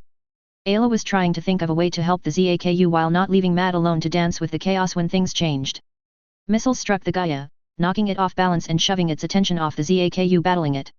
Ayla didn't need to look down at the sensor display as the aircraft flew over the Gaia. She knew the craft well, for it was the one she was assigned to pilot. The core Splendor zoomed past the mobile suits on the ground before moving upward. The flyers came behind it in proper order, Ayla noted, and the right distances they should before assembly. Ayla viewed the leg flyer Me into position to start the docking process, and she couldn't help but wonder who it was in the cockpit. It would either be Ray or Shin, they were the backup pilots in an emergency, and this certainly qualified as one. The core Splendor detached its missile launchers and shifted to its docking mode as the leg flyer lined up and activated its laser docking system. Ayla hoped and prayed whoever it was in the cockpit of the Impulse right now had been paying attention when she had been explaining the finer points of assembling the mobile suit. There would unlikely be the opportunity for a second attempt with the stolen machines around and paying attention to it now. Shin maneuvered the core Splendor in line with the leg flyer, remembering what Ayla had said about precision and patience being needed for this. The docking process wasn't one to rush and slash or screw up. He decelerated as the legs came closer, docked with them, and noted that the Impulse's legs connected as they were supposed to and were now responding as expected. Looking ahead, Shin saw the chest flyer already lined up and coming towards him, and laser dock aligning started. Shin then docked the chest flyer to complete the Impulse, then readied himself for attaching the silhouette flyer. It came up from behind and connected, flipping the beam boomerangs around, and Shin activated the Impulse's phase shift armor as he descended to the ground. He grabbed both Excalibur anti-ship laser swords before landing close to the ZAKU facing the Gaia. Shin then combined the hilts of the swords to have a dual blade, spun the weapon around, and readied himself to fight. Shin glanced from the Gaia and the chaos. Whoever you are, this fight stops here, there will not be another war, Shin stated, I won't let that happen. Ayla held in the sigh that wanted to escape her at Shin, stating what he was. There wasn't the time for theatrics with the stolen Gundams causing trouble. If Shin were here with the Impulse, he would assist allies rather than talk to the enemy. Ayla's pain wasn't helping her mood, which irritated her. Having Matt here helped her a little but also put his life in danger fighting the Gundams. The situation was serious, so Shin needed to focus on the fight at hand and not be distracted by other things. Ayla opened a channel to the Impulse with its comm code. Shin, she snapped. Now isn't the time for you to make statements like that to the enemy. Focus on disabling or taking down the Gaia, Chaos, and Abyss as enemies control them. Shin was surprised to hear Ayla's voice as his displays said the communication was coming from the Osiris. The last he heard, Ayla had been around the hangar where the Gundams were supposed to be stored. However, instead of arguing, he did as Ayla ordered, moving forward toward the Gaia and helping the ZAKU. And so, the battle between the mobile suits resumed before the impulse arrived. A/N. And I'll leave off there for this phase and continue in the next one with the event. Now I know the battle scene in Armory 1 and outside of it is a long one. In canon, it takes 2 episodes as I recall, but my point is this will be a multi-part thing as I said in the beginning. Yet, as you readers might have figured out, I take time and describe things in detail. I've found that a good story has a good flow and leads readers along smoothly and well. Now to the highlights of this phase since there are a few. For those that haven't read the original, unlike in canon, Stella has an older sister, whose name is Tanya. Yes, this is the same Tanya that debuted in Phase 61 if you hadn't guessed. As is implied in the phase, Stella loves her older sister while Owl doesn't. Sting appreciates those in the older trio as Stella does but not to the same extent. Owl hates all 3 to varying degrees mostly since they would call him out in one way or another. There is more of a backstory which is hinted at in this phase. I'll likely go into more detail at a later point, but I don't promise that. There are interactions between the young trio and the trio Tanya is in that haven't been said. Moving on to the next scene, there is 2 main points I wanted to highlight. The first is the conversation between Shin, Rei, and Luna Maria. I remind you readers that in my story unlike canon, Shin is not the primary pilot assigned to the Impulse. He doesn't start out as a Gundam pilot, he is pushed into being one which does make a difference even if it wouldn't seem so. Shin is amazed by Gundams if that wasn't made clear by this point. That is so because he had watched the Freedom and Justice fight against the Alliance back during the war as he and his family were evacuating. Also remember, Shin lived in Federation member nations his whole life as far as we know. Thus, he knows some things about how the Federation's policies and principles work. I want to establish that background for him as it makes a huge difference and plays into his character for the kid in my story. I would also say that the Minerva is supposed to carry all the second stage series Gundams as in canon. The reason I bring that up is Rei and Shin are backup pilots for any of them should their assigned pilots be for some reason unable to use them. I wanted to establish there are 2 groups if you will of pilots on the Minerva. Those that can and do use Gundams, and those who don't and are regular pilots. There is another thing I would point out that comes from Shin's reminiscing. The reputation of Gundams and their pilots has been established during the Alliance plant war and has authored stories that have exaggerated things as you might expect. As with pretty much any Gundam from the universe, they are incredible fighting machines that seem to be almost undefeatable. Their pilots are of heroic stature that can go against any odds no matter how stacked against them they might be. The most notable pilots fight for what's right no matter what hardship they would face for it. In essence, Gundam pilots are the picture of the fairytale hero which are fiction. I make this clear as the misconception does get referred to several times after this and I would rather not go into detail each and every time it comes up. Moving on to the part with Ayla going to the hangar with the Gundams. So, unlike canon, I added an extra Gundam to ZAFT's new Gundam series, which is the Osiris. The specs for that machine are at the end of these notes for those that want to look them over. Ayla is at the hangar as stated waiting for the other Gundam pilots assigned to the Minerva. For those who have a good memory, one of those pilots should be familiar as it's a character from earlier phases. The other thing to note is Ayla is among those that aren't so dense to think with the war over, the Alliance is little to nothing to worry about. With the peace that has been going for close to 2 years, there is a false sense of security for the general public. Now the attack starts with the trio getting the Gundams as they did in canon. However, I would point out something that isn't mentioned in canon that I do more detail with. So, I've gone into some of the deeper points into the Enhanced Human project which creates the boosted men and extendeds. I've more talked about the boosted men than extendeds before now, but I want to point out the dynamic within the trios formed with the project. There are a couple of reasons why the candidates are assigned trios by the project heads. The Alliance may keep the trios, but they don't really know why they are set that way. The first and most important reason is the success rate they have working as a trio. Candidates are drilled that their trio only succeeds when they work together. It is much as the phases goes, either all succeed together, or all fail with the mistake of one. That mentality is ingrained close to as much as the fear of punishment. Thus, why Owl is willing to help Stella and Sting even when it should be clear he doesn't like them much. Nevertheless, one has to give it to Ayla for her taking on the 3 with a Gundam she hadn't piloted before. I wanted to show that he character is complex yet, that of a dedicated soldier. She can be a leader when needed, which is shown as this story goes on, but her dedication is nothing to scoff at. While I may have taken her from the Gundam build part of the Gundam universe, I would like to think I've made her more my own character. I'm aware for some that have read the original version of this story, she's got some fans, and I hope you still like her in this version. Let's move on to Kagalai and Athrun's group who got caught up in this attack. They were being escorted to the Minerva via Durandal's orders, which I believe canon would agree with. However, unlike canon, we have a second bodyguard for Kagalai which will make a difference. I've had comments and some ask about Cotter, which I don't have issues with. For those that have watched Gundam Wing, my Cotter is very similar in personality. Yet, don't mistake that as him being a carbon copy. My Cotter can do things Wings can't, difference in century to be honest. But I'll get back to Cotter in a bit, so let's get back to Kagalai and Athrun. Now, if it ain't obvious by this point, the two have feelings for each other, yet haven't said anything to one another. Thus, Athrun is willing to go above and beyond to protect Kagalai from danger the best he can. I mean, it can be seen as crazy for Athrun to get into a mass production ZAKU to face off against a Gundam. For most pilots, that is akin to doing a near-suicide mission and most wouldn't argue that point. Not that I'm saying Athrun is an average pilot, he used 2 Gundams after all and employed them well, so he's skilled. And Athrun does and will prove he can handle himself and stacked odds in this and the next phase. But understand, his motivation to protect Kagalai gives him great focus to work with. Kagalai on the other hand, isn't as focused and sure about the situation she finds Athrun and her in. With how she feels about Athrun, she doesn't want him to be killed under any circumstance, let alone die while protecting her. And Cotter being separated from them worries Kagalai even more as that is one less person that could help them. She is a pessimist in this situation, I'll admit, which is different for her as she tends to be more an optimist. I attribute this to stress she is under both with the situation they face and her being expected to represent the Federation with Durandal. So, I would ask you to give the girl a break for the moment, she will get better after this, I assure you. Next scene I would like to talk about is the one with the Minerva while the attack is going on. Captain Gladys is out heading for Durandal to retrieve him and get him to the ship for safety.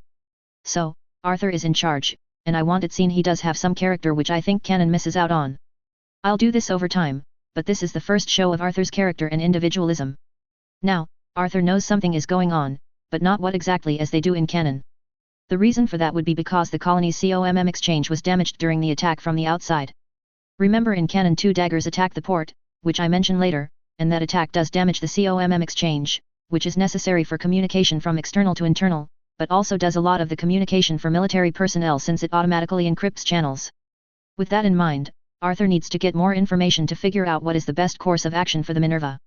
Thankfully, for him, the policy of keeping some pilots on a ship at all times gives him the option to send out the impulse with Shin in the cockpit.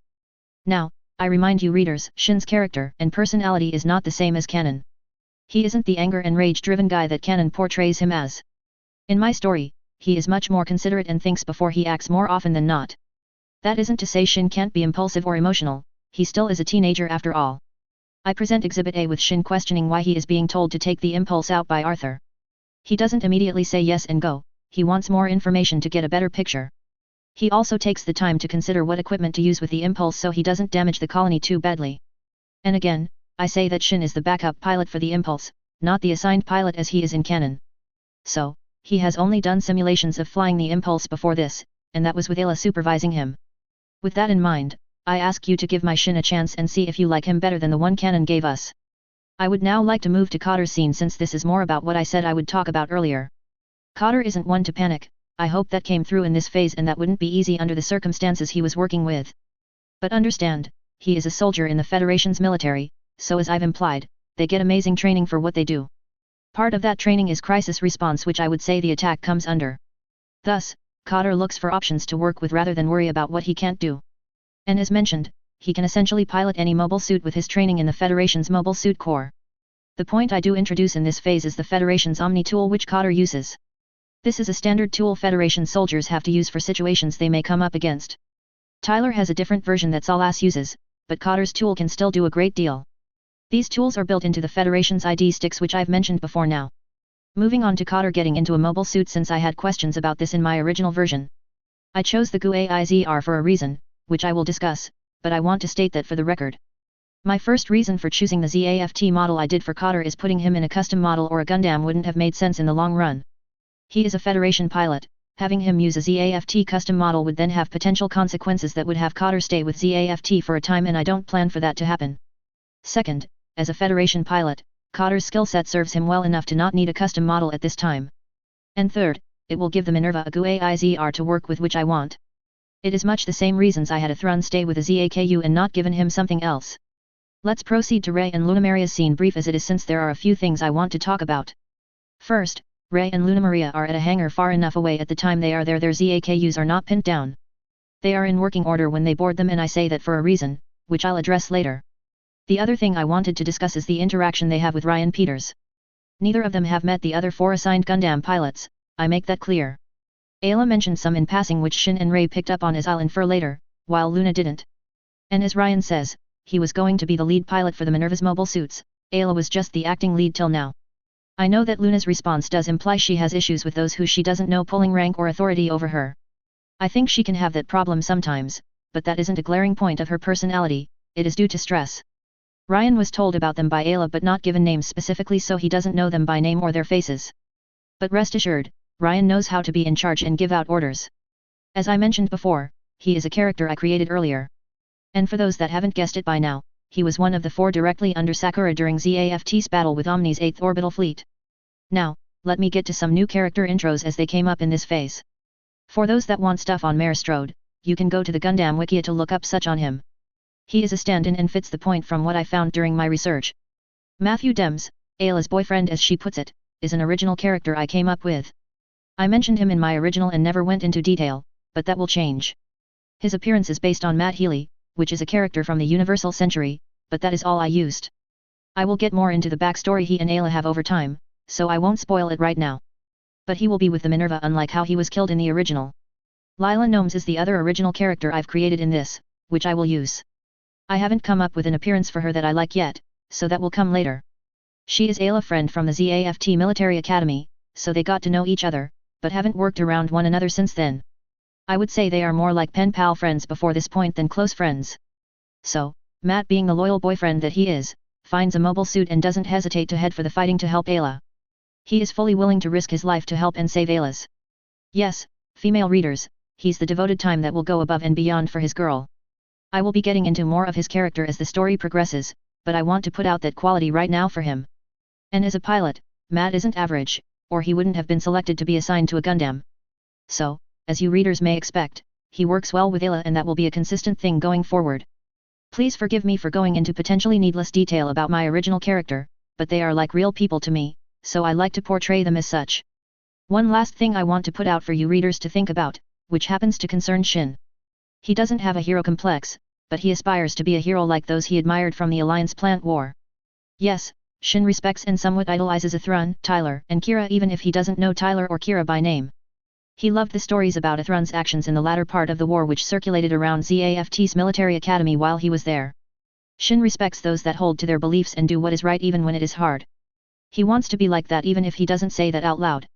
It is partly the reason he wants to be a Gundam pilot, to make a difference like those around Orb did for him. So, do forgive his opener he gives when arriving at the fight, it's not the best, I know. Ayla's reaction is shared by me and I wouldn't doubt others too. In conclusion to these end of phase notes, I hope you like the Destiny part so far. Sorry for the ending notes being long again, there is just so much to go over, so like I've said, likely going to be a norm. Again I warn you readers, this isn't canon even if it uses some of the same events. If that's what you want, sorry that's not what I write for this story. Below are the specs for the Osiris for you readers to look over should you desire. As always, please some of you take the time to write a review for the phase. Use it to say what you think of it, the story thus far, give me constructive criticism, or ask me questions. I take all of those and read them, they motivate me to keep writing this story. And the questions I get are amazing, since they get me thinking. No promises I answer them fully, for I try not to spoil future parts of the story, but I do my best. The next phase should be ready in 2 weeks with it being on track right now. It is titled, Catch and Counter, and will be the second part of this battle. At this time, I feel this battle will be a 3-parter, but don't hold me to that yet. Peace out until the next phase, stay safe all. Technical specifications. Classification, Prototype Transformable Assault Aerial Mobile Suit. Model Number, ZGMFX28S. Official Name, Osiris Gundam, based on the MSN-001 Delta Gundam. Overall height, head height 18.5 meters, Mobile Suit Mode. Base weight, 60.6 metric tons. Power plant, Ultra Compact Energy Battery. Armor material, Variable Phase Shift Armor. Crew, Pilot only, in Standard Cockpit in Torso. General Data. Manufacturer, Integrated Design Bureau. First deployment, October 2, 73 CE. Operator, ZAFT. Known pilots, Ayla Lakeen, Matthew Dems. Equipment and design features. Deuterion Beam Energy Transfer System. Like the other second stage series suits, the Osiris has the ability to be remotely recharged using a deuterion beam fired from a properly equipped battleship. Variable phase shift armor. The Osiris is equipped with ZAFT's improved version of phase shift armor. It is more energy efficient in its strength, as well as color can be changed in the field, although this must be programmed beforehand. Fixed armaments. Makar 69xe rifle system. The rifle looks similar to the Gaia's beam rifle, but a little fatter vertically and has multiple weapons in one structure. Bar 70XC high energy beam rifle. The rifle barrel is in the center of the structure is used, and can shoot down other mobile suits. Beam machine gun. Using the hidden barrels above and below the central rifle barrel, combined, the two barrels are used as a rapid-fire machine gun. MMI GAU 25A 30mm CWIS. The Osiris had the pair set in both sides of the head unit to shoot down incoming missiles or enemy units at close range. They are usable only in mobile suit mode and are not even visible in its fighter mode. MMI GAD30B 98mm twin-barrel Vulcan guns. The pair of guns are mounted on the backpack section on the inside of the wings and can loaded with a variety of different types of ammunition. They can be used in both mobile suit mode or flight mode. MMI MH95 Mk5 high-speed homing missiles. These micro-missiles serve as one of the main weapon of the suit's flight mode and are fired from the 4 launchers that are mounted in sections around the upper legs. Can be used in MS mode as well. Shield. The Osiris's defensive armament, able to defend against both beam and physical attacks with it coated with anti-beam coating. It doubles as the unit's forward section in flight mode and stores close quarters weapons. Ma M941 Vajra Beam Saber. One of Osiris's close combat beam weaponry, the beam saber is stored on the underside of the shield and they are usable only in MS mode. The same model of beam saber is used by all beam saber equipped second stage series MS. Ma M80 Defiant Beam Javelin. Although designed for ranged combat, and like the beam saber is stored in the underside of the shield. This beam javelin is the other primarily used close combat, but can also be thrown, like a traditional javelin could. Chapter 63, Phase 66, Catch and Counter. A/N. Okay, here is part 2 of the battle scene that starts Destiny. I hope you are enjoying this rewrite, it takes work to make this happen. Now, as I do every 5 phases or so, allow me to restate my disclaimer for this story. I do not own anything which comes from the Gundam universe or any other universes I borrow from, as much as I would love to. I only own my original characters and my musings that create this story. And with that out of the way, let's get on with the story. Phase 66, Catch and Counter. October 2nd, 73 CE. Around Armory 1, Lagrange 4. The Gertie-Lu had reached its designated point for the operation start and was slightly ahead of schedule. Mobile suits had been sent out to take up positions to strike ZAFT with precision. The strikes would hamper any response from ZAFT once the attack began with the theft of the Gundams. The remaining mobile suits were on the Gertie-Lu's catapult, ready to head out and attack the ZAFT patrols. Even Neo's mobile armor was prepared to sortie if he needed to go out and help things along. By Neo's calculations, everything was in place the best it could be for the operation. And ZAFT didn't show any signs that they had any idea what was about to come upon them. Neo was pleased things were ahead of the timetables they were working with that Omni had come up with.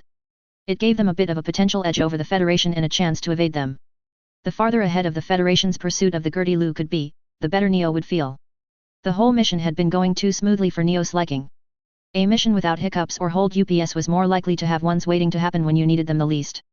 That was the philosophy Neo had worked by, and it had served him well so far during his service in the Alliance. Neo was one who didn't wave off the Federation as an irritation as many did. Instead, Neo saw them as a problem that needed to take serious or suffer the consequences. Many an Alliance officer had underestimated the Federation and had paid the price for their mistake. Neo had no intention to be another one of those officers to be so stupid as to discount the Federation's military. That was as likely to end with dismissal from Omni or getting killed as it was being put on trial by the Federation and vanishing from notice. Neo had seen the problems that had come to the Alliance because they had underestimated the Federation during the last war. Many had died due to the Federation's actions when they poked their noses where it didn't belong. The Alliance was still paying for decisions made during the war even today. And there was no sign that would change in the near future, so Neo expected it to continue. One of the harshest examples of the point was what went down at JOSHA during ZAFT's attack on the base. The base personnel hadn't secured the systems as they should have before they abandoned JOSHA. The Federation had been quick to take advantage of that and had dumped what they could from the Alliance's military network. They were still using what they had acquired from the network dump against the Alliance today. The Federation had been blocking operations Omni had attempted as they had gotten info from the Alliance's network. Neo had learned some lessons from the mistakes the Alliance had been making with uncomfortable consistency.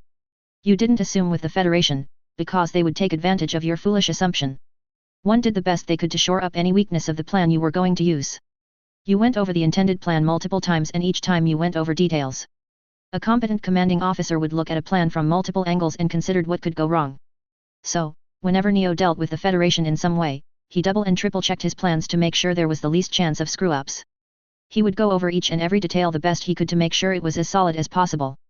It was due to that mentality that he insisted some take the time back at the Federation outpost to lay traps. It was a delay tactic more than a means to kill those from the Federation sent to investigate. However, it would hopefully buy some time for the Gertie-Lu to work with. Time was an extremely valuable commodity that the Gertie-Lu didn't have a lot of.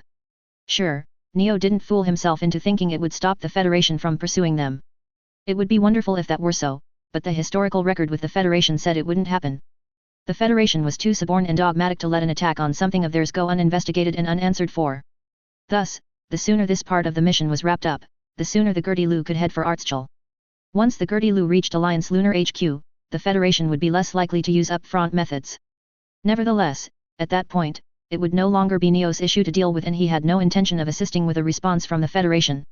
That was one advantage of being in phantom pain, you could pass off things to others to work out. Neo didn't do that often, but when it came to responding to the Federation after something bad happened, he avoided that like a plague.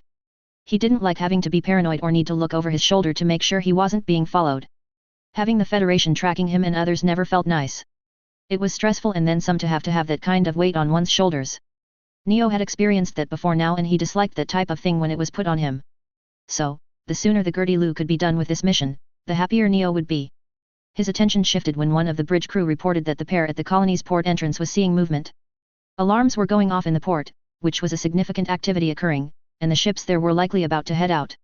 Neo took that to mean the operation was rolling and the schedule would be moved up. The Gundams had been stolen by the trio and were causing chaos around the colony interior. Neo had the comm officer tell those waiting at the port's entrance to move in and block and disable the port. Should the port be disabled, the ZAFT patrols would be hard-pressed to make an effective counter to the Gertie-Lu. A bonus would be if the pair attacking the dock could damage the colony's comm exchange. If the comm exchange went down, the outside couldn't talk with the inside and vice versa, which would be an advantage for the Gertie-Lu. Well then, Neo said, let's get going, but inconspicuously until the Gundams come out and the patrols are in disarray. The Gertie-Lu's Gottfrieds were activated, and missile launchers were loaded with Koran-Thas missiles.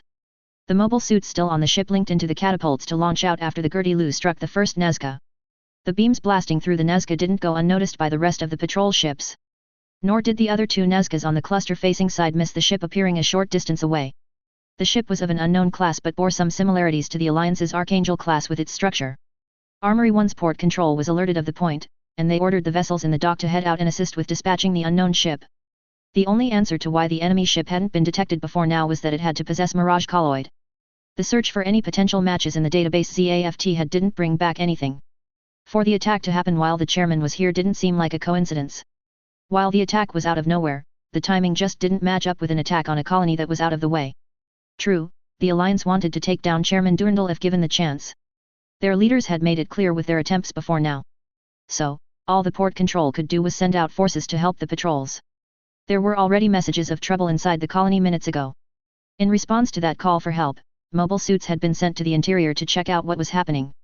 While whatever was happening inside the colony, those in the port could move out and assist the patrols get this unknown vessel brought under control. As ships were being ordered to move out of the port to strengthen the patrols, the two waiting daggers moved into the docking area. They were using low-heat thruster bursts to avoid detection by sensors and give warning to those in the port control center. The suits moved into the port and attacked the Laurasia class that was leaving first. The bridge was the first point of the ship to be hit, followed by the engines. The damage caused the Laurasia class to drift into the port control center, disrupting ZAFT's command structure. As a bonus, the Laurasia's crash sent debris into the colony's comm exchange, effectively taking it down. The pair of daggers didn't stop with the Laurasia, they attacked the other ship, plugging up the port for any behind them. Plugging the colony's port would help the Gertie-Lu have less resistance to deal with while waiting for the stolen Gundams to exit the colony. The few mobile suits ZAFT had were destroyed before they could effectively counter the two daggers. The Gertie-Lu used missiles to disable the second Nazca as ZAFT forces were trying to recover and counter-attack them. Neo was glad things were going smoothly since ZAFT wasn't making an effective counterattack against them. He had the Gertie-Lu turn to meet the third Nazca and launch their mobile suits to help disable that ship. Neo could also see the other three Nazca classes coming from the other side of the colony. So he knew the Gertie-Lu had to hurry up and be ready to face them to keep attention off the theft. Yet, he spotted the two daggers that had just headed out from the Gertie-Lu were making progress. However, it wouldn't be done in time for when more enemies would be in range to attack. So, he told Ian he was going to head out in his mobile armor to speed things along.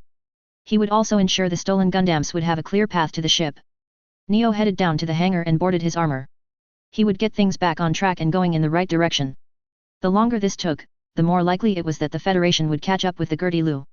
Should the Federation get to them, their chances of getting away would drop dramatically.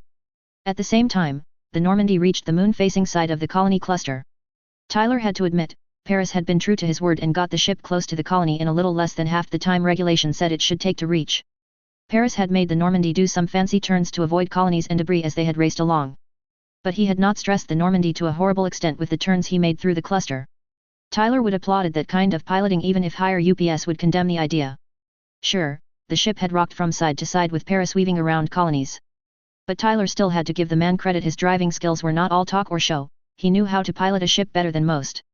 Plus, the Normandy could haul better than previous ship classes, and Tyler was pleased he'd gotten to see what the ship could do when pushed.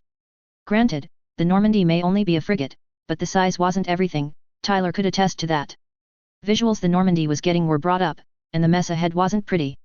Tyler had to admit the group they were after was cunning with their actions. They used that cunning and outright daring to take ZAFT by surprise and whip them. Should the enemy vessel be using Mirage colloid as Tyler suspected they were, ZAFT wouldn't have known anything was coming until it was too late. Sensors brought back an outline that matched the records pulled from Milos's black box. Thus, Tyler figured it was the same ship that had attacked the station and killed all there. And now that Tyler got a closer look at the ship, he liked it even less. The readouts suggested it was a new ship class for the Alliance and some type of mobile suit carrier. Tyler also spotted something on the sides and had the tactical display zoom in on that area. What appeared to be exterior fuel tanks connected to the ship would likely contain non-standard fuel. If it had gasoline, it would allow the ship to operate even more undetected as it cuts down the heat output. All in all, a dangerous ship, to be sure, but Tyler was mad at the vessel for what it did to those on the research outpost. However, the more Tyler looked at the ship, the more similarities he could spot it had in common with the Alliance's Archangel class. It made him wonder if the Alliance had been dumb enough to ignore what he'd done to the Dominion and other flaws the class had possessed. If some of the same structural stuff had been transferred over as the outer appearance suggested, the same exploits would work in theory. Tyler wouldn't say no to testing those points if the opportunity arose. Yet, there were higher priorities to handle first before any fun activities could be done.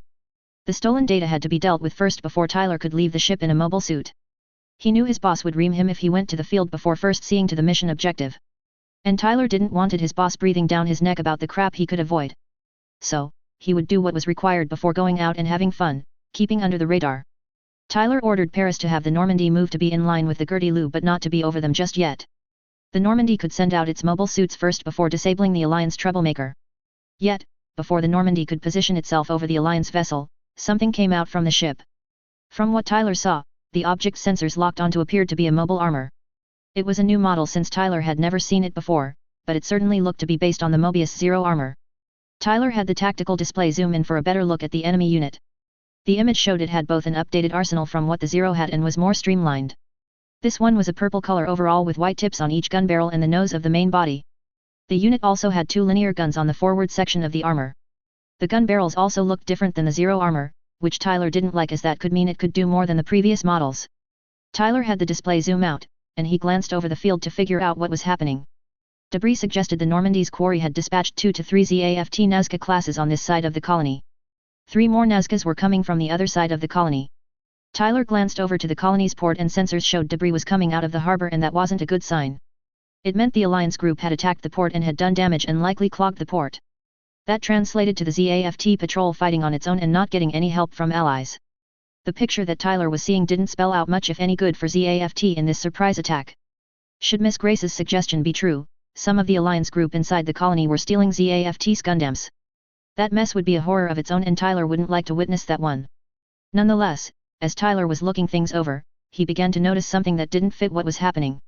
From what Tyler could tell, there was an air of rushing and slight desperation on Phantom Pain's side. That made no sense to Tyler since Phantom Pain wasn't a group to show desperation or that they were worried about being caught. The group had been frustratingly proficient and was done and gone by the time an incident was looked into. And yet, here they were, trying to hurry their work along and being less proficient than they had shown themselves to be. "Tell me, Lisa," Tyler said, "if you were our quarry, would you have reason to worry right now?" Tyler paused for a moment, they have established they are proficient with what they do and tend to have confidence they will get away with whatever they do. They are whipping ZAFT after taking them by surprise and having them on the ropes currently. I would bet their theft is going okay, though it is problematic if they take too long. With things going so well for them right now, why would they be showing an air of worry? Lisa considered what Tyler was saying and asking as a point of discussion. He was making a point with what he said and the question he was asking. This Phantom Pain had been successful in their mission thus far. They had stolen the data from the information network and had kept ahead of their pursuers. Phantom Pain had the clear advantage against ZAFT and were whipping them as Tyler said.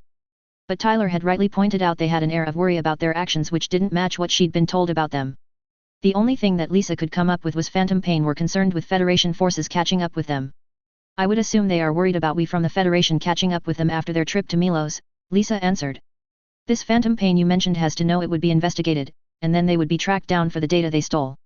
The explosive traps they left would be motivation rather than a deterrent.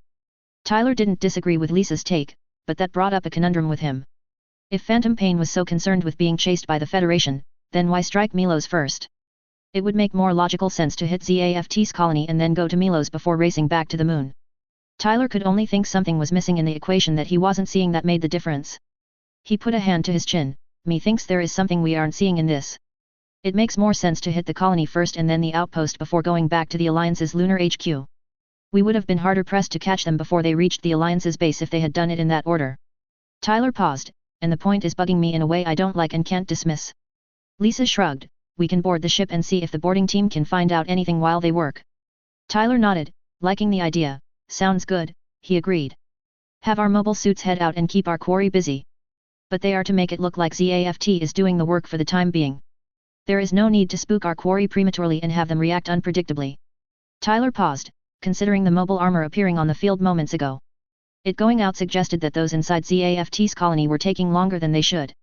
I believe our quarry is focused on their task and so have tunnel vision, let's keep it that way for a bit longer. I say if the Normandy can handle the data uninterrupted, all the better. Lisa called for red alert and got down to managing things for the boarding.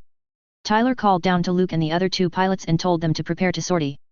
Federation mobile suits like ZAFT and Alliance machines have changed and improved over the last 2 years. The current mass production mobile suit model is based on the Delta Fighter but has been streamlined, and the specs are better than the Delta Fighter by a good margin.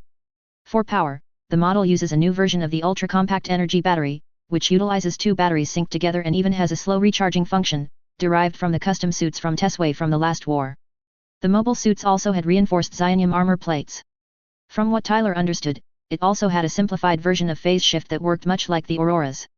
For stealth, the new system the Federation made and uses, called Wraith, has already frustrated both the Alliance and ZAFT, as well as them showing jealousy at how effective it is from keeping something undetected.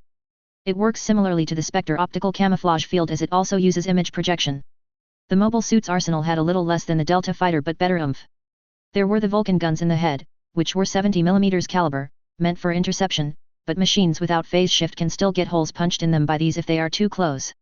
Next, there was the MKII X-80 high-energy beam rifle, which was a long rifle with better firepower than the Alliance prototypes from the last war. And it would attach to the fighter's barrier shield in its flight mode. Then the barrier shield was where the other weapons were, as the shield was as much a weapon system as a defensive piece of equipment.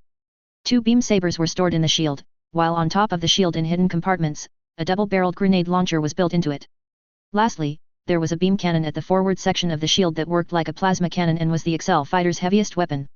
The Normandy's linear catapult came out to active position, and the 3 Excel fighters the Normandy had on board began launching out. They were not noticed as the Normandy's stealth system was running as they flew down the catapult. Tyler did open a comm channel shortly after the fighters launched. Luke, as our quarry is busy causing chaos with ZAFT, use that fact to your advantage. When you attack, make it seem like ZAFT is doing the job so they don't suspect we're around here already.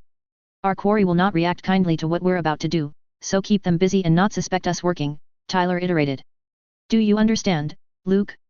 This group is bad, and we don't want to give them more of an excuse to cause issues than they already do. Luke understood what Tyler was asking him and the other two to do on the field. The group they had been pursuing had been nothing but bad news from what Luke had seen. The boarding team had mentioned some sick stuff while in the common area. The crap, they'd seen horrible things on the research station, and Luke wasn't sorry he'd missed that trek. But the stuff he'd heard had made Luke mad for those who had suffered because of the Alliance group. So, the majority of the Normandy wanted to make the group pay for what they did to the station's inhabitants. Luke was among that group who wanted to make the alliance group Tyler had called Phantom Pain pay for their actions. But Luke was on board with Tyler's plan, as his friend's plans always seemed to work, even after the war. "Mate, it will be a pleasure for us to do that," Luke answered. "The alliance group is going to pay for what they did to those at Milos."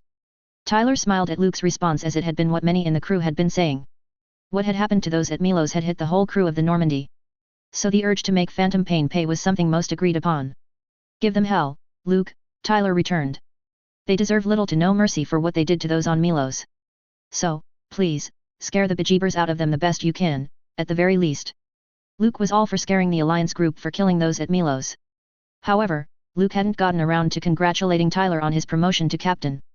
"I've been meaning to say congrats on the promotion to captain, mate," Luke replied.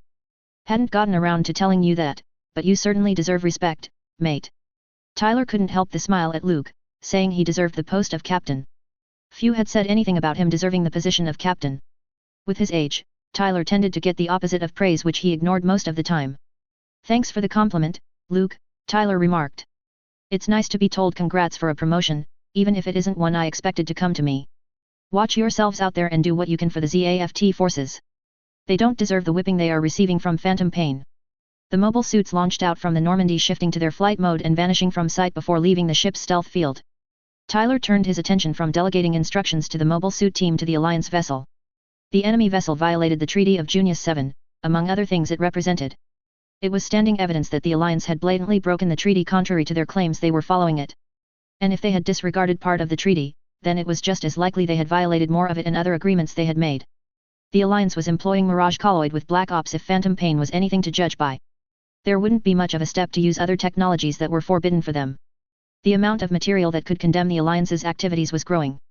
The issue was much of the information was classified with the Federation, so it couldn't be used against them in public yet.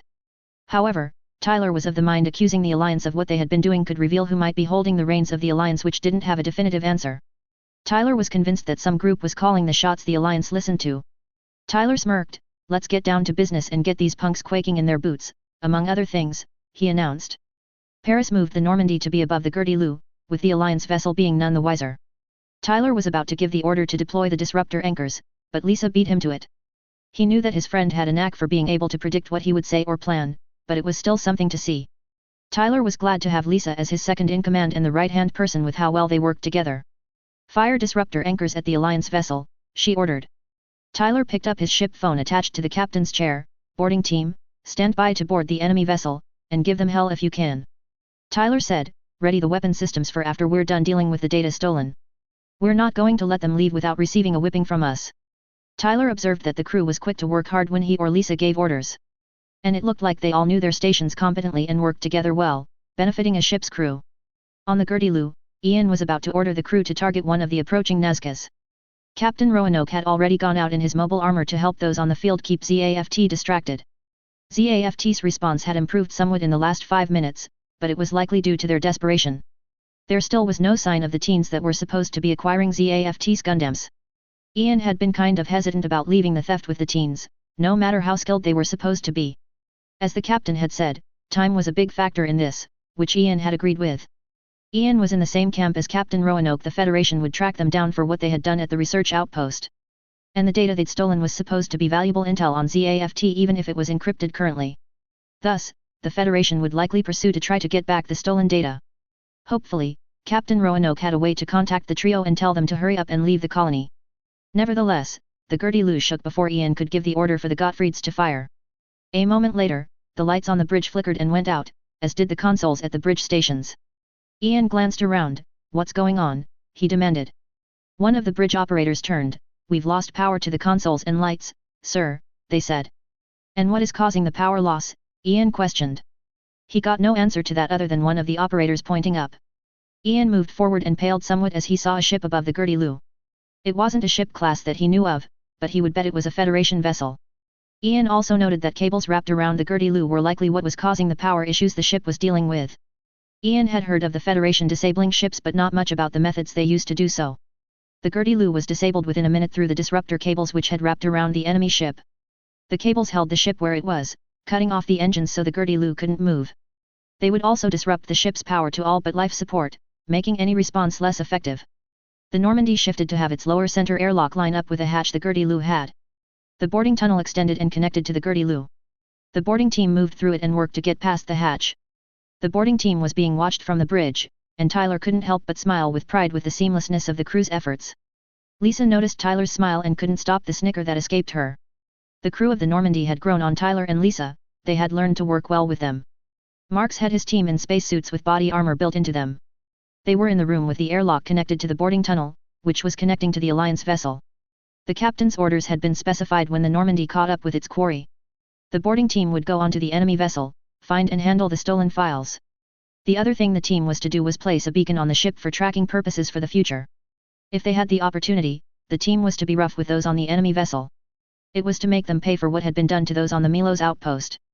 The job was to be done as quickly as possible before the team returned to the Normandy. The enemy vessel's mobile weapons were immediately distracted, but that wouldn't last. It wouldn't take much for the Alliance group to figure out something was happening to their ship. Marx radioed the bridge and said he and his team were about to board the opposing ship. Tyler glanced at one of the bridge crew, who nodded in response to tell Tyler the boarding tunnel was connected to the Alliance vessel. He got back on his captain's phone. "Marx, you are go for boarding," Tyler stated. "Get the job done and then get back here, that is the priority." Tyler hadn't missed the nonverbal responses he'd seen from the boarding part that had gone to Milos. And it was more than the horrors that soldiers saw in the trenches as Tyler had witnessed. "As much as I would cheer you on making those on the enemy vessel pay, the job needs to be done more. We wish you the best of luck over there." Marx acknowledged the parting message Tyler had given his team and him. He then directed his team to enter the boarding tunnel and head over to the enemy ship. The hatch at the other end of the tunnel was hacked through in less than a minute before it popped open. The Normandy's bridge would be able to listen to the team's progress over the encrypted channel the team was using. The boarding team surged into the Gertie Lu and searched for a terminal to find the stolen data. It took the team getting to the end of the long corridor they had entered to come up against resistance. There was the sound of guns being used, followed by cries of men dying. Tyler assumed those on the Alliance vessel hadn't expected a boarding party and were scrambling against them. Marx led his team forward, mowing down soldiers that would pop up in their path. They found a terminal in a room down the second corridor they went down. The team broke into 3 groups, 2 of them were guarding the corridor on either side of the room. The last group was working on the terminal to accomplish what they were here to do. Jenkins was managing the defenders who were fending off Alliance soldiers. It took a little over 5 minutes to locate the data that the Alliance stole. The work to corrupt the data took another 5 minutes or so. As the stolen data was handled, another hit a tracking beacon in a maintenance panel. All the while, Alliance soldiers were doing what they could to get past the boarding team. Jenkins kept those under his charge in formations that gave no openings for the enemy to use. Ian on the bridge wasn't liking what was being reported to him via the comm officer. They were using the emergency communication system, which was thankfully working. But they were reporting that the ship had intruders on the ship now. Not only was the Gertie Lu working to recover from the power disruption the Federation had caused, but its soldiers had also boarded it. The Gertie Lu couldn't signal for help as the multi-purpose launchers weren't up and working yet due to lack of power.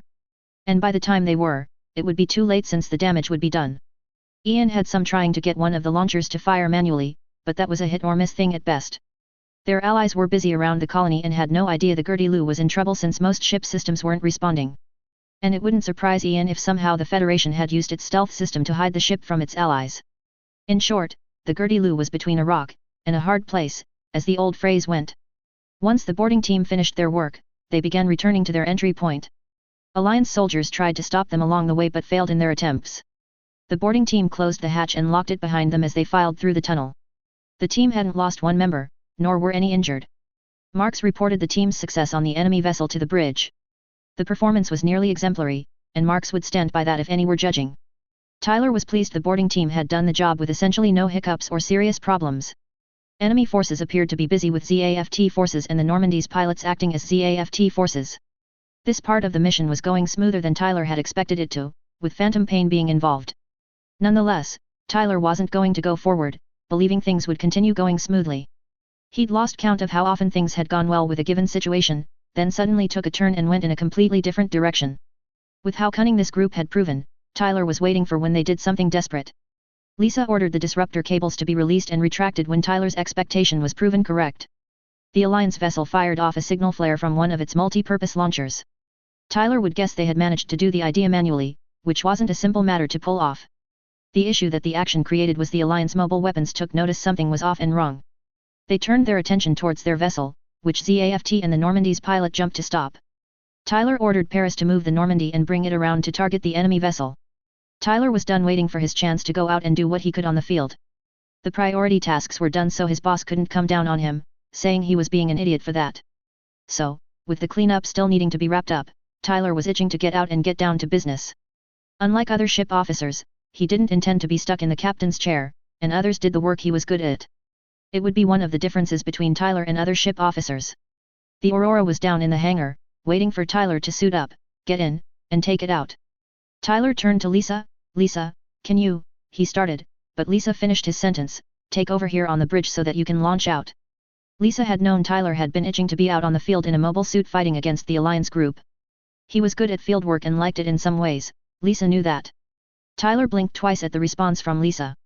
It wasn't the first time that Lisa had finished his sentence or thought. It happened off and on with the two of them when they worked together. It wasn't a fluke, Tyler had seen the point enough to know that. That was one of the reasons she and Tyler worked so well together. They were usually on the same wavelength in knowing what needed to be done and the best way to do it. Thus, Tyler smiled a bit. I see you can still anticipate what I'm going to do, even after the time we haven't been working together, he remarked. You would be correct, can you please? Lisa nodded in reply, which was enough for Tyler to push out of his seat and head for the lift. Tyler was looking forward to going out in the Aurora and fighting the Alliance group the Normandy had been chasing. He was sure the group was Phantom Pain or had members of the Black Ops group. With what Tyler had seen from their work, he'd been sickened and frustrated by the results he'd witnessed. The group seemed to see nothing wrong with murdering innocent people if it benefited their aims. They stirred up chaos and promoted conflict simply to serve whomever they worked for. They had no apparent value on human life that were part of their cult that hated any that had differing views. So, Tyler wanted to take some from Phantom Pain down a notch or more for the horrible things they committed. And Tyler was confident he could give some of those out there a run for their money with his skills. If he could, he would have them quaking in their suits to make them understand what kind of feelings they caused in their victims. Thus, Tyler was focused on what he would do on the field as he put on his pilot suit in the locker room. He headed for the Normandy's hangar once his suit was on and secured with his helmet in hand. Upon entering the hangar, Tyler stopped and glanced around, taking in the layout. The Normandy's hangar layout was unique, unlike any other he'd seen before. From what Tyler could see, the hangar had 5 docks for mobile weapons and a shuttle stored under the entryway. The hangar seemed to be based on a gear and track system that went down the center of the area from the docks to the back. At the back appeared to be an airlock of some kind which Tyler assumed would take machines to the catapult. From what Tyler saw, there looked to be 2 sliding platforms to carry machines to the airlock. It was an efficient setup should it work as designed. Tyler could see potential drawbacks as mobile suits could only be launched one at a time, even if they could be done in somewhat quick succession. It was one thing the Archangel had as an advantage with 2 linear catapults. Then spare space was hard to find as supplies were stored in those, and there was little space that wasn't used for something. Tyler didn't fault the ship designers for how they made the hangar, and it was impressive. The Normandy was all about efficiency from what he'd seen and read from the specs. Tyler respected the mentality of making things efficient as being wasteful didn't tend to go well. Yet, the mentality came with a cost, as any other way of thinking did. In the Normandy's case, she may be able to carry almost as many mobile suits as her bigger enemy counterparts in the class above them. However, the ship couldn't spare space nor handle a great deal of damage before needing help from others. Not that Tyler felt the Normandy would be in the position to need help often. He would ensure she performed well against enemy forces and put them on the defensive rather than attacking the Normandy as they pleased. Tyler focused back on the task at hand. The Aurora was in a dock and looked ready to go, which he appreciated. Tyler also had seen mechanics going about the hangar doing tasks. And he quickly focused on the one delegating the tasks to the crew members there. Tyler took that to mean the gruff-looking man was the chief mechanic of the Normandy. The man appeared to be somewhere in his late 40s to early 50s. He had a rough-hewn face with graying chops with a sharp-looking goatee. With the way the guy was barking out orders, Tyler figured the man knew his crew and made them work the best he could. Tyler respected a tough chief mechanic, they tended to be great for a ship, if not better. The position was one that Tyler did his best not to mess with since they were responsible for mobile suit maintenance. So, he floated over to the man and waited for the other mechanics to notice him. It took a minute, but the man turned and looked at Tyler. I take it you are the chief here in the hangar, Tyler greeted with a bow, and are responsible for keeping this great ship in working order. Guy Valiant had been assigned to the Normandy as the job before he took a teaching job for other chief mechanics. Guy hadn't wanted to take a desk job just yet, so he'd accepted the chief mechanic job for the brand new ship class. The hangar was unique and had taken a little time to get used to, but Guy had managed. The crew had also taken a few hours to whip into shape and have them listen to orders and not question them needlessly. Storing the supplies had been good training for those under his charge. And thus far, none of the ship officers had come down questioning his methods or tried to take charge. Guy certainly wouldn't complain about that, rather, he appreciated being left to do things his way. The 3 pilots the ship had right now had already headed out a little while ago. So Guy had been having his boys clean and organize to occupy their time. Granted, there was another mobile suit in a dock, a Gundam no less, but Guy hadn't been told of other pilots. What the Gundam was doing on the Normandy wasn't Guy's business, so he didn't ask questions about it. And yet now, this young man was playing nice for who knew what reason. The kid may be in a pilot suit, but that didn't mean anything to Guy, just the kid wanting to do something he may or may not be supposed to be doing.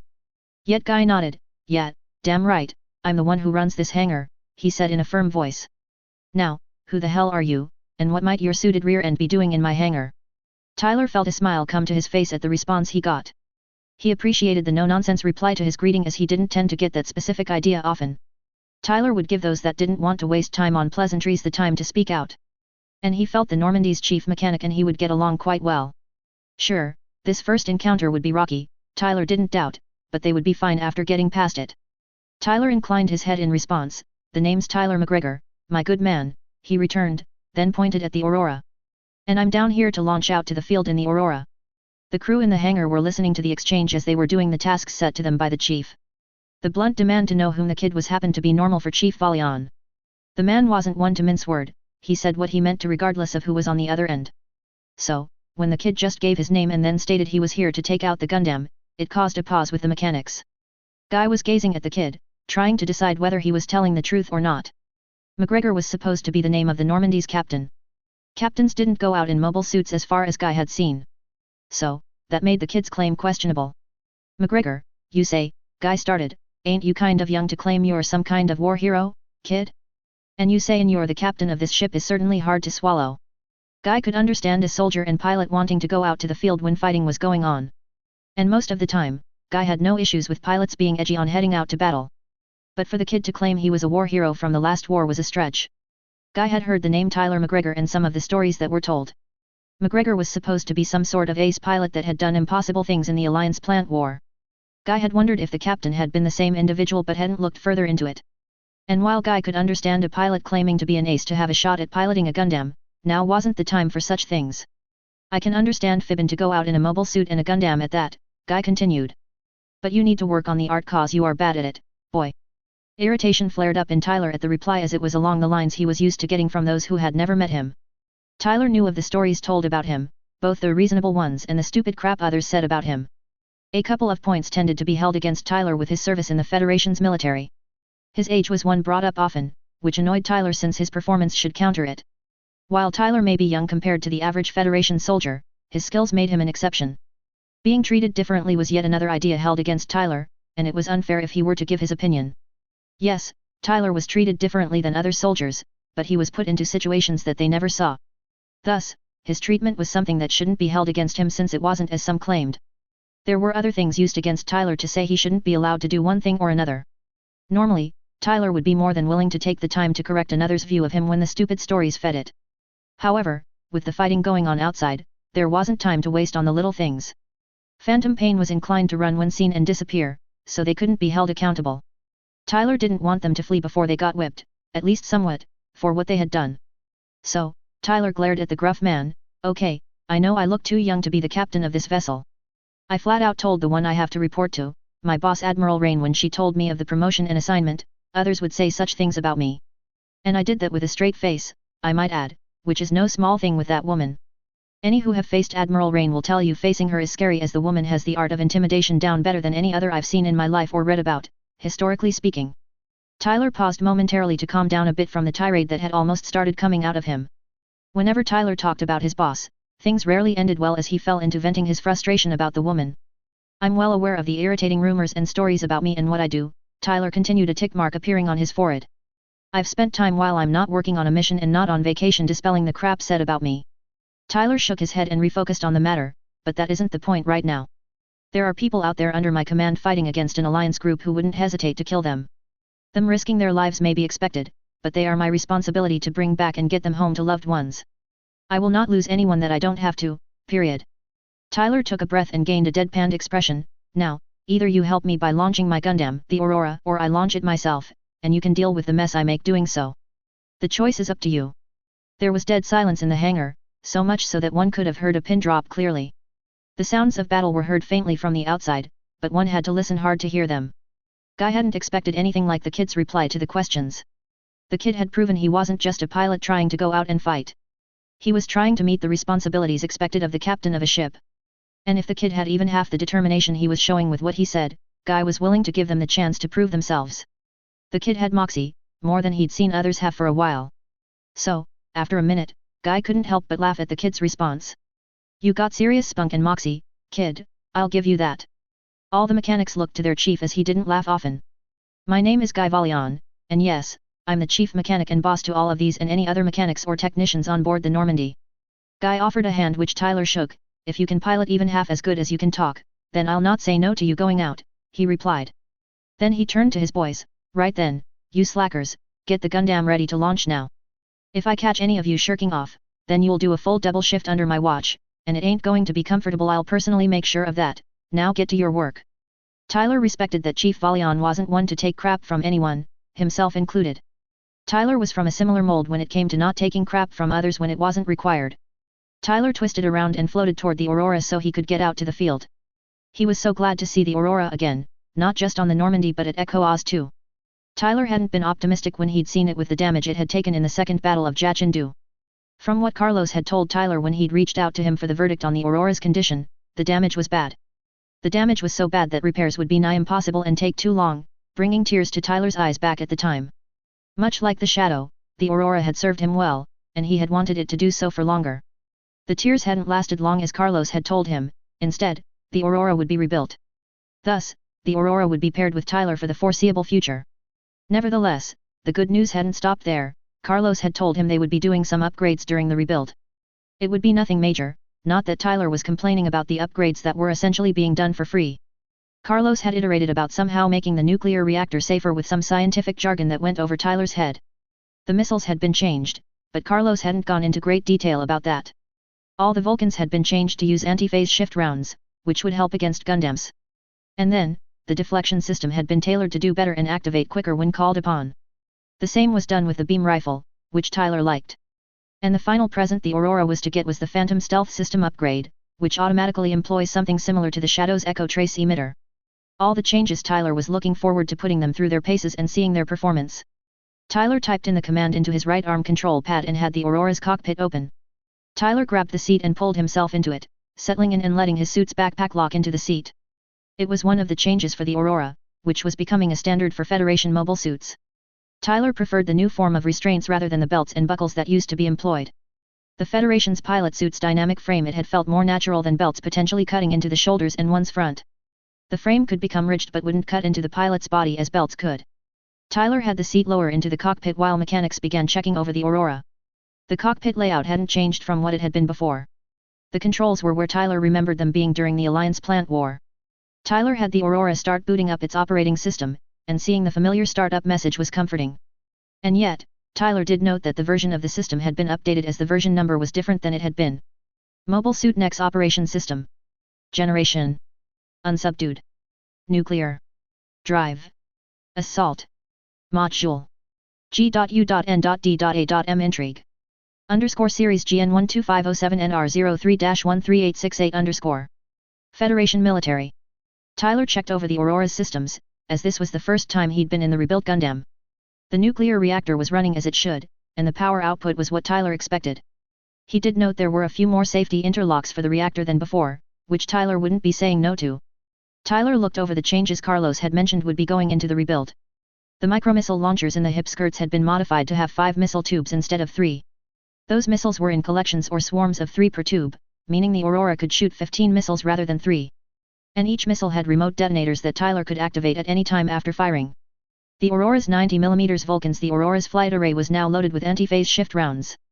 The shield could deploy faster, and its projected deflection field consumed less power when active. The beam rifle had received the same treatment as the shield had gotten. And lastly, the stealth system had been updated, as Carlos had said, which would improve it. Mechanics were checking over the outside of the Aurora to ensure there was nothing off they could find. They were also disconnecting the supply cables linked with the Gundam. They had been glancing at the machine off and on since it had come onto the Normandy. For most of them, it was the first Gundam type they'd seen so close up. The stories about Gundams had been circulating since the war like wildfire. They were supposed to be akin to super weapons when in the hands of a good pilot. Once the inspection was done, one of the mechanics floated up to the Gundam's cockpit entrance. Tyler finished up his system check, which had everything green and ready to go for combat. He was putting on his helmet when he saw movement at the cockpit entrance. When he looked up, Tyler saw one of the mechanics there. "Everything looks good, Captain," they said. "We'll move you through the airlock system and to the catapult momentarily." Tyler nodded to the information. "Thanks, it's appreciated." Tyler closed the cockpit hatch after the mechanic drew back. That threw the cockpit into darkness for a moment before the panoramic displays came up with the view of the outside. There was a jerk as the Aurora was connected to one of the platforms in the hangar's rail system. The platform then drew out of the dock and brought the Aurora to the rear of the hangar to be by the airlock system. The Aurora was spun around 180 degrees and began to be tilted backward. The Gundam was moved into the airlock system between the hangar and the catapult. Tyler found the space between the two airlocks was enough for a mobile suit or shuttle with little space to spare. And he was glad he didn't have claustrophobia with the little space to spare around him. Tyler noted that his forward display alerted him that a launch cable was being connected, as was standard for mobile suits. The lower airlock opened after cycling, and the Aurora moved to the catapult. The Normandy's stealth field covered the linear catapult so none would see the Aurora heading out. Yet, Tyler switched on the Aurora's stealth system, so it was on when he left the Normandy's field. The platform the Aurora was connected to slid down to align with the electron rails. Tyler had the Aurora glance upward, which was forward, and saw the electron rails had expanded much as the Archangel's rails would slide out. The Normandy's rails had pieces that unfolded up and down when in the active position. Tyler looked forward again and saw the launch display appear in front of him along the ship's hull. There was a clunk below as the clamps that held the Aurora to the platform were released. Tyler grasped the throttle and control stick, focusing on the display for him going out. On the bridge, Felt reported that the Aurora was on the catapult and ready for deployment. Lisa gave the go-ahead to let the Aurora head out to the field. The launch signal popped up for Tyler, and he accelerated the Aurora down the catapult. The cable ejected and snapped back as Tyler shot off the catapult away from the Normandy. Tyler shifted the Aurora into its flight mode and quickly spotted where the battle was going on ahead. ZAFT was still hanging on, but they were slipping in their defense. Luke and the other pilots from the Normandy were helping ZAFT while making it appear that ZAFT was attacking the Alliance group. However, Tyler locked in on the mobile armor as that seemed to be the group's leader. And a smile formed on his face as he had a fun idea to torment the armor pilot and humiliate them for the crap they had caused. Meanwhile, inside the colony, Stella, Owl, and Sting were still fighting ZAFT forces that were putting up resistance. ZAFT's resistance was growing stronger the longer the three stolen Gundams fought them. Sting knew they were working on borrowed time and needed to leave the colony interior as soon as possible. The longer Sting and his Tyro stayed, the more likely they would be worn down and the Gundams run out of power. Should the Gundams run out of power, they could be recaptured. Things would be bad if Sting and the other two be captured, they would be as good as dead. And Sting was busy fighting against the ZAFT machine that had recently appeared and was helping the Gold Gundam. He figured the enemy pilot wasn't an average one, not with how they were holding their own against Sting. The Gold Gundam and the ZAKU were fighting him and keeping his attention focused on them. Things were going south, and Sting knew that needed to be dealt with quickly. Sting had gotten glimpses of the Gaia going against the new unknown Gundam that had appeared. There was the ZAKU that Stella had been working on, which the unknown Gundam was assisting. The two forced the Gaia back slowly but surely, which wouldn't help their plight in any way. Sting had glanced around as he could, hoping he could spot the abyss and somehow get Owl to help them before they were overwhelmed. The three of them needed to leave the colony as fast as they could before ZAFT found ways to overwhelm them. And ZAFT had been working on separating them so they could wear them down one by one. Sting couldn't do much to help Stella or Owl with their fights to finish them until he got the Gold Gundam and the ZAKU off of him. Stella was forced to back up as the Impulse swung one side of its combined blade at the Gaia. She was going to respond by drawing her own beam saber and stabbing the enemy for the surprise attack. However, Shin didn't let up his assault on the Gaia, as he whipped his swords around and made a second swing at the opposing Gundam. He would help his allies stay alive through this battle's end. Shin had seen that Ayla was fighting against the Chaos, helped by a ZAKU blaze. The Abyss had been a distance away from them fighting ZAFT machines but was out of sight of where the battle against the Chaos and Gaia was. There had been a lot of wreckage he'd seen along the way here. That said to him many allies had already given their lives to try and get this under control but had failed. Sting was still trying to get the gold machine to back off from the Chaos, but the Osiris wasn't letting up. And the ZAKU blaze, which was close, was working with the Osiris and not giving Sting much of a chance to go on the offensive. As Sting dodged, he caught sight of the Abyss, which made him hopeful for a brief moment. However, those hopes of assistance faded as he saw that Owl was taking on another ZAFT suit. Owl's opponent was holding their own and keeping the Abyss's attention from straying. So, Owl was much in the same position as Sting and Stella were. They were all being kept busy and kept inside the colony, defending themselves. If that went unchanged, then the trio would fail the mission and likely die in the end for it. Sting had the Chaos leap into the air and shift into its mobile armor mode. He hoped to distance himself from his enemy and stop being on the defensive. Sting had to switch to being on the attack if he was to make progress. This battle needed to end quickly, or there would only become worse for two reasons. The first was that the longer it continued, the more likely the Gundams would run out of power. ZAFT could win if the Gundams ran out of power and recapture them. And the second reason was the chance of missing their ride if they didn't get outside quickly. Neo had clarified that they were on a tight schedule, and there wasn't room for detours. He had said the Federations would chase them until they reached the Moon and Artschel. Neo had been convinced of the point enough to make Sting believe him. Ayla pursued the Chaos even when it had retreated into the air. The Osiris also had an alternative mode that gave it an advantage in the air over other machines. She wouldn't let the stolen Gundams get away so easily. They would only produce trouble for all that went against them. 3 Gundams in the hands of an alliance group that would attack others for little reason was too dangerous. If they could be worn down, they would run out of power and then be much simpler to recapture. The teens would be interrogated, and whatever they told them would be used by ZAFT to protect its citizens. So, she shifted the Osiris into its flight mode as she chased the Chaos. Flying wasn't easy with one damaged stabilizer, but Ayla would manage the point. Matt was firing upon the Chaos and distracting the pilot while Ayla got closer. Ayla had the Osiris use its Vulcans and machine guns to pepper the Chaos as she closed the distance even more. Between the Gold Gundam shooting him and the ZAKU firing upon him, Sting could not counter effectively. He was trying to fight back against his 2 opponents, but everything he tried didn't work. The 2 he was fighting were working together well enough that he couldn't catch a break. They wouldn't let him try to help Stella or go to free up Owl so they could finish fighting. Thus, the enemy separated them to prevent them from working together. Their opponents had forced them into a difficult position that they could do little to change. At the same time, Talia had reached the forward operation camp, which ZAFT forces had put up shortly after the attack had begun. She found Gilbert at the outpost, giving out orders and doing what he could to direct things. Talia hoped she could get Gilbert to leave this place and come to the Minerva, as the camp wasn't safe with Gundams on the loose. Before she'd left the ship, the Minerva's comm officer hadn't been able to contact the port control or the colony's control center. That was a bad sign, inferring something could have happened to either or both places. The comm exchange could also have been damaged. With the shaking there had been earlier, Talia feared there had been an attack on the port. The interior was at risk if a battle was going on outside the colony. All it would take was a hole made from the outside or inside, and the atmosphere would become hazardous for the inhabitants of the colony. Should the port have been attacked, that could cause other issues that would need to be faced by those inside the colony. Around the port was other infrastructure that was to help the colony in a couple of ways. Some of that involved dangerous chemicals that were used to clean the atmospheric equipment. However, if those chemicals were released from where they were used, they would become toxic. The citizens would be safe should they get to shelters, since those could separate from the colony's air supply should it be toxic. Those around the armory would be hard-pressed to get to shelters that were still intact. But the soldiers had stepped forward to fight those who were attacking the colony and had done so knowing the risk. Gilbert was the hope for the plants right now, and they needed him. Should the plants lose him, it would be a serious blow to them. The Alliance would be more than willing to take that chance and kill Gilbert if they could. So, for the plants, Gilbert's safety was a priority for ZAFT to see to. With that in mind, Talia approached the nearest officers and inquired what they knew of the current situation. She was told things were bad as she had known they were, but it was worse than Talia had feared. Contact had been lost with the colony's control center and the port control. It was assumed that the colony's comm exchange had been damaged somehow. The losses that ZAFT was taking from the attack of the stolen Gundams were not small. Many groups weren't reporting in and were assumed dead from the attack. Other groups were working to help with evacuations, but they had also taken losses during the work. Then there were those fighting against the stolen Gundams, who had also taken the heaviest losses. The other worrisome point was that the air quality was changing slowly, implying that some of the dangerous chemicals were contaminating the colony's atmosphere. Talia insisted that the chairman could go to the Minerva and still do the delegation he was here.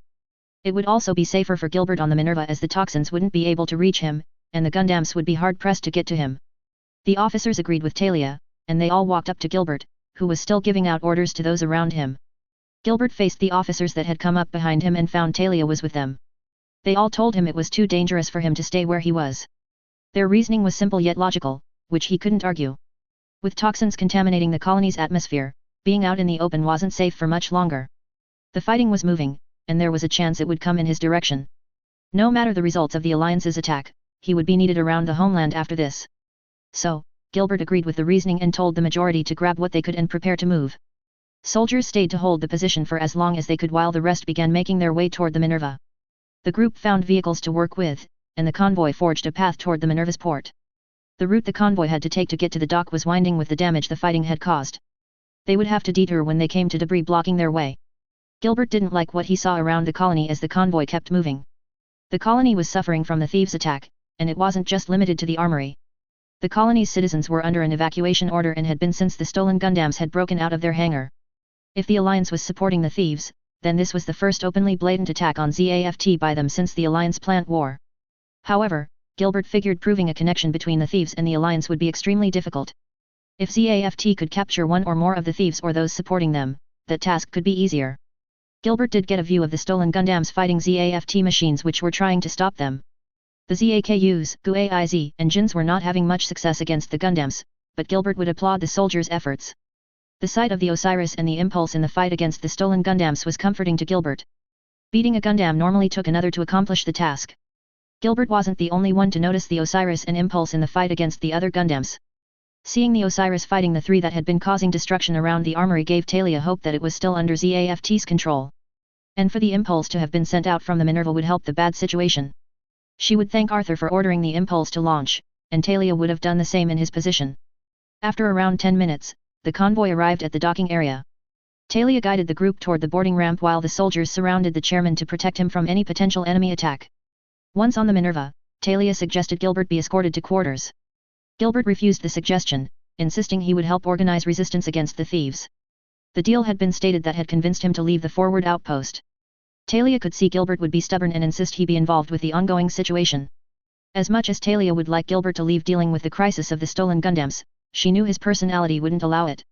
So, she didn't try to talk him out of taking charge of ZAFT forces still inside the colony though the officers with him did. Instead, Talia made her way to the Minerva's navigation bridge. She wanted to confer with Arthur and see how things stood from the Minerva's perspective. Arthur had already sent out the Impulse, which was the right decision. Talia hoped he might have gotten more information about where things stood. The Minerva was not in the ongoing battle's direct line but could change at any time. The unpredictable movements and attacks of the stolen Gundams had shown that anything was possible with them. Hopefully, Arthur would have gotten a channel to some field outposts and could tell her more about what was happening. Arthur did what he could on the bridge to get things in good working order for the ship. The info coming in from the Impulse wasn't encouraging for what was going on. 3 of the Gundams from the second-generation series were under enemy control. The Osiris appeared to be in Allied hands, but Mr. Asuka hadn't mentioned specifics. Making contact with the Osiris was being attempted, but there had been no success yet. The comm officer had contacted 2 field outposts, yet what had come from that wasn't good. The 3 stolen machines had been slaughtering ZAFT soldiers badly. Resistance was being mounted, but it wasn't enough to stop or slow the enemy down thus far. Clearly, the enemy group infiltrating the colony had caught ZAFT off guard. ZAFT was trying to recover, but the enemy was making that difficult. The Minerva was just about ready to go into active service should that be required. With how things were going, Arthur was inclined to think the Minerva would be called upon soon enough. If the enemy managed to get the stolen machine out of the colony, hunting them down would be necessary. Arthur wanted to believe the patrols outside would help slow enemy forces, but he couldn't be sure of that. The colony's comm exchange was having issues of some kind since the Minerva couldn't get in contact with allies outside. So, Arthur had to assume the port and outside patrols had their own issues, as it was the worst-case scenario. The Minerva's dock had its own airlock system, which could let the ship leave the colony's interior. But with the situation as it was and unknown factors everywhere, Arthur could only do what he could and prepare the Minerva for combat should it come. The sound of the door to the bridge opening drew Arthur's attention away from the thoughts plaguing him. He turned and saw Captain Gladys there, which was a slight relief to him. She had gone to attempt retrieving the chairman from where he was last said to be in the colony. Arthur didn't want to be promoted to acting captain because his superior was killed in battle. Talia moved forward and took her seat. Arthur, what information has the Minerva been able to acquire about the current situation? She asked. Ma'am, enemy forces have stolen 3 of the Gundams developed here, Arthur replied. They are currently fighting our forces, putting up a resistance against them, but our forces aren't doing well at the moment. Arthur would have kept going, but he noticed more coming onto the bridge. He took seconds to recognize the Supreme Council's chairman Gilbert Durandal in front. Chairman Durandal, Arthur stuttered. Talia knew Gilbert's presence on the Minerva would put off a few, but wasn't the time for distractions. A crisis was going on that needed to be dealt with before anything else. It was one of the reasons that Talia had hoped Gilbert would go to quarters, so his presence didn't become a distraction. Focus, Arthur, Talia chided, I'm aware 3 of our machines have fallen into hostile hands. What of the Osiris? That unit appeared to be fighting the other 3 before the impulse arrived on the scene. Arthur looked away from his captain. We've been trying to get into contact with the Osiris but haven't had success yet. I sent out the impulse to attempt to gather more information on the ongoing situation. I'm sorry I did that without your permission, Captain. Talia shook her head. Don't be, Arthur, she returned, it was the right decision. I would have done the same in your position. The stolen Gundams must be dealt with as quickly as possible, and the impulse can help in that task. I assume Ayla got back to take out the impulse, then. Arthur hesitated at the question. No, Captain, he answered. I'm sorry to say nothing has been heard from Miss Lakeen since she went to meet up with the other pilots. Mr. Z.A. Burrell and Miss Hawk went to the armory to get the mobile suits they were going to use. That left 3 of our pilots on the ship to select, and Mr. Asuka is the only one who has had any experience with Gundam piloting, even if only through simulations. So, I had him take out the impulse to gather information about what was going on. From his reports, things are going badly, and that matches what we've gotten from the 2 field outposts we've reached. I ordered him to do what he can to recapture the Gundams, but I'm not optimistic about the chances of that happening. According to the deputy captain's orders, Marin had been working hard to reach the Osiris. She'd also been trying to gather information from others she could get a hold of, helping the comm officer with that task. Those they had been able to reach had repeated the message in some way that the stolen Gundams were slaughtering ZAFT forces. Marin had hoped to get a hold of Ray or Luna as they had gone off to get their ZAKUs. However, she had been able to get nothing on them, which worried her. Marin didn't want her older sister to get hurt or die during this crisis. However, as the deputy captain gave his report, Marin managed to connect a channel to the Osiris. It was audio only, but it was something to work with, and that was better than nothing right now. Captain, Marin announced, I've managed to connect a comm channel to the Osiris, audio only. Talia turned to gaze at Marin with her announcement. It gave Talia some hope that things weren't as dire as she feared they were. The pilot assigned to work with the X-28S Osiris Gundam was supposed to be Matthew Dems. Ayla had told her she knew the guy and that he was a good person and a competent pilot. ZAFT needed what pilots it could have working to contain the stolen Gundams. So, Talia hoped he was the one inside right now, as that would be one of ZAFT's few good things. Heck, if it were a ZAFT pilot in the Osiris, Talia would take that for the moment as a good sign. X-28S Osiris, report, she ordered, what is your status? The call had come as Ayla had been chasing the chaos, with Matt keeping its attention split between them. She wasn't much in the position to talk with others or give a report. The fight was demanding the majority if not her full attention. The thieves were utilizing the Gundams better than an average pilot could hope to do. The teens that had stolen the Gundams were all hard to read and differed in the difficulty they provided in battle. Plus, they seemed to know somehow how to pilot a mobile suit they should not know existed. Changing an operating system isn't easy to do, especially if the system is new and was supposed to have been kept secret. Nevertheless, while hearing Talia's voice was nice because it said the Minerva was okay for the moment, she was busy with the fight. Talia could get more information from Ryan as he was organizing resistance against the enemy group. He would be more likely in the position to talk than her. Thus, Ayla opened her side of the comm channel to tell Talia to contact Ryan. I'm sorry, Captain, Ayla stated, I'm really busy at the moment. I can't give a detailed report about the current situation. Ayla wasn't trying to be mean or rude to Captain Gladys, but she was doing her best to concentrate. Contact Ryan Peters, Ayla insisted, he can brief you better than I can right now with what we know. Talia would forgive Ayla for the blunt tone as she was clearly stressed with the fight she was in. And she had given an alternative to work with, which Talia appreciated since it meant those on the Minerva could still get more information. Talia told Marin to contact a specific comm unit which she had been informed Ryan Peters had while he was at the colony. Marin did as told and quickly got the comm channel linked in. Captain, got the comm unit you requested, she stated. Put it on the main speaker, Marin, Talia ordered. A moment later, a voice came over the bridge's speakers, this is Peters, who is this? Talia was glad to hear her expectation of Peters answering, as it could mean the original Gundam pilots were alive. They could help with the crisis going on, whether piloting or other things, and ZAFT needed what it could get. Peters, this is Captain Gladys on the Minerva, Talia replied. We tried contacting Ayla, and she referred to you as she is busy. What can you tell us about the ongoing situation with the enemy acquiring our Gundams? Ryan had been helping at one of the field outposts, which had been having trouble delegating orders to soldiers. Dems and Gnome had gotten mobile suits to work with and were assisting as they could. Dems had reached the main battle and were helping Ayla from what Ryan had last heard. Gnome was helping the evacuations along by organizing those in mobile suits to help guard those running away from the fighting. Strode was going from hangar to see what was still usable. If suits were found in working condition, they were boarded by a pilot and sent out to help with the situation. So, as far as Ryan could tell, things were going as good as they could given the circumstances, even when they were still bad. However, by the sound of it, the Minerva could be acting as a go-between for ZAFT forces inside the colony. That was needed more than anything right now to help get a proper resistance going and the crisis under control. Ryan glanced at the officer he'd been working with and got a worried expression that said more than words did.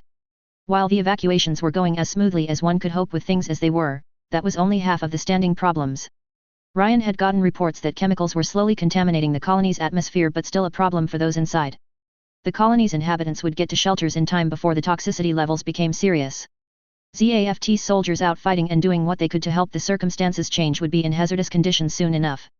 So, anything that could help things along was better than nothing. From what Ayla said, an enemy group infiltrated the armory and got to the Gundam hangar, Ryan iterated. They killed most there, stole 3 machines, and headed out. Ayla took the Osiris and took up the chase after we touched bases. She felt that the group was with the Alliance or getting their support, and I'm inclined to agree with that. I've sent Dems and Gnome to find mobile suits and help get things under control. As far as I would guess, Dems went to assist Ayla, and Gnomes was supposed to follow. However, Gnomes got caught up in other things and is helping with the evacuations. Strode is working on finding machines to work with for putting up a resistance. I'm working with the field outposts. The report was about what Talia would expect with what she'd see on the way back. Things were bad.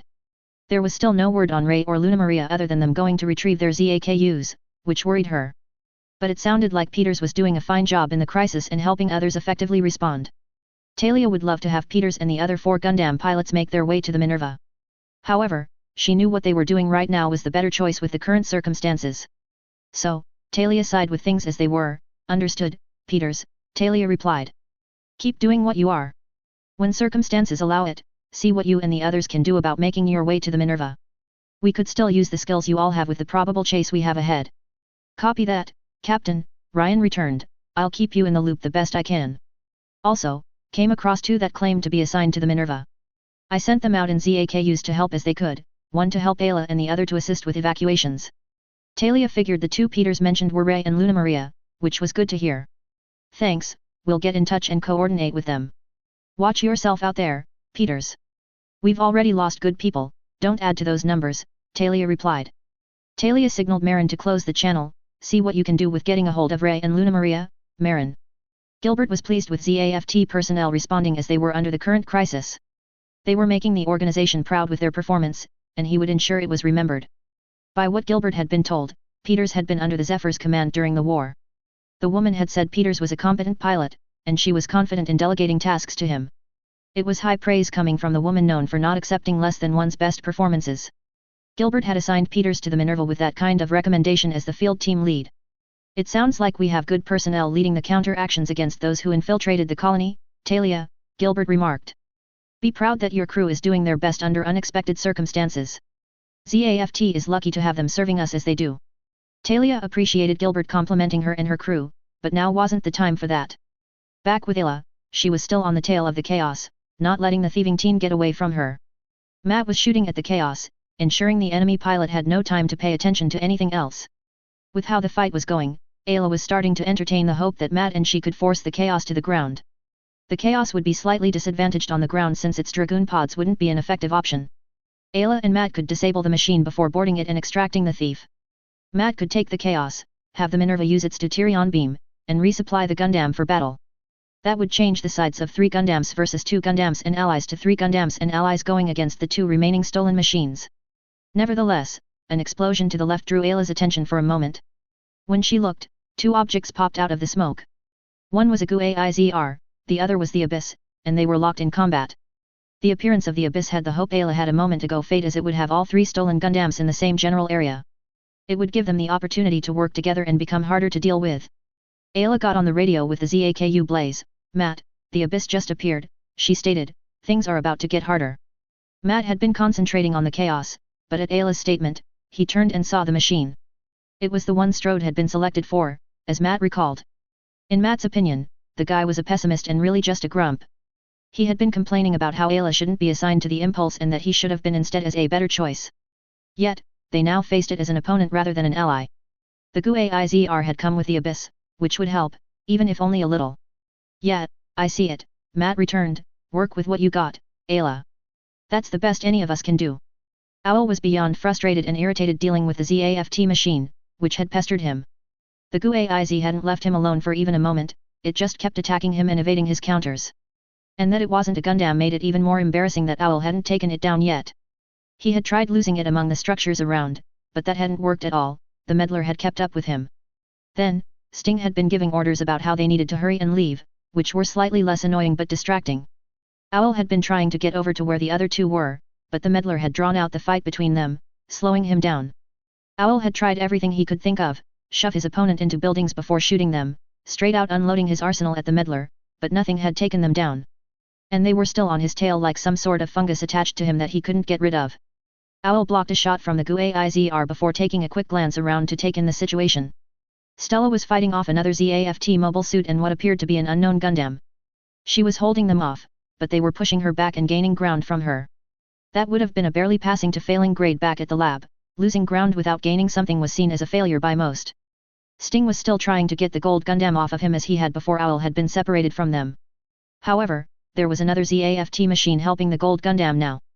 The two of them were effectively pinning Sting and making it difficult to counter his opponents. The whole mess was dumb, and they were making it worse. If nothing changed, they would fail, which would be followed up by punishment for all three. With the enhanced human project, all three would be punished if one trio member failed. It was the motivation for each member of the trio to help out the others to avoid punishment. The Abyss used its dual beam cannons to force the GUAIZR back a bit to give Owl some working room. He then turned and faced the golden Gundam before he aimed his M68 dual cannons at it and fired. The first volley missed, but Owl aimed again and pulled the trigger, determined to hit the gold machine. A smile came to Owl's face when he saw that at least one of his shots from the second attempt had struck the intended target. The explosion which came from the Gundam was satisfying to see for Owl. Now, maybe Sting would let up and not berate Owl so much as he'd helped him out of the jam he was in. Owl would have kept firing at the gold Gundam until it was destroyed but was forced to evade as beams came his way. He looked in the direction the beams had come from and saw a white ZAKU approaching. Ray had been working his way toward where the battle was going on, per the orders from Peters. The closer Ray got, had only shown that the three stolen machines were causing horrible trouble and killing many. The Abyss had been the closer of the three stolen units and was fighting an ally. Thus, Ray had been heading toward the two to help whoever was fighting the Abyss. When he had reached an effective distance to do anything, Ray found it was a GUAIZR fighting the Abyss. Ray had to applaud the pilot in the GUAIZR since they were holding their own against the Gundam. A mass production model was at a disadvantage against a Gundam, history had shown that clearly. And yet, the pilot of the GUAIZ was using their skills to make up the difference, and it was impressive. Ray spotted the Abyss forcing the GUAIZ back and attacking the Osiris. He'd tried to hurry to a closer range where he could shoot at the Abyss and get it off the Osiris. But it had fired twice at the allied Gundam before Ray had gotten close enough to use his weapons. Ray had fired his beam assault rifle at the Abyss to get it to leave the Osiris alone. But the explosion Ray saw from the Osiris said the damage had been done to it. Instead of worrying about Ayla, which he could do little about, he rushed forward at the Abyss and began his assault. Ayla felt the impact of the Abyss shot when it struck the Osiris. She had managed to avoid the first volley from the enemy machine. Matt was keeping the chaos busy for the moment, but he couldn't do that for long. She had seen the white ZAKU, which appeared to be the one Ray was supposed to work with. The ZAKU attacked the Abyss, helping the GUAIZ out, which was good. Ayla heard the alarm going off right after the projectile connected with the Osiris. And a simple glance down at the display told her things had become much worse for her in this battle. Readouts indicated that the second flight stabilizer had been hit, and the damage was bad enough that the stabilizer was starting an emergency shutdown. The barely working stabilize couldn't make up the difference even as it was straining to do so. The Osiris would fall shortly to the ground, and there was little she could do about it. Instead, Ayla got on the radio to the ZAKU Phantom to give Ray orders before she had to deal with the Osiris's issues. Ray, Ayla started, keep helping against the Abyss and assist Shin as you can. Ray had been shooting at the Abyss when Ayla began speaking to him and giving orders. He was okay with fighting the Abyss, the GUAIZ working with him should be able to get the Abyss to back off. The Gaia was fighting and ZAKU and the Impulse were doing alright for the moment. Matt, Ayla continued, take over the team lead position, the Osiris won't be in the air much longer. Matt didn't like having to take charge from Ayla due to the Osiris not being able to maintain flight. He'd never wanted the position, and definitely not from his girlfriend because she had to focus on landing and not crashing. But he knew arguing with her at this point would not help things, so he didn't say anything and kept assaulting the chaos. The Osiris began to sink shortly after Ayla gave her orders to Matt and Ray. Ayla gripped her control hard as they fought her input with the Osiris falling. She got the Osiris into a glide to slow the descent but knew it would only delay what was coming. The thrusters which still responded were helping Ayla keep the Osiris on the course she had put it on. But her flight sticks were trying to drift and wrench in different directions than she wanted them to be in. The ground was approaching faster than Ayla liked, but she could do nothing to change what she saw. Ayla could only mitigate the crash somewhat, and there was nothing that could be done to avoid or prevent it. On the Minerva, some scenes from the battle were viewed on the main forward display screen. The stolen Gundams were fighting back against allies, and ZAFT's side was working to pin them down. The losses ZAFT was taking were horrible to witness, but more stepped forward and took the place of the fallen. Talia watched the Osiris going against the chaos with the help of a ZAKU. She assumed Matthew Dems piloted the ZAKU as Peters had stated he had headed toward Ayla's position. The impulse was helping a ZAKU, which had been fighting the Gaia. The two looked to be forcing the Gaia back and wearing it down. The Abyss had been a distance away from the other two stolen machines, but that didn't last. The Abyss suddenly moved to the same general area with a GUAIZR chasing after it. The Abyss got the GUAIZR back, fired at the Osiris, and scored what appeared to be a hit. There was no report immediately after the strike, but Talia had the sensor operator, Birdheim, to look into it. A white ZAKU appeared on the scene, and Talia hoped Ray was in it and willing to help those fighting the Gundams. The ZAKU engaged the Abyss in battle, taking its attention off the Osiris. Talia was still watching when Birdheim spoke up, "Captain, the Osiris did take serious damage, she is going down, and it looks like it will crash." The news announced didn't sit well with any on the Minerva. Talia didn't want Ayla injured as she was a friend to her. Chairman Durandal frowned at hearing the Osiris was going to crash as it was one of the Gundams ZAFT still controlled. Talia turned to Marin and ordered her to get Ayla on the line. Marin had been trying since the moment the Osiris had been hit by a shot from the Abyss. Ayla had always been nice to Luna Maria and Marin whenever they interacted with her, so Marin didn't want her to be killed. But every attempt, no matter the method she tried to use, didn't work on connecting to the Osiris. The Osiris's radio just wouldn't respond to a connection request. That could either mean the radios had been damaged or something that worked with them had. "I'm sorry, Captain," Marin replied, "I've been trying to reach the Osiris, but nothing I've done has worked." Ayla had a white-knuckled grip on the throttle and control stick as alarms were blaring around her. The Osiris glided downward in a semi-controlled flight, but the smoke streaming out from where the second stabilizer was marked its path. The ground came closer rapidly, but Ayla wouldn't go out before doing something to help the others. She swung the Osiris around, shifted it into its suit mode, and aimed at the chaos. Ayla fired all her weapons at the chaos and was satisfied to see the chaos have to stop and block her attack. It was less than half a minute later that the Osiris crashed into the ground, shaking Ayla with the impact. The buckle restraints held her in the pilot seat, preventing her from being whipped around the cockpit. Sting had been avoiding the assault of the ZAKU Blaze, who was still attacking him after Owl had hit the Gold Gundam. But then the Gold Gundam had aimed at him before it crashed and attacked him.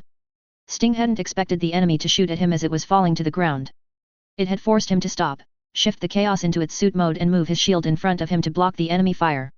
While he was defending himself, a second message came to him via his communicator from the outside. Sting brought up the message and saw it was from Neo again. The message was simple and straight to the point: things were going south and doing so fast. According to the message, the Federation had likely caught up with the Gertie Lu and was causing problems. It meant it was time to leave if they wanted any chance to escape to the moon in Alliance territory. They had wasted more time than they should have and now had to make up for that time. It took Ayla a bit to regain her bearings after the crash.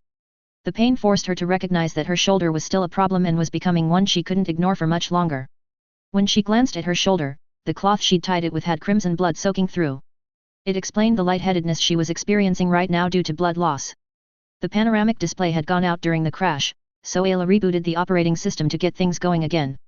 The surrounding displays came back up, showing the outside view, and Ayla saw the Osiris had carved a bit of a path when it hit the ground. When she looked over the displays, Ayla noted that most of the Osiris systems were still operational. The stabilizers were definitely out of commission until they were repaired or replaced. But other than that, the mobile suit was doing okay with just minor damage overall, so it could still fight. Glancing back to the forward display, Ayla got a view she wasn't glad to see, for the Gaia was approaching her. Stella had shaken off the two, pestering her for a bit when the gold machine crashed to the ground. With it disabled, Stella figured it was best to destroy the machine and be done with it. She moved the Gaia over to the Osiris and saw it kept its color, meaning its armor system was still active. That could imply that the Gundam could still fight and slow them down in their escape. Stella took out a beam saber to stab the torso, killing the pilot and finishing this enemy. However, before she could follow through, Sting's voice came onto the radio. "Stella, Owl, Neo sent a message," he said. "We're out of time, and we need to leave this place now and head back to the ship. If we stay any longer, the ship may not be there to help us get away." Stella instantly became worried for Neo as the message said bad things were happening outside the colony. Neo had been nice to her and made her feel safe, which she clung to as she could. Stella glanced at the interior colony wall since that would be the best way out. However, colony walls could take a beating, more from the inside than out, so making a hole wouldn't be easy. The Gaia's beam assault cannons should be able to make a hole after enough shots focused in a small area. The other two could help out as their weapons could help with making a way out of the colony. If Neo said it was time to go, it was time to stop fighting, leave the colony's interior, and head back to the ship. So, Stella focused back on the golden Gundam to stab it before moving to leave the colony interior. Yet, an alarm went off before she could stab, drawing her attention away from the task. Upon turning, Stella saw the Zaku she had been fighting before rushing forward to attack her. The unknown Gundam had been drawn to the chaos, and Stella had hoped the other would also go do other things and not attack her. But the Zaku hadn't gone and left her alone to work as she had wanted. Stella managed to get her shield up and block the tomahawk swung at her by the Zaku.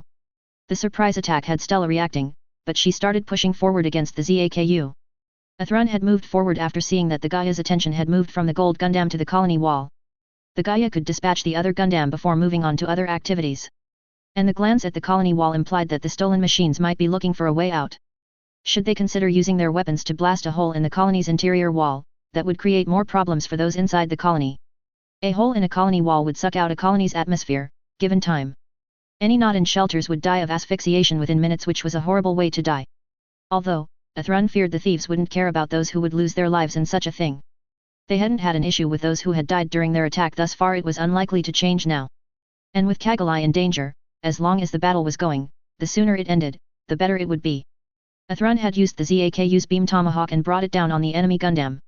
However, the Gaia had used its shield to block his attack and bring him to a halt. It wasn't long before Athrun realized his opponent had more pushing power than the Zaku he was using. The Gundam would win a contest of strength against what Athrun was using, there was no question about that. Athrun had to shift the Zaku's shield forward as the Gaia drew a beam saber and ignited it. Athrun took the blade on his shield and dug in the best he could as the Gaia pressed against him. He wasn't seeing a chance to get out of the current position he found himself in. Athrun needed help from another to get Kagalai and himself out of this fight with the Gundam alive. Cotter had been fighting the Abyss, but another had joined the fight and had made it easier. An unknown Gundam had appeared a few minutes later and, with the Zaku, had drawn all the attention off of Cotter. It freed him up to search for Representative Atha and Athrun and help them out as needed. The representative's safety was the priority of the mission, which had been made clear in the briefing. The loss of a prospective future leader of Federation politics was to be avoided the best possible. Thus, Cotter began scanning around to find where Athrun had gotten to. He spotted a Zaku going against the Black Gundam a short distance away from where he was. Cotter assumed Athrun would be inside, likely with Representative Atha. Athrun had been a Gundam pilot, so he would be one that could hold his own against one. So, Cotter moved forward, aimed at the enemy Gundam with his railguns, and fired. Athrun was gritting his teeth as he was being forced back inch by inch. He was determined not to lose this fight, as Kagalai would die, and Athrun wouldn't let that happen. However, as the Gaia kept pushing its advantage, two projectiles struck it from its right side. Athrun glanced in that direction and saw an older ZAFT mass production model. It was one that came after the original Gundams had been stolen and inspected. Athrun didn't have to wonder long as a voice came over the radio. "Alex, hope you're doing okay," Cotter remarked. "And I hope the same for Representative Atha too. I would think we would both prefer not to fail in our bodyguarding job even with what is going on." Hearing Cotter's voice comforted Kagalai since she'd feared he was dead after being separated from them. Sure, Athrun had assured her Cotter was fine and would meet them when he was able. But truthfully, Kagalai hadn't been convinced Athrun had been right about Cotter being alive and okay. Kagalai didn't like to see others die because of something she could have been involved in. "Qua," Kagalai began saying, but Athrun cut over her. "Marcus, good to hear your voice. I was hoping you would pop up soon, and thanks for the help. The quicker that this fight ends, the better for all concerned." Athrun would have said more and gotten down to working with Cotter with a plan, but that never happened. The Abyss had broken away from the two which had been attacking him. Owl spotted the two non-Gundams that Stella was supposed to be dealing with. So, since Stella wasn't doing her part, Owl took aim and fired his multi-phase beam cannon at the two. Athrun was forced to use the Zaku's shield while Cotter shifted to the side as the beam zoomed at them. The multi-phase blast slammed against the Zaku's shield, destroying it and throwing it back against a wall. The restraints for the pilot kept Athrun from whipping around the cockpit with being thrown back by the beam. However, Kagalai wasn't as lucky as Athrun to have restraints for being buffeted around. Thus, she was thrown around the cockpit and hit her head against equipment as she tried to stop herself. Athrun had to catch Kagalai to stop her flying around, but she buffeted around before he could catch her. At least, after a Thrun caught her, he found his hand used to cradle her head had blood on it. He was horrified that Kagalai had gotten hurt while he'd been defending her. Cotter had seen the Zaku take the beam which had destroyed the shield and thrown it back. He moved his Guaizr to be in front of the Zaku and faced the abyss, which was still looking in their direction. Cotter prepared himself to block and defend the two behind him by whatever necessary means. At the same time, Shin had been thrown off the abyss, and it had gone for allied suits. Ray had been helping with that task, and they had the abyss on the ropes before it had gotten away from them. Shin would have gone after it, but the one in the Zaku blaze who had taken command after Ayla had crashed the gold Gundam told him not to.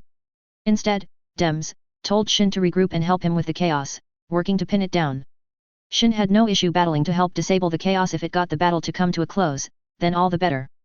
Many allies had died due to the Gundams being stolen and used against them. They had to be stopped before they could do more to kill people in the colony. After Ray had been assisting Shin against the abyss and the enemy had gotten away, Ray had been ready to turn to the chaos. But before he could focus on the chaos, Dems gave Ray different orders to carry out. Ray was ordered to continue fighting against the abyss, get it to back off, and pin it down the best he could. Ray didn't question the orders, just got down to carrying them out to the best of his abilities. He may be using a Zaku against a Gundam, which would normally put him at a disadvantage. However, Ray's skills were better than the thief's, and that would make the difference. Sting knew things were going badly for them, and it was getting worse the longer they stayed inside the colony. And by Neo's message, things weren't much better outside the colony with the Federation catching up.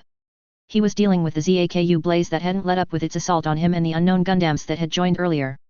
Stella was facing two ZAFT mass production models working together. Owl was fighting the white Zaku and wasn't making much progress against them. And as Sting glanced over at the area the Gaia was around, the gold Gundam was rising to its feet. The odds Sting and the other two were facing were changing, and it wasn't in their favor. Their best option was to leave the colony interior and do so quickly. Stella, Owl, I told you we need to be going, Sting stated. Neo's message says we're out of time here. There isn't the time to deal with these guys right now. We'll have to wait and try again later. Our ride is about to head out, and we need to be on it, we can't be late. Owl swung his lance at the white Zaku when Sting had spoken. He was saying nonsense about them leaving right in the middle of a battle. They hadn't finished those who had pestered them as they had been disabling ZAFT. There should be the time to kill them before leaving and returning to the Gertie Lu. So, Owl swung his lance again to force his opponent to back away from him. Leave, Owl challenged, in the middle of a fight. We can finish these idiots and head back to the ship. Owl had always been stubborn, and Sting had known he wouldn't be inclined to listen to him with Neo's message. Owl was too interested in fighting and proving he was better than others with performance. The issue was that if this kept going, the advantage they had started with would morph into a disadvantage that would only get stronger. The Gundams had limited operational time due to the battery-provided power supply. Their enemies could endure beyond the point where the Gundams would run out of power. Should that happen, they could be captured, which would be the end for all three of them. So, Sting gained a stern tone. Do you want to run out of power and be captured, Owl? He asked. That's what will happen if you keep going in the fight. Let it go this time, and accept we got the minimum done. The lack of information has cost us, along with unforeseen factors. We fail in our mission if we don't get these Gundams back to the ship. Sting paused. Do you want to be the one who gets us punished for failing and not getting the minimum done? It was frustrating that Sting was being so logical, as it made arguing against him harder. But were Owl to be the cause of his trio getting punished, he wouldn't hear the end of it from the other two for a while. Thus, he couldn't argue with Sting and win without paying a high price which Owl didn't want to face. Fine, Owl admitted, I still don't like running away with the enemy still standing. Owl had the abyss back off, leap into the air, and fly away from the battle. Sting moved the chaos away from the impulse but noticed the Gaia wasn't following suit. She was still facing off and fighting the two ZAFT machines as if Sting had said nothing to her. Stella needed to leave with them, or ZAFT would capture her. Stella, we need to leave, Sting repeated. Neo's message says we're out of time. If we don't go, we get caught and fail our mission. The fight is done for now, we may get a chance later. Sting hoped explaining to Stella would get her to follow instructions and leave with Sting and Owl. Using Neo's name should also help convince Stella to do as she was told. There wasn't the time to argue about little things with circumstances as they were. Stella wouldn't accept all the work done and none of those hindering them from being taken down. She was worried about Neo since Sting said his message made it sound like things outside were going badly. However, she wanted to make Neo proud of her and what she could do on an assignment. If she took down just one of the enemies, Neo would be proud of her, which Stella wanted. No, Stella cried angrily, I can destroy at least one of them before we leave. I will take one of them down and have their head. Stella then shot at the two suits facing her, determined to destroy one of them. And yet, both the GUAIZ and the ZAKU evaded Stella's attacks, much to her frustration. Stella would have kept going until she took one down, but the Osiris had pointed its rifle and fired at the Gaia. She had to use her shield to block the beam, which got her to see she was going against 3 opponents now. Normally, Owl would tease Stella for her stubbornness, getting her into trouble. As long as he didn't have to pay for the problem, he was all for teasing Stella, as she tended to give amusing reactions.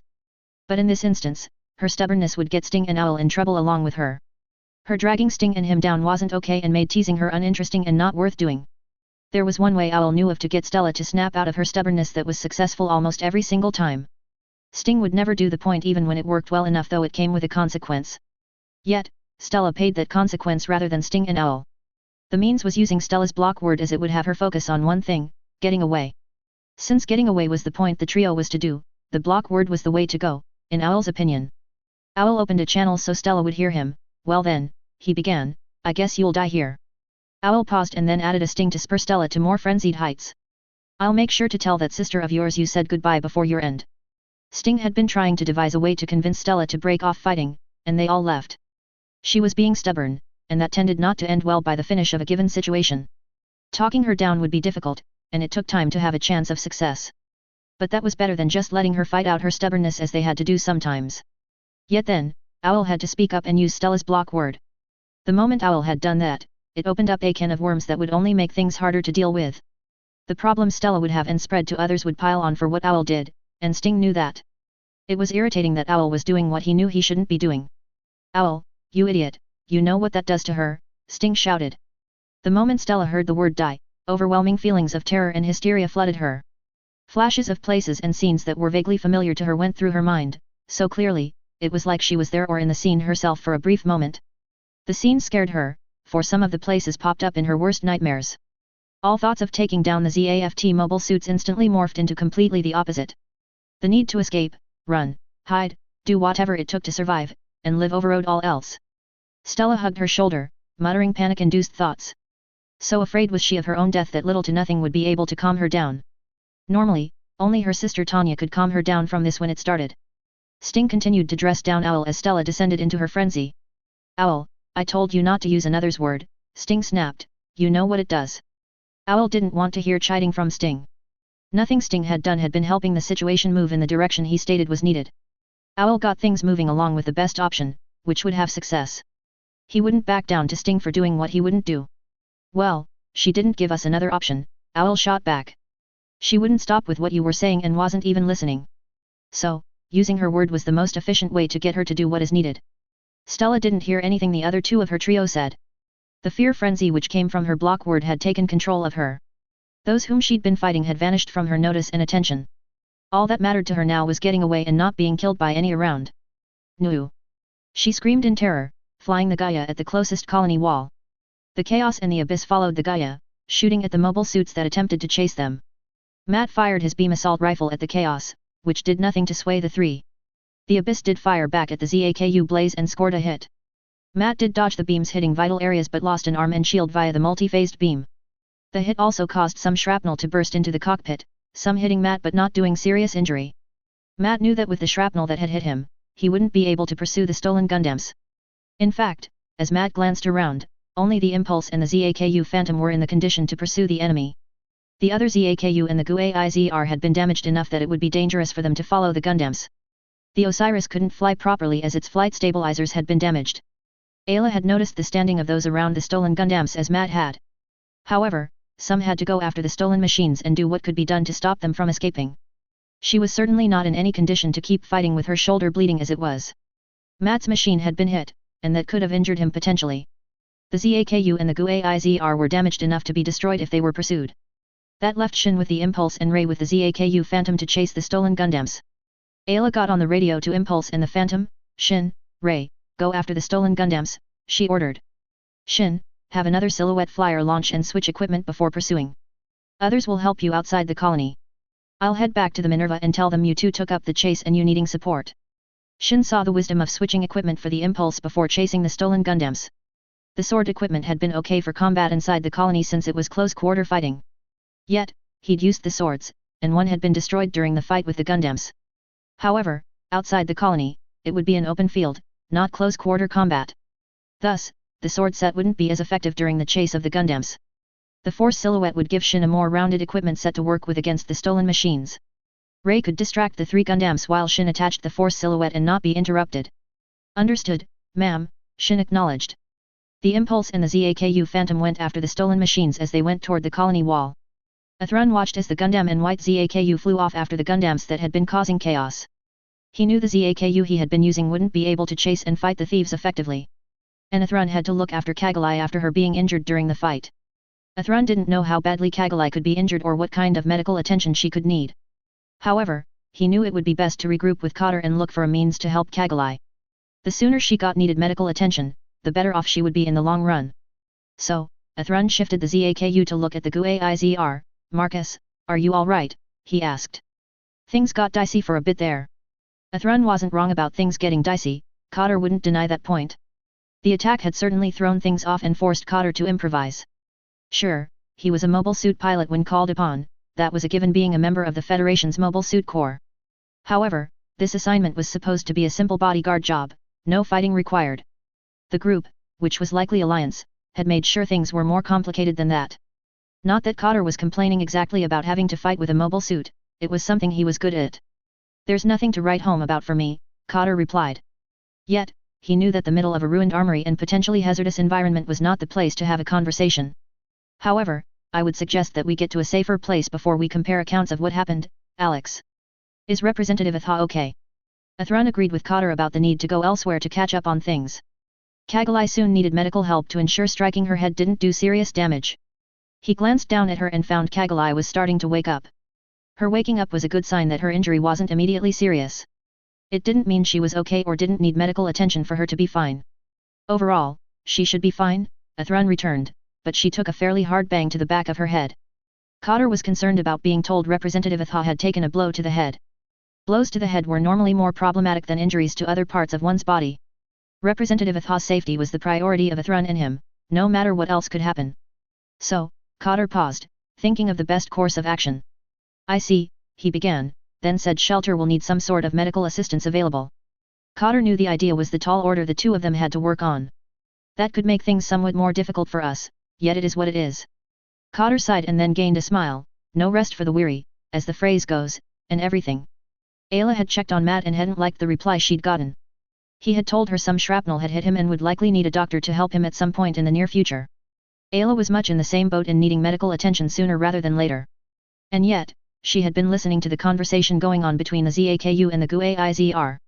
There had been mention of the name Atha. The only reference to Atha that Ayla knew of was the current leader of the Federation's Orb Union. It hadn't been a great surprise to her that Orb had joined the Federation during the Alliance plant war. They were similar enough to the Federation that it made sense. Nevertheless, Ayla couldn't think of any reason for a representative of the Federation around Armory 1. True, the colony was at the edge of Lagrange 4, which the Federation controlled officially. But that wasn't much of a reason for the Federation to send a representative to the colony. And yet, the Supreme Council chairman was here for some reason that Ayla hadn't heard. It made the theft and attack even odder with the timing of it, almost like it had been planned with potentially making an attempt on the chairman. She knew such questions weren't worth dwelling upon right now, but she couldn't help but wonder. However, there were more pressing matters to look to first. And it sounded like the pair needed medical help, which could be provided on the Minerva. She and Matt needed to head to the ship, but neither would be able to do so quickly without help. The two could help them along to the Minerva, and Ayla hoped they would if offered help. Perhaps we could help you two with your issue, Ayla said. You two did take the Gaia's attention off of me when it was approaching to kill me, so I do owe you for that. Matt couldn't agree more with Ayla with the two that were around them. They had helped in a time of need for the colony regardless of their reasons. It took courage to get into a mobile suit and take on a Gundam when you shouldn't be involved. To offer help for them was a good means to show gratitude for these strangers. Yet, Matt stated, you two really helped us out with the stolen machines. We do appreciate your actions and want to show you gratitude for your efforts. If we can help you, just name what we can do to assist. Athrun and Cotter glanced toward the gold Gundam and the Zaku blaze nearby. They hadn't forgotten about the two mobile suits that had been fighting against the Gundams, causing chaos. They couldn't pass up the offered assistance so quickly as Kagalai needed a doctor to look at her. Athrun believed the attack and the shaking they had felt before was the colony's harbor being attacked. The shuttle wouldn't be reachable, and the Kusanagi wouldn't be back for at least 36 hours, if not longer. Thus, he and Cotter had no help they could access immediately. so, the offer for help from this ZAFT pilot was the best thing they could work with right now. Think nothing of it, Cotter replied, we are glad to help as we are able while fulfilling our duty as bodyguards. There has been more than enough death around here today, there was no need to add to it by standing by. My name is Marcus Loon, a bodyguard of Representative Atha. Cotter had his suit gesture to the ZAKU, and my companion is Alex Dino, who is also a bodyguard for the representative. May I inquire as to whom we have saved from the troublemakers? Neither Ayla nor Matt had heard of bodyguards that were also pilots assigned to a political representative. But with the Federation, it was entirely possible they would assign soldiers who were also pilots to guard some of their people.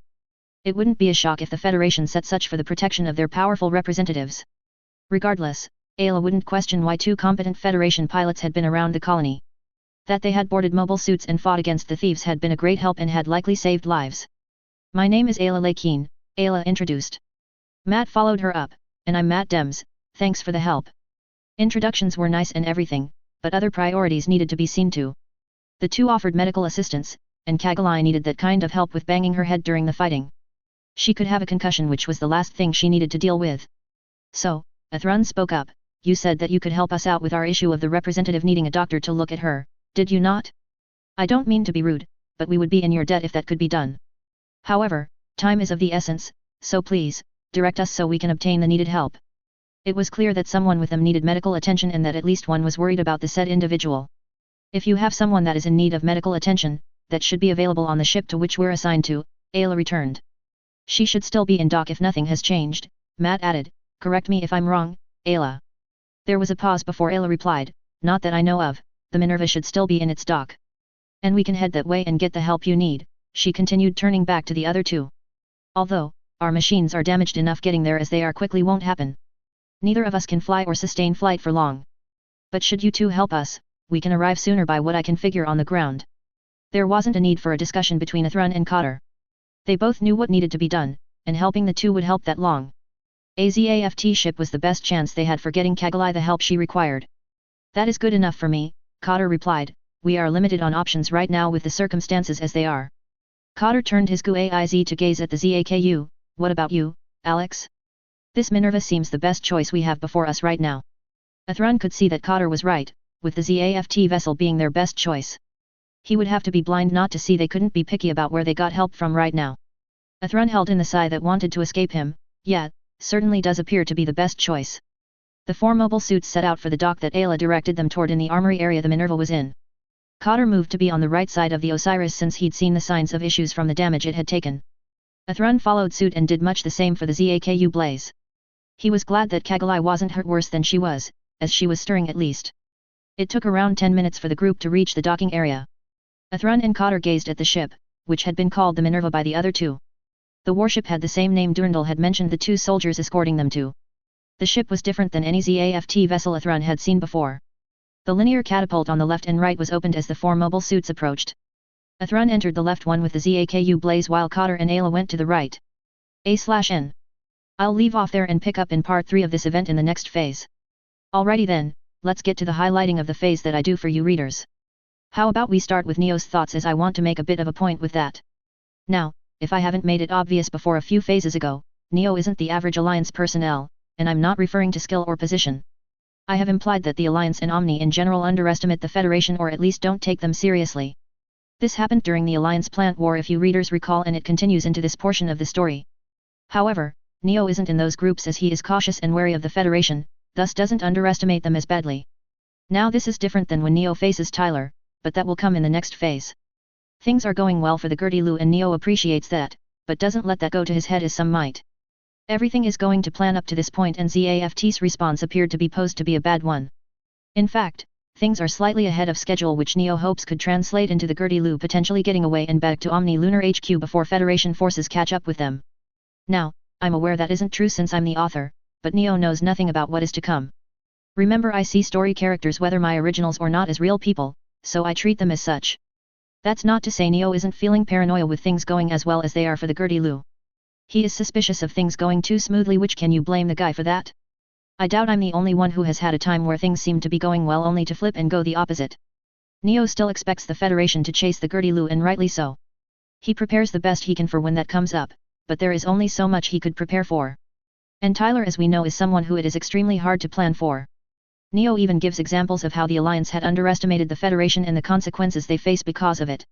Yes, I refer to Operation Spitbreak during the Alliance plant war with the point of JOSHA. The Federation took that opportunity of the Alliance abandoning their Earth-based HQ to get prime information about them. As Neo implies, the Alliance didn't secure their network connection at JOSHA, thinking they would be destroyed before it became an issue. The Federation took advantage of that and dumped as much of the Alliance's network as they could before the Cyclops system destroyed the base. And let me tell you, the sheer amount of data the Federation got wasn't small. The Alliance is still paying for that short-sightedness since some of that data was future plans Omni and the Alliance had intended to carry out. You would think the Alliance's leaders would learn something from that, but well, not going to say much about that as it speaks for itself. However, Neo, unlike others, learned from the mistakes made by the Alliance somewhat. He doesn't make assumptions about the Federation, and that is smarter than not. Neo knows once the Gertie-Lu reaches Alliance Lunar HQ, it will no longer be his issue what the response to the Federation would be. I know I can understand that position of letting others above you have the responsibility of choosing what will happen next. And I ask again, can you blame Neo for wanting to wash his hands of the mission he is on? He is so paranoid about the Federation coming upon him and the Gertie-Lu and capturing them he is fidgety beyond what he normally is. Perhaps it is just me and a few others, but when doing something uncomfortable, you want to get it over with as quickly as possible. It is one advantage Neo has with being in phantom pain, he can do work, but not have to deal with what can result from it. Moving to the next scene when the Normandy gets on site, let me give a brief recap of what plays into this. As you readers may recall 2 phases ago, the Gertie-Lu attacked the Milos outpost. The Normandy went to inspect it and found the results of what they had done. None on the Normandy are pleased with what the Gertie-Lu had done to the people on the station. So, those on the Normandy have motivation to be non-nice to the Gertie-Lu and its crew. With that in mind, when the Normandy comes into range of Armory 1, they see the mess growing with the Gertie-Lu attacking ZAFT patrols. Understand, the Federation has means to get around Mirage Colloid with sensors. Now, some of you readers may have noticed Tyler was comparing the similarities between the Gertie-Lu and the Archangel. I mention such for a reason which will come into play in the next phase. For those who had read the original, you know to what I refer. It is an example of the Alliance being foolish with them ignoring flaws in their equipment. I also wanted to once again show that Tyler has a mischievous side to him which comes out sometimes. However, he does have restraint which he employs when he needs to. The fear of his boss is great motivation for Tyler to remember priorities and to see to them first before having fun. It is all a part of Tyler's character which should be rather clear by now. Now shifting to the scene in the Normandy's hangar with Tyler going out in the Aurora. The design of the hangar is unique to the Normandy, I admit. The Normandy can carry a maximum of 5 machine, though it is intended to carry 4 on average. Thus, there are not too many pilots for the ship, but as a frigate, it doesn't need many for the jobs it has. Unlike the Archangel and other ships, the Normandy's hangar has a system that has the docks integrated into it. The Archangel and others can move their docking cages to the catapults and lock a machine in, but the Normandy doesn't move the dock. Instead, it uses magnetic platforms the suits are on to move them around and not the docking cages. The single linear catapult the Normandy has is different than the original one, since it now has a portion that lowers down for shuttles and the like. The catapult system is designed and built for quick successive launches of mobile weapons, which is an advantage. Next, you readers should be aware by now, as I've implied it several times, Tyler has a reputation within the Federation's military. He is seen to be too young and unable to handle the tasks he is given to do. Tyler has proven that view wrong time after time, but the reputation still remains for those who haven't met him to go off of. It is both amusing and frustrating for our main character as is seen in this scene. Where Tyler were normally correct the mistaken view, he is more focused on going out in the Aurora. I also am glad to introduce Guy Valion, who is the Normandy's chief mechanic. He is the no-nonsense type of leader that won't take guff from any, even a superior officer. So, someone that you can imagine Tyler will be getting along with even if their start is rough. The other point I would highlight in this scene has to do with the Aurora and its changes. The new restraint system the Aurora has is similar to what it had been but is more robust than before. The Federation's spacesuits have framework in them that can shift and change as stated. It can act somewhat as armor to protect the wearer should it be needed. Some of the other things that have changed with the Aurora are small things but will make a difference. The first is the nuclear reactor, which has been tuned and improved to have better output than before. I would ask you readers to remember the Treaty of Junius 7 stated there was to be no new nuclear development and the Aurora had nuclear tech in it already, so doesn't count. Plus, the Aurora's reactor has more safety systems than the original, which neither of the other two factions would do. The increase of missiles will come into play in the next phase, I assure you. The other improvements are as I stated and will be shown in future when the opportunity comes up. The battle inside the colony isn't a great deal different than it was in canon, though there are some differences. The Osiris is of course different, and to Ayla's credit, she does amazingly with the situation as it is. The new piece in this version that wasn't in the original is Matt Dems coming into it.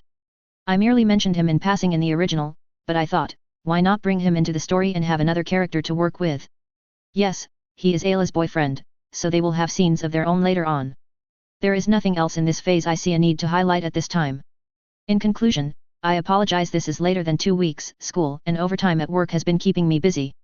The battle scene should be wrapped up in the next phase, but I don't promise that point at this time. As I always say at the end of these phases, please some of you take the time to write a review and tell me what you think of the story thus far, ask questions, or give constructive feedback. I do read them even if I don't reply immediately, if at all publicly. The next phase is currently titled, Out of the Frying Pan, and should be ready in 2 weeks hopefully. Peace out until the next phase. Chapter 64, Phase 67, Out of the Frying Pan. A/N. Here is the last part of the battle scene. It is a tad longer than the others, but it will be worth it, I assure you. I hope you enjoy the phase. Phase 67, Out of the Frying Pan. October 2nd, 73 CE. Outside Armory 1, Lagrange 4. After launching out with the Aurora, Tyler had been closing the distance between the Normandy and the colony. He was aiming for the mobile armor for a couple of reasons. The first reason was the pilot was likely the leader of the Phantom Pain group causing the trouble in the area. The second reason was distracting said pilot could and likely would cause chaos among the enemy force, thereby decreasing effectiveness. If the troublemakers outside could be thrown into chaos, Tyler felt things inside might improve. He may not know what was going on with the colony's interior, but Tyler doubted it was good for the colony's inhabitants. But mostly, Tyler wanted to mess with the pilot and make them squirm, if not more than that, for what they had done at Milos. Thus, Tyler sailed to be above the armor, which was heading for the colony so he could begin his plan. Meanwhile, Neo was approaching the colony in his mobile armor. He was dodging the ZAFT mobile suits along the way, shooting at some of them as he went. His goal was to see if he could find out if the teen trio had found a way out. Neo had left dealing with expected ZAFT to the others in the mobile suits.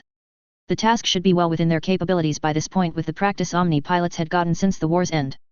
The operation was going according to the tactical plan set out well enough so far. There had been minimal complication that had arisen from ZAFT that had been noticed. Neo knew things could be going much worse than they were currently with the attack and the theft. ZAFT had been taken by surprise as hoped and was now in a state of near chaos from the start. The Gertie Lu was keeping hidden as it attacked ZAFT's patrol vessels, giving it the advantage. The known factors which had been planned for had unfolded as predicted and countered appropriately. Among the unpredictable factors, the Federation military hadn't caught up to them yet after the work on their station. Their response time was normally prompt and so could have caught up with the Gertie Lu. However, luck seemed to be with the Gertie Lu so far, which gave the operation a chance of success. Yet, Neo knew it wasn't if the Federation would catch up to them, but when they did, it was only a matter of time. Things would be bad should the Gertie Lu still be around ZAFT's Armory 1 when the Federation reached them. Neo didn't kid himself with the odds of the Gertie Lu escaping a Federation force hunting them. The chances of escaping them were slim at best, and that would be with a serious price paid in exchange. Federation closely pursuing them would make getting to the Moon and Alliance Lunar HQ was even less a possibility. It was a point that Neo had taken into account with his plans on the operation the Alliance had given him and the Gertie Lu. Ideally, it was best if the Gertie Lu finished up here as quickly as they could. They would need to collect the stolen Gundams from the colony for that. The moment the Gundams got to the Gertie Lu, the ship would slip away from the colony area. Neo would order that if need be to get the point across. If they could avoid encountering the Federation before reaching the Moon, Neo would be more confident that the mission could succeed. Luck may be with them for the moment, but that could change in seconds. To this point, there had been no sign or message from the trio which had infiltrated the colony yet. That point worried Neo since they were either starting to be or were close to being on borrowed time. Every moment they wasted gave the Federation more time to catch up to them and ruin everything. So, Neo had sent Sting a message saying they needed to hurry things up shortly after launching from the Gertie Lu. There was a growing risk the longer the trio stayed inside the colony, which Neo had told them about. ZAFT could and would work on wearing the trio down and recapture the Gundams soon after the attack started. The soldiers that had gone with the trio were supposed to have helped hamper ZAFT's response. However, that had been questionable if they could do much to delay ZAFT working against them inside the colony. Should the worst-case scenario occur and the three be captured, ZAFT could discover things the Alliance didn't want them to know. The project they were a part of had been a guarded secret of the Alliance for years now. There were rumors that the Federation could have potentially discovered the project's existence, but no proof of the point. In the teens' case, they would die shortly after potential capture. It wouldn't be ZAFT's doing as they would want them alive for information extraction. However, since they would be without their needed maintenance, that became fatal if it went on long enough. The kids had made it clear they wanted to prove they could do what was expected of them. Neo couldn't say if that desire was ingrained by the project they were a part of, or if it was something they wanted to do themselves. The notes he'd gotten from those who were involved with the project said the candidates would prove useful. The only other thing he'd noted was the stated need for maintenance for the teens. The consequences hadn't been stated, but the implications Neo had taken away had been nasty. Neo was all for giving them a chance to show they could do a task assigned to them. The performance notes said they were proficient in combat against coordinators, which Neo wanted to see. If they could bring the Gundams back, he would say the teens and others like them should be allowed to fight in the coming conflict. The first generation hadn't been bad from what Neo had been told, just not the most stable to work with. So this group was supposed to be an improvement from that first generation, though Neo would hold his judgment until the end of this operation. Nevertheless, shortly after he was out on the field, Neo had begun to notice some odd things popping up. He'd not noticed the subtle signs he was now when he was on the Gertie-Lu. There were those fighting against ZAFT mobile suits from the patrols, and those were being mopped up currently. However, while the Alliance pilots had been doing great against ZAFT at the start, that had changed. From what Neo was seeing, ZAFT pilots appeared to have improved suddenly with their accuracy, which had become uncanny. It caught his attention in the form of instances he'd glimpsed where ZAFT fired at a dagger, and Neo swore they'd missed, but the dagger still took damage. It didn't make logical sense for a beam or projectiles to fly past the target and yet still do harm. Neo observed this phenomenon a few more times and found it was no fluke as he'd kind of hoped it would be. The oddity pushed Neo to be on edge and suspicious something was going on that wasn't being seen. He quickly got the nagging feeling things may seem to be going the way of him and his group, but in reality they weren't. The feeling kept growing the longer Neo was out in his armor, and it sounded more plausible every second. The best explanation Neo could come up with for the oddities was someone else was working on the field. That none were seen suggested either Neo was being paranoid or someone was working unseen. Neo didn't think he was paranoid more than he was most of the time, which was calm compared to some Neo had met. So, that left the second explanation of there being others unseen working on the battlefield. Working unseen was the classic MO of none other than the Federation's military. Historically, past encounters had made it clear the Federation's use of stealth gave them an unfair advantage which they used effectively. The other side to that which had Neo more concerned currently, was it also meant a Federation force had caught up sooner than he'd figured they would after the attack on their outpost. Should it be true that the Federation had reached the area of ZAFT's Armory 1, that was a really bad sign for the Gertie-Lu. That implied the Federation had already sent some to their research outpost and seen what had been done. That alone presented two valid reasons for the Federation to be motivated to hunt them down. The first was all the people at the station dead from the boarding team cleaning up. The Federation didn't take kindly nor wave off their citizens being killed by some from the other factions. The Alliance plant war had proven the Federation would pursue those that hurt their citizen or kill them. And the consequences that came from the Federation were close to inescapable as far as Neo knew. At least, Neo hadn't found anyone that the Federation had punished for something and talked to them, they normally just disappeared. The second point which caused issue was the explosives rigged to go off to kill those investigating the incident. Neo hadn't had high hopes such would stop the Federation from pursuing the Gertie-Lu. The Federation was far too stubborn to let an attempt to kill soldiers go without a response. However, he'd been hopeful the explosives would slow the Federation group down somewhat in relation to the pursuit of the Gertie-Lu.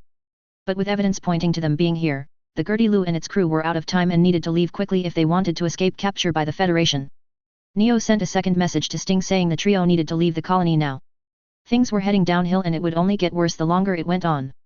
If they heeded that message, the stolen Gundams could be collected, and the Gertie-Lu might escape before being caught by Federation forces. Neo expected the Federation would disable the Gertie-Lu should they get one of their ships in range. If they got onto the Gertie-Lu, they would undoubtedly go for the stolen data and make it unusable for anyone else.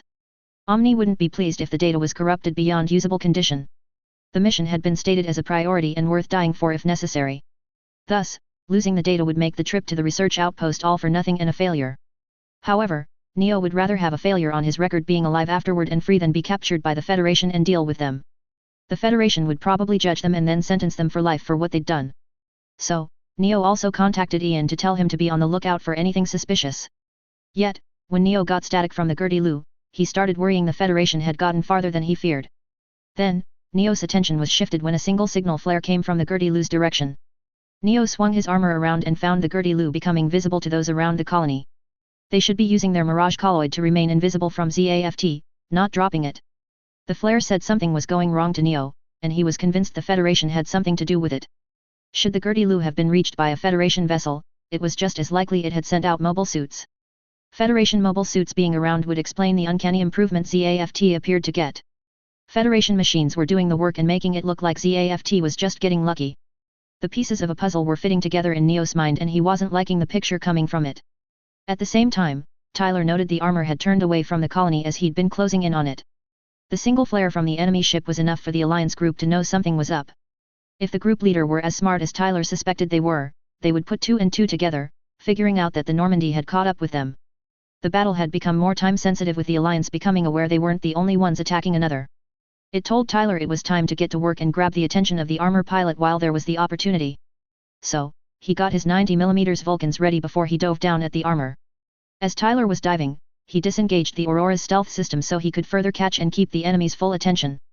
Neo had been glancing back at the colony, wondering what was taking the trio so long to get outside. With the Federation having caught up with them, the Gertie-Lu and those with it needed to make themselves scarce. However, Neo's attention was forcefully shifted when weapon fire came from above, which he had to evade. A moment after dodging, Neo saw something red in his peripheral vision passing by his armor. When he turned, Neo spotted a red fighter-like craft pulling out of a dive which had gone right past him. From what he saw, it was more like one of the Federation's space fighters than something ZAFT would come up with. And as the Alliance plant war had proven, the Federation's space fighters were really mobile suits. Neo would assume this machine was one too. Federation mobile suits were also superior to ZAFT's and the Alliance's both in performance and technological standing. The Alliance had been forced to learn that lesson since the war had come to an end. Neo was no fool, so he wouldn't, as the old phrase went, rush in where angels fear to tread. Tyler came up to face the mobile armor, which appeared to be waiting for him to make the first move against it. He would applaud the pilot for being cautious, especially with all that was happening around them. From his experience, Tyler expected a good majority in Omni not to be cautious as the one in front of him was. Most would charge in with guns blazing at their opponent and end out paying for it. That suggested to Tyler his opponent would be different from his first impressions he had of Omni personnel. It also meant Tyler would have to test the waters and see what his opponent would do in response. Tyler hadn't an issue with such things, but it didn't happen all that often anymore. Thus, Tyler decided to start simply and work his way up from there to see the pilot's reactions and gauge them. The Aurora tilted right and fired its Vulcans at the mobile armor. Neo barrel rolled out of the projectile's path and used his twin linear guns to return fire. Tyler had to pull hard to the left to avoid the shots sent at him. The new mobile armor certainly had a more updated arsenal than the Zero armors did. Not so say the linear guns were anything to scoff at. They packed as much of a punch if not slightly more than what the Zero's gun had delivered. The pilot certainly wasn't wasting time on reckless attacks or attempts against Tyler. It was clear to Tyler and his opponent tactics would be key in this fight. Although in a straight face-off, the Aurora would have the advantage as a Gundam, it would take longer as the armor pilot wasn't facing off that way. The fight would be more interesting than Tyler had figured it would be before getting into it. Yet, as long Tyler could keep the majority of the pilot's attention, he would chalk that up as a win for the time being. Neo quickly found his opponent who had appeared out of nowhere was both classic Federation yet, also different than any he'd gone against before. They were classic Federation as they weren't straightforward and blunt like ZAFT tended to be. The space fighter was not staying still and seemed to be able to somewhat predict his attacks. The enemy pilot was not classic Federation as they were more unpredictable than Neo had come against before. As the dogfight began, Neo deployed his side gun barrels, keeping the other two for thrusting power to have something to match this Federation pilot. Using the deployed gun barrels beam guns against the space fighter, the response was for the space fighter to evade his attacks. It wasn't the evasion itself that shocked Neo, for it was often expected with the Federation. It was the implied ease which the evasion was done by the Federation pilot which caught Neo's attention. It produced a nagging feeling, which he couldn't dismiss. That feeling was his opponent seemingly toying with him to some extent. To be toyed with irritated Neo as it heavily implied he was inferior to whoever he was facing. As Tyler was dodging, it became apparent to him that the armor pilot wasn't an average Top Gun Alliance flyboy as he had expected.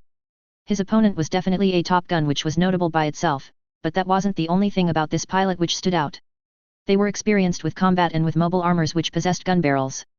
As far as Tyler knew, Omni didn't have all that many pilots that could use gun barrels to the competency Tyler was seeing. Those on record and even those that Tyler knew of which weren't on Omni's records had left Omni or were dead from the war. Thus, facing a Top Gun gun barrel trained pilot was more than odd for Tyler. It made him wonder who he was fighting and where they had been hiding. Omni had either kept their existence a secret or had found them recently and had put them in combat. Much as Mew had said once that Tyler had heard, it took great spatial awareness to work with gun barrels. Tyler's opponent's use of the gun barrels had him drawing on skills not to be hit or have to switch the Aurora over to its suit mode. It was as he was evading, Tyler had an idea to get things moving along and get to the prodding he wanted to get to. With plant-type colonies, the devices used to give the colony interior Earth gravity did a good job but did have another unforeseen effect. It caused a heavy gravimetric field around the colony with the exception of the control sector and harbor. And so, if a craft or mobile suit were around 50 meters or less from the colony's outer walls, the craft would experience heavier than Earth gravity due to the field. It would put any fighting in that field in a heavy G environment where Tyler knew how to work in better than others. Thus, he was slowly pulling the armor along, closer and closer to the colony to get into that environment. It was also a test to how much Tyler could string this pilot along and get the range of desired responses from them. The idea created the risk of putting a hole in the colony, which came with its own problems to deal with. However, Tyler figured with phantom pain here, those inside the colony were already in danger from whatever they were doing. If they were here to steal Gundams, as was now suspected, the colony interior was likely a chaotic mess. So there was little more that could add to such things, though Tyler would do his best to prevent more damage to the colony. Yet, distracting the armor pilot was the point for Tyler as it prevented them from countering what was being done. Thus, the colony was getting closer slowly but surely as Tyler was returning fire and dodging. And his opponent seemed none the wiser to Tyler stringing them along into a harder situation. Tyler still wanted to see what kind of reaction he could get from the armor pilot. It may be seen as a bit of a flaw Tyler had in his character, but he didn't let it be held against him. For one reason or another, Tyler got a kick out of those he got good reactions from with what he did. A prime example of the point was Natarl Badgeruel and how she'd reacted to Tyler's behavior. Tyler couldn't say why, but people like her who gave such amusing reactions to his behavior and action were fun to prod. He knew it was wrong to enjoy the prodding he did with some. Tyler had been told multiple times about the wrongness of the activity. And if the activity didn't give the kick and make Tyler smile as it did, he would drop the habit. However, that type of thing hadn't happened so far, and Tyler very much doubted it would change in the near future. Tyler admitted he was human and so imperfect and flawed in some ways. It was his justification not to have all the blame for what came about because of his action pinned on him. So, once Tyler had the armor following him toward the colony, he typed up a message and sent it to the armor. The message was the first test of the armor pilot's temperament with their reaction. The message went something like, "Catch me and shoot me if you can, stupid idiot."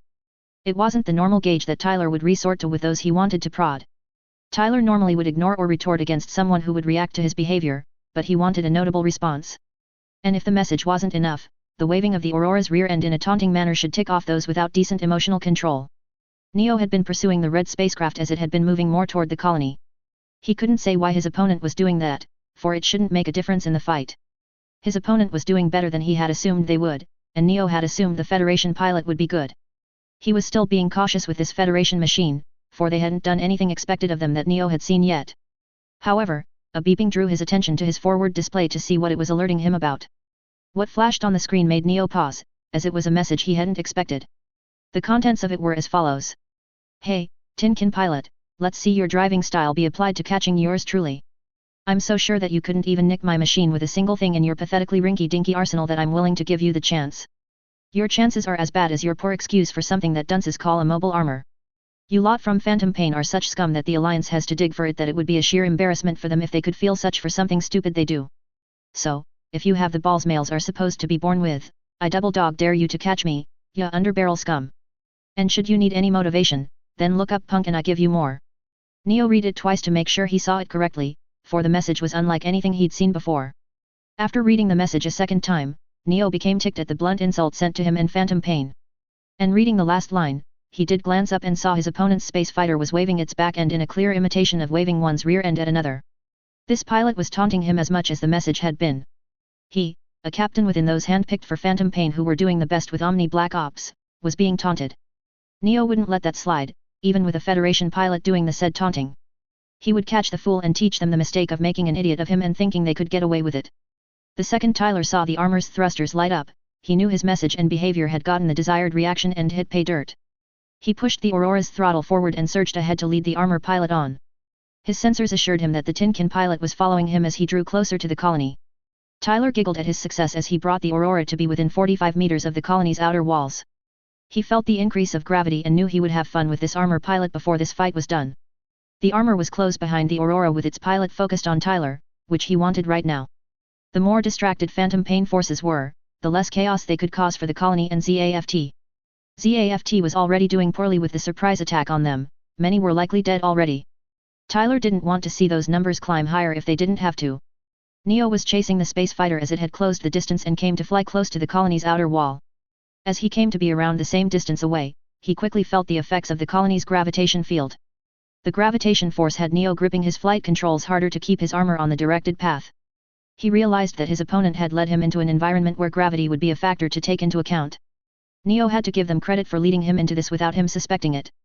Neo tended to be cautious with Federation forces, but the taunting had thrown him off enough to ignore caution. But since he had come this far, Neo didn't intend to let this Federation pilot get away without making them work hard for it. Tyler kept within the colony's gravitational field while zooming around the outer structure with his opponent behind him. They circled around the colony's upper portion over and over. Tyler was evading the weapon fire from the armor as it tried to hit him. The projectiles were being affected by gravity, having their firing paths very slightly. He made sure to do his best to keep far enough from the colony's outer wall so the armor's weapon didn't strike it. Tyler dealt with the increased G-force but did fine in high G environments. And he was betting the armor pilot wouldn't do as well as him in the gravity-heavy area. Tyler kept ahead of his opponent as they circled around the colony. Neo pursued the Federation machine as it clung close to the colony. He kept attention to the distance from the colony's outer wall and the effects of gravity he was under. Neo did take shots at the enemy space fighter when he could line them up effectively, but gravity was making that difficult. His opponent wasn't making any attacks nor making it an easy thing to line up. They seemed to be drawing attention to them and not putting the colony in direct danger for damage. And yet, the evasion the red spacecraft was doing appeared to be done easily enough that it was almost like an insult. It was scratching a nerve in Neo that he had difficulty ignoring. He had the urge welling up in him not to let this Federation pilot get the better of him and show him up, nor have the last word or laugh at his expense. That was the motivation that Neo pursued the Federation machine even when, in the back of his mind, a voice was saying he shouldn't. Tyler was on his fourth lap around the upper part of the plant-type colony, keeping ahead of the mobile armor.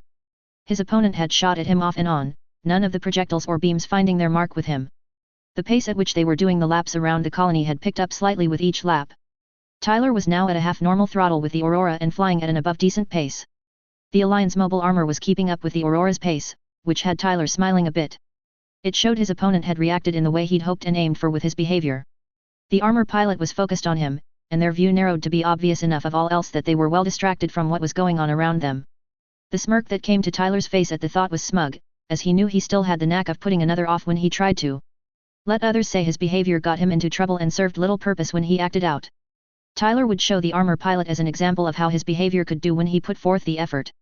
Nevertheless, things suddenly changed as Tyler saw the colony's control sector coming closer to him as he lapped the colony structure. There was an explosion a distance below where Tyler and the mobile armor were circling. The smoke from the explosion dispersed with air pouring out of the hole the explosion had created. Out of the hole, Tyler observed 3 Gundams exiting the colony's interior. A green Gundam was in the trio's lead, with a black one slightly behind on the right and a blue one on the left. Tyler assumed the 3 were the stolen ZAFT Gundams Phantom Pain had come to Lagrange 4 to get. It was reminiscent of ZAFT taking the Alliance's prototypes that created the Gundam classification. However, the difference that Tyler would guess in this was the 3 stolen machines weren't doing well with power. ZAFT would have done everything they could to stop them or at least slow them down before they escaped. Thus, Tyler couldn't see the 3 Gundams being ready for a long, drawn-out fight with another. Plus, he had his nuclear reactor where they would be on batteries, and in that matchup, nuclear tended to win more often. Tyler wouldn't forget about the Tinkin pilot following him, but he felt ignoring the Gundams wouldn't end well. So, Tyler adjusted his course to have the Aurora crossing the 3 stolen Gundams' path. Neo felt slight relief at seeing the 3 ZAFT Gundams the teen trio had been sent to retrieve coming out of the colony. It meant the 3 were alive and had succeeded enough the mission wasn't a failure by this point. However, his relief lessened when 2 more mobile suits came out of the same hole a moment after the trio had exited. One of the 2 was a Gundam type, and the other was a white ZAKU Phantom. That the trio had been followed said ZAFT was still trying to hamper the theft and stop them if they could. Such was another set of problems that Neo and the rest would have to deal with on top of the Federation dilemma holding their attention. After seeing them come out and being followed by 2 machines, it was clear to Neo that unexpected factors had come up during the theft. A margin was planned for that, mostly for the Federation's response since they were more unpredictable than ZAFT was. As Neo shifted his attention back to the red space fighter was heading for the trio. Neo shoved his throttles forward to catch up with the Federation fighters so he could stop it from attacking the teens. The trio of Gundams came into the sights of the Aurora, and Tyler had his plasma cannons charged. Phantom Pain was clearly interested in the ZAFT machines, likely stolen by their agents. And as Tyler had learned, if you wanted your opponent's attention, you targeted something they either wouldn't or couldn't afford to ignore. The longer Tyler could distract the enemy leader, the harder it would be for them to organize their responses effectively. While the Normandy's boarding team had taken care of the stolen data, Tyler wasn't keen on letting Phantom Pain get away so easily. At least Tyler didn't want them to escape without paying the price for what they had done. Tyler opened a channel to Luke's Excel. Luke, we're done being nice and making ZAFT look good. No more hiding, it's time to get down to business and start nailing these punks. Luke had been behind a ZAFT GUAIZR, making his attacks against the Alliance units seem they were coming from ZAFT rather than him. That had been the style Tyler had asked the Normandy's pilots to use for the time being. It was to hide the fact Federation forces were around, which would spook the Alliance group into doing something dumber than they already had. Tyler changing the fighting style meant things had shifted, and now the goal was delaying and stopping the Normandy's quarry. Got it, mate, Luke acknowledged, work with the more direct approach, and don't let them off easy. Neo had zoomed at the Federation machine, aiming his twin linear guns. He also had his quadruple missile launcher pop up behind his cockpit for use. However, by the time his crosshairs on his opponent, they had fired high-energy beams or plasma cannons at the trio. The beams from the enemy machine forced them to break apart to evade the attack.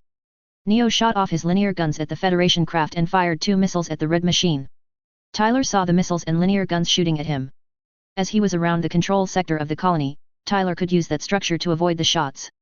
The colony was already in bad straits, likely worse than that from what Phantom Pain had been doing.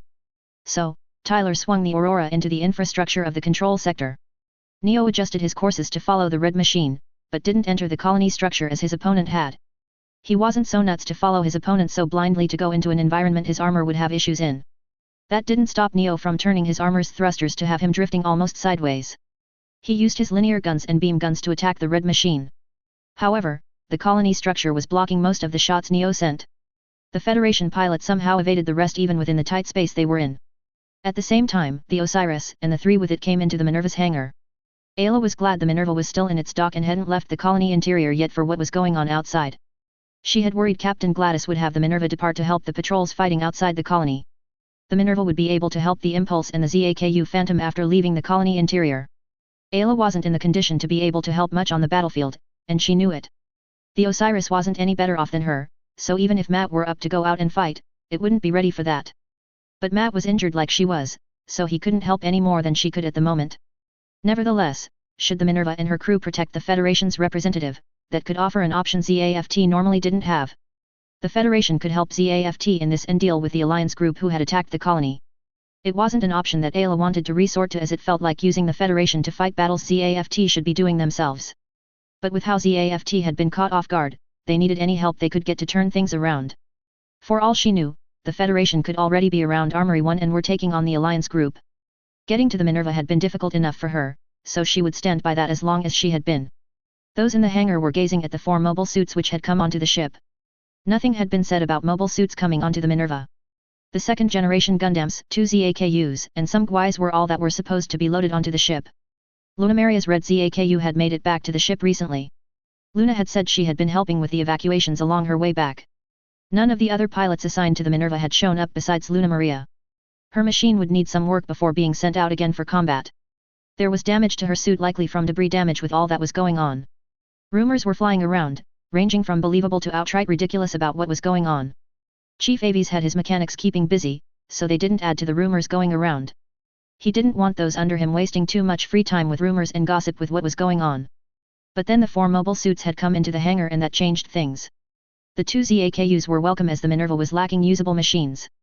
They would need repair before deployment, but the spare parts on the ship could solve that.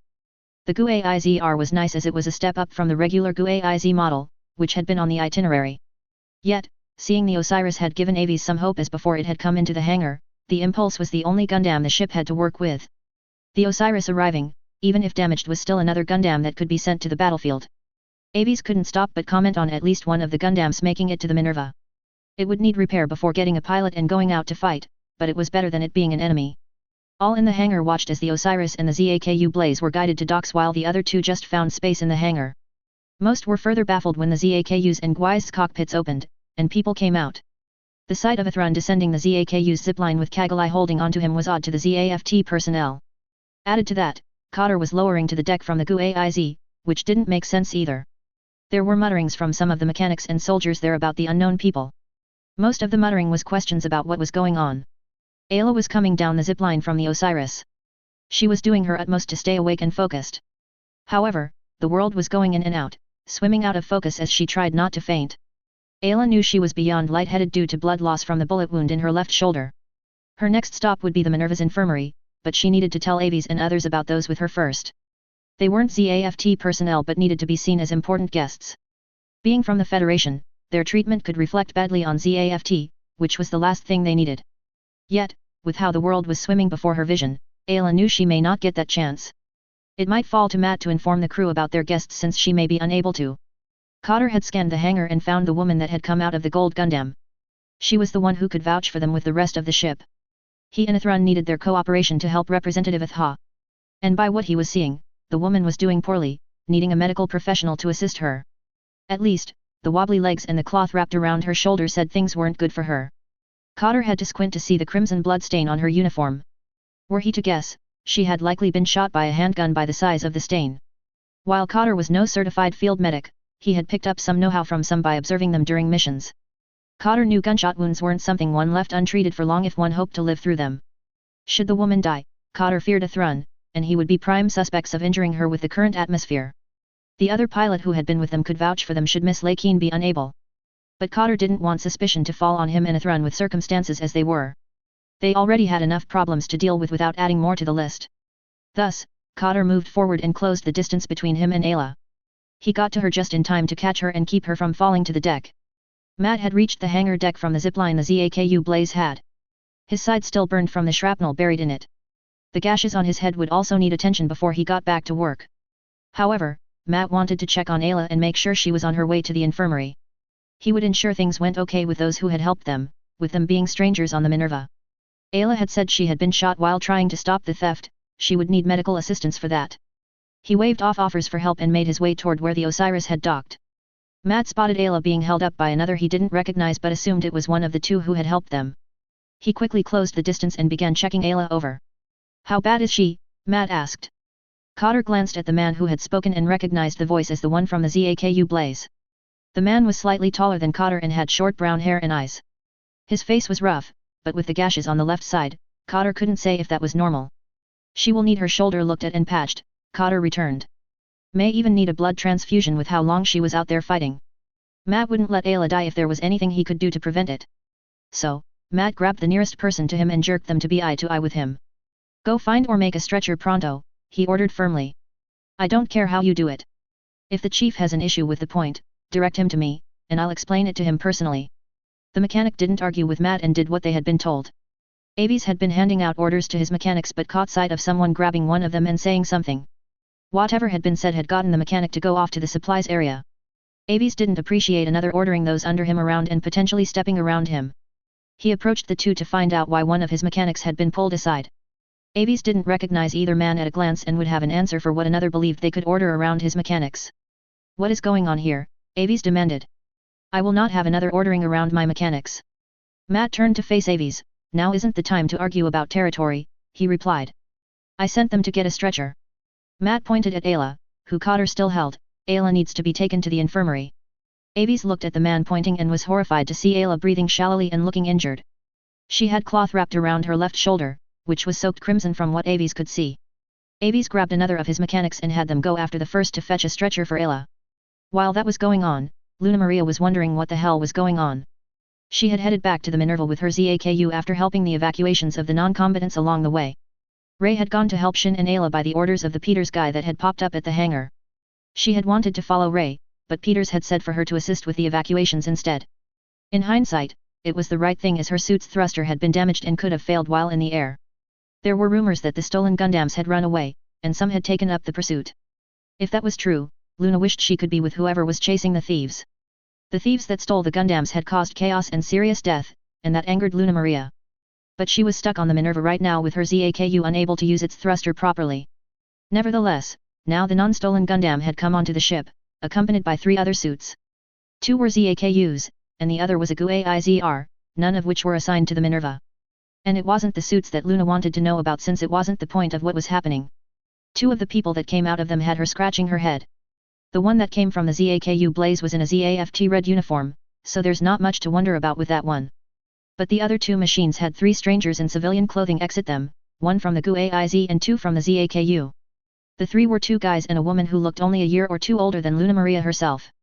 The guys appeared also to be older but by a slightly bigger margin than the woman. The 3 shouldn't be on the ship, so they were to be seen as stowaways or intruders. "Who the hell are they?" Luna muttered. She grabbed a gun from the nearest soldier and stalked toward the 3 strangers. She approached the young man and woman as they were the closest to her. "Hold it, you two, don't move," Luna Maria ordered, pointing the gun she had at them. Cotter was glad to see a makeshift stretcher being brought over to where Miss Lakeen was waiting. She really did need medical attention to help her recover from her problematic condition with the amount of blood she had been losing. The man who had been with them also showed signs of injury, but from what Cotter saw, they wouldn't leave until they saw Miss Lakeen heading for the ship's infirmary. However, the two were the only ones who could vouch for Athrun, Representative Atha, and himself with this ship's crew. Having at least one of them would be best to help with any misunderstandings. And Cotter feared there would be some misunderstandings with them coming onto a ZAFT ship and clearly not being ZAFT personnel. With Miss Lakeen being carried off on the stretcher to the ship's infirmary, that just left Mr. Dems if Cotter remembered his name right.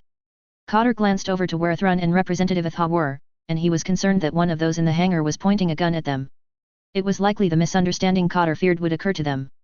Miss Lakeen's intentions were appreciated, but without them being delivered to those on the ship, they weren't shared. So, Cotter hoped Mr. Dems could help his group out of the precarious situation they now found themselves in. If he couldn't, then things would be more difficult. The only other option that Cotter could think of was to call on Chairman Durandal for help. The man should be able to help explain how things had ended up as they had for their group to end out on the Minerva. After all, he had suggested they head to the Minerva when fighting had broken out. The one pointing the gun as his colleague and Representative Atha appeared to be a young woman a few years younger than Cotter. She had shortish red-violet hair and was wearing a ZAFT red uniform. The uniform suggested she was one of the pilots of the ship. ZAFT pilots had some authority over the others on the ship, depending on how long they had been a pilot.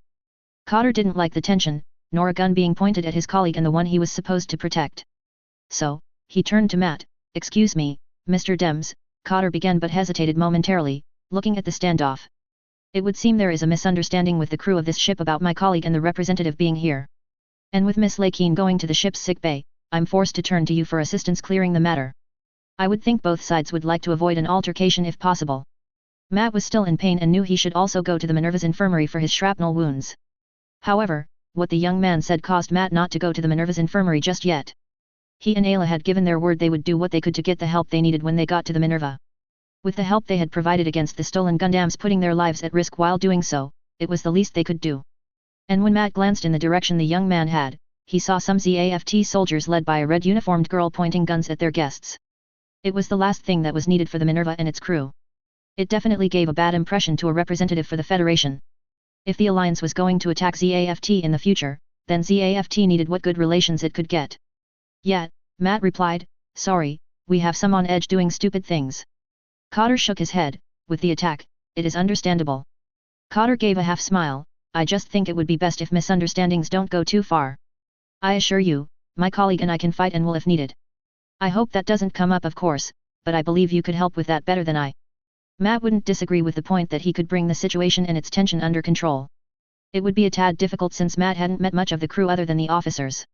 Yet, the sooner things were settled, the sooner Matt could get a doctor to look at him and get the shrapnel out of him. As the two began moving forward, Athrun moved to be in front of Kagalai to protect her from any guns pointed at her. Luna had trained the gun she had on the guy who had moved to be in front of the young woman. As far as she was concerned, they were intruders that had managed to sneak onto the ship. There was enough going on right now without adding more difficulty to it.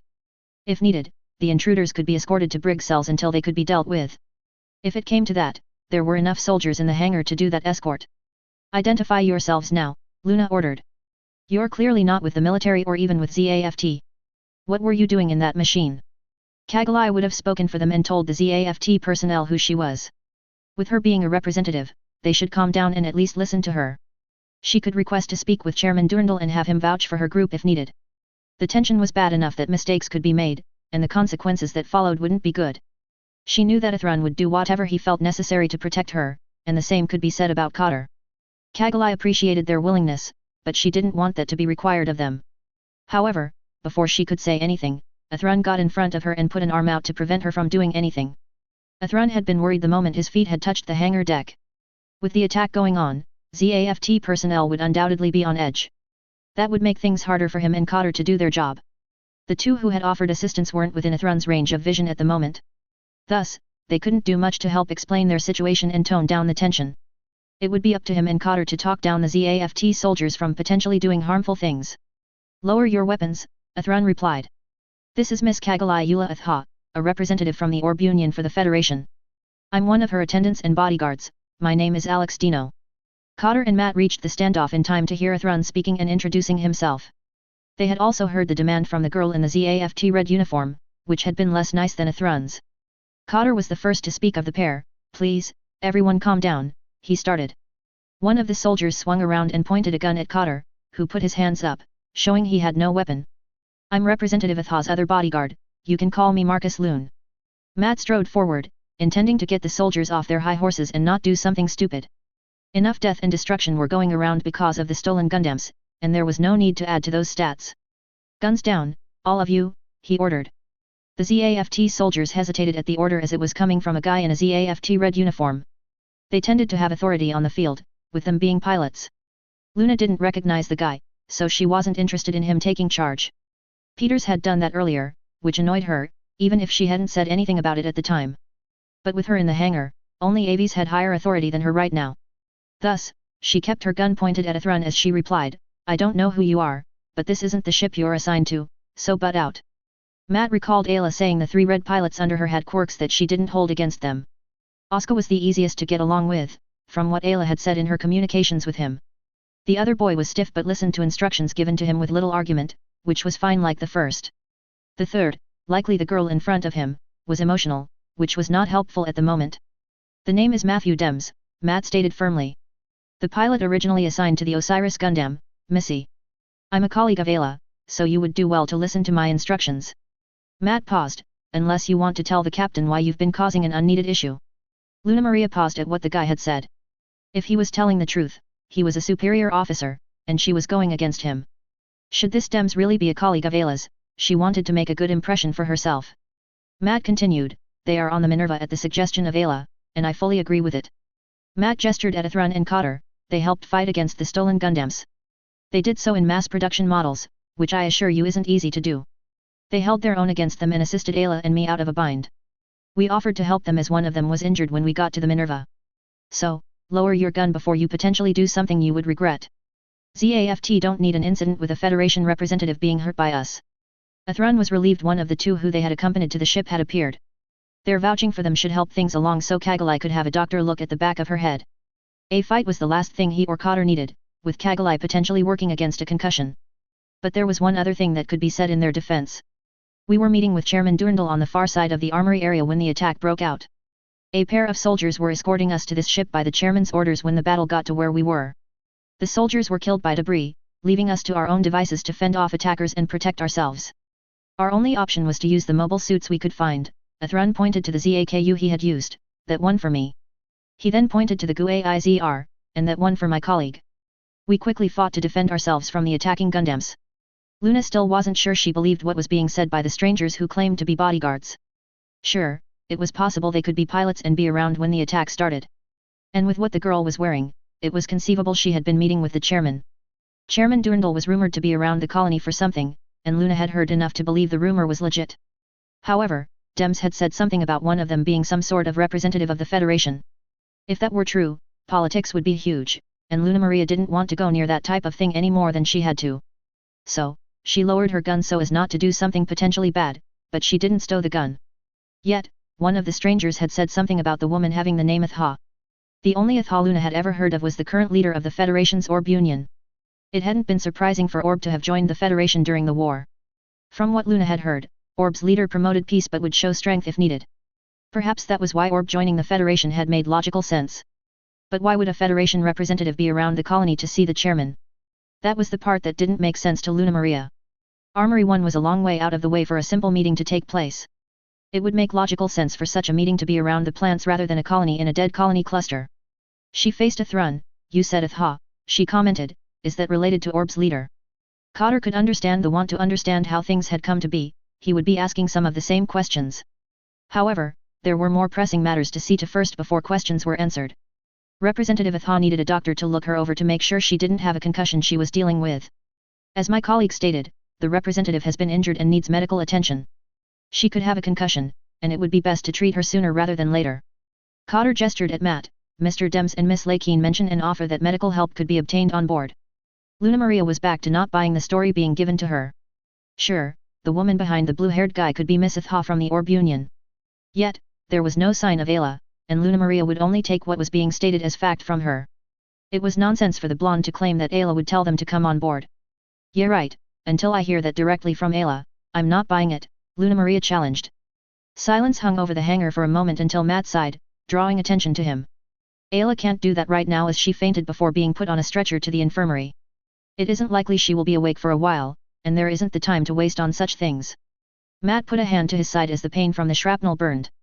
She and I approved them to come onto the Minerva. Should you have an argument, take it up with the captain. Luna Maria twisted to look at Matt. What are you talking about? What do you mean Ayla has been taken to the infirmary? Cotter cleared his throat. Unfortunately, from what I could tell when I glanced her over, it appeared she'd taken a bullet through her left shoulder some time ago. She likely fainted due to blood loss, he said calmly. It can happen. Luna Maria whipped to the sand-blonde guy as she was getting irritated at this guy's calm demeanor.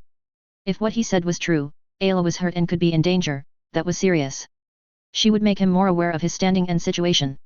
And how would you know any of that, mister? She snapped. It sounds more to me like you're lying to get out of what you've landed yourself in. Cotter smiled somewhat in response, which ticked Luna Maria off more. It's not like that at all, I assure you, Cotter returned. I'm not anything like a doctor or field medic. I've just seen enough gunshot injuries to know what the signs of them are. Matt had had enough of the girl's questions and her argumentative tone. There were other things to attend to, and she was needlessly delaying getting to that. Enough, Matt called, this arguing is getting us nowhere, and there are more concerning things to worry about. Matt scanned the crowd over. Chief, get your boys back to work. Aves moved forward to do as Dems asked, glad he'd suggested the point rather than him. The tension in the room had been getting beyond uncomfortable. Matt then gazed at the soldiers. As for you lot, get to your patrols. There ain't anything to see here, so move along. After the crowd dispersed, all that was left was Luna Maria standing there. Matt looked at her. Unless you are volunteering to escort this trio to the infirmary, Missy, Matt began. Then the move along order applies to you as well. Luna had intended to go to the infirmary to see if Ayla was really there, so escorting the visitors would be something to do. Thus, she exhaled and dropped her shoulders. Fine, I'll escort them, she replied. The captain can decide how this is handled, it isn't my issue anymore. Luna gestured for the three to follow her, and she led the way out of the Minerva's hangar. At the same time, those on the bridge had been working on making the ship ready to head out from its dock. Talia wanted to be as ready as possible for whatever waited outside. She didn't have high hopes that the patrols outside were doing well against the enemy group. With the harbor unreachable and the comm exchange down, it suggested the enemy had the advantage. The Minerva could be heading out into a trap by leaving the colony interior. However, their odds and circumstances weren't much better inside than they would likely be outside. Peters had said nothing had changed for the better when she had Marin contact him. Peters and those with him had been pulling back with the breach in the colony wall. He said they would head for the harbor and see what was going on there. Thus, the Minerva was lacking what she had been intended to have before heading out. The Minerva was supposed to have the new Gundams and their assigned pilots, some ZAKUs, and a GUAIZ or two in its hangar. Instead, they had 3 ZAKUs, a GUAIZR, and the Osiris. According to Aves, all of the mobile suits would need some repair before combat use. Ayla was injured and couldn't pilot any of the machines the Minerva had to work with, even if they were in good working order. Matthew Dems had said he wasn't doing well and couldn't go out either, he was heading to the infirmary. That left the Minerva with Luna Maria and the 2 regular green pilots to defend the ship. If that wasn't difficult enough to work with, not that the Minerva needed more, there was what was happening outside. The Impulse and Ray's ZAKU had been pulled through the hole by what Dems had reported. They had been pursuing the stolen Gundams per Ayla's orders, which Talia didn't fault them for. Should the stolen Gundams get to the enemy ship, they would be officially lost and seen as enemies going forward. The Alliance could reverse engineer the new technology in those Gundams. If the Alliance got that, it would only come back and be used against them to cause chaos and hardship. Then the Minerva couldn't afford to lose the Impulse or Ray's ZAKU. They were only down 5 pilots, 2 temporarily, but still unable to perform. Talia didn't want to think about what else could be going wrong or could start going badly. Talia wasn't the only one worrying about what lay ahead of the Minerva, Arthur was doing much the same. The attack on the armory had been horrible and hadn't been contained as hoped. Allies from the harbor weren't responding and could very well be dead or trapped, so they couldn't assist them. Then the Impulse Gundam took off after the stolen machines with Ray's white ZAKU behind him. They would be on their own if nothing were done to change that. Losing the 3 stolen Gundams was already bad enough. If the Impulse were destroyed or, worse, captured, ZAFT would feel the consequences for a painful amount of time. Captain, Arthur said, the Impulse and ZAKU Phantom are heading out on their own after the stolen machines. The enemy ship is still out there, and we have little to no idea where it is. Talia knew Arthur was speaking the truth as much as she wished it wasn't so. It just made it plainer that the time had come for the Minerva to head out. I'm aware of that, Arthur, Talia replied. I'm not blind or have been ignoring what has been going on. Arthur hadn't meant to imply Captain Gladys had been ignoring her duties. The woman had been doing better than the average captain would, with the Minerva being a new ship class. Others had held her age against her, yet Arthur didn't do so. He'd seen how much effort Talia put into making sure the ship would be successful on whatever task she would be given. I wasn't implying you were, ma'am, Arthur began, but Talia cut over him. I know, Arthur, she acknowledged, instead of stating the obvious, how about we get things going for moving out? Marin had been listening to the exchange between the captain and deputy. She had also been figuring out the chances of Shin and Rei getting back to the ship and dealing with the stolen machines. And the more she thought about it, the worse the chances looked. While the stolen Gundams were likely running low on power, the Impulse wouldn't be doing much better in that regard. The best she could guess, the Impulse would be at 40% power left at best, likely more toward 30% with the fighting it had been doing. The battery had started with 1,000 units of energy. The last reading she'd gotten had put Shin at a little above 400 units remaining when the Force Silhouette had been launched. The continued fighting would drain the battery to around 300 to work with. The Force Silhouette would go through that power within a short period. If there were Alliance mobile suits outside, they could overwhelm Rei and Shin and capture them. The Impulse's energy was low when I got readings and is likely critically low by this point, Marin announced. It would be at 300 at the most, by what I can figure. Talia had guessed pursuit would be a difficult thing by this point. The 3 stolen Gundams in Alliance's hands were a very bad situation to look at. However, it would be much worse if the Impulse were added to that count. The Alliance's striker packs had already been used with their mass production models. ZAFT had been finding that out the hard way, which had inspired the Wizard packs. Talia knew ZAFT couldn't afford to lose the Impulse to the Alliance, even if that meant they gave them the other 3. She ended out sighing, "It would be a catastrophe if we lose the Impulse," Talia remarked. "It is time to launch the Minerva." Gilbert knew Talia was right about the Impulse, ZAFT couldn't afford to lose it along with the other 3. Losing the stolen Gundams was harsh enough as they were to attempt to match the Federation's transformation ability that they used to their advantage. The Alliance would find out about the Minerva soon enough if they didn't know about it already. "You are right in this, Talia," Gilbert admitted. "I authorize the launching of the Minerva in this crisis."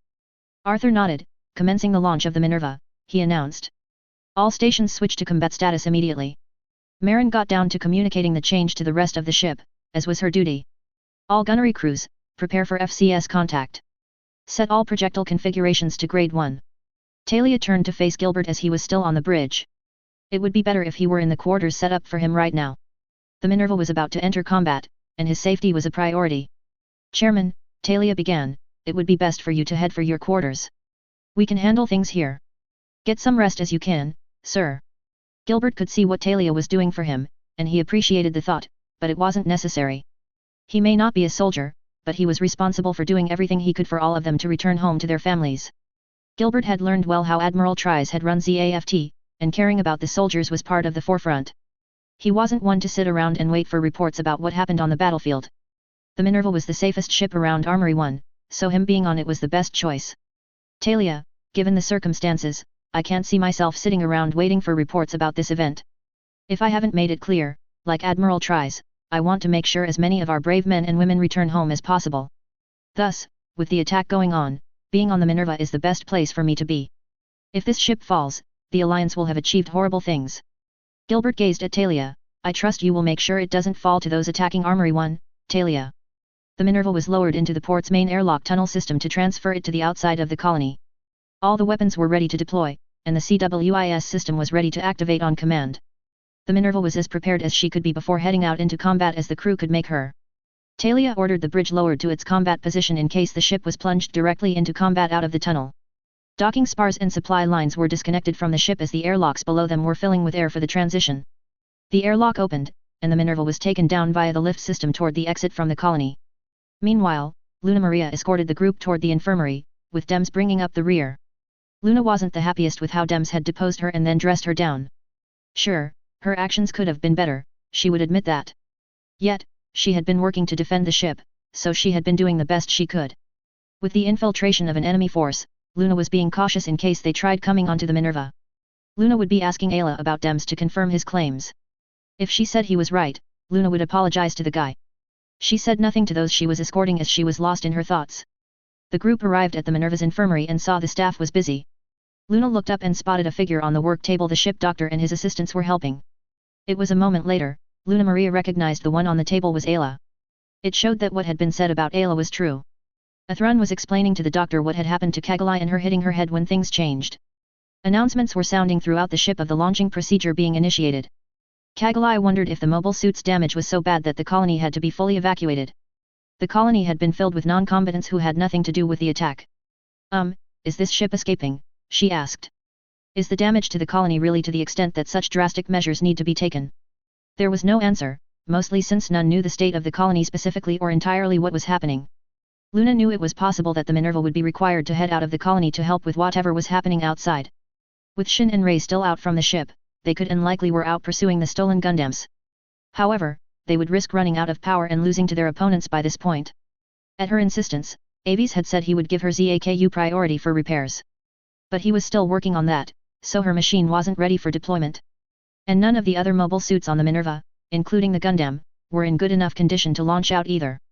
In short, she was stuck on the Minerva until her machine was ready, and she didn't like that at all.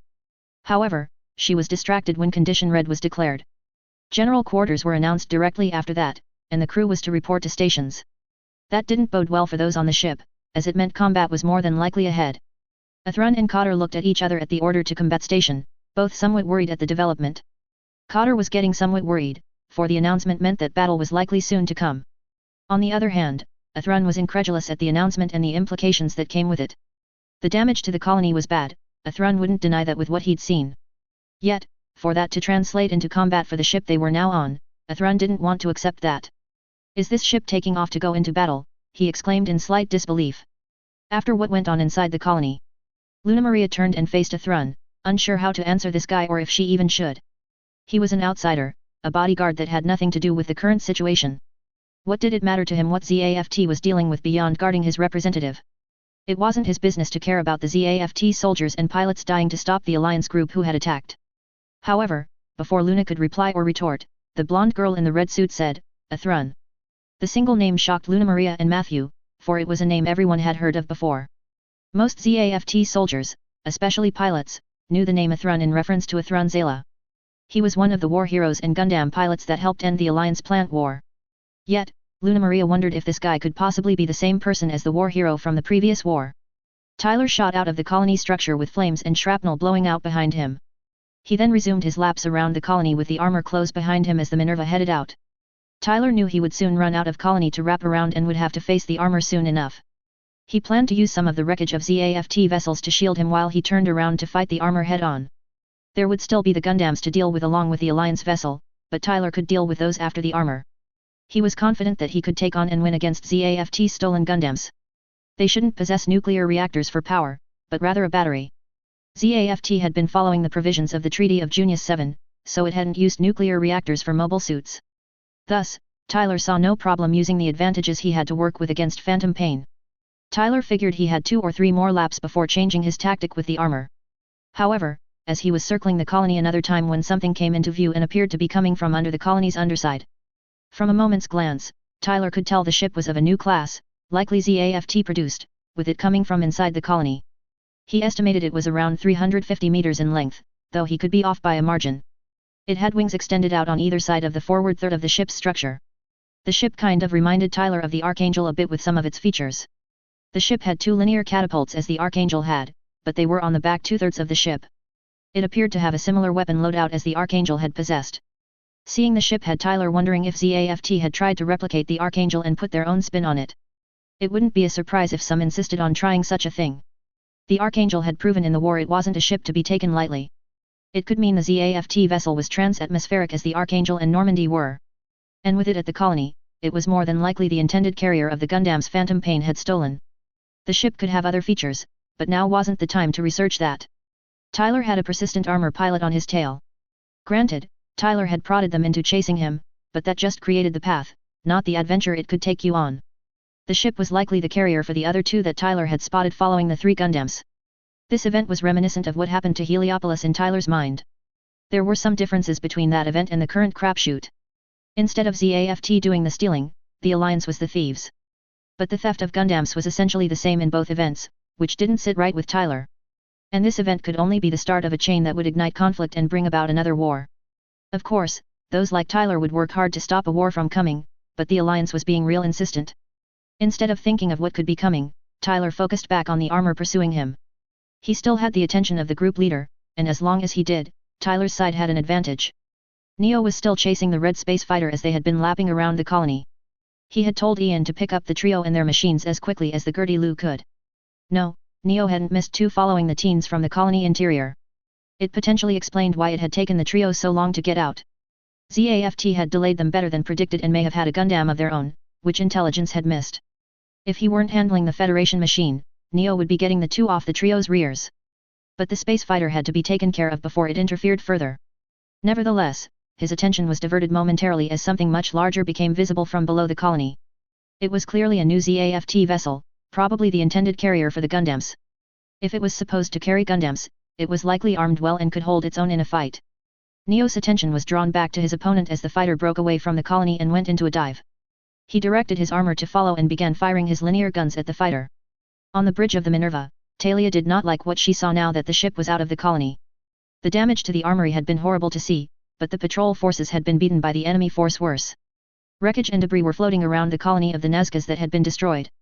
Around half of the patrol had been taken down thus far, which was better than all of it being wiped out, but not by much.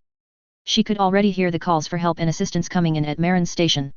It was clear the sooner the Minerva could seek out and destroy the enemy carrier, the better it would be for all. She was about to order the search for the enemy carrier but didn't get the chance. "Captain, an unknown is coming down from above," Haim called. "An unknown mobile armor is close behind it." Talia was gazing ahead when something shot right in front of the Minerva's bow. The object was red and appeared to be some sort of spacecraft. She didn't get much else as it zoomed past toward the wreckage of a Nazca class below the Minerva's current position. The mobile armor flew by a moment later, which Talia got slightly more on than the spacecraft. It appeared to be modeled after the Alliance Zero mobile armor with the wired gun barrels. The armor strongly implied the Alliance was behind the attack on Armory 1. The red spacecraft could and probably was a Federation machine. The Federation being around would be helpful for the remaining ZAFT forces. And if Talia got the chance, she would personally thank the captain of the Federation force here for the help they were providing. Tyler evaded the beams that came his way as he rushed toward the ship wreckage ahead of him. He planned to use the wreckage for cover, turning around and facing the armor head-on. Tyler was even considering playing the game of chicken with the Tinkin pilot. It was an intriguing idea, and Tyler was confident he would win that game. Plus, he could really get a read on the temperament of the Tinkin pilot. A person under pressure wouldn't be as inclined to use deception or lie to get out of things when their lives were on the line. Tyler hadn't gotten to that point with Natarl, but he hadn't needed to with a woman. The Tinkin pilot may be focused on him, but they hadn't slipped up with their actions yet. The slipping up was what Tyler measured since that was the honest reaction he wanted to see. Neo was shooting at the fighter, to which it dodged in response, making his attacks ineffective. The continued evasion was annoying Neo, but he kept the irritation in check. He wouldn't let this Federation pilot get the better of him. He would beat them before pushing for this battle to end and have the Gertie Lu leave before the Federation could stop them. Neo watched his opponent weave behind the wreckage of a Nazca and used it to block his beams from hitting them. He dismissed his frustration with the fighter using the environment to their advantage. Neo would get them when they came out from behind the wreckage. Thus, he waited for his opponent to come out so he could attack them again. Tyler moved the Aurora with maneuvering thrusters so the armor wouldn't see his movements. He had one of his missile tubes open and ready to use. Tyler slid out from behind the Nazca wreckage and spotted the armor waiting for him. Tyler moved forward slowly, blending into the wreckage so his opponent didn't notice him coming. Neo was scanning the wreckage in front of him for the enemy spacecraft. He saw nothing, meaning his opponent slipped away or hid from sensors. The Federation was well known for using stealth tactics against its enemies. So, sensors weren't very dependable on keeping an eye on the fighter he'd been chasing. Neo caught sight of the fighter just after it broke away from the ship wreckage heading for him. Neo deployed the two side gun barrels, but he only let them go halfway out the maximum length the wires would allow. He wanted to be able to recall them quickly if it became needed. Neo kept the upper and lower gun barrel for thruster power to have some maneuverability to fight this Federation machine. He had his two deployed gun barrels use their beam guns against the space fighter. Tyler did a barrel roll to evade the beams, but as he came out of the roll, he got the armor in his sights. Tyler didn't hesitate, he pulled the trigger on his flight array Vulcans shooting at the armor. Neo was forced to pull away as the fighter used its heavy machine guns against him. Tyler was waiting for his opponent to pull away and give him an opening to work with. He launched a missile from his center tube, watching it zoom away toward the armor. Neo had pulled away to avoid the machine gun shots from the fighter. However, he caught sight of a smoke trail coming from his opponent. It was a moment later that Neo identified a missile heading for him. Neo pulled his controls back hard and recalled his two gun barrels to add their thrust to the other two and the armor's main engine. The missile kept closing the distance toward him as he pushed his throttles forward to their stops. Alarms were going off in Neo's cockpit as the missile kept getting closer. When Neo glanced back, he was not pleased to see the missile his opponent had sent at him had somehow become 3 missiles. He had to do barrel rolls and acrobatics to avoid getting hit by the missiles. Tyler just sat and watched his work play out with a slight smile coming to his face. Tinkin Pilot was panicking as he'd hoped they would win under pressure. Tyler took that as a small achievement since it was fair that Tinkin Pilot experience fear for their life. They and the rest of their group had done that to those at the Milos station before slaughtering them. It was amusing to watch the Tinkin Pilot have to do all sorts of acrobatics to get away from the one shot Tyler sent at them. Granted, the Tinkin Pilot managed to avoid having Tyler's missiles make contact with their armor, but blasting them wasn't the point exactly. Tyler brought the Aurora to face off with the mobile armor and began typing out a message for his opponent. Neo righted his armor after getting the missiles not to hit him and detonate. He was ticked off that his opponent had pulled the trick they had. Neo had been humiliated by that stunt, and now his opponent was facing him again. Yet, Neo managed to calm down momentarily and realized that this pilot was intentionally prodding him. The actions of his opponent had been almost childish in their intention to draw out a reaction from him. Taking a step back allowed Neo to see the point where his narrow focus had blinded him to his opponent's aim. Thus, the question in Neo's mind was, why would they do that? To potentially gauge his reaction to see what they could do against him? His opponent might have been gauging his reaction, but his instincts told him there was more to this than just that. A beeping drew Neo's attention to his forward display, where a message was being shown. Hey, Tinkin Pilot, if you've not had fun with our dance thus far, I've been doing poorly at this.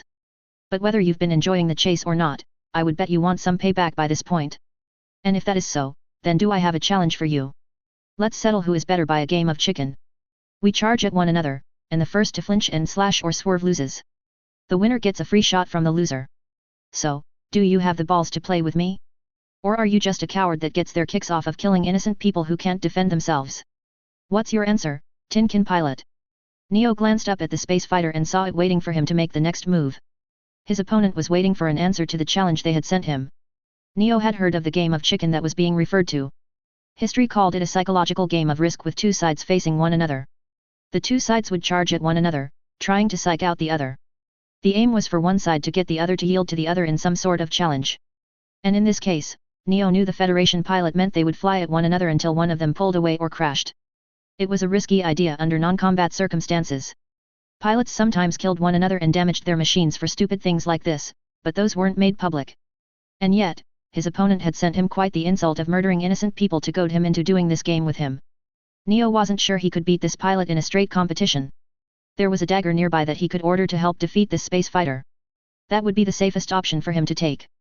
And Neo knew it was time for him to put aside his pride he'd been eating while chasing this guy. The more time he spent on this, the more likely the Federation would ruin everything that had been achieved so far. It was likely that this Federation pilot's goal was to distract him from the battle going on. Neo had wasted enough time on this, there were things to do in order to succeed in the mission he was set with. Thus, Neo had the dagger begin approaching where he was while he ignited his thrusters. He was curious what this Federation pilot would do in the game they had challenged him to. Tyler noted that the armor's thrusters were lighting up. He took that as an acceptance of his challenge. However, the Tinkin pilot had taken more time than Tyler had expected of them. The armor pilot had been eager enough to chase him before, yet they seemed more cautious now. Something had changed, Tyler could see the signs of that. And he felt the Tinkin pilot had wised up a bit to what Tyler was doing with them. If that were so, then this move wouldn't be straightforward. Tyler hadn't missed the Alliance dagger moving toward them. Not that the dagger would fare any better against him should he be in his path. Both had laminated armor, while Tyler had phase shift armor to depend on. Phase shift armor always won out against laminated armor in a head-to-head contest. So, Tyler still had the advantage in this game, and he would use that to get the point across. Neo was getting closer to the space fighter as it lit up its thrusters. The dagger had positioned behind him to take the shot at the fighter. This game would end with the Federation pilot losing and the matter being settled. Tyler pushed his throttles forward and kept his course straight, even with the dagger appearing behind the armor. He gained a slight smile on his face as the ending to this game wouldn't be as Tinkin pilot believed it would be. Neo pulled away slightly before his armor would meet the space fighter. However, the Federation fighter didn't deviate from its path, surprising Neo. The dagger pilot fired its projectile cannons, and the shots made contact with the space fighter. Yet, a moment later, the red fighter came through the smoke and hit the dagger. There was an explosion after that, and then neither the dagger nor the space fighter was anywhere to be seen. Neo didn't think the Federation space fighter was gone after the trouble he had with it. And he certainly didn't like the odd craft vanishing from all forms of detection as any other Federation ship or suit could. With what Neo had seen during the chase, the machine had more to it than the Federation's mass-production space fighter models they had come up with in the last year. Neo had learned the lesson that knowing where your enemy is located is better than not knowing already by personal experience. And with what luck his group had since the Federation seemed to catch up with them lately, the red machine could be a Federation Gundam. That would be a real horrible turn of events, and things were already going south for Neo's group. Instead of worrying about that troublesome machine, Neo moved to attack the Gundam ZAFT had hidden from Alliance intelligence. When he closed the distance, Neo deployed his armor's gun barrels to throw the pilot off before getting to business. Shin was pursuing the 3 stolen machines as ordered by Ayla. Ray was with him in the task, and they weren't too far behind their quarry. However, Shin hadn't missed the scene of ZAFT forces that had been assigned to patrol the colony area were having problems. The enemy had ZAFT on the ropes and hanging on hard not to be destroyed. Seeing his allies in the position hurt even though he knew there was little he could do to change it. It led to the question of why none of the ships in the colony's harbor hadn't come out to help. The patrols would have called for help to the port control, so that they had received no reinforcements was odd. But there wasn't the time to get answers to that line of questions. The best thing Shin and Ray could do right now stop the 3 stolen Gundams from escaping. If those 3 escaped, it would only spell problems for many in the future. One thing the Alliance plant war had proven was letting issues stew only made them worse when faced later. Nevertheless, Shin was ripped from his thoughts when beams came his way. He was forced to roll to the left to avoid the beams. Shin didn't have much time to see where the attack was coming from as more beams came at him. As he evaded, Shin did catch glimpses of objects at the edge of his vision. The beams seemed to come from them as the attacks kept coming at the impulse. His attacker had forced Shin onto the defensive, having him employ his shield while weaving the best he could. Out of the corner of his eye, Shin noticed that the stolen machine was heading away, avoiding the fighting as they went. He was too occupied to do much about them, and Alliance daggers had stopped Ray. Neither of them could do much to delay, let alone stop the thieves from getting away with circumstances as they were. Neo was somewhat surprised by the effectiveness of his gun barrel's assault on the ZAFT Gundam. With his opponent being a Gundam type, Neo had expected the pilot to be able to handle his gun barrels with relative ease. Gundam pilots were normally more than competent, they were skilled and hard to take on or down. History had proven Gundams and their pilots weren't to be taken lightly, or you would be defeated and usually killed. And yet, this ZAFT Gundam was not shrugging Neo's attacks off and pushing him on the defensive. It was strange, and Neo couldn't pinpoint why this Gundam pilot was being so odd and unlike others who had come before. They could just as easily be leading Neo into a trap so they could come down and finish him. Thus, Neo decided to be cautious, in case the Gundam pilot was faking being overwhelmed by his assault and leading him on. Ray was working against one of the Alliance daggers, which had popped up as he and Shin had been pursuing the stolen machines. The dagger pilot wasn't bad at combat, showing the quality of Alliance pilots had been improving. However, Ray wouldn't let an Alliance pilot beat him. Ray took out his beam tomahawk, still using his beam assault rifle against the dagger to distract them. He approached the dagger using his rifle, closing the distance to get close. Ray swung his beam tomahawk and sliced through the dagger, finishing the Alliance pilot. Ray intended to slow down the stolen machines, but he got an odd sensation in his mind which had never happened before. When Ray turned in the direction the sensation seemed to be the strongest, he saw Shin was going against an Alliance mobile armor. He began moving to assist Shin so they could wrap up with the armor and continue pursuing the stolen Gundams. Neo had closed half the distance between him and the Gundam by now. He was more suspicious of the Gundam pilot than before. Neo's attacks had still been effectively pinning the Gundam, which he still didn't like. Perhaps it had been the fight with the red space fighter that had Neo on edge, but he couldn't say. Neo hadn't heard of or read about a Gundam pilot being beaten by anything less than another Gundam or a squadron of mobile weapons overwhelming them. So, he was expecting a trick being played on him, and he wouldn't be taken in by it. However, Neo's attention was drawn away by an odd sensation that came to his mind. It caused pause within Neo and got him to scan around for the potential cause of the sensation. His gaze came to a stop on an approaching white ZAKU with equipment different from the default Alliance intel had gotten on them. The sensation was unlike anything that Neo could recall, but there was an uncanny familiarity to it that he couldn't place. As that fight was going on, Tyler had moved away from the armor after plowing through the dagger. He was miffed that the Tinkin pilot had lost interest in him and was now focusing on ZAFT forces. No, Tyler hadn't missed the armor and had gone for the ZAFT Gundam. Nor had Tyler overlooked the armor having success with fighting the Gundam, which was kind of odd. Tyler would expect ZAFT to give their Gundams to pilots they were confident would use them well.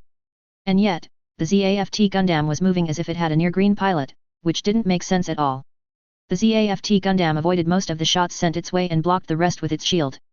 But the jerkiness that Tyler was seeing just gave him a feeling that the pilot wasn't used to piloting a Gundam. Tyler could have helped the ZAFT pilot and drawn back the Tinkin pilot's attention.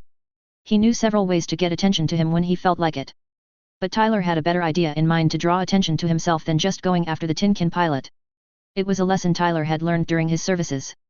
When you wanted your opponent's attention, you aimed for something they couldn't afford to ignore for long, if at all. And in this case, the enemy carrier would fit the bill Tyler needed for the point. So he brought the Aurora to face the ship and studied it for a quick moment. He'd seen ZAFT vessels taking shots at the Alliance vessel. Projectiles had been intercepted before hitting the ship, and beams had been dispersed before contact. Yet, Tyler had a method of how to get rid of the anti-beam field the Alliance ship had between it and other ships. So, Tyler got on a comm channel to the Normandy. Lisa, would you start sending missiles at the enemy vessel? I have an idea how to shake and make them open to attacks. Lisa heard Tyler and was left to wonder what he had in mind. She had been thinking of a means to attack the Alliance vessel effectively. ZAFT had shown there was an anti-beam field in front of the ship to stop beams. The ship's CWIS system stopped projectiles before they ever got to be a danger from missiles. The weapons of the Normandy would be affected much the same as ZAFT's attempts had. However, if Tyler said he had a plan for changing that, Lisa would take him at his word. Tyler had proven he could do things others would claim were impossible and not have an issue with it. Any particular pattern of missile attacks you had in mind, Tyler? Lisa asked. I don't doubt you have seen the enemy has a good interception system and an anti-beam field to protect them. Tyler smirked at the challenge he was being extended on defeating an enemy's defenses. Oh, I know they have a good defense at the moment, but the Normandy's missiles will serve as an excellent distraction for me to use, Tyler iterated. I can punch holes in the anti-beam field the Normandy could use its beam cannons to exploit. I also plan to mess with their CWIS by seeing if the Alliance are still as stupid as I've come to expect them to be. Just watch for my plasma cannons as a signal to start really assaulting them. Lisa acknowledged Tyler's idea and then ordered the Normandy to come around and face the enemy vessel. She had the missile's 4 banks rise up to the active position. The upper missile banks fired their 6 sledgehammer missiles off rapidly at the Gertie-Lou. Tyler moved into line to have his missile tubes pointing at the Gertie-Lou. Once the Normandy's missiles were flying, he fired off 3 tubes. The sledgehammers would be focused on while his missiles would go unseen until they were in range. Tyler's target wasn't the Alliance vessel, he was aiming for the area right in front of it where the anti-beam field was. With his missiles having the remote detonation option, Tyler could use the explosion to clear the anti-beam field. So, he was watching his missiles as they zoomed toward their target. The Gertie-Lou had recovered mostly from the Federation attack and boarding. The ship's systems had come back up, and Ian hadn't wasted time after they had. He'd ordered anti-beam depth charges be deployed. That had helped cut down the incoming beam attacks against them from ZAFT. The CWIS was intercepting the missiles that were being sent at the Gertie-Lou. The Federation vessel had vanished, which Ian hadn't been pleased about since they had to still be around the battlefield. That vessel had the most potential to cause problems for the Gertie-Lou from all on the battlefield. No, Ian hadn't missed the new ZAFT vessel coming from under the colony's lower half. He had glanced at it briefly and ordered an eye be kept on it should it move forward and assault them. Captain Renault had ordered the Gertie-Lou to pick up the 3 stolen machines exiting the colony. ZAFT forces were trying to delay the stolen Gundams but were failing. The 3 Gundams were fighting off those that were trying to stop them, and the remaining daggers were assisting in that task. Nevertheless, Ian was forced to focus back on the present as missiles were detected coming at the Gertie-Lou. The number of missiles totaled 12, and when Ian asked, none of the bridge operators couldn't say where they had come from. The missiles seemed to just appear out of nowhere and fly toward them. That suggested they were from the Federation vessel employing its stealth system all Federation ships had. Ian ordered the CWIS to intercept the incoming missiles before they could reach them. By the time most of the missiles, identified as sledgehammers, were taken down, another wave of the same size had been detected headed for them. The second wave got closer as it had been close on the first, and the CWIS didn't have the time to reset. The Gertie-Lou shook with the second wave since they got closer than the first. One of the bridge operators called out 9 missiles had popped up much closer than those that had been coming at them. Ian glanced at the sensor display and saw that the singles were smaller than the sledgehammers. Yet the smaller missiles appeared to be intercepted by the CWIS system, but it had been uncomfortably close. Tyler had detonated his missile in the area of the anti-beam field, thereby creating holes in the field. Those on the enemy ship would think his shots had been intercepted by their CWIS system. Tyler surged forward with his stealth system still on so the enemy vessel had no idea he was coming at them. He shifted the Aurora into its suit mode as the Gertie-Lou dipped to the right to avoid ZAFT attacks. Tyler had the Aurora swoop behind the bridge tower, and he saw the same junction that the Dominion had. That implied the Alliance had not learned their lesson from what he'd done to the Dominion years ago. Tyler took out a beam saber as there was only one way to find out if the Alliance had been foolish and not changed the weakness he'd exploited once before. Ian knew that while being assaulted, the Gertie-Lou couldn't go and pick up the stolen machines. They were closing the distance between the colony they had exited toward the Gertie-Lou. And the missiles were likely coming from the Federation vessel, which had attacked them before, preventing the ship from moving closer to the Gundams. However, the ship shook, but from what Ian had seen, nothing should have struck the Gertie-Lou. What just happened? Ian called. The bridge operators scrambled to try to figure out what had shaken the ship. A moment later, one of them spoke up, Commander, we've been attacked behind the bridge tower.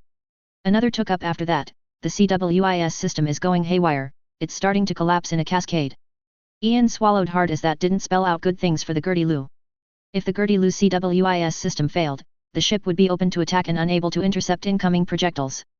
An enemy attack had somehow gotten past the Gertie-Lu's defenses and struck the ship where it counted. Tyler leapt off the Gertie-Lu after stabbing the junction he had been aiming for. The enemy ship was now without an interception system due to his actions. And he would use that to get the Tinkin pilot's attention back onto him completely. So, Tyler moved the Aurora over to the ship's port side upper Gottfried and got down to turning it by force. He had the cannon point at the ship's navigation bridge and then damaged the bearing system so the cannon couldn't be moved, with him having the weapon aimed where he wanted. That would make the ship's crew not use the weapon, and they would have to destroy the cannon with something else if they wanted to dispatch the threat. With that done, Tyler had the Aurora disengage its stealth system and pointed his beam rifle at the Gertie-Lu's bridge. Neo had to shift his attention to the white ZAKU as it began using its beam assault right against him. The ZAKU pilot seemed a bit more competent than the Gundam pilot had been. He recalled 2 of his gun barrels so he could use them against the new machine which was attacking him. Neo was more put off by the white ZAKU when it had gotten closer. He had heard a voice talking to another, which didn't make sense. He couldn't figure out if he was just imagining things or if there was really something happening to him that he couldn't explain. Neo redeployed his 2 gun barrels and had them go after the ZAKU. Ray nimbly dodged the gun barrel's attacks and shot back at the mobile armor. Shin would have helped Ray so they could continue the pursuit of the stolen Gundams, but the armor's 2 other gun barrels kept him occupied. Neo would have kept the 2 ZAFT machines busy while the trio got back to the Gertie-Lu, but things changed. The Gertie-Lu contacted him and said they were being assaulted, but Ian didn't think it was only ZAFT. Ian said missiles had come out of nowhere, which lent credence to the claim ZAFT wasn't the only one attacking the Gertie-Lu. Neo was left to wonder if the red space fighter had joined in assaulting the ship. However, a beeping drew his attention to his forward display, and he saw a message there as had been twice before now. "Oh Tinkin pilot, I see you moved on from me to bully others. And here I thought you wanted to catch me to prove I was wrong in calling you a Tinkin pilot and insulting you. Apparently, your attention span is lacking, which I suppose I should expect from Omni still since there are no signs of that changing. However, you seem to be forgetting the condition of our game of chicken, which you agreed to by charging me. The loser gives 1 free shot to the winner, and you lost by pulling away first. The dagger doesn't change anything with what the winner gets from the loser. And I don't like how the chase ended, so I say we aren't done yet. Thus, for my free shot, look up and at your vessel, you pansy." Neo glanced up to where the Gertie-Lu was, and his eyes widened. There was a machine the same shade of red right next to it, but it wasn't the space fighter. No, what was in front of the ship was a mobile suit that Neo could tell straight away was a Gundam. It had a beam rifle pointed at the ship, specifically the bridge. There was beeping again, and another message popped up on Neo's forward display. "So then, Tinkin pilot, you can clearly see I can take down your ship before you can do anything about it. I hope you didn't assume the said free shot would be only on the winner's opponent, did you? When I said a free shot, I meant any shot the winner wanted. How do you like them apples, punk? Yet, instead of just taking my earned free shot like I would bet you would, I will give you an alternative choice. You get your butt over here, and we pick up the fight we started with the chase, or else I pull the trigger and turn this ship into wreckage. Which choice do you want to go with, Tinkin pilot?" Neo was both frustrated at how the Federation pilot had forced him into a corner and was kind of impressed by their daring. He couldn't deny he had taken the bait from the fighter pilot with the game of chicken had extended. Neo had tried to outthink them by having the dagger take them down as he got out of the way. Instead, his opponent had taken advantage of his attempt and put him into a tough position. It was certainly irritating as it showed the fighter pilot had been stringing him along from the beginning and was still doing so. However, Neo had to applaud the tactic as it worked well for him. He had thought himself prepared to not fall for tricks, yet the Federation pilot had pulled a serious one on him. The choice he was being given was one, he could only pick one choice to have any chance of succeeding. If the Gertie-Lu were destroyed, he and the trio would be captured after being worn down. So, Neo had to leave the ZAFT Gundam and the ZAKU to fight the Federation Gundam. The fight ahead was one Neo would be at a real disadvantage in, and he knew it. His opponent would be a Gundam and a Federation one at that. ZAFT's Gundams had proven powerful, with the trio fending off ZAFT forces while traveling. Neo was pretty sure that a Federation Gundam would be on a level higher than the ZAFT Gundams. And then there was the pilot who had been stringing him along after encountering him. They had prodded him, and Neo, against his better judgment, had taken the bait and fallen into the trap. And now, he had to face the consequences of his choice and do as his enemy wanted. Neo recalled his gun barrels and swung his armor around before heading for the enemy Gundam. Tyler had known the Tin Can pilot would choose his alternative option. They couldn't afford to let their ship get destroyed, which was why Tyler had attacked it. He would leave the enemy vessel to the Normandy, and whatever ZAFT ships were still able to deal with it. Tyler would focus on the armor and get the enemy Gundams to come to him after that. So, Tyler brought out one of his plasma cannons, aimed at the enemy ship's rear, and pulled the trigger. The plasma beam didn't hit the ship directly but grazed the area, ripping up some of the engine housing and damaging one of the engines. The attack forced the damaged engine to shut down, preventing it from shorting and detonating. The beam was the signal that Tyler had told Lisa to watch for to say she was free to strike the ship as she liked. Neo had been rushing over to where the enemy Gundam was. He recognized the machine from the Alliance's records from the war, for there had been images from some of the battles from during the latter part. It was one of the Federation Gundams which had been first sighted during the failed assault on the Republic of East Asia. It had popped up with the Federation's attacks on the orbital fleets. The final appearance had been during the Second Battle of Jachindu, in which it had been instrumental in stopping the Alliance's nuclear strike force. In all those instances, the Gundam had proven to be powerful and dangerous to its opponents. Little technical information had been acquired on the unit, the only things that could be said were it had two powerful plasma cannons, a beam rifle, and a shield that could deflect beams much as the Alliance's Geschmeidig Panzer did. It just further iterated his disadvantage in the battle he was getting into, but there was nothing else he could do as the enemy had threatened to destroy the Gerti-Lu if he didn't. At the enemy firing off one of its heavy cannons, Neo pushed his throttles forward to increase his speed. By what Neo could see, the shot had potentially damaged an engine or two since it had grazed the housing. Yet, as he was heading for the enemy Gundam, a sight caught the corner of his eye, and he couldn't help but turn. A section of space wavered, and a ship appeared in that space a moment later. It appeared similar to no previous Federation ship class that Neo had seen or read reports about. The ship was shorter in length than the Gerti-Lu by close to a half at around 200 meters in length, by what Neo could see. Granted, it wasn't the size of a Federation cruiser or their Dreadnought class, but it was still a Federation vessel, and that was reason enough to be concerned. Its size said it was likely lighter than a Federation cruiser with power and armaments. However, that assumption could be off, and the ship could match cruisers or better. Most of its structure was in the center, with wings attached to the rear part of the ship's structure. It was definitely a new ship class for the Federation which the Alliance knew nothing about, which wasn't good. Of course, Neo wasn't fool enough to think the Federation hadn't made new developments since the war's end. The Alliance Intelligence Agency had been trying to find information to see what kind of advances the Federation could have made. However, they hadn't retrieved any credible information to say what they had created. So, this was the first real look the Alliance had at current Federation technology aside from the Federation's current mobile suit models. And with the Neo knowing of those along with the ship he was seeing, the Alliance was only scratching the surface of Federation tech as it was right now. And Neo had no doubt the Federation vessel had gotten to the Gerti-Lu and likely done something to the data they had stolen. It meant the work at the Federation outpost had been for nothing, as the data was lost. Neo had told his higher UPS the outpost should be second in the mission rather than first, but they had disagreed. He focused back on the enemy Gundam as that was his pressing task to make what he could of the mission successful. Those in the Alliance group weren't the ones to take notice of the Normandy appearing on the field. On the Minerva, Heim called out an unknown had appeared out of nowhere a distance away from the ship's current position. Talia glanced in the direction indicated and saw the ship, and she could only stare for a moment. It differed from any Federation ship class she'd seen or read reports about that ZAFT had information on. Talia knew it wasn't out of the question that the Federation had developed new ship classes since the war had ended. Talia would be kind of shocked if the Federation hadn't developed/upgraded much of what their military used. The Federation had a technological advantage over the other two factions which was rarely stated publicly. They had kept it throughout the war, and Talia didn't doubt they worked to keep it even these days. It was the advantage along with their information network, which had made a serious difference for the Federation. A Federation vessel appearing around Armory 1 wasn't odd either, from what Talia understood, it happened once a day. They checked in with the colony's control center as their patrols would pass. However, the timing of its appearance tickled Talia's mind with the Alliance group attacking the colony. She assumed the Federation would be willing to assist ZAFT in defense of the colony. Their principles would have them helping those in need against oppression and criminal acts. Yet, if the Federation was already targeting the Alliance vessel before even checking in with the colony, it made Talia think they had been chasing the ship. The question as to why the Federation would be chasing the vessel she had ordered, the record referred to as Bogey 1, did pass through her mind. However, there wasn't the time to wonder what reason the Federation had to chase the enemy ship. Gilbert also studied the Federation ship, for it was one he'd never seen, nor had there been a report on such a vessel.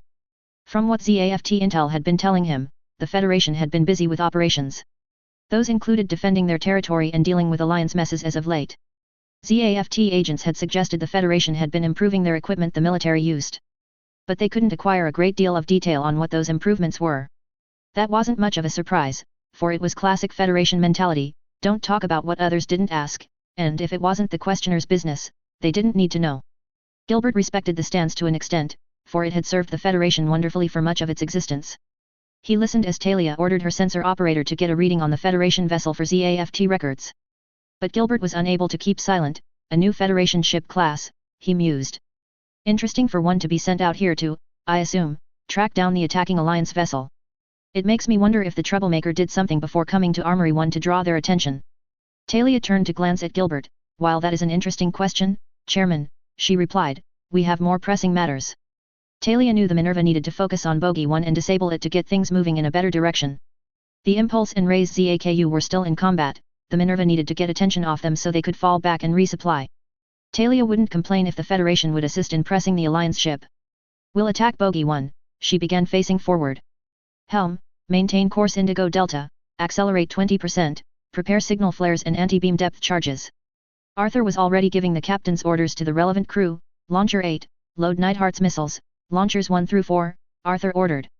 Activate Tristan's 1 and 2, activate Isolde, all stations stand ready. The Normandy moved forward, launching missiles as it brought its beam cannons to bear on the enemy ship. The rail cannon also deployed to their active configuration. Lisa ordered an assault be sent at the Gertie-Lou, which the Normandy's crew had the ship do so. The Gertie-Lou was forced to reorient to avoid the incoming attacks. Ian also spotted the new ZAFT vessel coming their way and positioning itself to attack them. The Gertie-Lou was now facing a 2 versus 1 battle, and their ship was on the single side end. Ian ordered the working got-fireds to aim at enemy vessels and return fire. He also told those at the multi-purpose launchers to reload with anti-beam depth charges. Ian then told the comm officer to contact their remaining daggers to come back and help the Gertie-Lou. The enemy Gundam had turned away and was heading toward Captain Roanoke. Ian wished the captain the best of luck as he would need it with using a mobile armor against a Gundam. Tyler had turned toward the armor after firing his plasma cannon, which was heading for him as he wanted. His goal was to keep the armor and any other mobile weapon the Alliance controlled on this battlefield away from their ship. That was the consequence of being greedy and putting innocent lives at risk. And if the Tin Can pilot, as Tyler suspected, then he wanted to punish them for the lives they had taken. Tyler was now in the mindset of treating the Tin Can pilot seriously, as they had shown they weren't reacting to his taunts. Plus, from what Tyler had seen with the armor fighting ZAFT, Tin Can pilot was pretty good with their gun barrels. It again made Tyler wonder who the pilot could be with that level of skill. Tyler shot a bolt from his rifle at the armor, which barrel rolled to evade. As Neo had been approaching the Gundam, he had been going through potential tactics he could use against his opponent. Most Alliance tactics were essentially useless against a Gundam with a competent pilot. With his gun barrels, if used effectively, Neo felt he could hold off the Gundam for a period of time. Should he put the Gundam on the defensive and keep them on it, Neo would manage for a bit. Neo's attention was shifted to be in front when his opponent began heading for him. The Gundam then pointed its beam rifle at him, which got Neo to snap his flight controls to the left. His armor entered a barrel roll as the beam shot toward where Neo had been. The readings he got from the beam didn't encourage Neo, as it said the rifle was a high-energy one. Once Neo righted his armor, he deployed all his gun barrels and had the fly forward at the Gundam. He fired his linear guns at his opponent, trying to drive the Gundam onto the defensive so Neo could breathe. Tyler dodged the rounds from the armor's linear guns but kept an eye on the gun barrels that were approaching. The gun barrels began shooting their beam guns when they got closer. Tyler used his piloting skills to weave out of the paths of most of the beams. He had his shield deploy and deflected the beams he couldn't manage to dodge. Tyler would have loved to send the beams back at the armor, but beams coming from 4 different directions wouldn't allow that. And yet, something at the back of Tyler's mind was telling him something about this was familiar. Tyler couldn't place what was familiar, just something about the fight he was in currently. The feeling was nagging in a way that Tyler couldn't ignore completely. However, after a minute, Tyler was done being on the defensive. He shifted the Aurora over to its flight mode and surged up out of the shooting area. Neo growled as the Gundam changed over to its space fighter form and got out of where his gun barrels had them pinned. It was clear the machine gained an advantage in speed with its streamlined fighter form. He had thought he could keep the Gundam pinned for a bit and draw out the fight. The trio could use the opportunity of Neo's distraction to get back to the Gertie-Lou and away from the fighting. They would be likely running low on power for the Gundams. That was one of the weaknesses of the planned theft, the supply for the Gundam's power. If the opposing side could wear them down, then the trio would probably defeat it and lost. Thus, the sooner they got the Gundams back to the Gertie-Lou, the better things would be. That was even more true with the Federation now being on the scene. Neo had been keeping an eye on the trio as they were attempting to make their way back to the ship. However, since they had exited the colony they had been chased by 2 ZAFT machines. And they were still being pursued by the ZAFT Gundam and the ZAKU as Neo looked. Neo wasn't much in the position he could help them with him facing the Federation Gundam. Yet, he was trying to come up with a possible way he could flip the situation. But circumstances changed when signal flares came from the new ZAFT vessel. Neo instantly recognized the signal pattern as one of ZAFT's retreat signals. The 2 pursuing machines being required to fall back to their vessel was helpful for the Gurdilu's aims. The trio needed to get back to the ship for the low power of the Gundams they stole. The other reason they needed to get off the battlefield was their maintenance would be needed quickly before it affected their performance. Meanwhile, Shin and Rei had been chasing after the stolen Gundams after the mobile armor had flown off elsewhere. Why the armor had flown off, neither Shin nor Rei could say with how suddenly it had occurred. Shin had been closely monitoring his power levels as they had dropped worryingly low. The Minerva had appeared moments ago, so resupply would be available for the impulse. However, something in Shin said that if he went to the ship to resupply, the stolen machines would escape and be trouble in the future. Shin wasn't comfortable with letting that happen if given the choice. If he were to fight smarter, he could wear down the stolen machines. Should they lose power and be unable to fight, then they could be recaptured and dragged back to the Minerva. Shin felt he and Rei could manage disabling the thieves given some more time. And there were still enough allied mobile suits such was still possible to recapture them in this battle. Yet, the Minerva fired off a retreat signal which were clearly visible to Rei and him. That signal changed the loose plan Shin had been working on against the stolen Gundams. Shin wanted to pursue the enemy and drag them back to the Minerva. But good sense told him that the chances of him winning against the 3 with the power he had left was slim to none. It was coming to the point it was time to cut the losses ZAFT was taking and not keep them going. There would be another opportunity to capture the stolen Gundams in the future. Shin hoped it came sooner rather than later so the damage they caused would be minimized. The return signal from the Minerva, Shin stated in strained tones. Rei had seen the signal as much as Shin had. Orders took precedent over the urges those on the field had to continue. Those giving out orders tended to know better about what needed to be done and how than those on the battlefield did. They could see the bigger picture better than the soldiers did most of the time. It was why Rei rarely argued with orders given to him or the team he was with. Yes, Rei remarked. It's time to cut our losses and wait for another chance for this later. We did what we could in stopping the thieves today, Shin. We'll get them next time. The Impulse and Rei's ZAKU then turned away from the 3 stolen Gundams and headed back toward the Minerva. Back with Neo, once ascertaining the trio had resumed heading for the Gurdilu, Neo returned his attention to the Federation Gundam. His opponent had not been actively shooting at him for a bit. Neo had thought at first it was because his gun barrels were keeping them busy, but he wasn't so sure now. He scanned around to locate his opponent but couldn't find any sign of them. Neo recalled his gun barrels back to half-length since they had no visible target to attack right now. He assumed the Gundam had likely activated their cursed stealth system to disappear from his sight. It was a standing advantage the Federation had been able to keep after the Treaty of Junius 7. How they had managed to justify keeping that and not sharing it, Neo couldn't say. It gave the Federation an unfair advantage in battle which Omni didn't have a way to currently match let alone beat. The issue with the enemy Gundam vanishing came in twofold to Neo. First, the enemy could use their stealth system to spring a surprise attack and Neo would have to rapidly respond. He was capable of that, but snapping from the hip wasn't something Neo liked to depend on if he didn't have to. Neo rather be the aggressor than be forced onto the defensive during a battle. And second, with the boast the enemy pilot had made in the messages Neo had seen, he didn't feel the battle would end so abruptly. The Gundam pilot hadn't come off as one that would just vanish without beating him in some fashion. They had been prodding him and had seemed to be enjoying teasing Neo as they had strung him along. Those types didn't tend to give up that pursuit unless they were forced to in some way or got satisfaction. Thus, he scanned around, trying to find anything that could warn or even tell him where his opponent was. Tyler had engaged the Aurora's stealth system while Tinkin Pilot's attention had wandered from him. From what Tyler had observed, Tinkin Pilot had glanced over to the 3 stolen Gundams when they should have been paying attention to Tyler. Being ignored when he wanted attention on him had never sat well with Tyler, it was more an annoyance to him.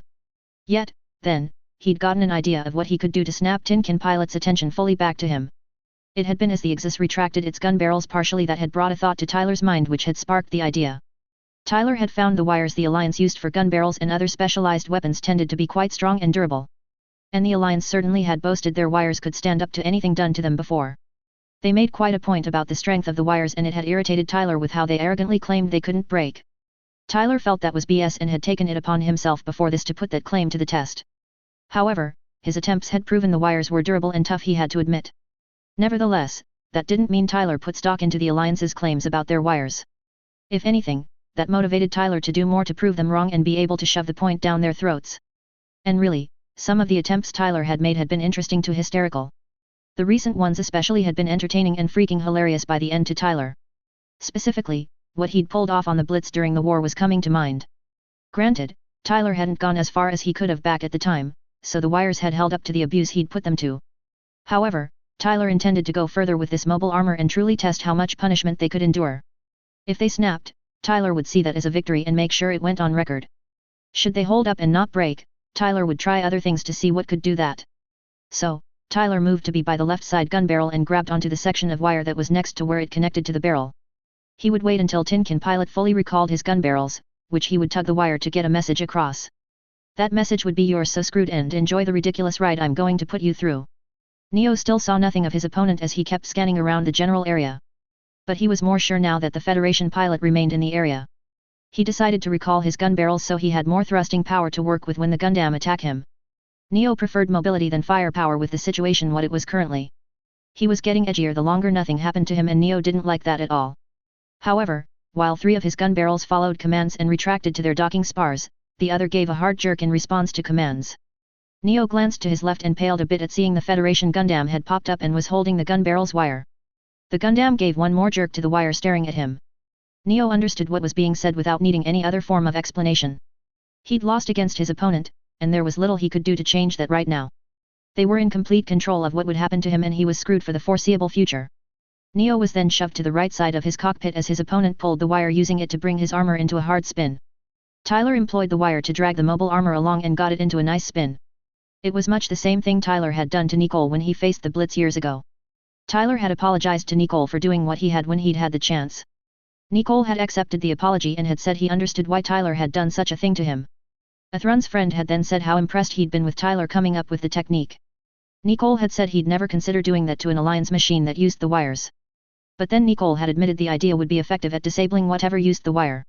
The stress to the wire had taken the weapon the Blitz had out of commission until it had been repaired. That had been a compliment to Tyler, since Nicole was a realistic-minded person he'd found. The difference in this from what he'd done to the Blitz was Tyler had the gun barrel point its weapons at the armor, so the pilot wasn't tempted to use them. This stunt was both to embarrass the Tin Can Pilot and to strike fear in them for the crap they had pulled. With that in mind, Tyler intended was going to seriously try snapping the wire through stress with how hard and fast he would be spinning the armor. If the Tin Can Pilot wasn't panicking by the end of this, Tyler would say he hadn't been doing his job right.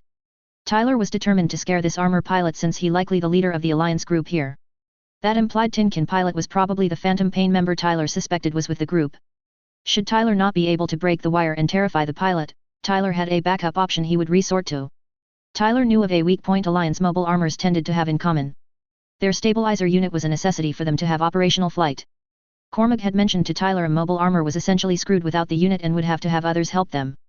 It had been something about losing the auto-correcting controls that helped the armor to do forward flight. Without it, the pilot would be responsible for all of it.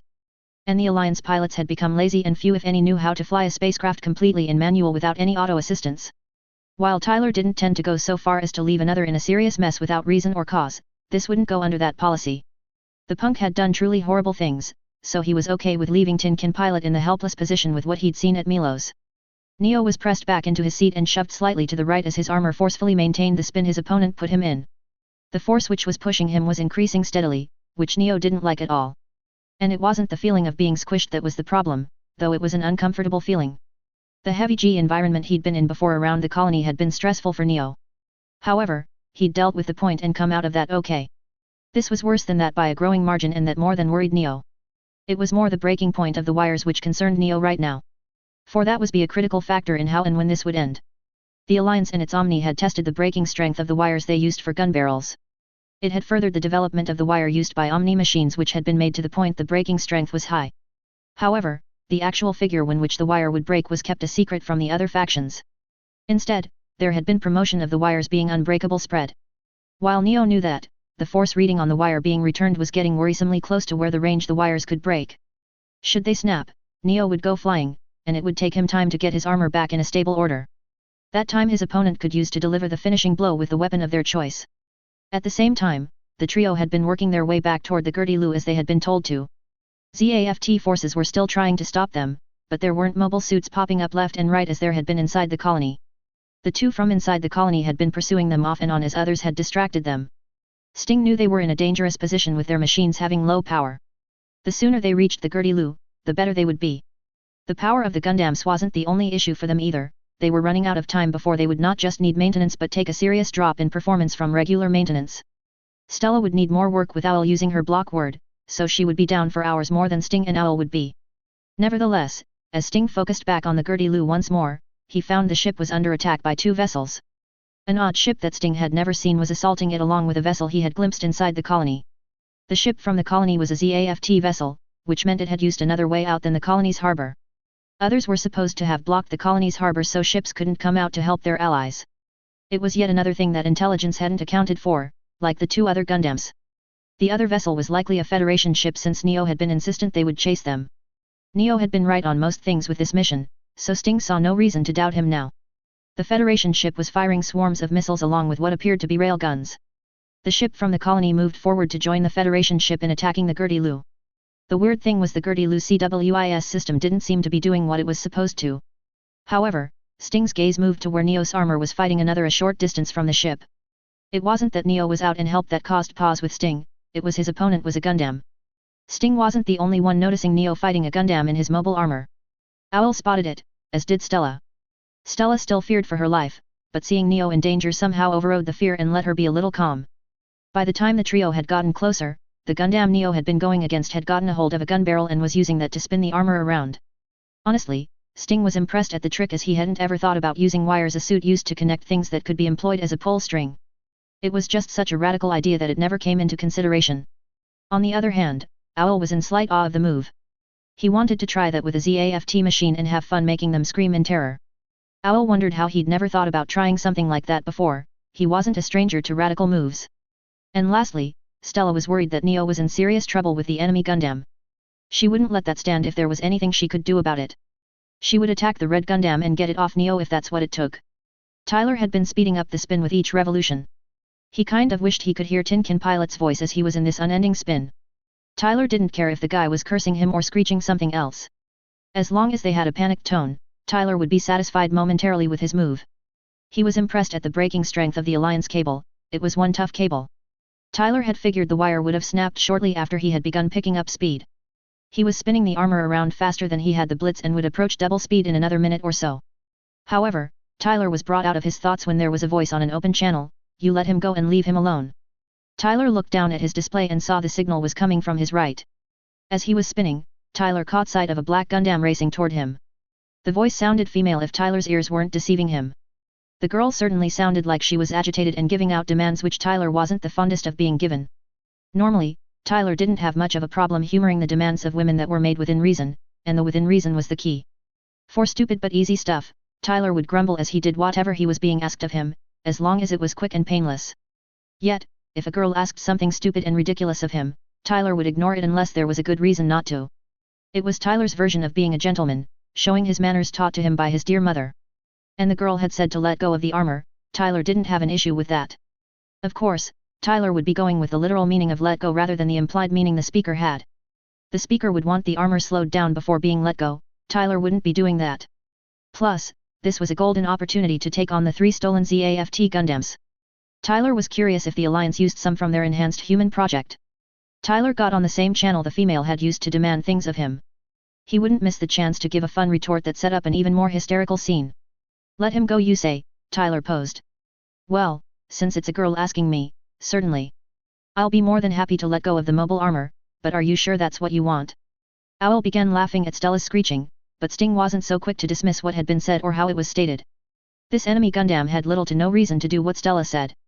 They likely had more power to work with than they did, so they just had to hold them until their power went dry if it came to combat. And the way they had replied didn't sit well with Sting.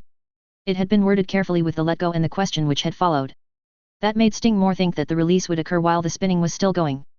If that were true, Neo would tumble until he stabilized his armor. Sting knew that was not what Stella was asking for, even if she didn't understand the difference.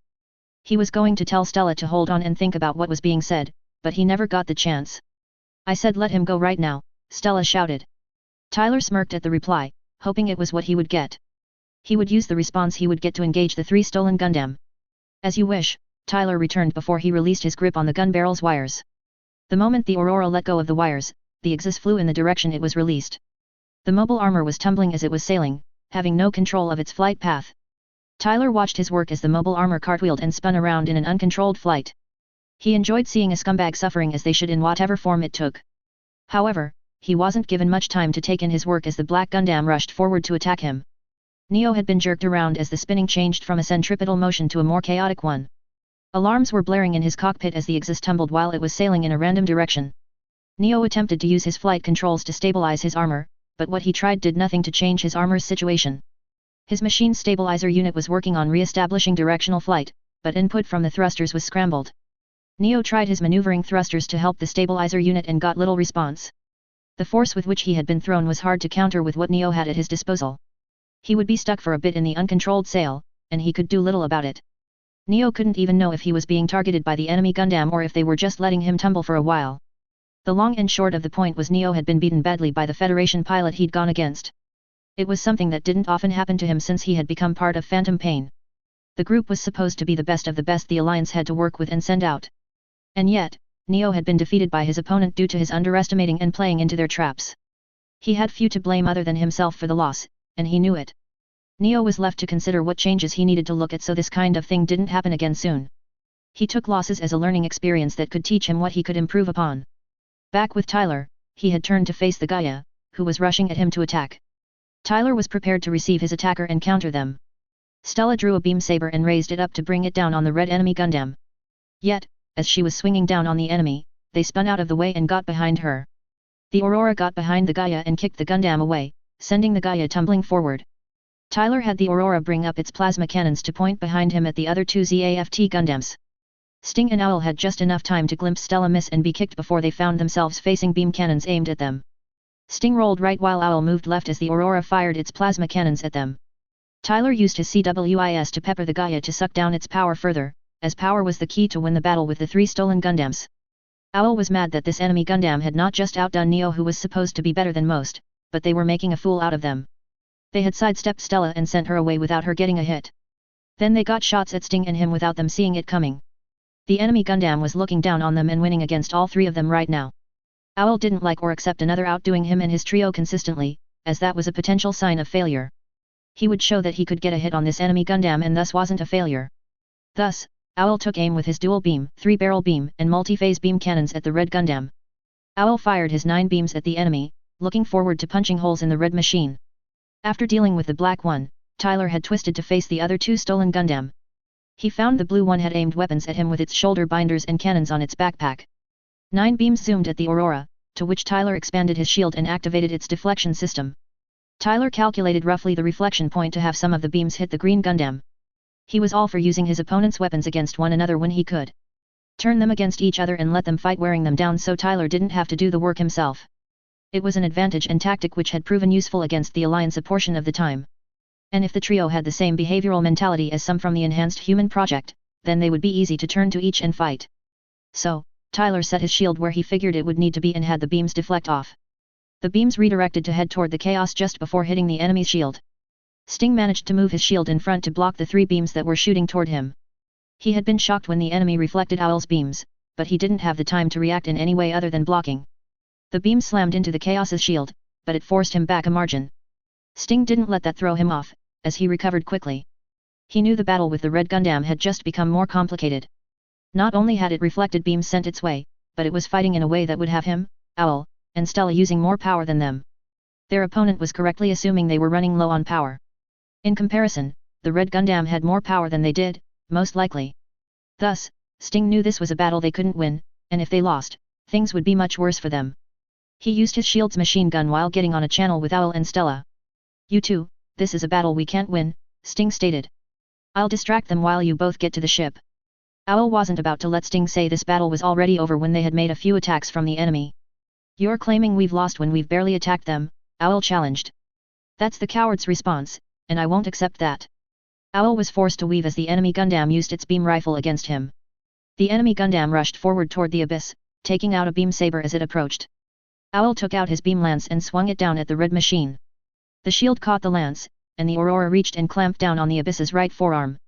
Owl noticed the action, but it didn't make sense as to what it gained for the enemy. The red Gundam began using its CWIS in the head, the shots making contact with the abyss.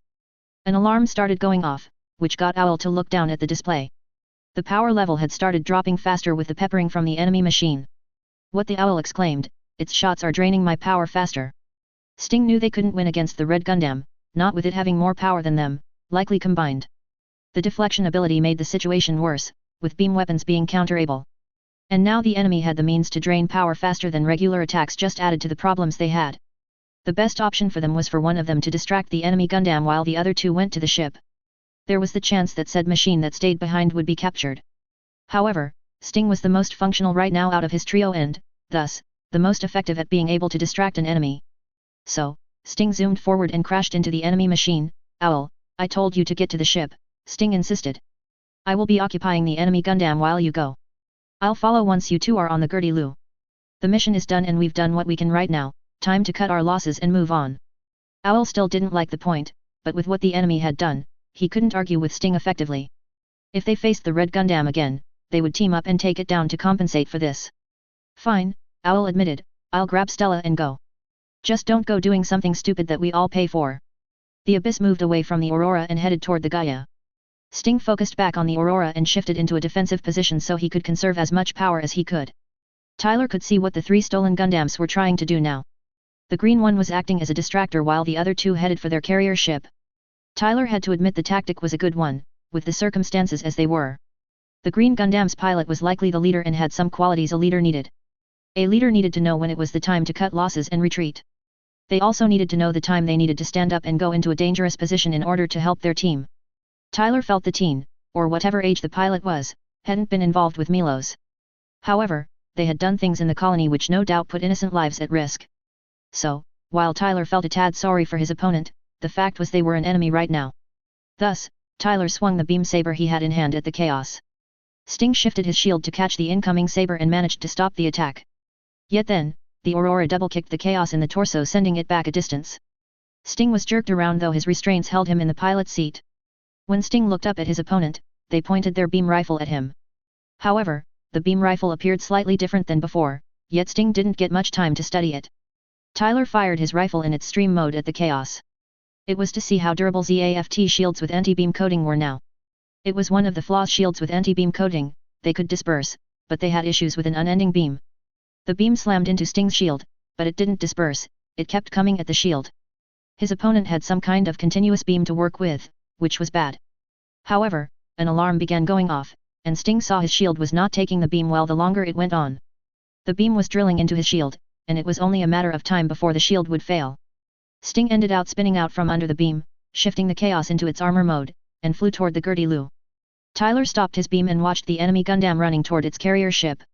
Its shield had held up better than Tyler had expected, which said something for ZAFT development.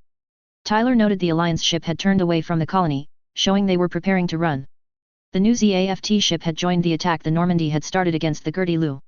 Tyler didn't like the Phantom Pain ship running away without more punishment they deserved. Yes, he damaged the ship somewhat, but that could easily be repaired, and they go forward. And the Normandy wouldn't be pursuing them with the stolen data taken care of now. ZAFT would be the ones who would like to hunt the Alliance ship rather than the Normandy. Nonetheless, Tyler spotted the mobile armor heading back to the ship, signaling they were about to leave. Tyler doubted they would like any following them, and they did have fuel tanks they could detach, which could be turned into bombs. He wasn't going to let the Normandy take that kind of cheap shot from Phantom Pain. So, Tyler got onto the radio with the Normandy. Lisa, target the fuel tanks on the enemy ship, he ordered. With them leaving, they are likely to make those bombs, and I would rather they not get to use that against us. Lisa had been looking at the fuel tanks with the same thoughts that Tyler was having. Fuel tanks could be made into explosive devices rather easily. But she had already ordered the positron banks to be charged for the ship's Thor cannon to be used when needed. Now was as good a time as any to employ it against the enemy ship and prevent them from using their fuel tanks.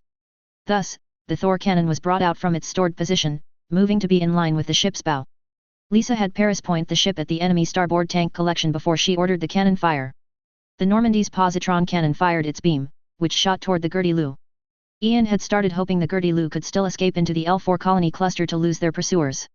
The stolen mobile suits had made it back, and the captain's armor was returning. Having to see the captain whipped by being swung around by an enemy Gundam had been frightening. The captain was an ace pilot, and he'd been beaten by a Federation pilot. Granted, it had been a Gundam pilot, but still, it was concerning for that to happen to a member of Phantom Pain. Then the Federation vessel had pointed its bow toward the Gertie-Lu after it had turned around to leave. Ian spotted a heavy cannon linked to the enemy ship's bow, now aimed at the Gertie-Lu. He ordered for the Gertie-Lu to evade and detach the spars and tanks. However, the positron beam struck the starboard spar before the detachment could happen. The port spar released just fine and was sailing back toward attacking enemy ships. Yet, the starboard spar stayed where it was. There was an alarm from one of the consoles, which Ian turned to. What is going on? The console operator turned. Commander, the starboard spar won't release, they replied. The beam has shorted the release mechanism and won't respond to our commands. Ian was sweating at hearing that, for that was very bad for the Gertie-Lu. If the spar couldn't release, an enemy could target and detonate the fuel tanks, damaging the Gertie-Lu. There was a message from the hangar from Captain Ronaoke, saying to detach spars and put the pedal to the floor. Ian hesitated on ordering the helm to push the remaining engines to get them out of the area. During that hesitation, the red enemy Gundam took the chance to nail the fuel tanks with its rifle. The explosion from the tanks detonating shook the Gertie-Lu hard. Ian told the helm to get the ship out of the area. Neo had gotten out of his armor and told one of the hangar crew to tell the bridge to detach the spars and get them out of there. He headed toward the bridge after that so he could do what he could to keep the Gertie-Lu from being destroyed. Along the way, the ship shook hard, which worried Neo that either the Federation ship or the ZAFT vessel had scored a hit. He continued to the bridge to see what had happened and their potential trouble. When Neo arrived, he saw Ian was not looking the best, which wasn't encouraging. The Gertie-Lu had to leave and do so now, or they would be damaged further and likely lose. Neo glanced at Ian. What shook the ship? Did we get hit? He asked. Ian shook his head a bit. Not exactly, he answered. We were detaching one spar, but the other was struck before it could be. The shot shorted out the release controls and so couldn't be detached. Then the enemy Gundam shot the fuel tanks, which detonated, and we received damage to the outer hull. Ian sighed. Our engines are at full output, so we should be able to get away for the moment. Things were bad, Neo knew that, but it was slightly worse than he wanted them to be. But they would escape, and that was better than being captured. Talia saw Bogey 1 detach parts of itself which appeared to be a spar of some sort. The other was struck by the Federation vessel before it came off. That the Federation ship had a positron cannon was impressive and a tad concerning. For such a small ship class to have such a heavy cannon could mean other Federation ship classes had them now. But that was something to be looked at later and unlikely by her. Talia didn't like the action of the enemy ship, so she ordered the Minerva to bring out its positron cannon. The Tannhauser fired and struck the tanks, making them explode a short distance in front of the Minerva. The explosion blinded the ship's sensors for a moment, and that was long enough for Bogey 1 to gain distance away. Talia knew there was some cleanup to do before pursuing the enemy ship, so they had gotten away for the moment. Tyler saw the enemy ship running, but the battle was over for the time being. As much as Tyler didn't like letting the scum getting away, there was little he could do about it right now. He turned to what needed to be done, which the ZAFT forces required help from the beating they had taken. So, Tyler told Luke and his colleagues to assist ZAFT with their recovery and cleanup. ZAFT had lost ships and mobile suits during the battle with Phantom Pain. Not that Tyler couldn't understand the results, ZAFT had been caught off guard, and Phantom Pain had taken advantage of that. And Tyler still didn't know what had gone on inside the colony other than the Gundams being stolen. The mission he and the Normandy had been given had definitely been a strange one, as well as work involved. His attention then shifted to the new ZAFT ship, which seemed to be leading the ZAFT forces in their recovery. Tyler got on the radio with the Normandy. Lisa, see if you can get in touch with the new ZAFT ship, he said. I think an information exchange is in order to get a fuller picture of what our quarry has been doing. Lisa agreed with Tyler. They needed to know what Phantom Pain had done while around Armory 1. This group had been busy, and they needed to be tracked down and stopped. Thus, knowing their behavior could help in predicting where they would strike. I'll get on it, Lisa replied. Tyler moved on to helping the ZAFT mobile suits that were close to where he was. Many of them who had survived couldn't return to the ships they were supposed to. While Tyler was waiting for a message, the ZAFT vessel was willing to talk, and Luke and the others were doing the same. After Tyler helped the third ZAFT machine, Lisa contacted him saying Miss Alloy had gotten in touch with the Minerva, the new ZAFT vessel. They had said they were willing to exchange information about the enemy group. With that in mind, Tyler flew back to the Normandy so he could head over to the ZAFT vessel. He landed back on the Normandy, welcomed back by the hangar crew with applause. Tyler took a bow, happy to impress those that had questioned what he could do in his Gundam. Once back on the Normandy, Tyler contacted the bridge to see what message had been sent to the Minerva. From what Lisa said, Miss Alloy had told the Minerva not to rush off after the Gertie-Lu to hunt it down. Tyler would have ordered a ship to chase the Alliance vessel so as not to give it time to gain distance and repair their damage. However, the information exchange would help create a better picture of this group. That picture could help prepare those who would hunt the ship down. Phantom Pain was known for using deception to its advantage if they could. Miss Alloy did mention the Minerva had sounded begrudged about waiting. Tyler just hoped they would listen and take the information which could be put out seriously. He asked Chief Valion to ready the ship shuttle to head out that the Normandy had. Tyler would use that to get over to the Minerva to talk with its captain. As the shuttle moved into the hangar's center, Tyler heard the hangar's entrance open. He turned and saw Jenkins and a couple of the Normandy's boarding team come into the room. Tyler was curious why Jenkins was in the hangar as the boarding team had done their task with the enemy vessel and done it well. He was more mystified when Jenkins approached Tyler directly and saluted, "Captain." Tyler nodded to Jenkins. "What brings you and your colleagues down to the hangar, Jenkins?" he asked. "Well, Captain," Jenkins started, "the word is you will be going over to the ZAFT vessel, is that right?" Tyler did indeed plan on going to the Minerva to talk to its captain. But why that mattered to the soldiers on the Normandy, Tyler couldn't figure it out. So, Tyler nodded to Jenkins, "That is the plan, yes," he returned. "Is there a reason, you ask, Jenkins?" Jenkins took a breath. A commanding officer shouldn't go to a non-allied vessel alone, let alone the captain. Tyler blinked. "Are you trying to say you want some to come with me?" he asked. Jenkins nodded in response. "Protocol states that a ship officer should be accompanied by soldiers." While Tyler knew the protocol being referred to by Jenkins, it had never been applied to him. But then, Tyler hadn't been a ship officer until his promotion to captain, so it never came up until now. It was a reminder of how used to working with a small group, or alone Tyler had become with his work in Salas. And yet, Jenkins had been against Tyler going with any of the soldiers at first, so this was odd. "I must say," Tyler began, "this is a change. As I recall, you were quite against being around me going off the ship. What changed from then to now?" Jenkins didn't reply immediately since Captain McGregor was right that he hadn't wanted an officer to accompany the boarding team. The ship officers he'd been around before had been annoying and didn't have field experience. The time on Milos had shown Captain McGregor wasn't like those officers. McGregor had field experience, and that had saved the boarding team. Jenkins would admit when he was wrong, especially when his team had been saved by it. "I admit you aren't like any ship officer I've met, as you said," Jenkins stated. "And because of your actions and observations, the boarding team members are alive with what the Alliance did to the station." Jenkins paused. "You have earned the respect of those of us on the boarding team. I know I don't want another ship officer to replace you, so it's best to ensure you don't disappear." Tyler wasn't aware he'd impressed the boarding team so much with what went down at Milos. He'd just been doing his best not to lose people due to Phantom Pain's actions back at the time. But Tyler had apparently earned more loyalty from the Normandy's crew than he thought he had. So, Tyler shrugged. "Fair enough," he replied, "choose 3 to accompany me to the ZAFT vessel. I see no reason to argue this as I don't mind some backup even if it is unlikely needed." Tyler remained in his pilot suit and headed toward the shuttle as Jenkins chose some with him to go with Tyler. With the 3 chosen, they went to the shuttle and boarded with Tyler before it was sealed. The Normandy lowered its electron rails along with a section of the ship's lower hull which was a launch track. It was meant for use with mobile suits on Earth and the ship shuttle on Earth and in space. The shuttle was lowered to the track and connected to the track's ram. The craft shot off the catapult and cleared the Normandy. The shuttle then changed its course to head toward the Minerva, which was among the ZAFT ships. Tyler was in the co-pilot seat with one of the soldiers driving the shuttle. He just hoped the information exchange went smoothly with the ZAFT captain. Both sides needed to have a bigger picture for the group they had been dealing with, even if for different reasons. And not all ZAFT captains were inclined to listen to potentially helpful information, which wouldn't do anything for anyone. The situation was bad enough already, having intimidation contests were the last thing needed. Plus, Tyler couldn't be intimidated by most, not after facing some of the women in his life. A/N. Alright, I'll leave off there and pick up in the next phase. Now on to the highlighting and explaining about things from the phase. There is an amount to talk about as there are some changes from the original version. Let me start with our first scene between Neo and Tyler as there's some things to point out. So, Tyler is out as he wants to be. Honestly, he wants to whip Sorir and I can't really blame him due to what he saw at Milos. However, he does give a general view of what he believes is going on inside the colony. We know he isn't that far off with his assumptions but that is just how he is. He also has already figured out Neo is the leader of the Alliance group causing the trouble.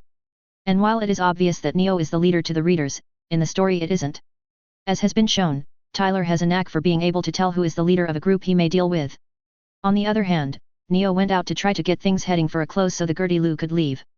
I want to make it clear if I haven't done so already, Neo isn't dumb or blind by power and/or hatred as some are in the Alliance. Because of that point, Neo isn't so blind to think everything with his plan will go great guaranteed to happen. He planned for some things but not everything as some would claim. While his loose plan does go okay in the end, it hits some hard rocks along the way. Granted, we knew when the Normandy caught up such would complicate Neo's plans, but that isn't all that changed. We get a view of what Neo thinks of the Federation, which also differs from many in Omni. Neo knows the Federation shouldn't be underestimated. He's read between the lines and seen the Federation handles things proficiently with those that cross them. Shifting to the actual fight between the two, Tyler, being who he is, springs a surprise attack and puts Neo on the defensive. Tyler does note that Neo is different than those from Omni he's dealt with previously. Of course, that doesn't discourage Tyler from prodding and daring another to react extremely to his behavior. Now, I won't give a blow-by-blow detailed commentary about the battle, as I feel that would ruin it. Instead, I'll just highlight a few things that I felt were interesting. So, the first thing is Tyler's use of the colony's gravitational field. This was new from the original and I felt it helped wind up Neo during the chase. Remember, Tyler wants Neo to be focused on him and not what is happening around them. The messages that Tyler sends Neo are intended to tick him off through insults, nothing more than that, even if other implications could be seen. The waving the Aurora's backside is just the icing on the cake that Tyler is trying to shove down Neo's throat. Of course, when the stolen Gundams are spotted, the fight shifts momentarily. Tyler goes for the three and throws them off before returning his attention to Neo. Neo tries to stop Tyler but fails in that moment. Tyler then pulls Neo to chasing him into the tighter space of the colony structure. Neo doesn't follow but does attack from the outside. Tyler does dodge all of that, further annoying Neo. Pause with the battle for a moment, and moving to the next scene, which is happening at the same time. Back with the Minerva, those that didn't pursue the enemy Gundams reach the ship and cause a ruckus.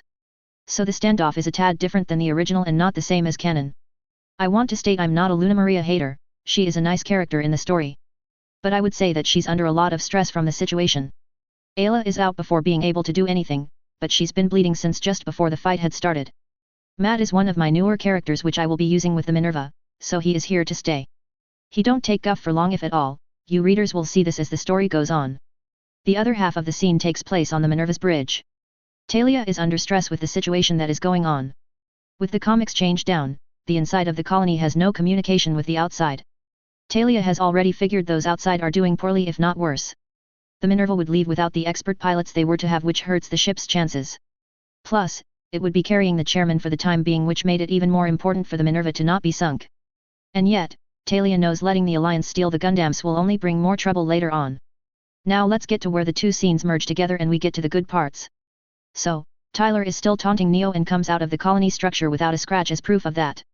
Tyler and Neo do a few more laps before the Minerva comes out, which both notice. As we've come to expect from Tyler, he doesn't go small and buzzes right past the Minerva in clear view of them. The two keep fighting before coming to the game, Tyler suggests. With phase shift armor, Tyler knows he will win the game as he could crash into the armor and not be concerned about damage. Of course, Neo doesn't know he is going against a Gundam with phase shift armor. However, it is at this point that Neo has the revelation that he is being led on by Tyler. The game puts the fight on pause for a bit, letting Neo go to the trio and Tyler to do other things on the field.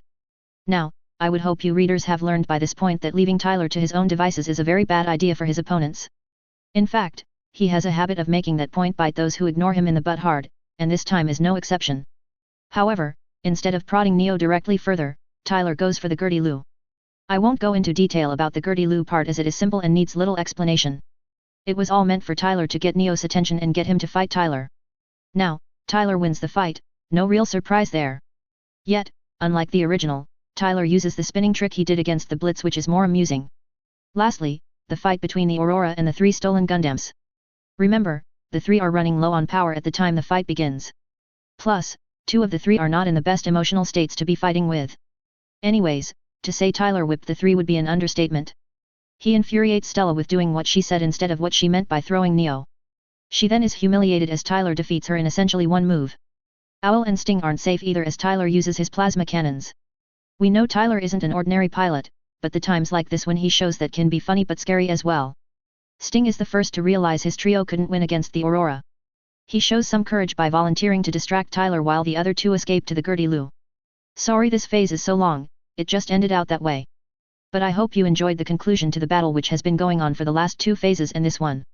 As always, I ask that some of you to take the time to write a review and tell me what you think, ask questions, or bring up something you noticed. I read reviews, even if I don't answer them. Work and school sucks down much of my time. The next phase will hopefully ready in 2 weeks, titled, Exchange. Peace out until the next phase.